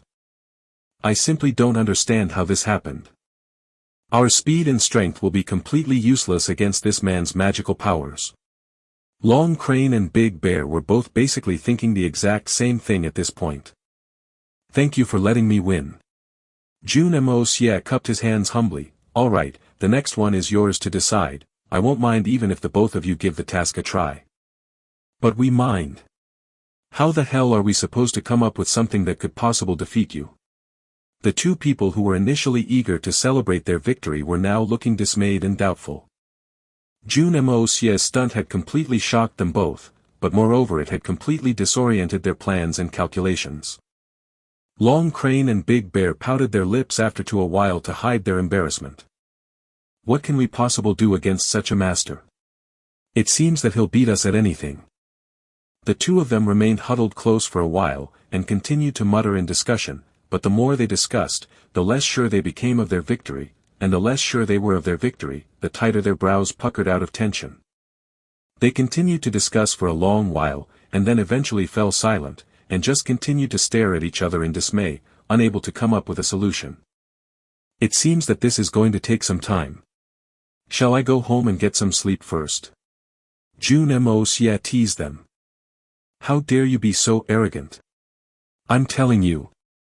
Big Bear opened his mouth in fury to curse out, but was unable to find the right words. He tried almost 5 or 6 times, but wasn't able to find the right selection of words. "So what's it then?" Jun Moxie decided to keep the pressure on them. "I've had enough of you, you bastard." Big Bear burst into anger out of embarrassment. "What's the hurry, huh? Let me remind you that your present attitude isn't very noble." Jun Moxie's face suddenly became rigid. "Did you just call me a bastard?" Fortunately Jun Moxie heard the second part of his sentence before bursting forth to procure some raw meat for a bear's paw soup. "How long is this going to take? I reckon it will be dawn soon. You may have all the time in the world, but I have a lot of other things to do." Jun Moxie's voice suddenly started to rise in volume. "Hurry up. I've already told you." Big Bear opened his mouth to hurl abuses at Jun Moxie again since he simply couldn't stand it anymore, but then suddenly ended up jumping up. A ring of halo emerged inside his brain, and he loudly roared out, "I'll pee." "What?" The final words hit Jun Moxie's ears like a thunderbolt, and he almost fell to the ground. He dizzily looked at the big and burly man in front of his eyes, unable to fathom that this fierce killing machine would have actually uttered the word pee from his own mouth. Why is this guy talking like a 3-year-old all of a sudden? At this moment, Jun Moxie couldn't help but wonder if he had heard the word correctly. Long Crane was also startled for a second, but then his slender eyes started involuntarily revolving in circles, while his pupils started to dilate. "You're telling me that you'll pee?"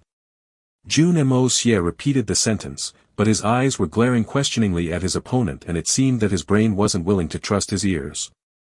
"Correct, we'll pee."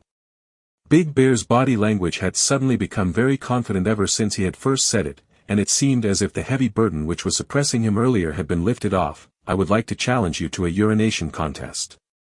How about it? This is what we want the second round to be. Do you wish to concede your defeat?" "Urination contest? How do you intend to decide the winner? By who urinates higher, farther, or more?"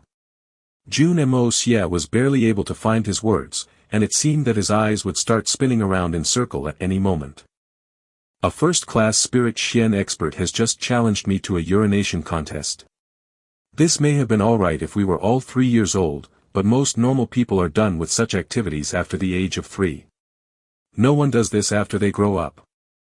A full-grown man was standing in front of Jun Moxie, and was asking him to take out his equipment in front of everyone, and then use it to excrete his watery wastes. Do Xian beasts even know the meaning of the word shame? What is this? It seemed that Jun Moxie had underestimated the degree of shamelessness that certain people were capable of exhibiting, and to make matters worse, these people weren't even people, they were animals. Not higher, nor farther, these things are for children. We, however, are all qualified masters here, so we won't be playing such basic games. Big Bear groaned twice to clear his throat, but his face had already started to redden with embarrassment, and yet he tried to convince himself, we really can't lose to this man, even if he only requires us to do just one task. After all, who knows what he'll ask us to do? He's got some magical powers for sure, so his task definitely won't be very easy. Damn it, anyway not many people will see my shamelessness, so what do I need to be nervous about? As long as we win this contest, we at least won't have to do his work. You did an action which we both were incapable of doing, and therefore we readily conceded our defeat. Big Bear was struggling to maintain a straight face because he was afraid that relaxing his facial muscles would expose his embarrassment. Now I will do an action, and as long as you can imitate me, we will lose this one. If you cannot do it, then you'll lose. An action while urinating. Jun Moxie narrowed his eyes. Is there something special about this thing? This is something that we learn to do the moment we are born. Now that we've all grown up, we can all urinate with 2 hands, with 1 hand, and even if we hold our hands behind our backs, we can still urinate freely, comfortably, and smoothly. We can lie down and urinate, we can urinate while twisting our waist around in a circle, and we can even urinate while jumping up and down. Heck, we can even run around while taking a leak, and then we can make circles in the ground, and so on so forth. There's nothing really more to it. In case we urinate while squatting down, then it would be theoretically possible to direct it upwards and into our. Is that what you're up to? Because I'm definitely not doing that. Of course the action will be done while urinating. What else do you think I said? Big Bear opened his mouth and snapped back at Jun Moxie, since you're the challenger, I'll go first. Jun Moxie simply couldn't bear to see it at first and closed his eyes. What's going on here? Do I really have to watch as he urinates? What does he think? Does he think that beautiful flowers will start growing in the Tianxiang city after he urinates here? Just as he was wondering what the action was going to be, Big Bear opened his mouth and exhaled a mouthful of air, and then stomped his burly feet on the ground with a thud, and then his burly body majestically flew upwards into the sky. The ease and speed of his movement was truly worthy of a Spirit Xian expert's pride. Good skill. Jun Moxie silently muttered to himself in praise. However, his eyes were still staring on in confusion. Didn't this guy say he was going to pee? Is he going to pee from up there? Just as Jun Moxie was about to voice his doubt, Big Bear proudly opened his mouth and grinned as his hands quickly untied the waistband of his trouser while his body continued to rise up in the air. Then, he quickly inserted his hands into his trousers, and nimbly pulled out his tool, shrugged at once, puffed his chest with air, and then exerted. With all his strength, and sparkling water arrows surged outwards like a flooding yellow river, making chi sounds as they raced away from his body. Jun Moxie was left flabbergasted by the strong smell, and felt as if he'd faint at any second. On the other side, long cranes suddenly covered his face from shame. Big Bear's tall and burly body was still standing upright in the sky, while his eyes were seemingly staring at the horizon. He exerted more strength from his chest, and held his weapon steadily in both his hands, and slowly starting rotating, making his shiny water arrows spray out in all 4-inch directions. His fluids were spreading in all directions in equal volumes, and were notching the same distance as well. Big Bear's clothes were fluttering in the air in a rather magnanimous manner, well, minus his indecent parts, but the rest of the show seemed quite exquisite. Although his body was slowly dropping in altitude, but the speed of his descent was almost negligible. Finally the trajectory of the water jet slowly started contracting in range, and then eventually dried out. Then Big Bear comfortably shrugged his tool twice in the air, and then his hand swiftly stuffed his war weapon back into his trousers. Then, he leisurely took his time to tie his waistband into a bowknot. After he was done with his stunt, Big Bear leisurely descended down to the ground gracefully, and smilingly nodded in Jun Moxie's direction. I didn't have much to drink earlier. It genuinely seemed that Big Bear was regretting that he hadn't executed his action to perfection. Jun Moxie didn't know whether to laugh or cry. He was suddenly reminded of an incident from his previous life. A youngster had jumped onto the traffic police's podium at the cross-section of a busy crossroad, and had then flowed out his water jets in all directions unbridled, despite the traffic policeman's repeated warnings, but Jun Moxie had never expected that someone would actually be capable of paling that man's achievements into insignificance. This was obviously a very difficult task to perform. Jun Moxie was terrified out of his life at the thought of imitating this action.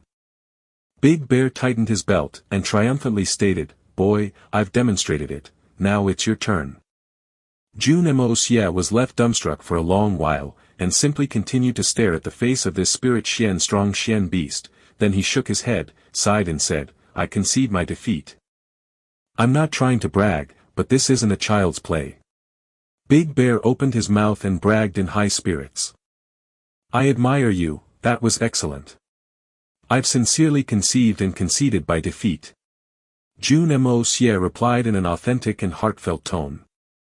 Jun Moxie had only conceded this round since he didn't have an option. Jun Moxie was a fairly shameless character in his own merit, but he knew that he wouldn't be capable of accomplishing a feat such as this one. Apart from being plainly shameless, Big Bear's stunt was also extremely difficult to master for a human being. If the task was to achieve a high altitude in the air and then urinate, then some people could master it with practice. But to urinate in the air while maintaining one's position, even Yun Chen would have given up on this task. This was a plainly physiological action. In order to maintain one's altitude in the sky, a person needs to constantly circulate their Xian Qi around his body, and by doing so, one's body turns rigid, irrespective of the person's innate strength. Although it's not difficult to revolve around in the sky, but one would need to relax every muscle of his body in order to urinate. Which would make this task absolutely impossible, because once a person relaxes his body's muscles, that man would immediately start falling to the ground. A bystander would ask, how was Big Bear able to pull off this action when even Yun Chen wouldn't have been able to? Does this mean that Big Bear is even stronger than Yun Chen? This feat had nothing to do with Big Bear's innate strength. The essence of this lay in the mere distinction between humans and Xian beasts. Powerful beasts such as Big Bear and his brother were gifted with a special talent or perhaps ability, called stagnation. Xian beasts were capable of using this ability to freely venture into the sky at any time they wished to without using their Xian Qi, whereas a human would need to employ his Xian Qi to achieve the same. Therefore, in this regard, a Xian beast was undoubtedly far superior to a human. Moreover, Big Bear was already one of the strongest of his kind. In reality, Big Bear was not only the younger than his brothers, he was also the weakest one, but when it came to performing such a task to score a victory, Long Crane would have rather chosen to lose instead of doing such a shameless act in public, which is why Big Bear had heroically taken the charge, and had volunteered to perform the task. Of course, Big Bear's thick-skinned nature played a massive role in performing this task, but it also managed to bring his side back on level terms in one single swoop, leaving each side with one victory and one loss as it stood at present. Long Crane was standing with his back towards Jun Moxie, his shoulders were already stooping low, and it seemed that he didn't even have the courage to stand and look Jun Moxie in the eye. "I wish I was dead." There can be no greater shame for a dignified beast from the Tian Fa forest. We actually resorted to unfair means to score a victory. Thankfully there are only 3 people present here, but the other party seems to be quite powerful in his own merit, and may know some very powerful people as well. In case he tells the world about my 4th brother's stunt, then it would be very humiliating for us. Damn it, just how can I explain it to him that he mustn't tell the world about the manner in which we just won this round? Brother Crane, congratulations, your 4th brother's mid-air stunt was really amazing, and I concede my defeat. Jun Moxie had obviously sensed that Long Crane wasn't as thick-skinned as his younger brother, and decided to tease him for it. Obviously Jun Moxie was just trying to vent out his gloom by doing this. After this glorious victory, I think that it's best that the winners of the second round decide the final round's theme. So please Brother Crane, decide the next round's task. Long Crane coughed twice to conceal his embarrassment, then gave Big Bear a ferocious glance before turning around to face Jun Moxie, only to reveal his embarrassed face, and then smile unnaturally, and spoke in a weird tone, "Thank you Brother Fong, you really have a very high tolerance. And thanks for giving us the chance to decide the next round." "That's alright brother, this was truly a good learning experience for me, and I honor my defeat." Jun Moxie was barely able to utter the words, "truly a good learning experience," in fact it seemed that he would bite his lips shut at any moment. However, Jun Moxie clearly knew that he wasn't as strong as Big Bear or his brother, and even though Jun Moxie knew that Big Bear had cheated him in this round, he didn't refute it since he was also aware that he'd done the same in the previous round. He had just gotten a taste of his own medicine. Long Crane on the other hand was a proud personality, and had always carried himself with dignity. He would have rather resigned himself to losing this contest, but would have never resorted to using unfair means to win it. However, his reckless and shameless fourth brother had done exactly what he despised the most in the world, which had left him feeling very unpleasant inside. Firstly, he felt quite cheap for using such methods to secure a victory, and secondly, he felt sorry for his opponent, and thirdly, he needed this incident to stay a secret. And just then, Jun Moxie's offer to allow him to decide the third round had completely humbled him. The more he thought into it, the more ashamed he felt. Moreover, the fact that Jun Moxie had decided to concede the round without even attempting the task, made things even worse for him. In fact, he had already started associating himself with Jun Moxie by now. "Thank you brother. The next one, the next one." Long Crane strained himself hard for a long time, but was unable to come up with anything suitable. This opponent was really giving him a headache. On top of that, the noble demeanor of the opposition was making him feel even guiltier inwardly. Moreover, his heart was carrying a faint feeling that the other side would be able to imitate any action that he could think of. Long Crane hadn't felt this way in a long time. In fact, this was only the second time in his entire life that he had ever felt this way. The first time was when he was faced with Yun Beichen. As this thought crossed his mind, a burst of horror gripped Long Crane's heart. Is this man really capable of matching up to Yun Beichen's mastery? Big Bear squeezed closer to his brother, covered his mouth, and said, "Third brother, haven't you already thought of it? It's very simple."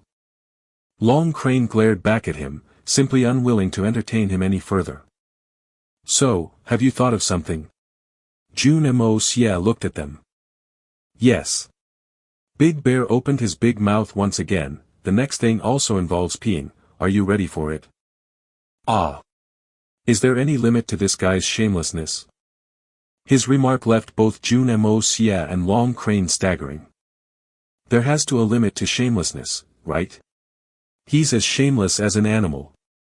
No, even calling him an animal isn't enough to describe him. There really isn't a word despicable enough to describe this man. Have you already not died of shame yet? Long Crane started hurling abuses at his younger brother, and then impulsively kicked his brother's buttocks in rage. "You go and stand there on one side. Even if you don't have any sense of shame, your third brother still does." Big Bear pouted as he rubbed his buttocks, feeling wronged. "Third brother, you curse me in front of outsiders, isn't that shameful for me? Don't I have my own pride? And in case you really wanted to kick me, you could have done that in person. This wasn't right." "Bah! What shame are you talking about? You've already ashamed yourself a long time ago." Long Crane continued to hurl abuses at his brother in resentment since his brother had been failing to meet his expectations and he was beginning to run out of patience now. "Roll over to one side, and don't you dare to open your mouth again. You obviously can't think of anything by yourself, so I came up with something and I even managed to win us the round, and you're still asking to keep shut." Big Bear muttered to himself as he bitterly took 2 steps to the side. "Actually, I don't think I have any problems with the fourth brother's suggestion, none at all. In fact, it would be fully in compliance with our agreement in case the fourth brother decides to carry out the same task more than once.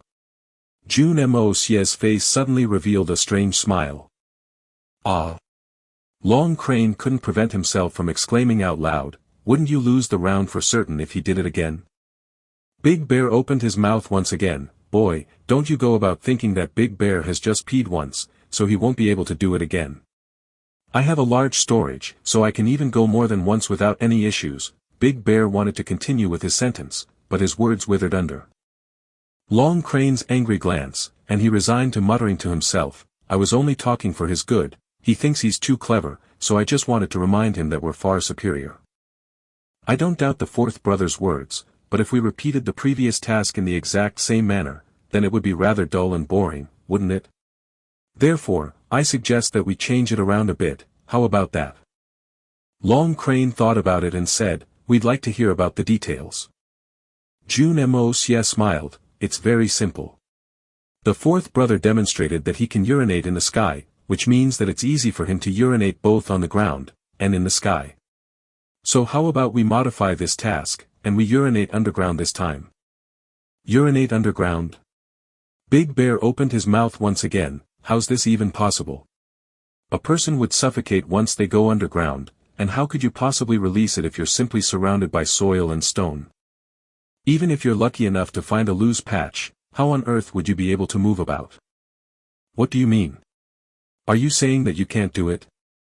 Jun Moxie smiled. It is impossible to do this. They both shook their heads in unison, it's easy in the sky since there is a void, but inside the ground. That's simply impossible, can you do it? What would you two say if I managed to do it? Jun Moxie hummed provocatively. I let you cheat me once, but this time it's my turn. Then we'll concede our defeat. They looked at each other and smiled. This is good for us, it seems that he's trying to make up for his defeat in the sky by doing it underground, but even the two of us can't accomplish such a task, so how could this guy, right? This guy is so silly, even if you manage to get inside the ground, you'd still have to loosen up, try and find out for yourself kid. Anyway, it seems like this kid is only trying to experiment with this task. It would be fun to see him fail at it. Since they both felt that their opponent was unsure about executing this task, they both immediately nodded and agreed for this action to be appointed as the third round's challenge without even discussing it any further amongst themselves. I'll go first. Jun Moxie raised his hands, and the two of them suddenly felt a strong aura in the air which they had been aching to get their hands on. They simply couldn't prevent themselves from inhaling its fervent and beautiful scent as they licked their lips, while their hearts itched to absorb it all. Jun Moxie looked at the two of them as his feet slowly started sinking into the ground once again, and smiled in calm and relaxed manner. All of a sudden, Jun Moxie's body was partially submerged in the ground, with only his chest and head visible above the ground. The soil and the water had managed to retain their normal position on the ground surface. Jun Moxie smiled once again, and then suddenly a jet of water projected outwards from the ground. The faces of the two Xian beasts instantly transformed to surprise and astonishment, and they immediately clutched their noses as they leapt sideways to avoid staining their clothes with Jun Moxie's urine. The shock in their eyes was clearly speaking for their mouths, he actually did it. It's obvious that this is a man's urine. There's no scope of fraud here. Jun Moxie pulled his body out once he was done emptying his tank, and asked, what do you say now? They looked at each other as dismal, and said, you've done as you said, and we concede our defeat. Jun Moxie was greatly relieved to hear these words, finally, I won. However, he was completely unaware that his opposition was also sharing the same sentiment, but in a reversed context, yes. We finally lost. Even though the winner was forced to undergo several hardships, the losers were still eagerly hoping to lose the bet, such bets are hard to come by. Alright, what is it that you wish for us to do? Long Crane frowned as he spoke, although we're willing to honor this bet, but I would like to remind you that we will only do just one task for you. In addition to this, you will not go back on your promise. We won't accept any excuses in case you go back on your promise. Naturally, as long as you complete my assignment, I'll reward you as promised. Jun Moxie smiled as he extended his hand towards Long Crane. Long Crane looked puzzlingly at Jun Moxie, but then slowly extended his hand and shook Jun Moxie's. Just as the two hands came in contact, Long Crane was suddenly startled and his entire body started to tremble. His face was reveling in an indescribably surprised expression, and then he gradually closed his eyes as he started to enjoy the sensation. A pure and unadulterated aura was streaming from Jun Moxie's hands and into Long Crane's body via his hands, and all of a sudden, Long Crane felt as if he was walking in a heavenly paradise.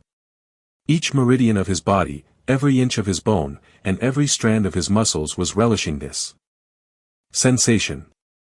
The Xian Qi which had been dormant for a long time had suddenly started burst into action in an unprecedented manner, and Long Crane could sense that as long as this aura continued to circulate around his body, he could easily break past the next bottleneck. Wave after wave of this pure aura had left him completely intoxicated. Good heavens, I never knew such a sensation could exist in the world. I'll complete as many tasks as he assigns for me. Long Crane had always been a calm and composed personality, but against his nature, his entire body was trembled in excitement at this moment. I've never felt this kind of energy inside my body in years. Just thinking about it brings tears to my eyes. I haven't been able to break through the bottleneck for a long time now, and I only have about 30 more years at most before my cultivation starts to slip from its peak. Had I met him later in life, then it might have been too late to upgrade my cultivation. Big Bear was looking dumbstruck at his brother. What is the third brother doing? What's so mesmerizing about holding his hand? Long Crane could sense that his cultivation was slowly inching towards its peak, and then suddenly this mysterious aura stopped, just when he was about to reach the point of its need. This break in aura almost drove him crazy for 1 second. Jun Moxie had suddenly withdrawn his hand, and was now smiling at him. Jun Moxie opened his mouth and spoke in a calm voice. Are you convinced now that I can help you as promised? At this point, Long Crane's heart was aching to grab Jun Moxie's hand, and feed more aura into his own body, but Long Crane was too proud to stoop to such desperation, and so he breathed deeply a few times in order to calm himself down, while his eyes remained shut the entire time. Then, he opened his eyes, and spoke up, but the traces of excitement were still lingering in his trembling voice. Yes, I'm convinced. I'm afraid that no Xian beast could ever be capable of resisting this temptation. For us, this temptation can be fatally enticing. Big Bear was still eyeing Jun Moxie doubtfully, which is why Jun Moxie smiled and extended his hand towards him as well, and startled him in the same manner. However, Big Bear didn't close his eyes as his elder brother had, and instead started staring at Jun Moxie as if the man was a celestial being. Big Bear tightened his paws around Jun Moxie's hand, and it seemed as if he wouldn't let it go for the life of him. In fact, he almost started begging, "Give me a little, please. Give me a little, hurry, hurry, give me a little more of it. I really need this." This stout and burly beast with a body almost 3 times the size of an ordinary man's had suddenly started acting like a naughty child who was unwilling to part with his favorite candy. Jun Moxie tried to pull his hand back, but found it stuck. He tried to pull harder, but Big Bear only gripped it ever more firmly, simply unwilling to let go, while constantly begging for more, leaving Jun Moxie to regret taking the extra initiative of convincing him as well. Fourth brother. Long Crane berated his brother again. Stop acting like this. Act like the dignified Xian beast you are. Why are you acting so anxiously? We haven't discussed the terms of appointment yet. I. How can I not be anxious? Big Bear glared back at his brother. The anxiety of his heart was clearly visible in the pumped-up veins of his eyes. I've been trapped at my current stage for close to 20 years now. Each day passes like a year for me. You get back here, and shut up. Sire, what is it that you wish for us to do? What task could you possibly be incapable of accomplishing with your own supernatural abilities? Long Crane pulled his brother back with one hand, and asked in an urgent and pressing tone. Although I'm capable of doing this task on my own, but for reasons I cannot state, I won't. Else I wouldn't be offering you this reward. Jun Moxie started to build up to his task in an unhurried and casual manner. Oh. Just say it quickly. We can do anything for that reward. You can't just give us a taste of that sweet energy, and take it away, it's making me really desperate. Big Bear was practically jumping around Long Crane in the hope of breaking free of his brother's grip. Ask us anything. We'll do anything for you.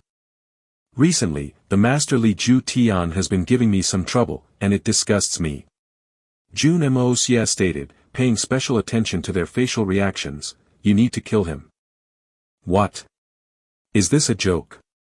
Long Crane and Big Bear suddenly cried out at the same time once, and then both of them fell silent.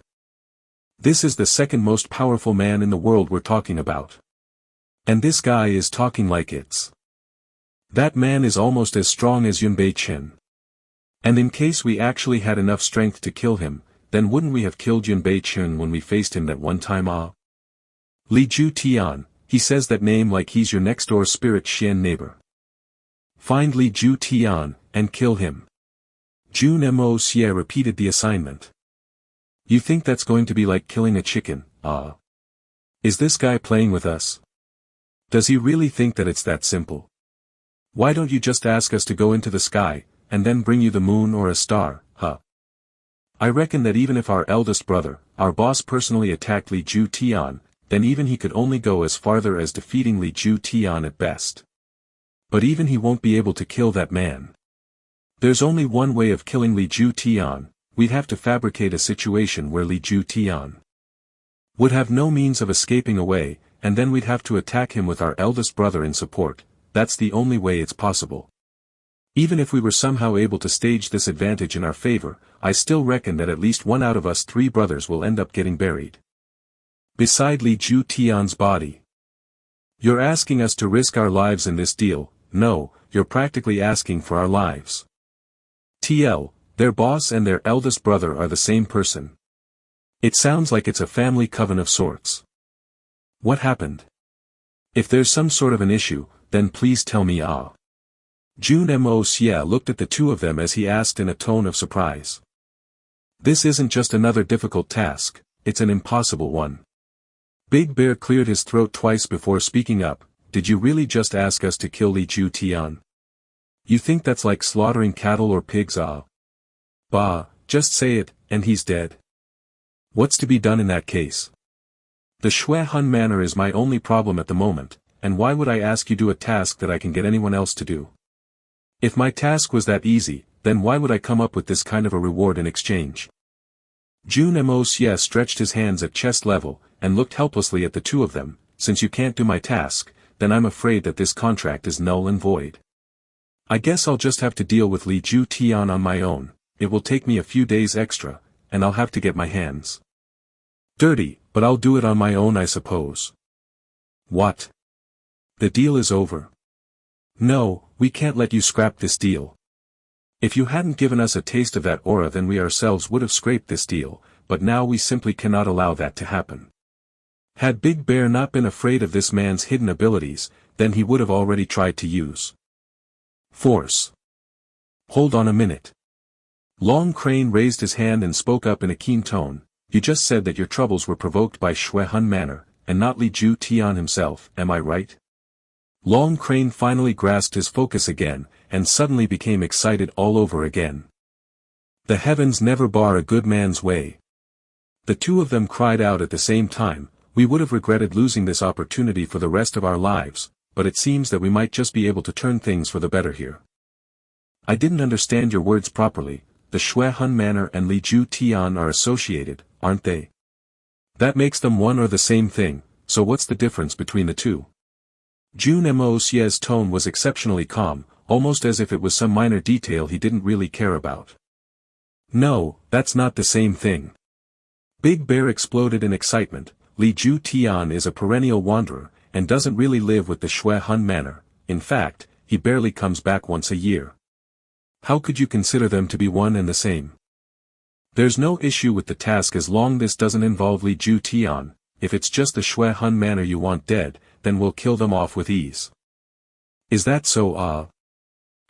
If killing Li Ju Tian isn't necessary to do away with the Shui Hun Manor, then there's no need to kill Li Ju Tian. Jun Moxie continued in a puzzled tone, and patted his forehead. I was almost getting ready to kill the wrong person. Both the brothers rolled up with eyes in contempt, almost getting ready to kill the wrong person. You think you can kill Li Ju Tian that easily? You almost scared the life out of us there. If you only wish to deal with the Xue Han manor, then we can handle your task with ease. Long Crane smiled responsibly, although Xue Han manor has several spirit Xian experts, but that won't pose any problems for us. It's like my fourth brother said, we'll finish them off with ease. That's all good, but I have to take step back here. The target has now changed to Xue Han manor instead of Li Ju Tian, and this reduces the task's difficulty but a few grades. Therefore it seems to me that the reward I was previously offering is now too much. Jun Moxie puckered his brows tightly, seemingly wishing to go back on his word since it seemed as if he'd overpaid for this bargain. Brother, you mustn't go back on the terms the Xue Han manor is considered the second strongest force of this continent Don't you think that it's enough? This will be too big a task for anyone else other than us. Even though Big Bear was prompt to reply, his words still sounded very sincere. Please don't think that destroying the Xue Han manor will be an easy task. Firstly, destroying the Xue Han manor will provoke the wrath of Li Ju Tian, and secondly, if we destroy the Xue Han manor, then won't it solve your problems with them? The two of us will also have to pay a considerable price for it My fourth brother is right. Even though the Xue Han manor is considered weaker than the Silver Blizzard City, it is only so because Li Ju Tian is always away from the Xue Han manor whereas Han Feng Xue is always inside the Silver Blizzard City. If you take these two masters out of the equation, then these two powers are neck to neck in terms of their strength and influence. Long Crane added. If that's the case, then let's do it like this. Jun Moxie wrinkled his brows together, still unwilling to settle for the current deal. However, it still seems that I'm taking a bit of a loss in this deal, so I'd like to attach an additional request, and I'd insist that you complete this request as well, otherwise I'd consider this deal over. Please express your request. As long as you don't require us to kill Li Ju Tian, we'd be willing to do one more task for you in addition to destroying the Xue Han manor.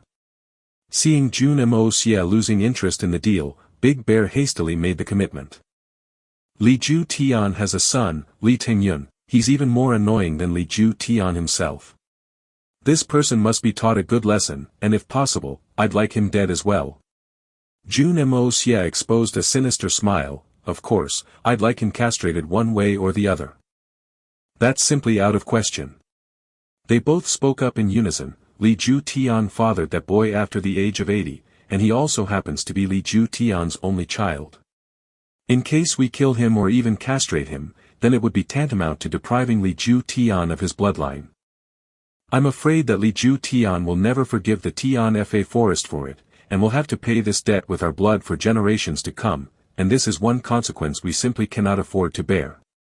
Long Crane explained. If this isn't going to work, then how do we go about it? Jun Moxie seemed to be losing his temper at this point. Besides, if Li Ju Tian can father a son at the age of 80, then I'm sure that he can father another at the age of 100 as well. So why are you so worried about it? He became the laughing stock of the world when he fathered a child at the age of 80, and in case he has to father another at the age of 100, then I'm afraid that he'll die of the shame this world will instill on him for it. Big Bear shook his head regretfully. Long Crane decided to walk the road of sensibility once again. This request is too difficult to complete since this request is the same as annihilating Li Ju Tian's bloodline.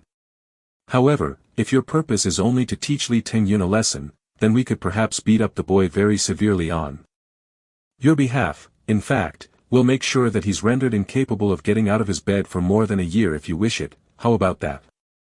Long Crane thought about it for a moment, came up with a compromise, and then said, however, if you insist on kill the boy, then I'm afraid that we'll have to back away from this assignment altogether.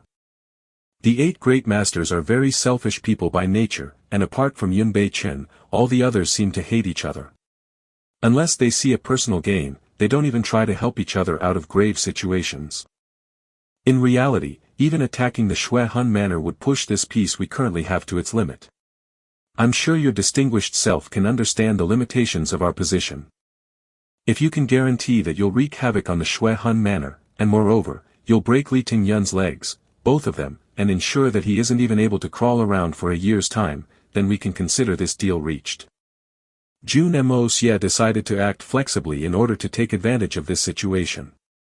Long Crane and Big Bear discussed the proposal for a while, and then replied, "In that case, we have a deal." "We have a deal." Jun Moxie smiled, and stretched out his hand. "Let's shake hands and swear it." Clap. They joined their palms together, indicating that they had agreed on terms. Long Crane and Big Bear were both quite excited. "If we can trade this task for an opportunity to evolve our state, then it's a good deal for us. We're getting a really good deal here considering that we don't even have to kill Li Ju Tian, or his son, and we only have to weaken and destroy the Shui Han Manor's strength." Just the thought of living several years of their life in a free and leisurely manner post their evolution was enough to tickle their imaginations. "If we are able to progress again, then our strengths will reach at par with the eldest brother, and then we won't even have to fear the 8 great masters." Jun Moxie was excited as his partners. A near-negligible use of the Hongjun Pagoda's energy in exchange for this assignment's competition would immediately solve all problems surrounding Guanqing Han, and would delay his troubles for at least half a year's time. This is a very cost-effective deal. I just got lucky here. I suppose that 1 month's time should be enough to settle this matter. What do you say about that? Jun Moxie stated hastily at first, but then controlled himself since he realized that he might end up revealing too much information in his excitement. "That's not an issue." Long Crane and Big Bear replied back anxiously as they smiled. "A month's time for this task is a lot of time. This is simply too much time considering our strength." "Ha ha. Brother Feng, how do we find you after the matter is resolved?" Long Crane finally raised the issue in a subtle and calm manner. "You can seek out the Jun family's residence in the Tianxiang city, and then you may inform Jun Wuyi that the Shui Han Manor has been dismantled as per requirement. Then, you can wait a moment, and I'll meet you again to honor my promise." Jun Moxie solemnly vowed. "I finally have a way to take care of the Shui Han Manor and the Silver Blizzard City, even if it's only a temporary solution. I'll wait a month, and once they return, I'll talk about the Silver Blizzard City's task then, hee. Jun Moxie chuckled treacherously within his belly. "We'll take our leave, brother. Until next time." Long Crane raised his hand to wave goodbye and pulled Big Bear along with him with his other hand. "One moment. I have one thing that I'd like to ask the two of you about." Something came up in Jun Moxie's mind and he suddenly stopped the two of them again. "The peak level 9 Xian core, what's its use?" The two brothers immediately stopped in their tracks, turned around, and continued to stare him for a long time before Big Bear finally asked, "Why do you ask this? Don't mean that you don't actually know what this Xian core is for. After seeing my abilities, do you really think that I need that Xian core? However, since you look so excited after winning it over, I just thought I'd ask you this question. If you don't wish to discuss it, then I'll take my leave." Jun Moxie was a bit surprised that these two brothers were very cautious in this regard, and couldn't help regretting asking this question. "That's also true, given the purity of the energy inside your body, this Xian core is useless for you. Naturally you wouldn't be aware of its usage either." It sounded from Long Crane's voice that he envied Jun Moxie's ability. Why would this guy need a Xian core if his own body can produce such pure aura? Moreover, it's fairly difficult to assess his strength, but I reckon that he could be as strong as Yun Beichen. A man of such strength and ability naturally won't be bothered enough about these Xian cores to figure out its usage. Long Crane and Big Bear were thinking the same thing, and it seemed that these two brothers had suddenly started feeling humble in front of Jun Moxie's abilities. As this thought crossed their mind, Long Crane smiled and said, "I guess, telling you this will be of no harm to us. What the human race calls a Xian core, is known in our race by another name, condensed core, and it also considered one of the most miraculous things known to our race since it's the crystallized essence of our life. However, if a human uses it in the wrong manner, then even a spirit Xian expert wouldn't be able to prevent his body from exploding to fragments. In order to use this core, one would first need to stabilize its energy with a heavenly star grass, and would also need To use a tricolored Reishi mushroom along with 9 Xian roots for support, and only then would a spirit Xian expert be able to use this Xian core to increase his energy and cultivation level. However, once the core is ready, it can enhance a human's cultivation overnight, and the user would see a tremendous progress. However, all this one aspect, but getting those 3 herbs is another. These 3 herbs are almost a myth, and even a spirit Xian expert is unlikely to be able to find them all. Long Crane laughed to ridicule, why is mankind so selfish? Is that so? Oh, that's really strange, people are willing to go to all this trouble of beating each other to death for something that may not even be possible at the end of the day, it really surprises me, why would they even bother with it? Jun Moxie seemed at a loss, the greed of humanity is the most terrible thing staining this world. The 2 brothers felt the same way on the subject, and nodded in agreement, thoroughly impressed by Jun Moxie's words. The 3 men cupped their hands in unison to mark their parting salutation, and then the silhouettes of the 2 brothers darted away and faded into the horizon as Jun Moxie watched. It was evident from the velocity of their departure that these 2 Xian beasts simply couldn't wait to finish this task. The storm had already come to a stop, and the dawn was almost upon the sky. Jun Moxie inhaled a deep breath to relax his mind, and then simply slammed down to the ground, he could distinctly feel the ache in his head. Jun Moxie had completely exhausted his entire mental and physical energy a long while ago, and had been reluctantly pushing himself further the entire night for the fear that Long Crane and Big Bear would sense his true strength in case he broke the connection with the Hongjun Pagoda, which would make things very difficult for him. However, the result of this hard-earned victory was beyond Jun Moxie's imagination. Although the plan hadn't gone as smoothly as intended, but in one single swoop, he had managed to resolve the issue surrounding the Xian core as well as the Shui Hun Manor, which could be considered a great result for Jun Moxie. Since Long Crane and Big Bear had agreed to beat up Li Tingyun, it could be estimated that the threat from the Shui Hun Manor would end up being delayed by at least another 6 months. Jun Moxie could use these 6 months to promote the strength of the Jun family, and even if the Shui Hun Manor came attacking in full force at that time, the Jun family would actually be capable of fighting back. In fact, Jun Moxie was looking forward to it. How can one improve if there's no opponent? Pressure is the best stimulant for progress. Once the Jun family was ready for war, and the Shui Hun Manor was to back away, then Jun Moxie would himself go knocking on their door. If you dare to claim a Jun woman, then you better have the guts to fight over her. Whatever I do, I won't let Li Tingyun get away with this. Silver Blizzard City, Shui Hun Manor, haven't you guys been too arrogant for a long while now? Jun Moxie gritted his teeth and sat up on the ground. Then he slowly pulled himself up and merrily dragged his tired and aching body along the road, and towards to his house. Jun Moxie slept through the day. The amount of energy which he had previously expended had put his body under a lot of strain, and had pushed him way beyond his limits. In fact, the hitman had never pushed himself to such limits ever in the past. Jun Moxie had been forced to continue using his energy to simulate the Hongjun Pagoda until he had sent the 2 Xian beasts away on their task, and had only loosened up thereafter. However, since he was afraid that someone might still be spying on him, the hitman hadn't completely lowered his guard out of a necessity, and if it hadn't been for the training he had received in his previous incarnation, the young Master Jun might have actually collapsed to the ground before reaching the Jun residence. However, by the time he reached the Jun residence, the young Master Jun was completely exhausted, so much so that he had already pushed his body to a limit where he didn't even have the strength to lift his finger. The last thing he remembered was the guard lifting him up, and carrying him to his bed, post which he had no recollection of anything.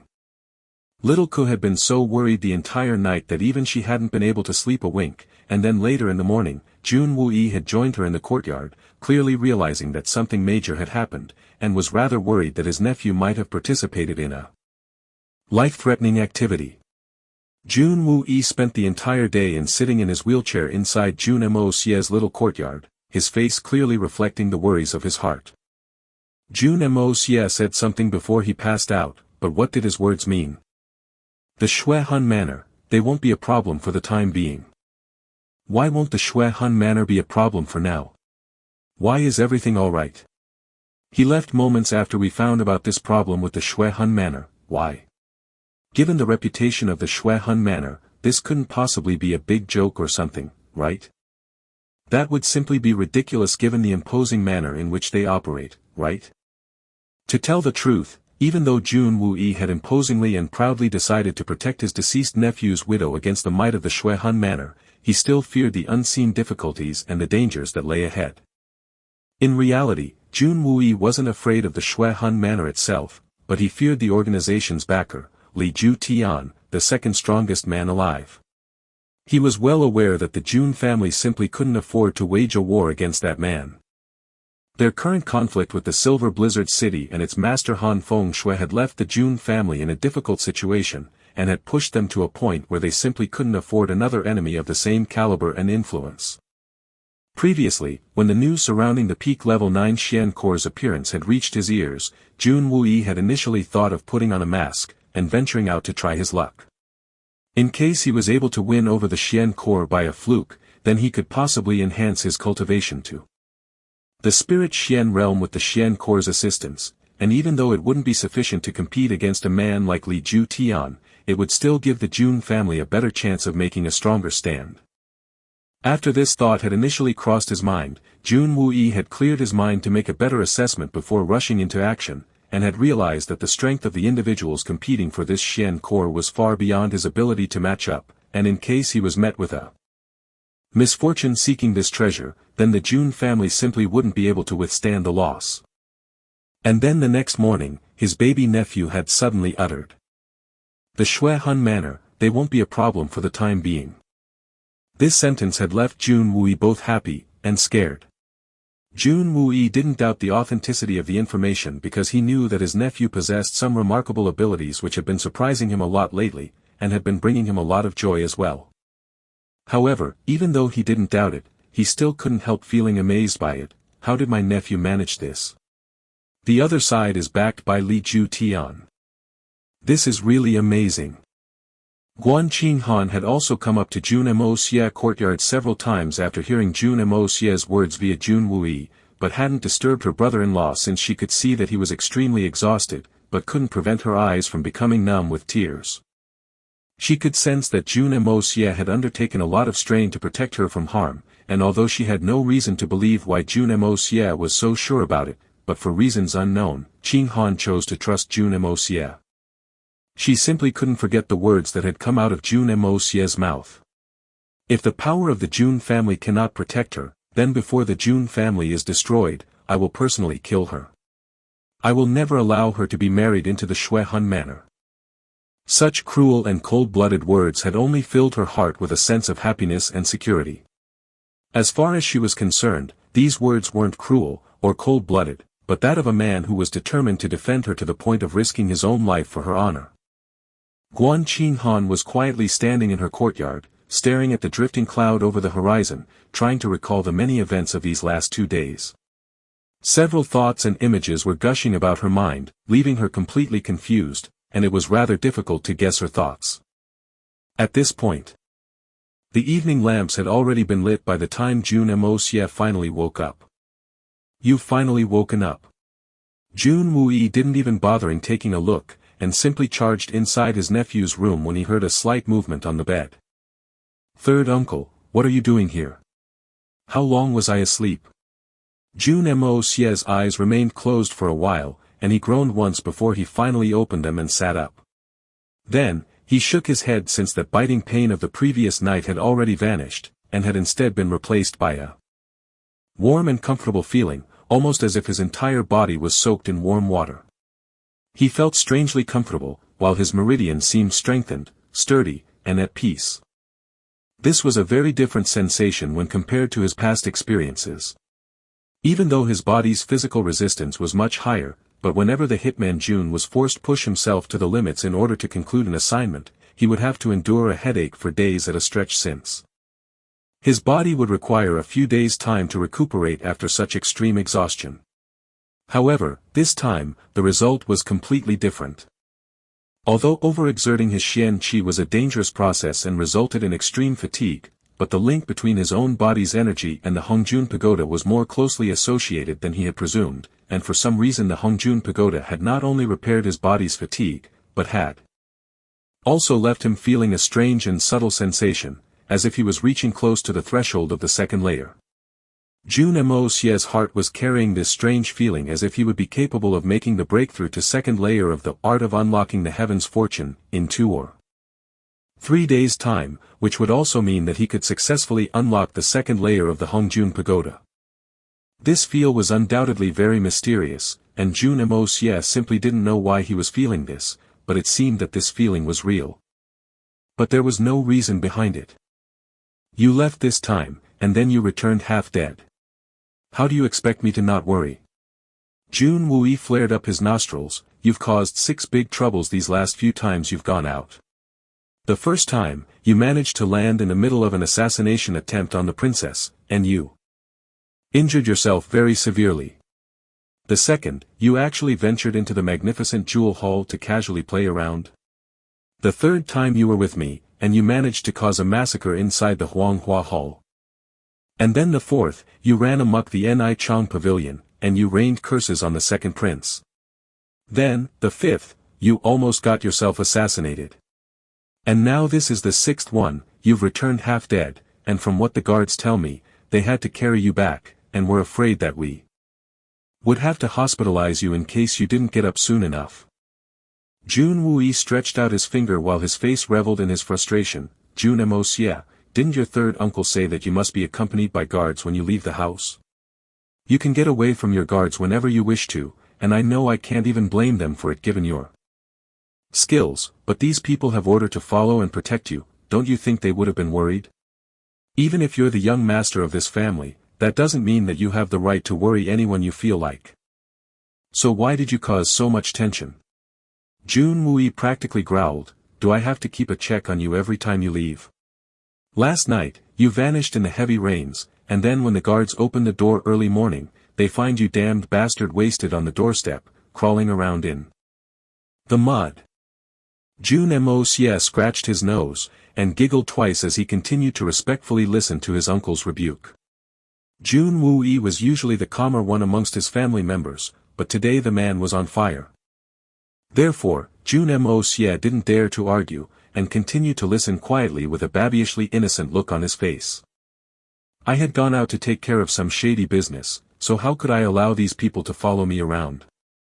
Jun Wui took a deep breath in an attempt to regain his composure since he felt that he had already overdone it a bit. Anyway, given the innocent look that Jun Moxie was covering his face with, Jun Wui could sense that his temper was misplaced. I'm too lazy to scold you right now, and anyway, it's a pure waste of my energy. Jun Wui waved his hand. Well, you said something this morning, what did you mean? Jun Wui had spent the entire night listening about the horrifying battle which was taking place in the city, and naturally couldn't help but worry about his nephew's safety, which was the reason he had lost his temper. Ah! What did I say? What are you talking about, what meaning? Jun Moxie simply had no recollection of anything. He wasn't just pretending, he had spoken those words right before he had fainted, and therefore had no recollection of it. Are you playing around with me?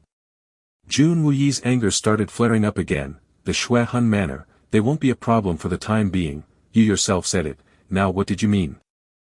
Ah, that one.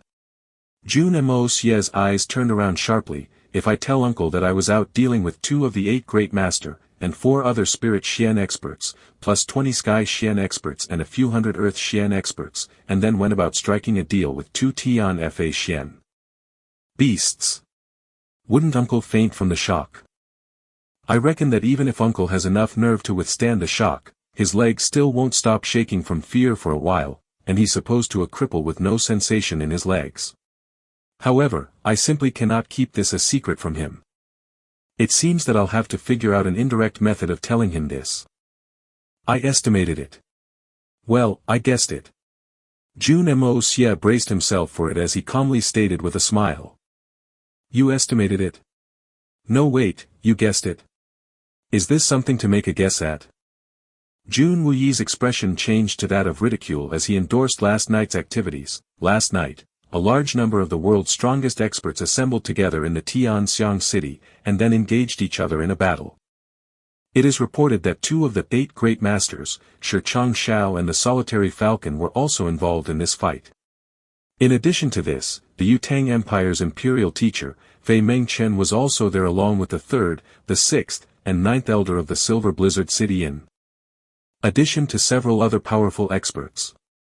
In addition to this, the Li family's Li Yuran had also invited his master, Li Wu Bei's top 10 disciples to participate in this fray, and then 2 of the Tian Fa Forest's legendary beasts also showed up at this scene. The reason behind all this is rumored to be an unknown masked man, who appeared at this scene with that peak level 9 Xian core, which had been stolen some time ago, and ended up causing this contention. At present, the Xian core is confirmed to be in the hands of those 2 Tian Fa Xian beasts. Jun Moxie seemed rather familiar with everything that had happened last night, well, almost everything. Sweat drops had already started falling off from Jun Moxie's forehead, and he was barely able to force a smile on his face. "Third uncle, your intelligence network is so amazing, so there would have been no reason for you to personally go there, right? Since so many experts had arrived, I naturally had to go and see it for myself." Jun Moxie snapped loudly. This, after all, happened on my Tianxiang country's land, and this obviously would have alerted His Majesty. In case His Majesty ordered a thorough investigation into the matter and I didn't have any information on the subject, then the Jun family would be deemed as ignorant. His luminous eyes looked at Jun Moxie. "These things aren't important. The only thing that is important, and the only thing that I wish to know about, is that, who was that masked man who stole this Xian core and then appeared publicly last night? That damned bastard was the reason behind this commotion last night, and I want to know his identity." Must be some legendary expert. I can only guess that such an expert would be at least comparable to Yun Beichen, otherwise he would have never attempted such a feat. Jun Moxie stated solemnly in a serious tone. "Really?" Jun Wuyi's expression resembled that of a dormant volcano simply waiting to erupt. "I gave you a level 6 Xian core a few days ago, bring it out, I want to take a look at it." "That Xian core is now lying in the hands of Long Crane, so how can I bring it out? It's not like I can create something out of thin air." A mere 6th level Xian core, Jun Moxie's eyes were turning and twisting. "I lost it." "You didn't lose it to a couple of extremely powerful Xian beasts from the Tian Fa forests, did you?" Jun Moxie glared at his nephew. "Now that you've properly woken up, I have a bucket of questions that I wish to ask you, and you should know that there is penalty waiting for you in case you give me a bucket of lies in return." "Jun Moxie, your 3rd uncle is older than you and more experienced as well. I don't know why you're so sure about what you said last night, nor do I know how you managed to pull it off, and I don't even know how you managed to fool those people. However, I know that you will not lie to me, but..." Jun Moxie spoke his words slowly in a calm tone. In the face of disaster, with fear and trepidation gripping his body, Jun Moxie quietly got out of his bed. "Uncle, I had a major urinary emergency, and I really needed to." "You couldn't hold your urine in your pants." "Bullshit!" Jun Moxie roared out. Jun Moxie obediently stayed rooted to his spot as Jun Moxie went on to say, "I suppose it's time to give you the family's trademark punishment." Guan Qinghan was anxiously walking around in Jun Moxie's yard since she had already been informed that 3rd uncle had gone into Jun Moxie's room just after he had woken up. Although Jun Moxie was her younger brother-in-law, but this was still a young man's bedroom at the end of the day, and therefore she naturally felt embarrassed at the thought of rushing in without permission. Therefore, left with no other option, she was anxiously waiting in the courtyard when she started hearing the sounds of Jun Wuyi's roars, and couldn't help getting nervous and worried. Why is 3rd uncle so furious? This was only a small incident. Just as she was busy worrying, bang! A stack of white clothes flew out from the room, and Qinghan subconsciously got up and almost fell to the ground under the fierce momentum of this flying object which she tried to catch. Meanwhile, this object was screaming out, "Uncle! Easy on that point." This flying object was obviously the young Master Jun. Guan Qinghan cried out in alarm, as the body landed on the ground face first. Jun Moxie had just received a kick in the buttocks by his uncle, and even though he had screamed out to complain, he had still managed to adjust his body mid-air very quickly in order to ensure a secure landing position, but unexpectedly, he suddenly found himself crashing into a soft embrace. While he was still screaming out, and then suddenly a sweet fragrance entered his nose as he came in contact with something really soft and warm, and then his body's projectile was rebounded and diverted. He couldn't help feeling a sense of pleasurable comfort for a second, but just as he was about to start enjoying it, he found himself falling down. This time, he didn't get enough time to adjust his posture, and ended up falling to the ground in a free-fall position, and ended up bumping his face in the ground. Then without any further explanations, Jun Wui leapt out of the room, and started playing ping-pong with his nephew's body as he fiercely rained an intense volley of kicks and punches, while Guan Qinghan stared on in horror. Guan Qinghan was already aware of Jun Wui's recovery, so without worrying about anything, he simply continued beating up Jun Moxie. With all his skills put in play, Jun Moxie quickly covered his head with one hand, and his crotch with the other, and started rolling around in the ground like a sandbag. He had already accepted his fate and had resigned himself to this beating. Just go a little easy, uncle, else I'll also end up in a wheelchair like you. Uncle. You. Stop it, please. Don't hit him. Guan Qinghan anxiously went up to him in persuasion. Her remark clearly expressed her anxiety and distress, and Jun Wui involuntarily stopped his hands mid-air in surprise. Even Jun Moxie opened his eyes wide while still lying on the ground. This uncle and nephew duo were clearly in sync, and they both immediately stared blankly at Guan Qinghan in surprise, and then looked at each other, unable to believe her reaction. Since when did Qinghan bother with Moxie's life and death? Is my brother's daughter-in-law possessed? Guan Qinghan suddenly realized that these two men were staring at her out of sheer surprise since she had just charged up to plead in her brother-in-law's favor, a brother-in-law she previously didn't like at all. But why did I just plead to save him? Guan Qinghan's face suddenly turned red, while her ears practically turned purple, and then she suddenly stomped her feet in anger. I was afraid that you'll tire yourself, uncle. Hit him again, kill him for all I care. She finished her sentence almost like a spoilt child throwing a tantrum, and then flushed with embarrassment once again seeing that they were both still staring at her, almost to the point where it seemed that their eyes would pop out of their sockets. She bitterly grunted and then swiftly walked away. Did I misinterpret that? Maybe I just misheard her. Was that person really my sister-in-law?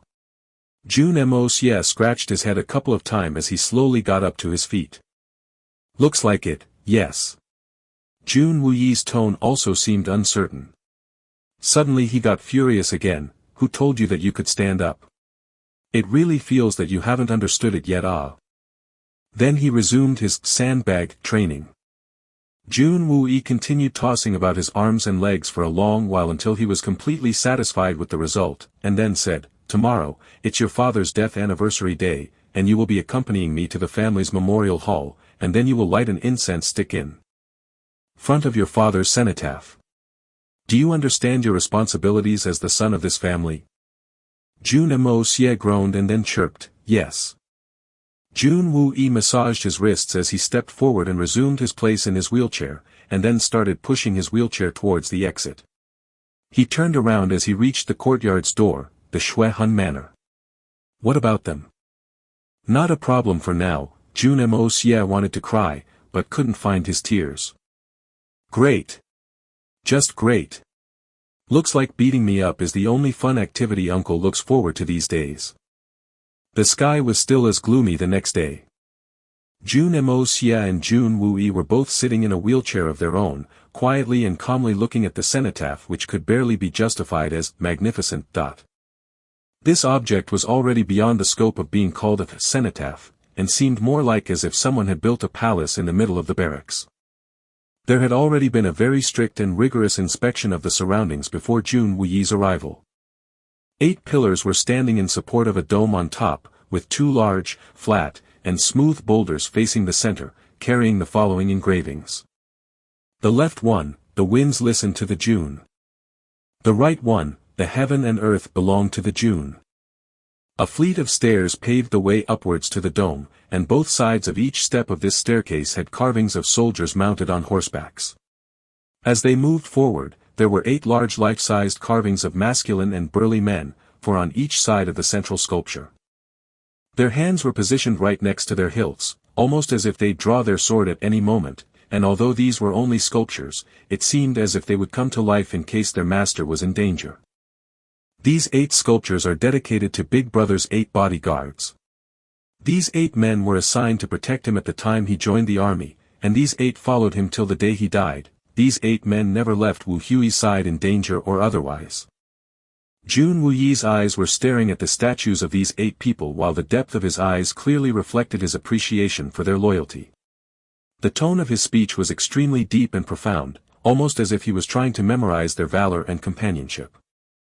This is the glory and honor, whether in life or death of the White Commander, Jun Wu Hui. Who could ever match his name? Jun Wuyi slowly spoke as he slowly moved forward while his eyes continued to pay respects to each passing statue. Jun Moxie simple couldn't help but awe at the magnificence of this memorial. The entire mantle was neat and clean, to the point where there wasn't even one speck of dust on in it. It had just rained very heavily a couple of nights ago, and it was late autumn at the moment, but there wasn't even a single dead leaf on this memorial, nor was there any trace of corrosion from the rain. Someone is always placed in charge of taking care of this memorial. In fact, there is an unwritten rule in the barracks: no matter who you are, as long as you're in charge of Big Brother's memorial, and there's even a spot of dust found on it, your only penalty is capital punishment. There will no trial. No explanations will be listened to. There is no law more stringent in the military than this one. There are no exceptions, and no one ever dares to speak against it, nor has anyone ever tried to violate it. Jun Wuyi slowly spoke as he pushed his wheelchair around. Jun Moxie silently accompanied his uncle in his wheelchair, but his heart had already started shaking with admiration. This one point was enough to express the military's love and admiration for his father. It was evident that his father, Jun Wu Hui, the White Commander's reputation had already transcended to that of a god's in the eyes of this country's military men. Under the dome, there was a large, tall, stone statue of a middle-aged man upon his horse. The man's body was upright, his bright and piercing eyes seemingly seeing through all the strategies in play on the battlefield. His left hand was holding the rein of his horse, while his right hand was gently placed on the hilt of his sword which was hanging on his waist.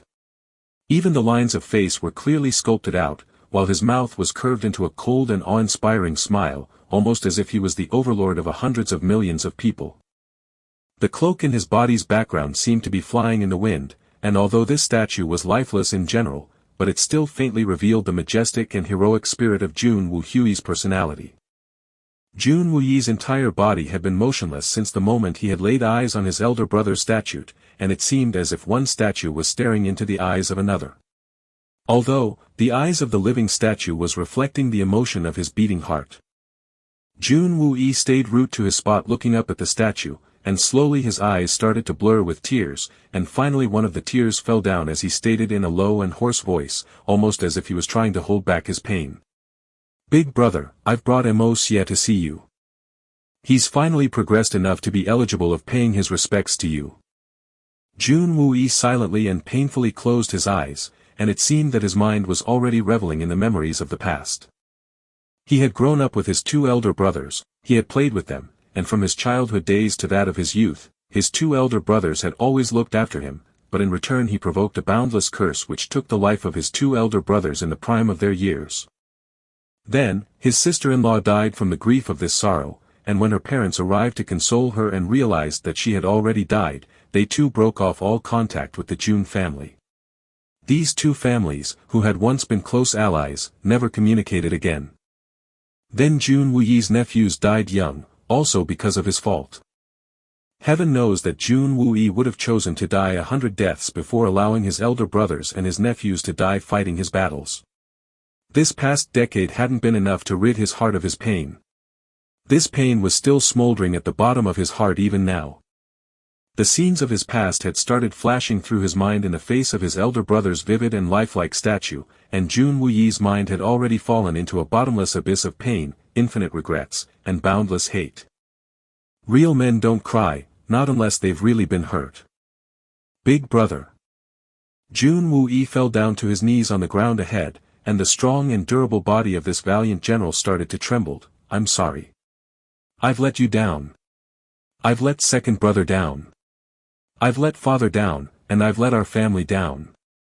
Through his tear-stained eyes, Jun Moxie gazed into the fortitude and wisdom of elder brother's face, and he felt as if his elder brother had come back from the dead to stroke his hair, and then looked at him with a smile on his face, almost as if he was teaching him a lesson. Third brother. There's no need to suffer, there's no need to cry. At this moment, Jun Moxie started crying even more loudly as all those feelings which had been taking refuge in his heart for these past 10 years started to pour out unrestrained, and then he started crawling closer to his elder brother's grave like an aggrieved child who was suddenly throwing himself into the arms of his loved ones. He could still distinctly remember the last words his brother had said to him the night before his departure all those years ago. About this Silver Blizzard City matter, I've always felt that our business with them isn't over yet, and I'm afraid that the Silver Blizzard City still has some secret tricks up their sleeve. Therefore, when your second brother and I are away from home, you will not act recklessly. You mustn't get over anxious about marrying Miss Han. Love always finds a way. Once your second brother and I return, we will talk to father, and then we'll find a way to help you. The whole family will stand in your support. Jun Moxie could clearly remember the concern in his eldest brother's eyes and a similar look in the eyes of his second brother as well. The image of those profound and concerned eyes was piercing his heart with pain, almost as if someone had stabbing his heart with a knife and was twisting the knife inside his heart. At that time, his two elder brothers had completely forgotten about their own pains and worries for the sake of their little brother. Those two men were only concerned about their little brother's safety, and were worried that their little brother might end up hurting himself under the flame of impulse, and had seemingly forgotten all about the enemies they would have to deal with on the battlefield. These two men were wise and loving enough to spare their little brother by not sharing their anxieties since they didn't wish to worry him any further. Then, a loud and forceful drumming had started sounding, loud enough to make the entire world shake. Jun Moxie was standing in his military uniform, his white military uniform, and the next moment he was mounting his horse. Third brother, now that your second brother and I are going away, you are the only man the Jun family can depending on. Big brother. Big brother, why did you say that? How stupid was your little brother? I had never been able to understand the meaning behind your words until this day. Those were your last words. Big brother, did you already know this then? What did you know about? Perhaps, you had sensed something. Why didn't you say anything? Why didn't you tell me?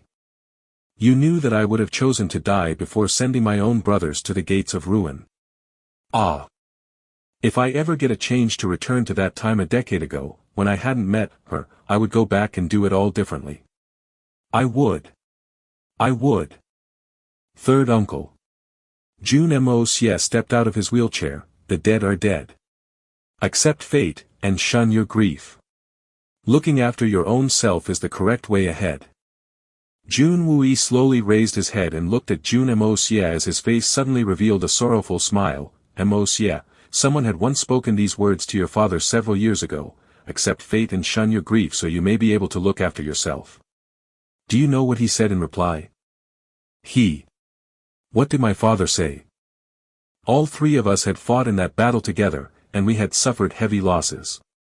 Your father was very sad to see so many of our men lying dead on the battlefield. At that time, one of the officers advised him, General, shun your grief. Take control of your body and emotions. Jun Moxie spoke slowly as he recalled the words. At that time, Big Brother had replied, why do you want me to shun my grief? Why should I shun my grief? My brothers have died, and they were killed by my enemy. Shouldn't I now kill the enemy? How will letting go of my grief change anything? Taking control over my emotions. Jun Moxie raised his voice, almost as if he was trying to imitate his elder brother. Yes, we will have to find a way to shun this grief in time. But I will not waste this grief in tears, I will use it to kill the enemy. I will use this grief to raid my enemy and then eliminate them in one swoop so my brethren never have to feel this grief again. I will not shun my grief. I will change my circumstances. I will not shun my grief. I will change my circumstances. Jun Moxie softly repeated these two phrases, and suddenly a wave current rushed through his body, flooding his body with pride and honor as it resonated throughout his soul. I will not shun my grief. I will change my circumstances. This one sentence aroused a sincere and earnest feeling of admiration for his father inside Jun Moxie's heart, a father he had never even met. An iron-blooded man laughs when he feels like laughing, cries when he feels like crying. An iron-blooded man isn't artificial. A real man doesn't shun his sorrows. A real man works on transforming his situation. His words have won over my heart.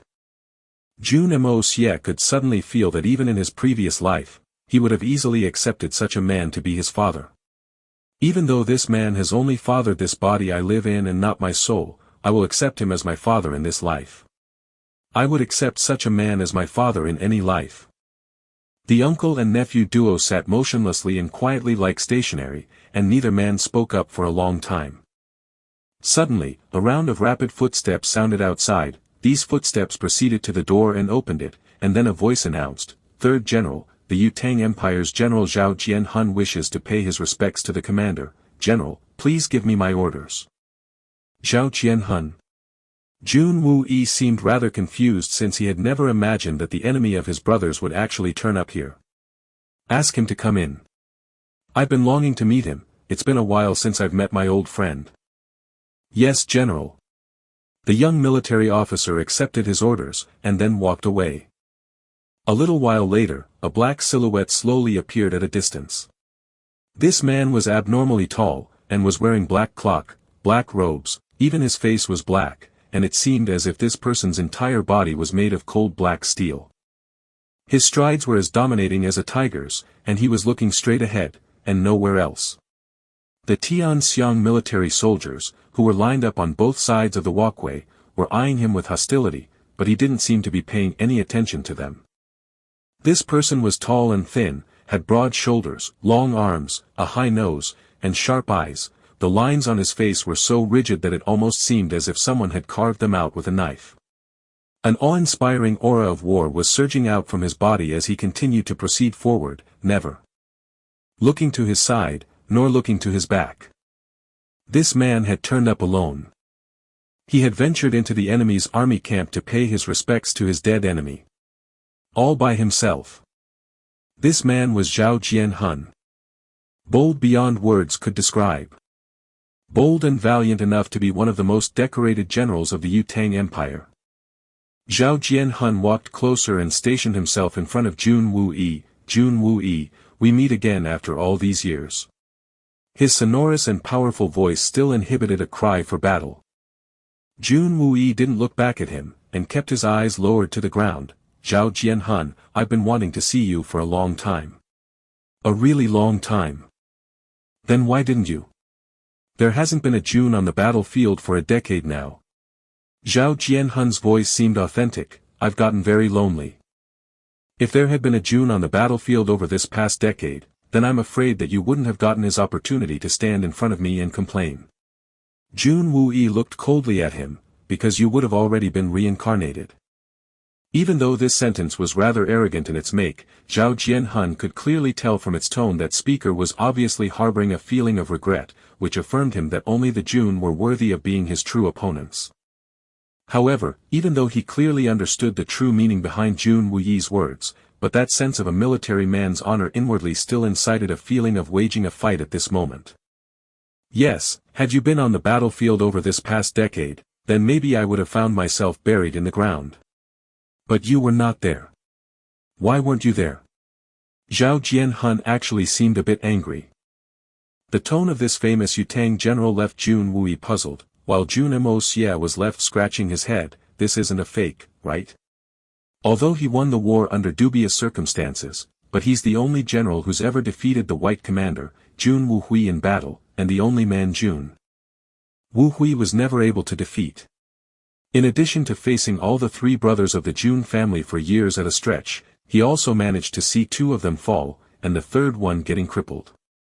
He knows well that third uncle wouldn't have been able to fight him on the battlefield after his injury, but this guy still wants to fight and defeat him. Has this guy lost his mind?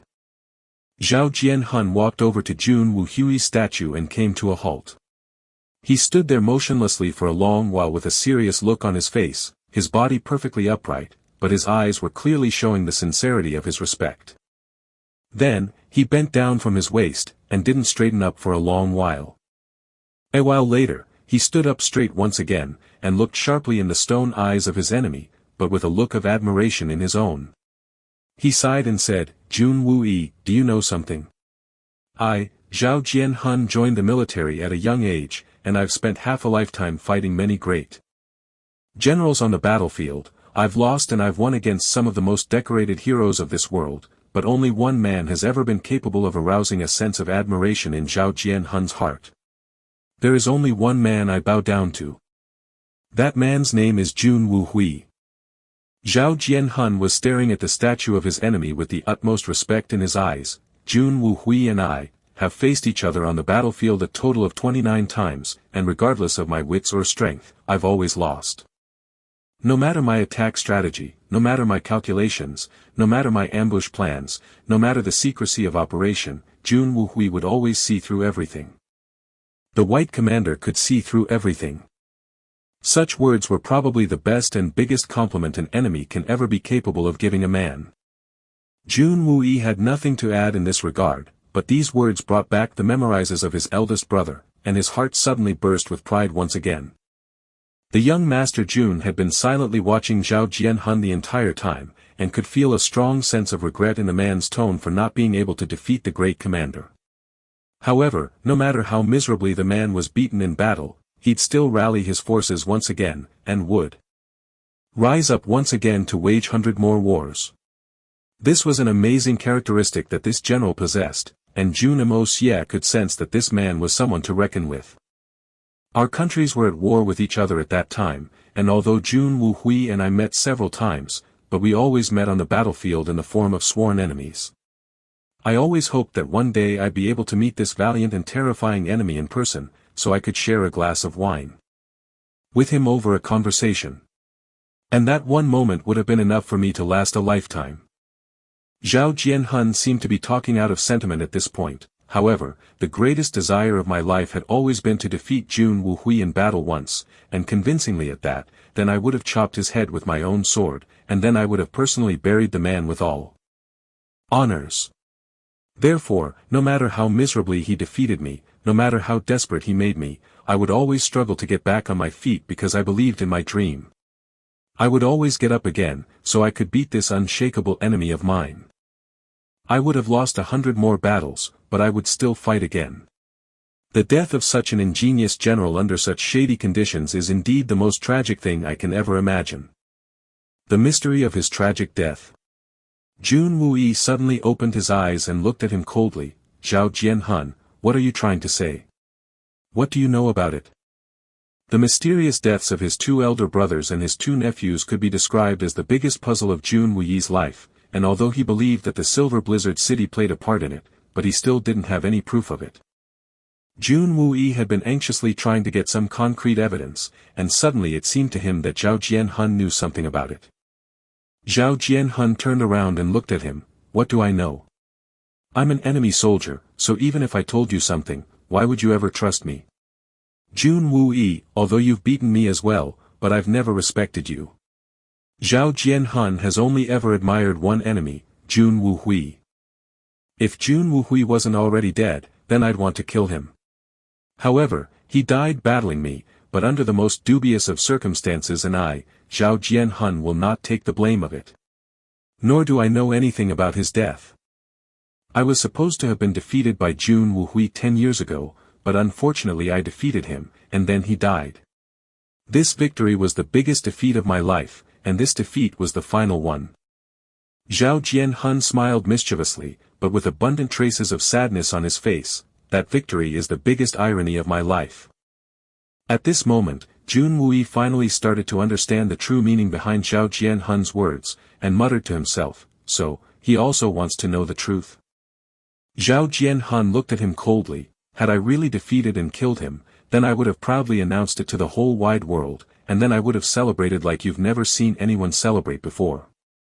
That victory was marked as the biggest achievement of my life, but it was false. This feat does not belong to me, but it is still hung against my name, and this, for Zhao Jianhun, is the biggest shame. A shame I simply cannot wash away. I cannot stand it, and so I wish to avenge him. Jun Moxie was a real soldier, and he should have died fighting on the battlefield, not under a conspiracy. I cannot accept this result, and I believe that he wouldn't have accepted it either. You're his brother, something must have rubbed off on you as well. Zhao Jianhun smiled mockingly, you're a soldier too, aren't you? If such a success was handed over to you by someone else, then what you have done. You're a soldier, aren't you? Would you have taken it? Perhaps, some people would secretly celebrate it, but I, Zhao Jianhun cannot. Jun Moxie had no words to offer. Jun Moxie, I ask you. How did Jun Moxie die? How were you defeated? Zhao Jianhun was almost glaring at Jun Moxie, tell me, and tell me the truth. The truth. Jun Moxie shook his head as his face twitched. I would also like to know the truth. By the virtue of being one of the most prominent generals of the Yutang Empire, Zhao Jianhun was surely capable of calling the winds and summoning the rains, but in the face of a power like the Silver Blizzard City, he was no more than a mere ant. Even though Jun Moxie didn't want an enemy like Zhao Jianhun to exist in this world, but just as Zhao Jianhun, Jun Moxie also firmly believed that the bones of a soldier belonged in the battlefield. Although, he wished Zhao Jianhun dead, he only wanted the man to die in battle, and preferably by his own hands. In any case, he didn't wish for Zhao Jianhun to fight the Silver Blizzard City in order to avenge Jun Moxie and then end up dying under similarly dubious circumstances. In reality, even Jun Moxie was also only vaguely conjecturing at the truth since he didn't have any proof of the Silver Blizzard City's involvement. Either way, he wouldn't imply his own hatred and impose his own battles on someone else. You would never be able to deal with them. You weren't even able to deal with my eldest brother, or my second brother, or even me. Jun Moxie replied coldly, Zhao Jianhun, you shouldn't overestimate your abilities. Although I hope that you die soon enough, but I don't wish for you to die the death my brothers did. The bones of a soldier have always belonged on the battlefield. So you already know how the three of you were beaten, and that I have no relation with what happened. Zhao Jianhun seemed rather excited about it. Of course. You may be worthy of being the most important general of the Yutang Empire, but you simply aren't capable of defeating the Jun brothers. Jun Moxie grunted, you just don't have what it takes.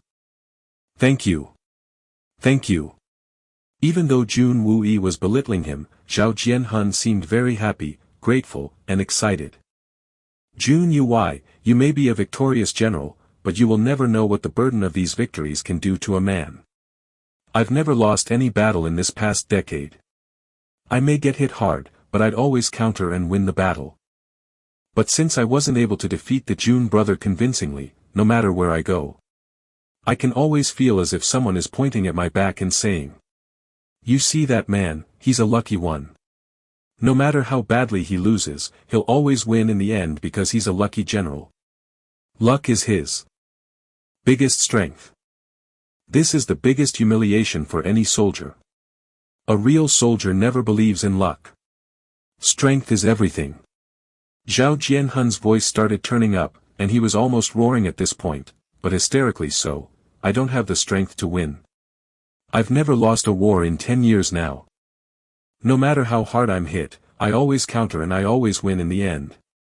Why should anyone call me lucky?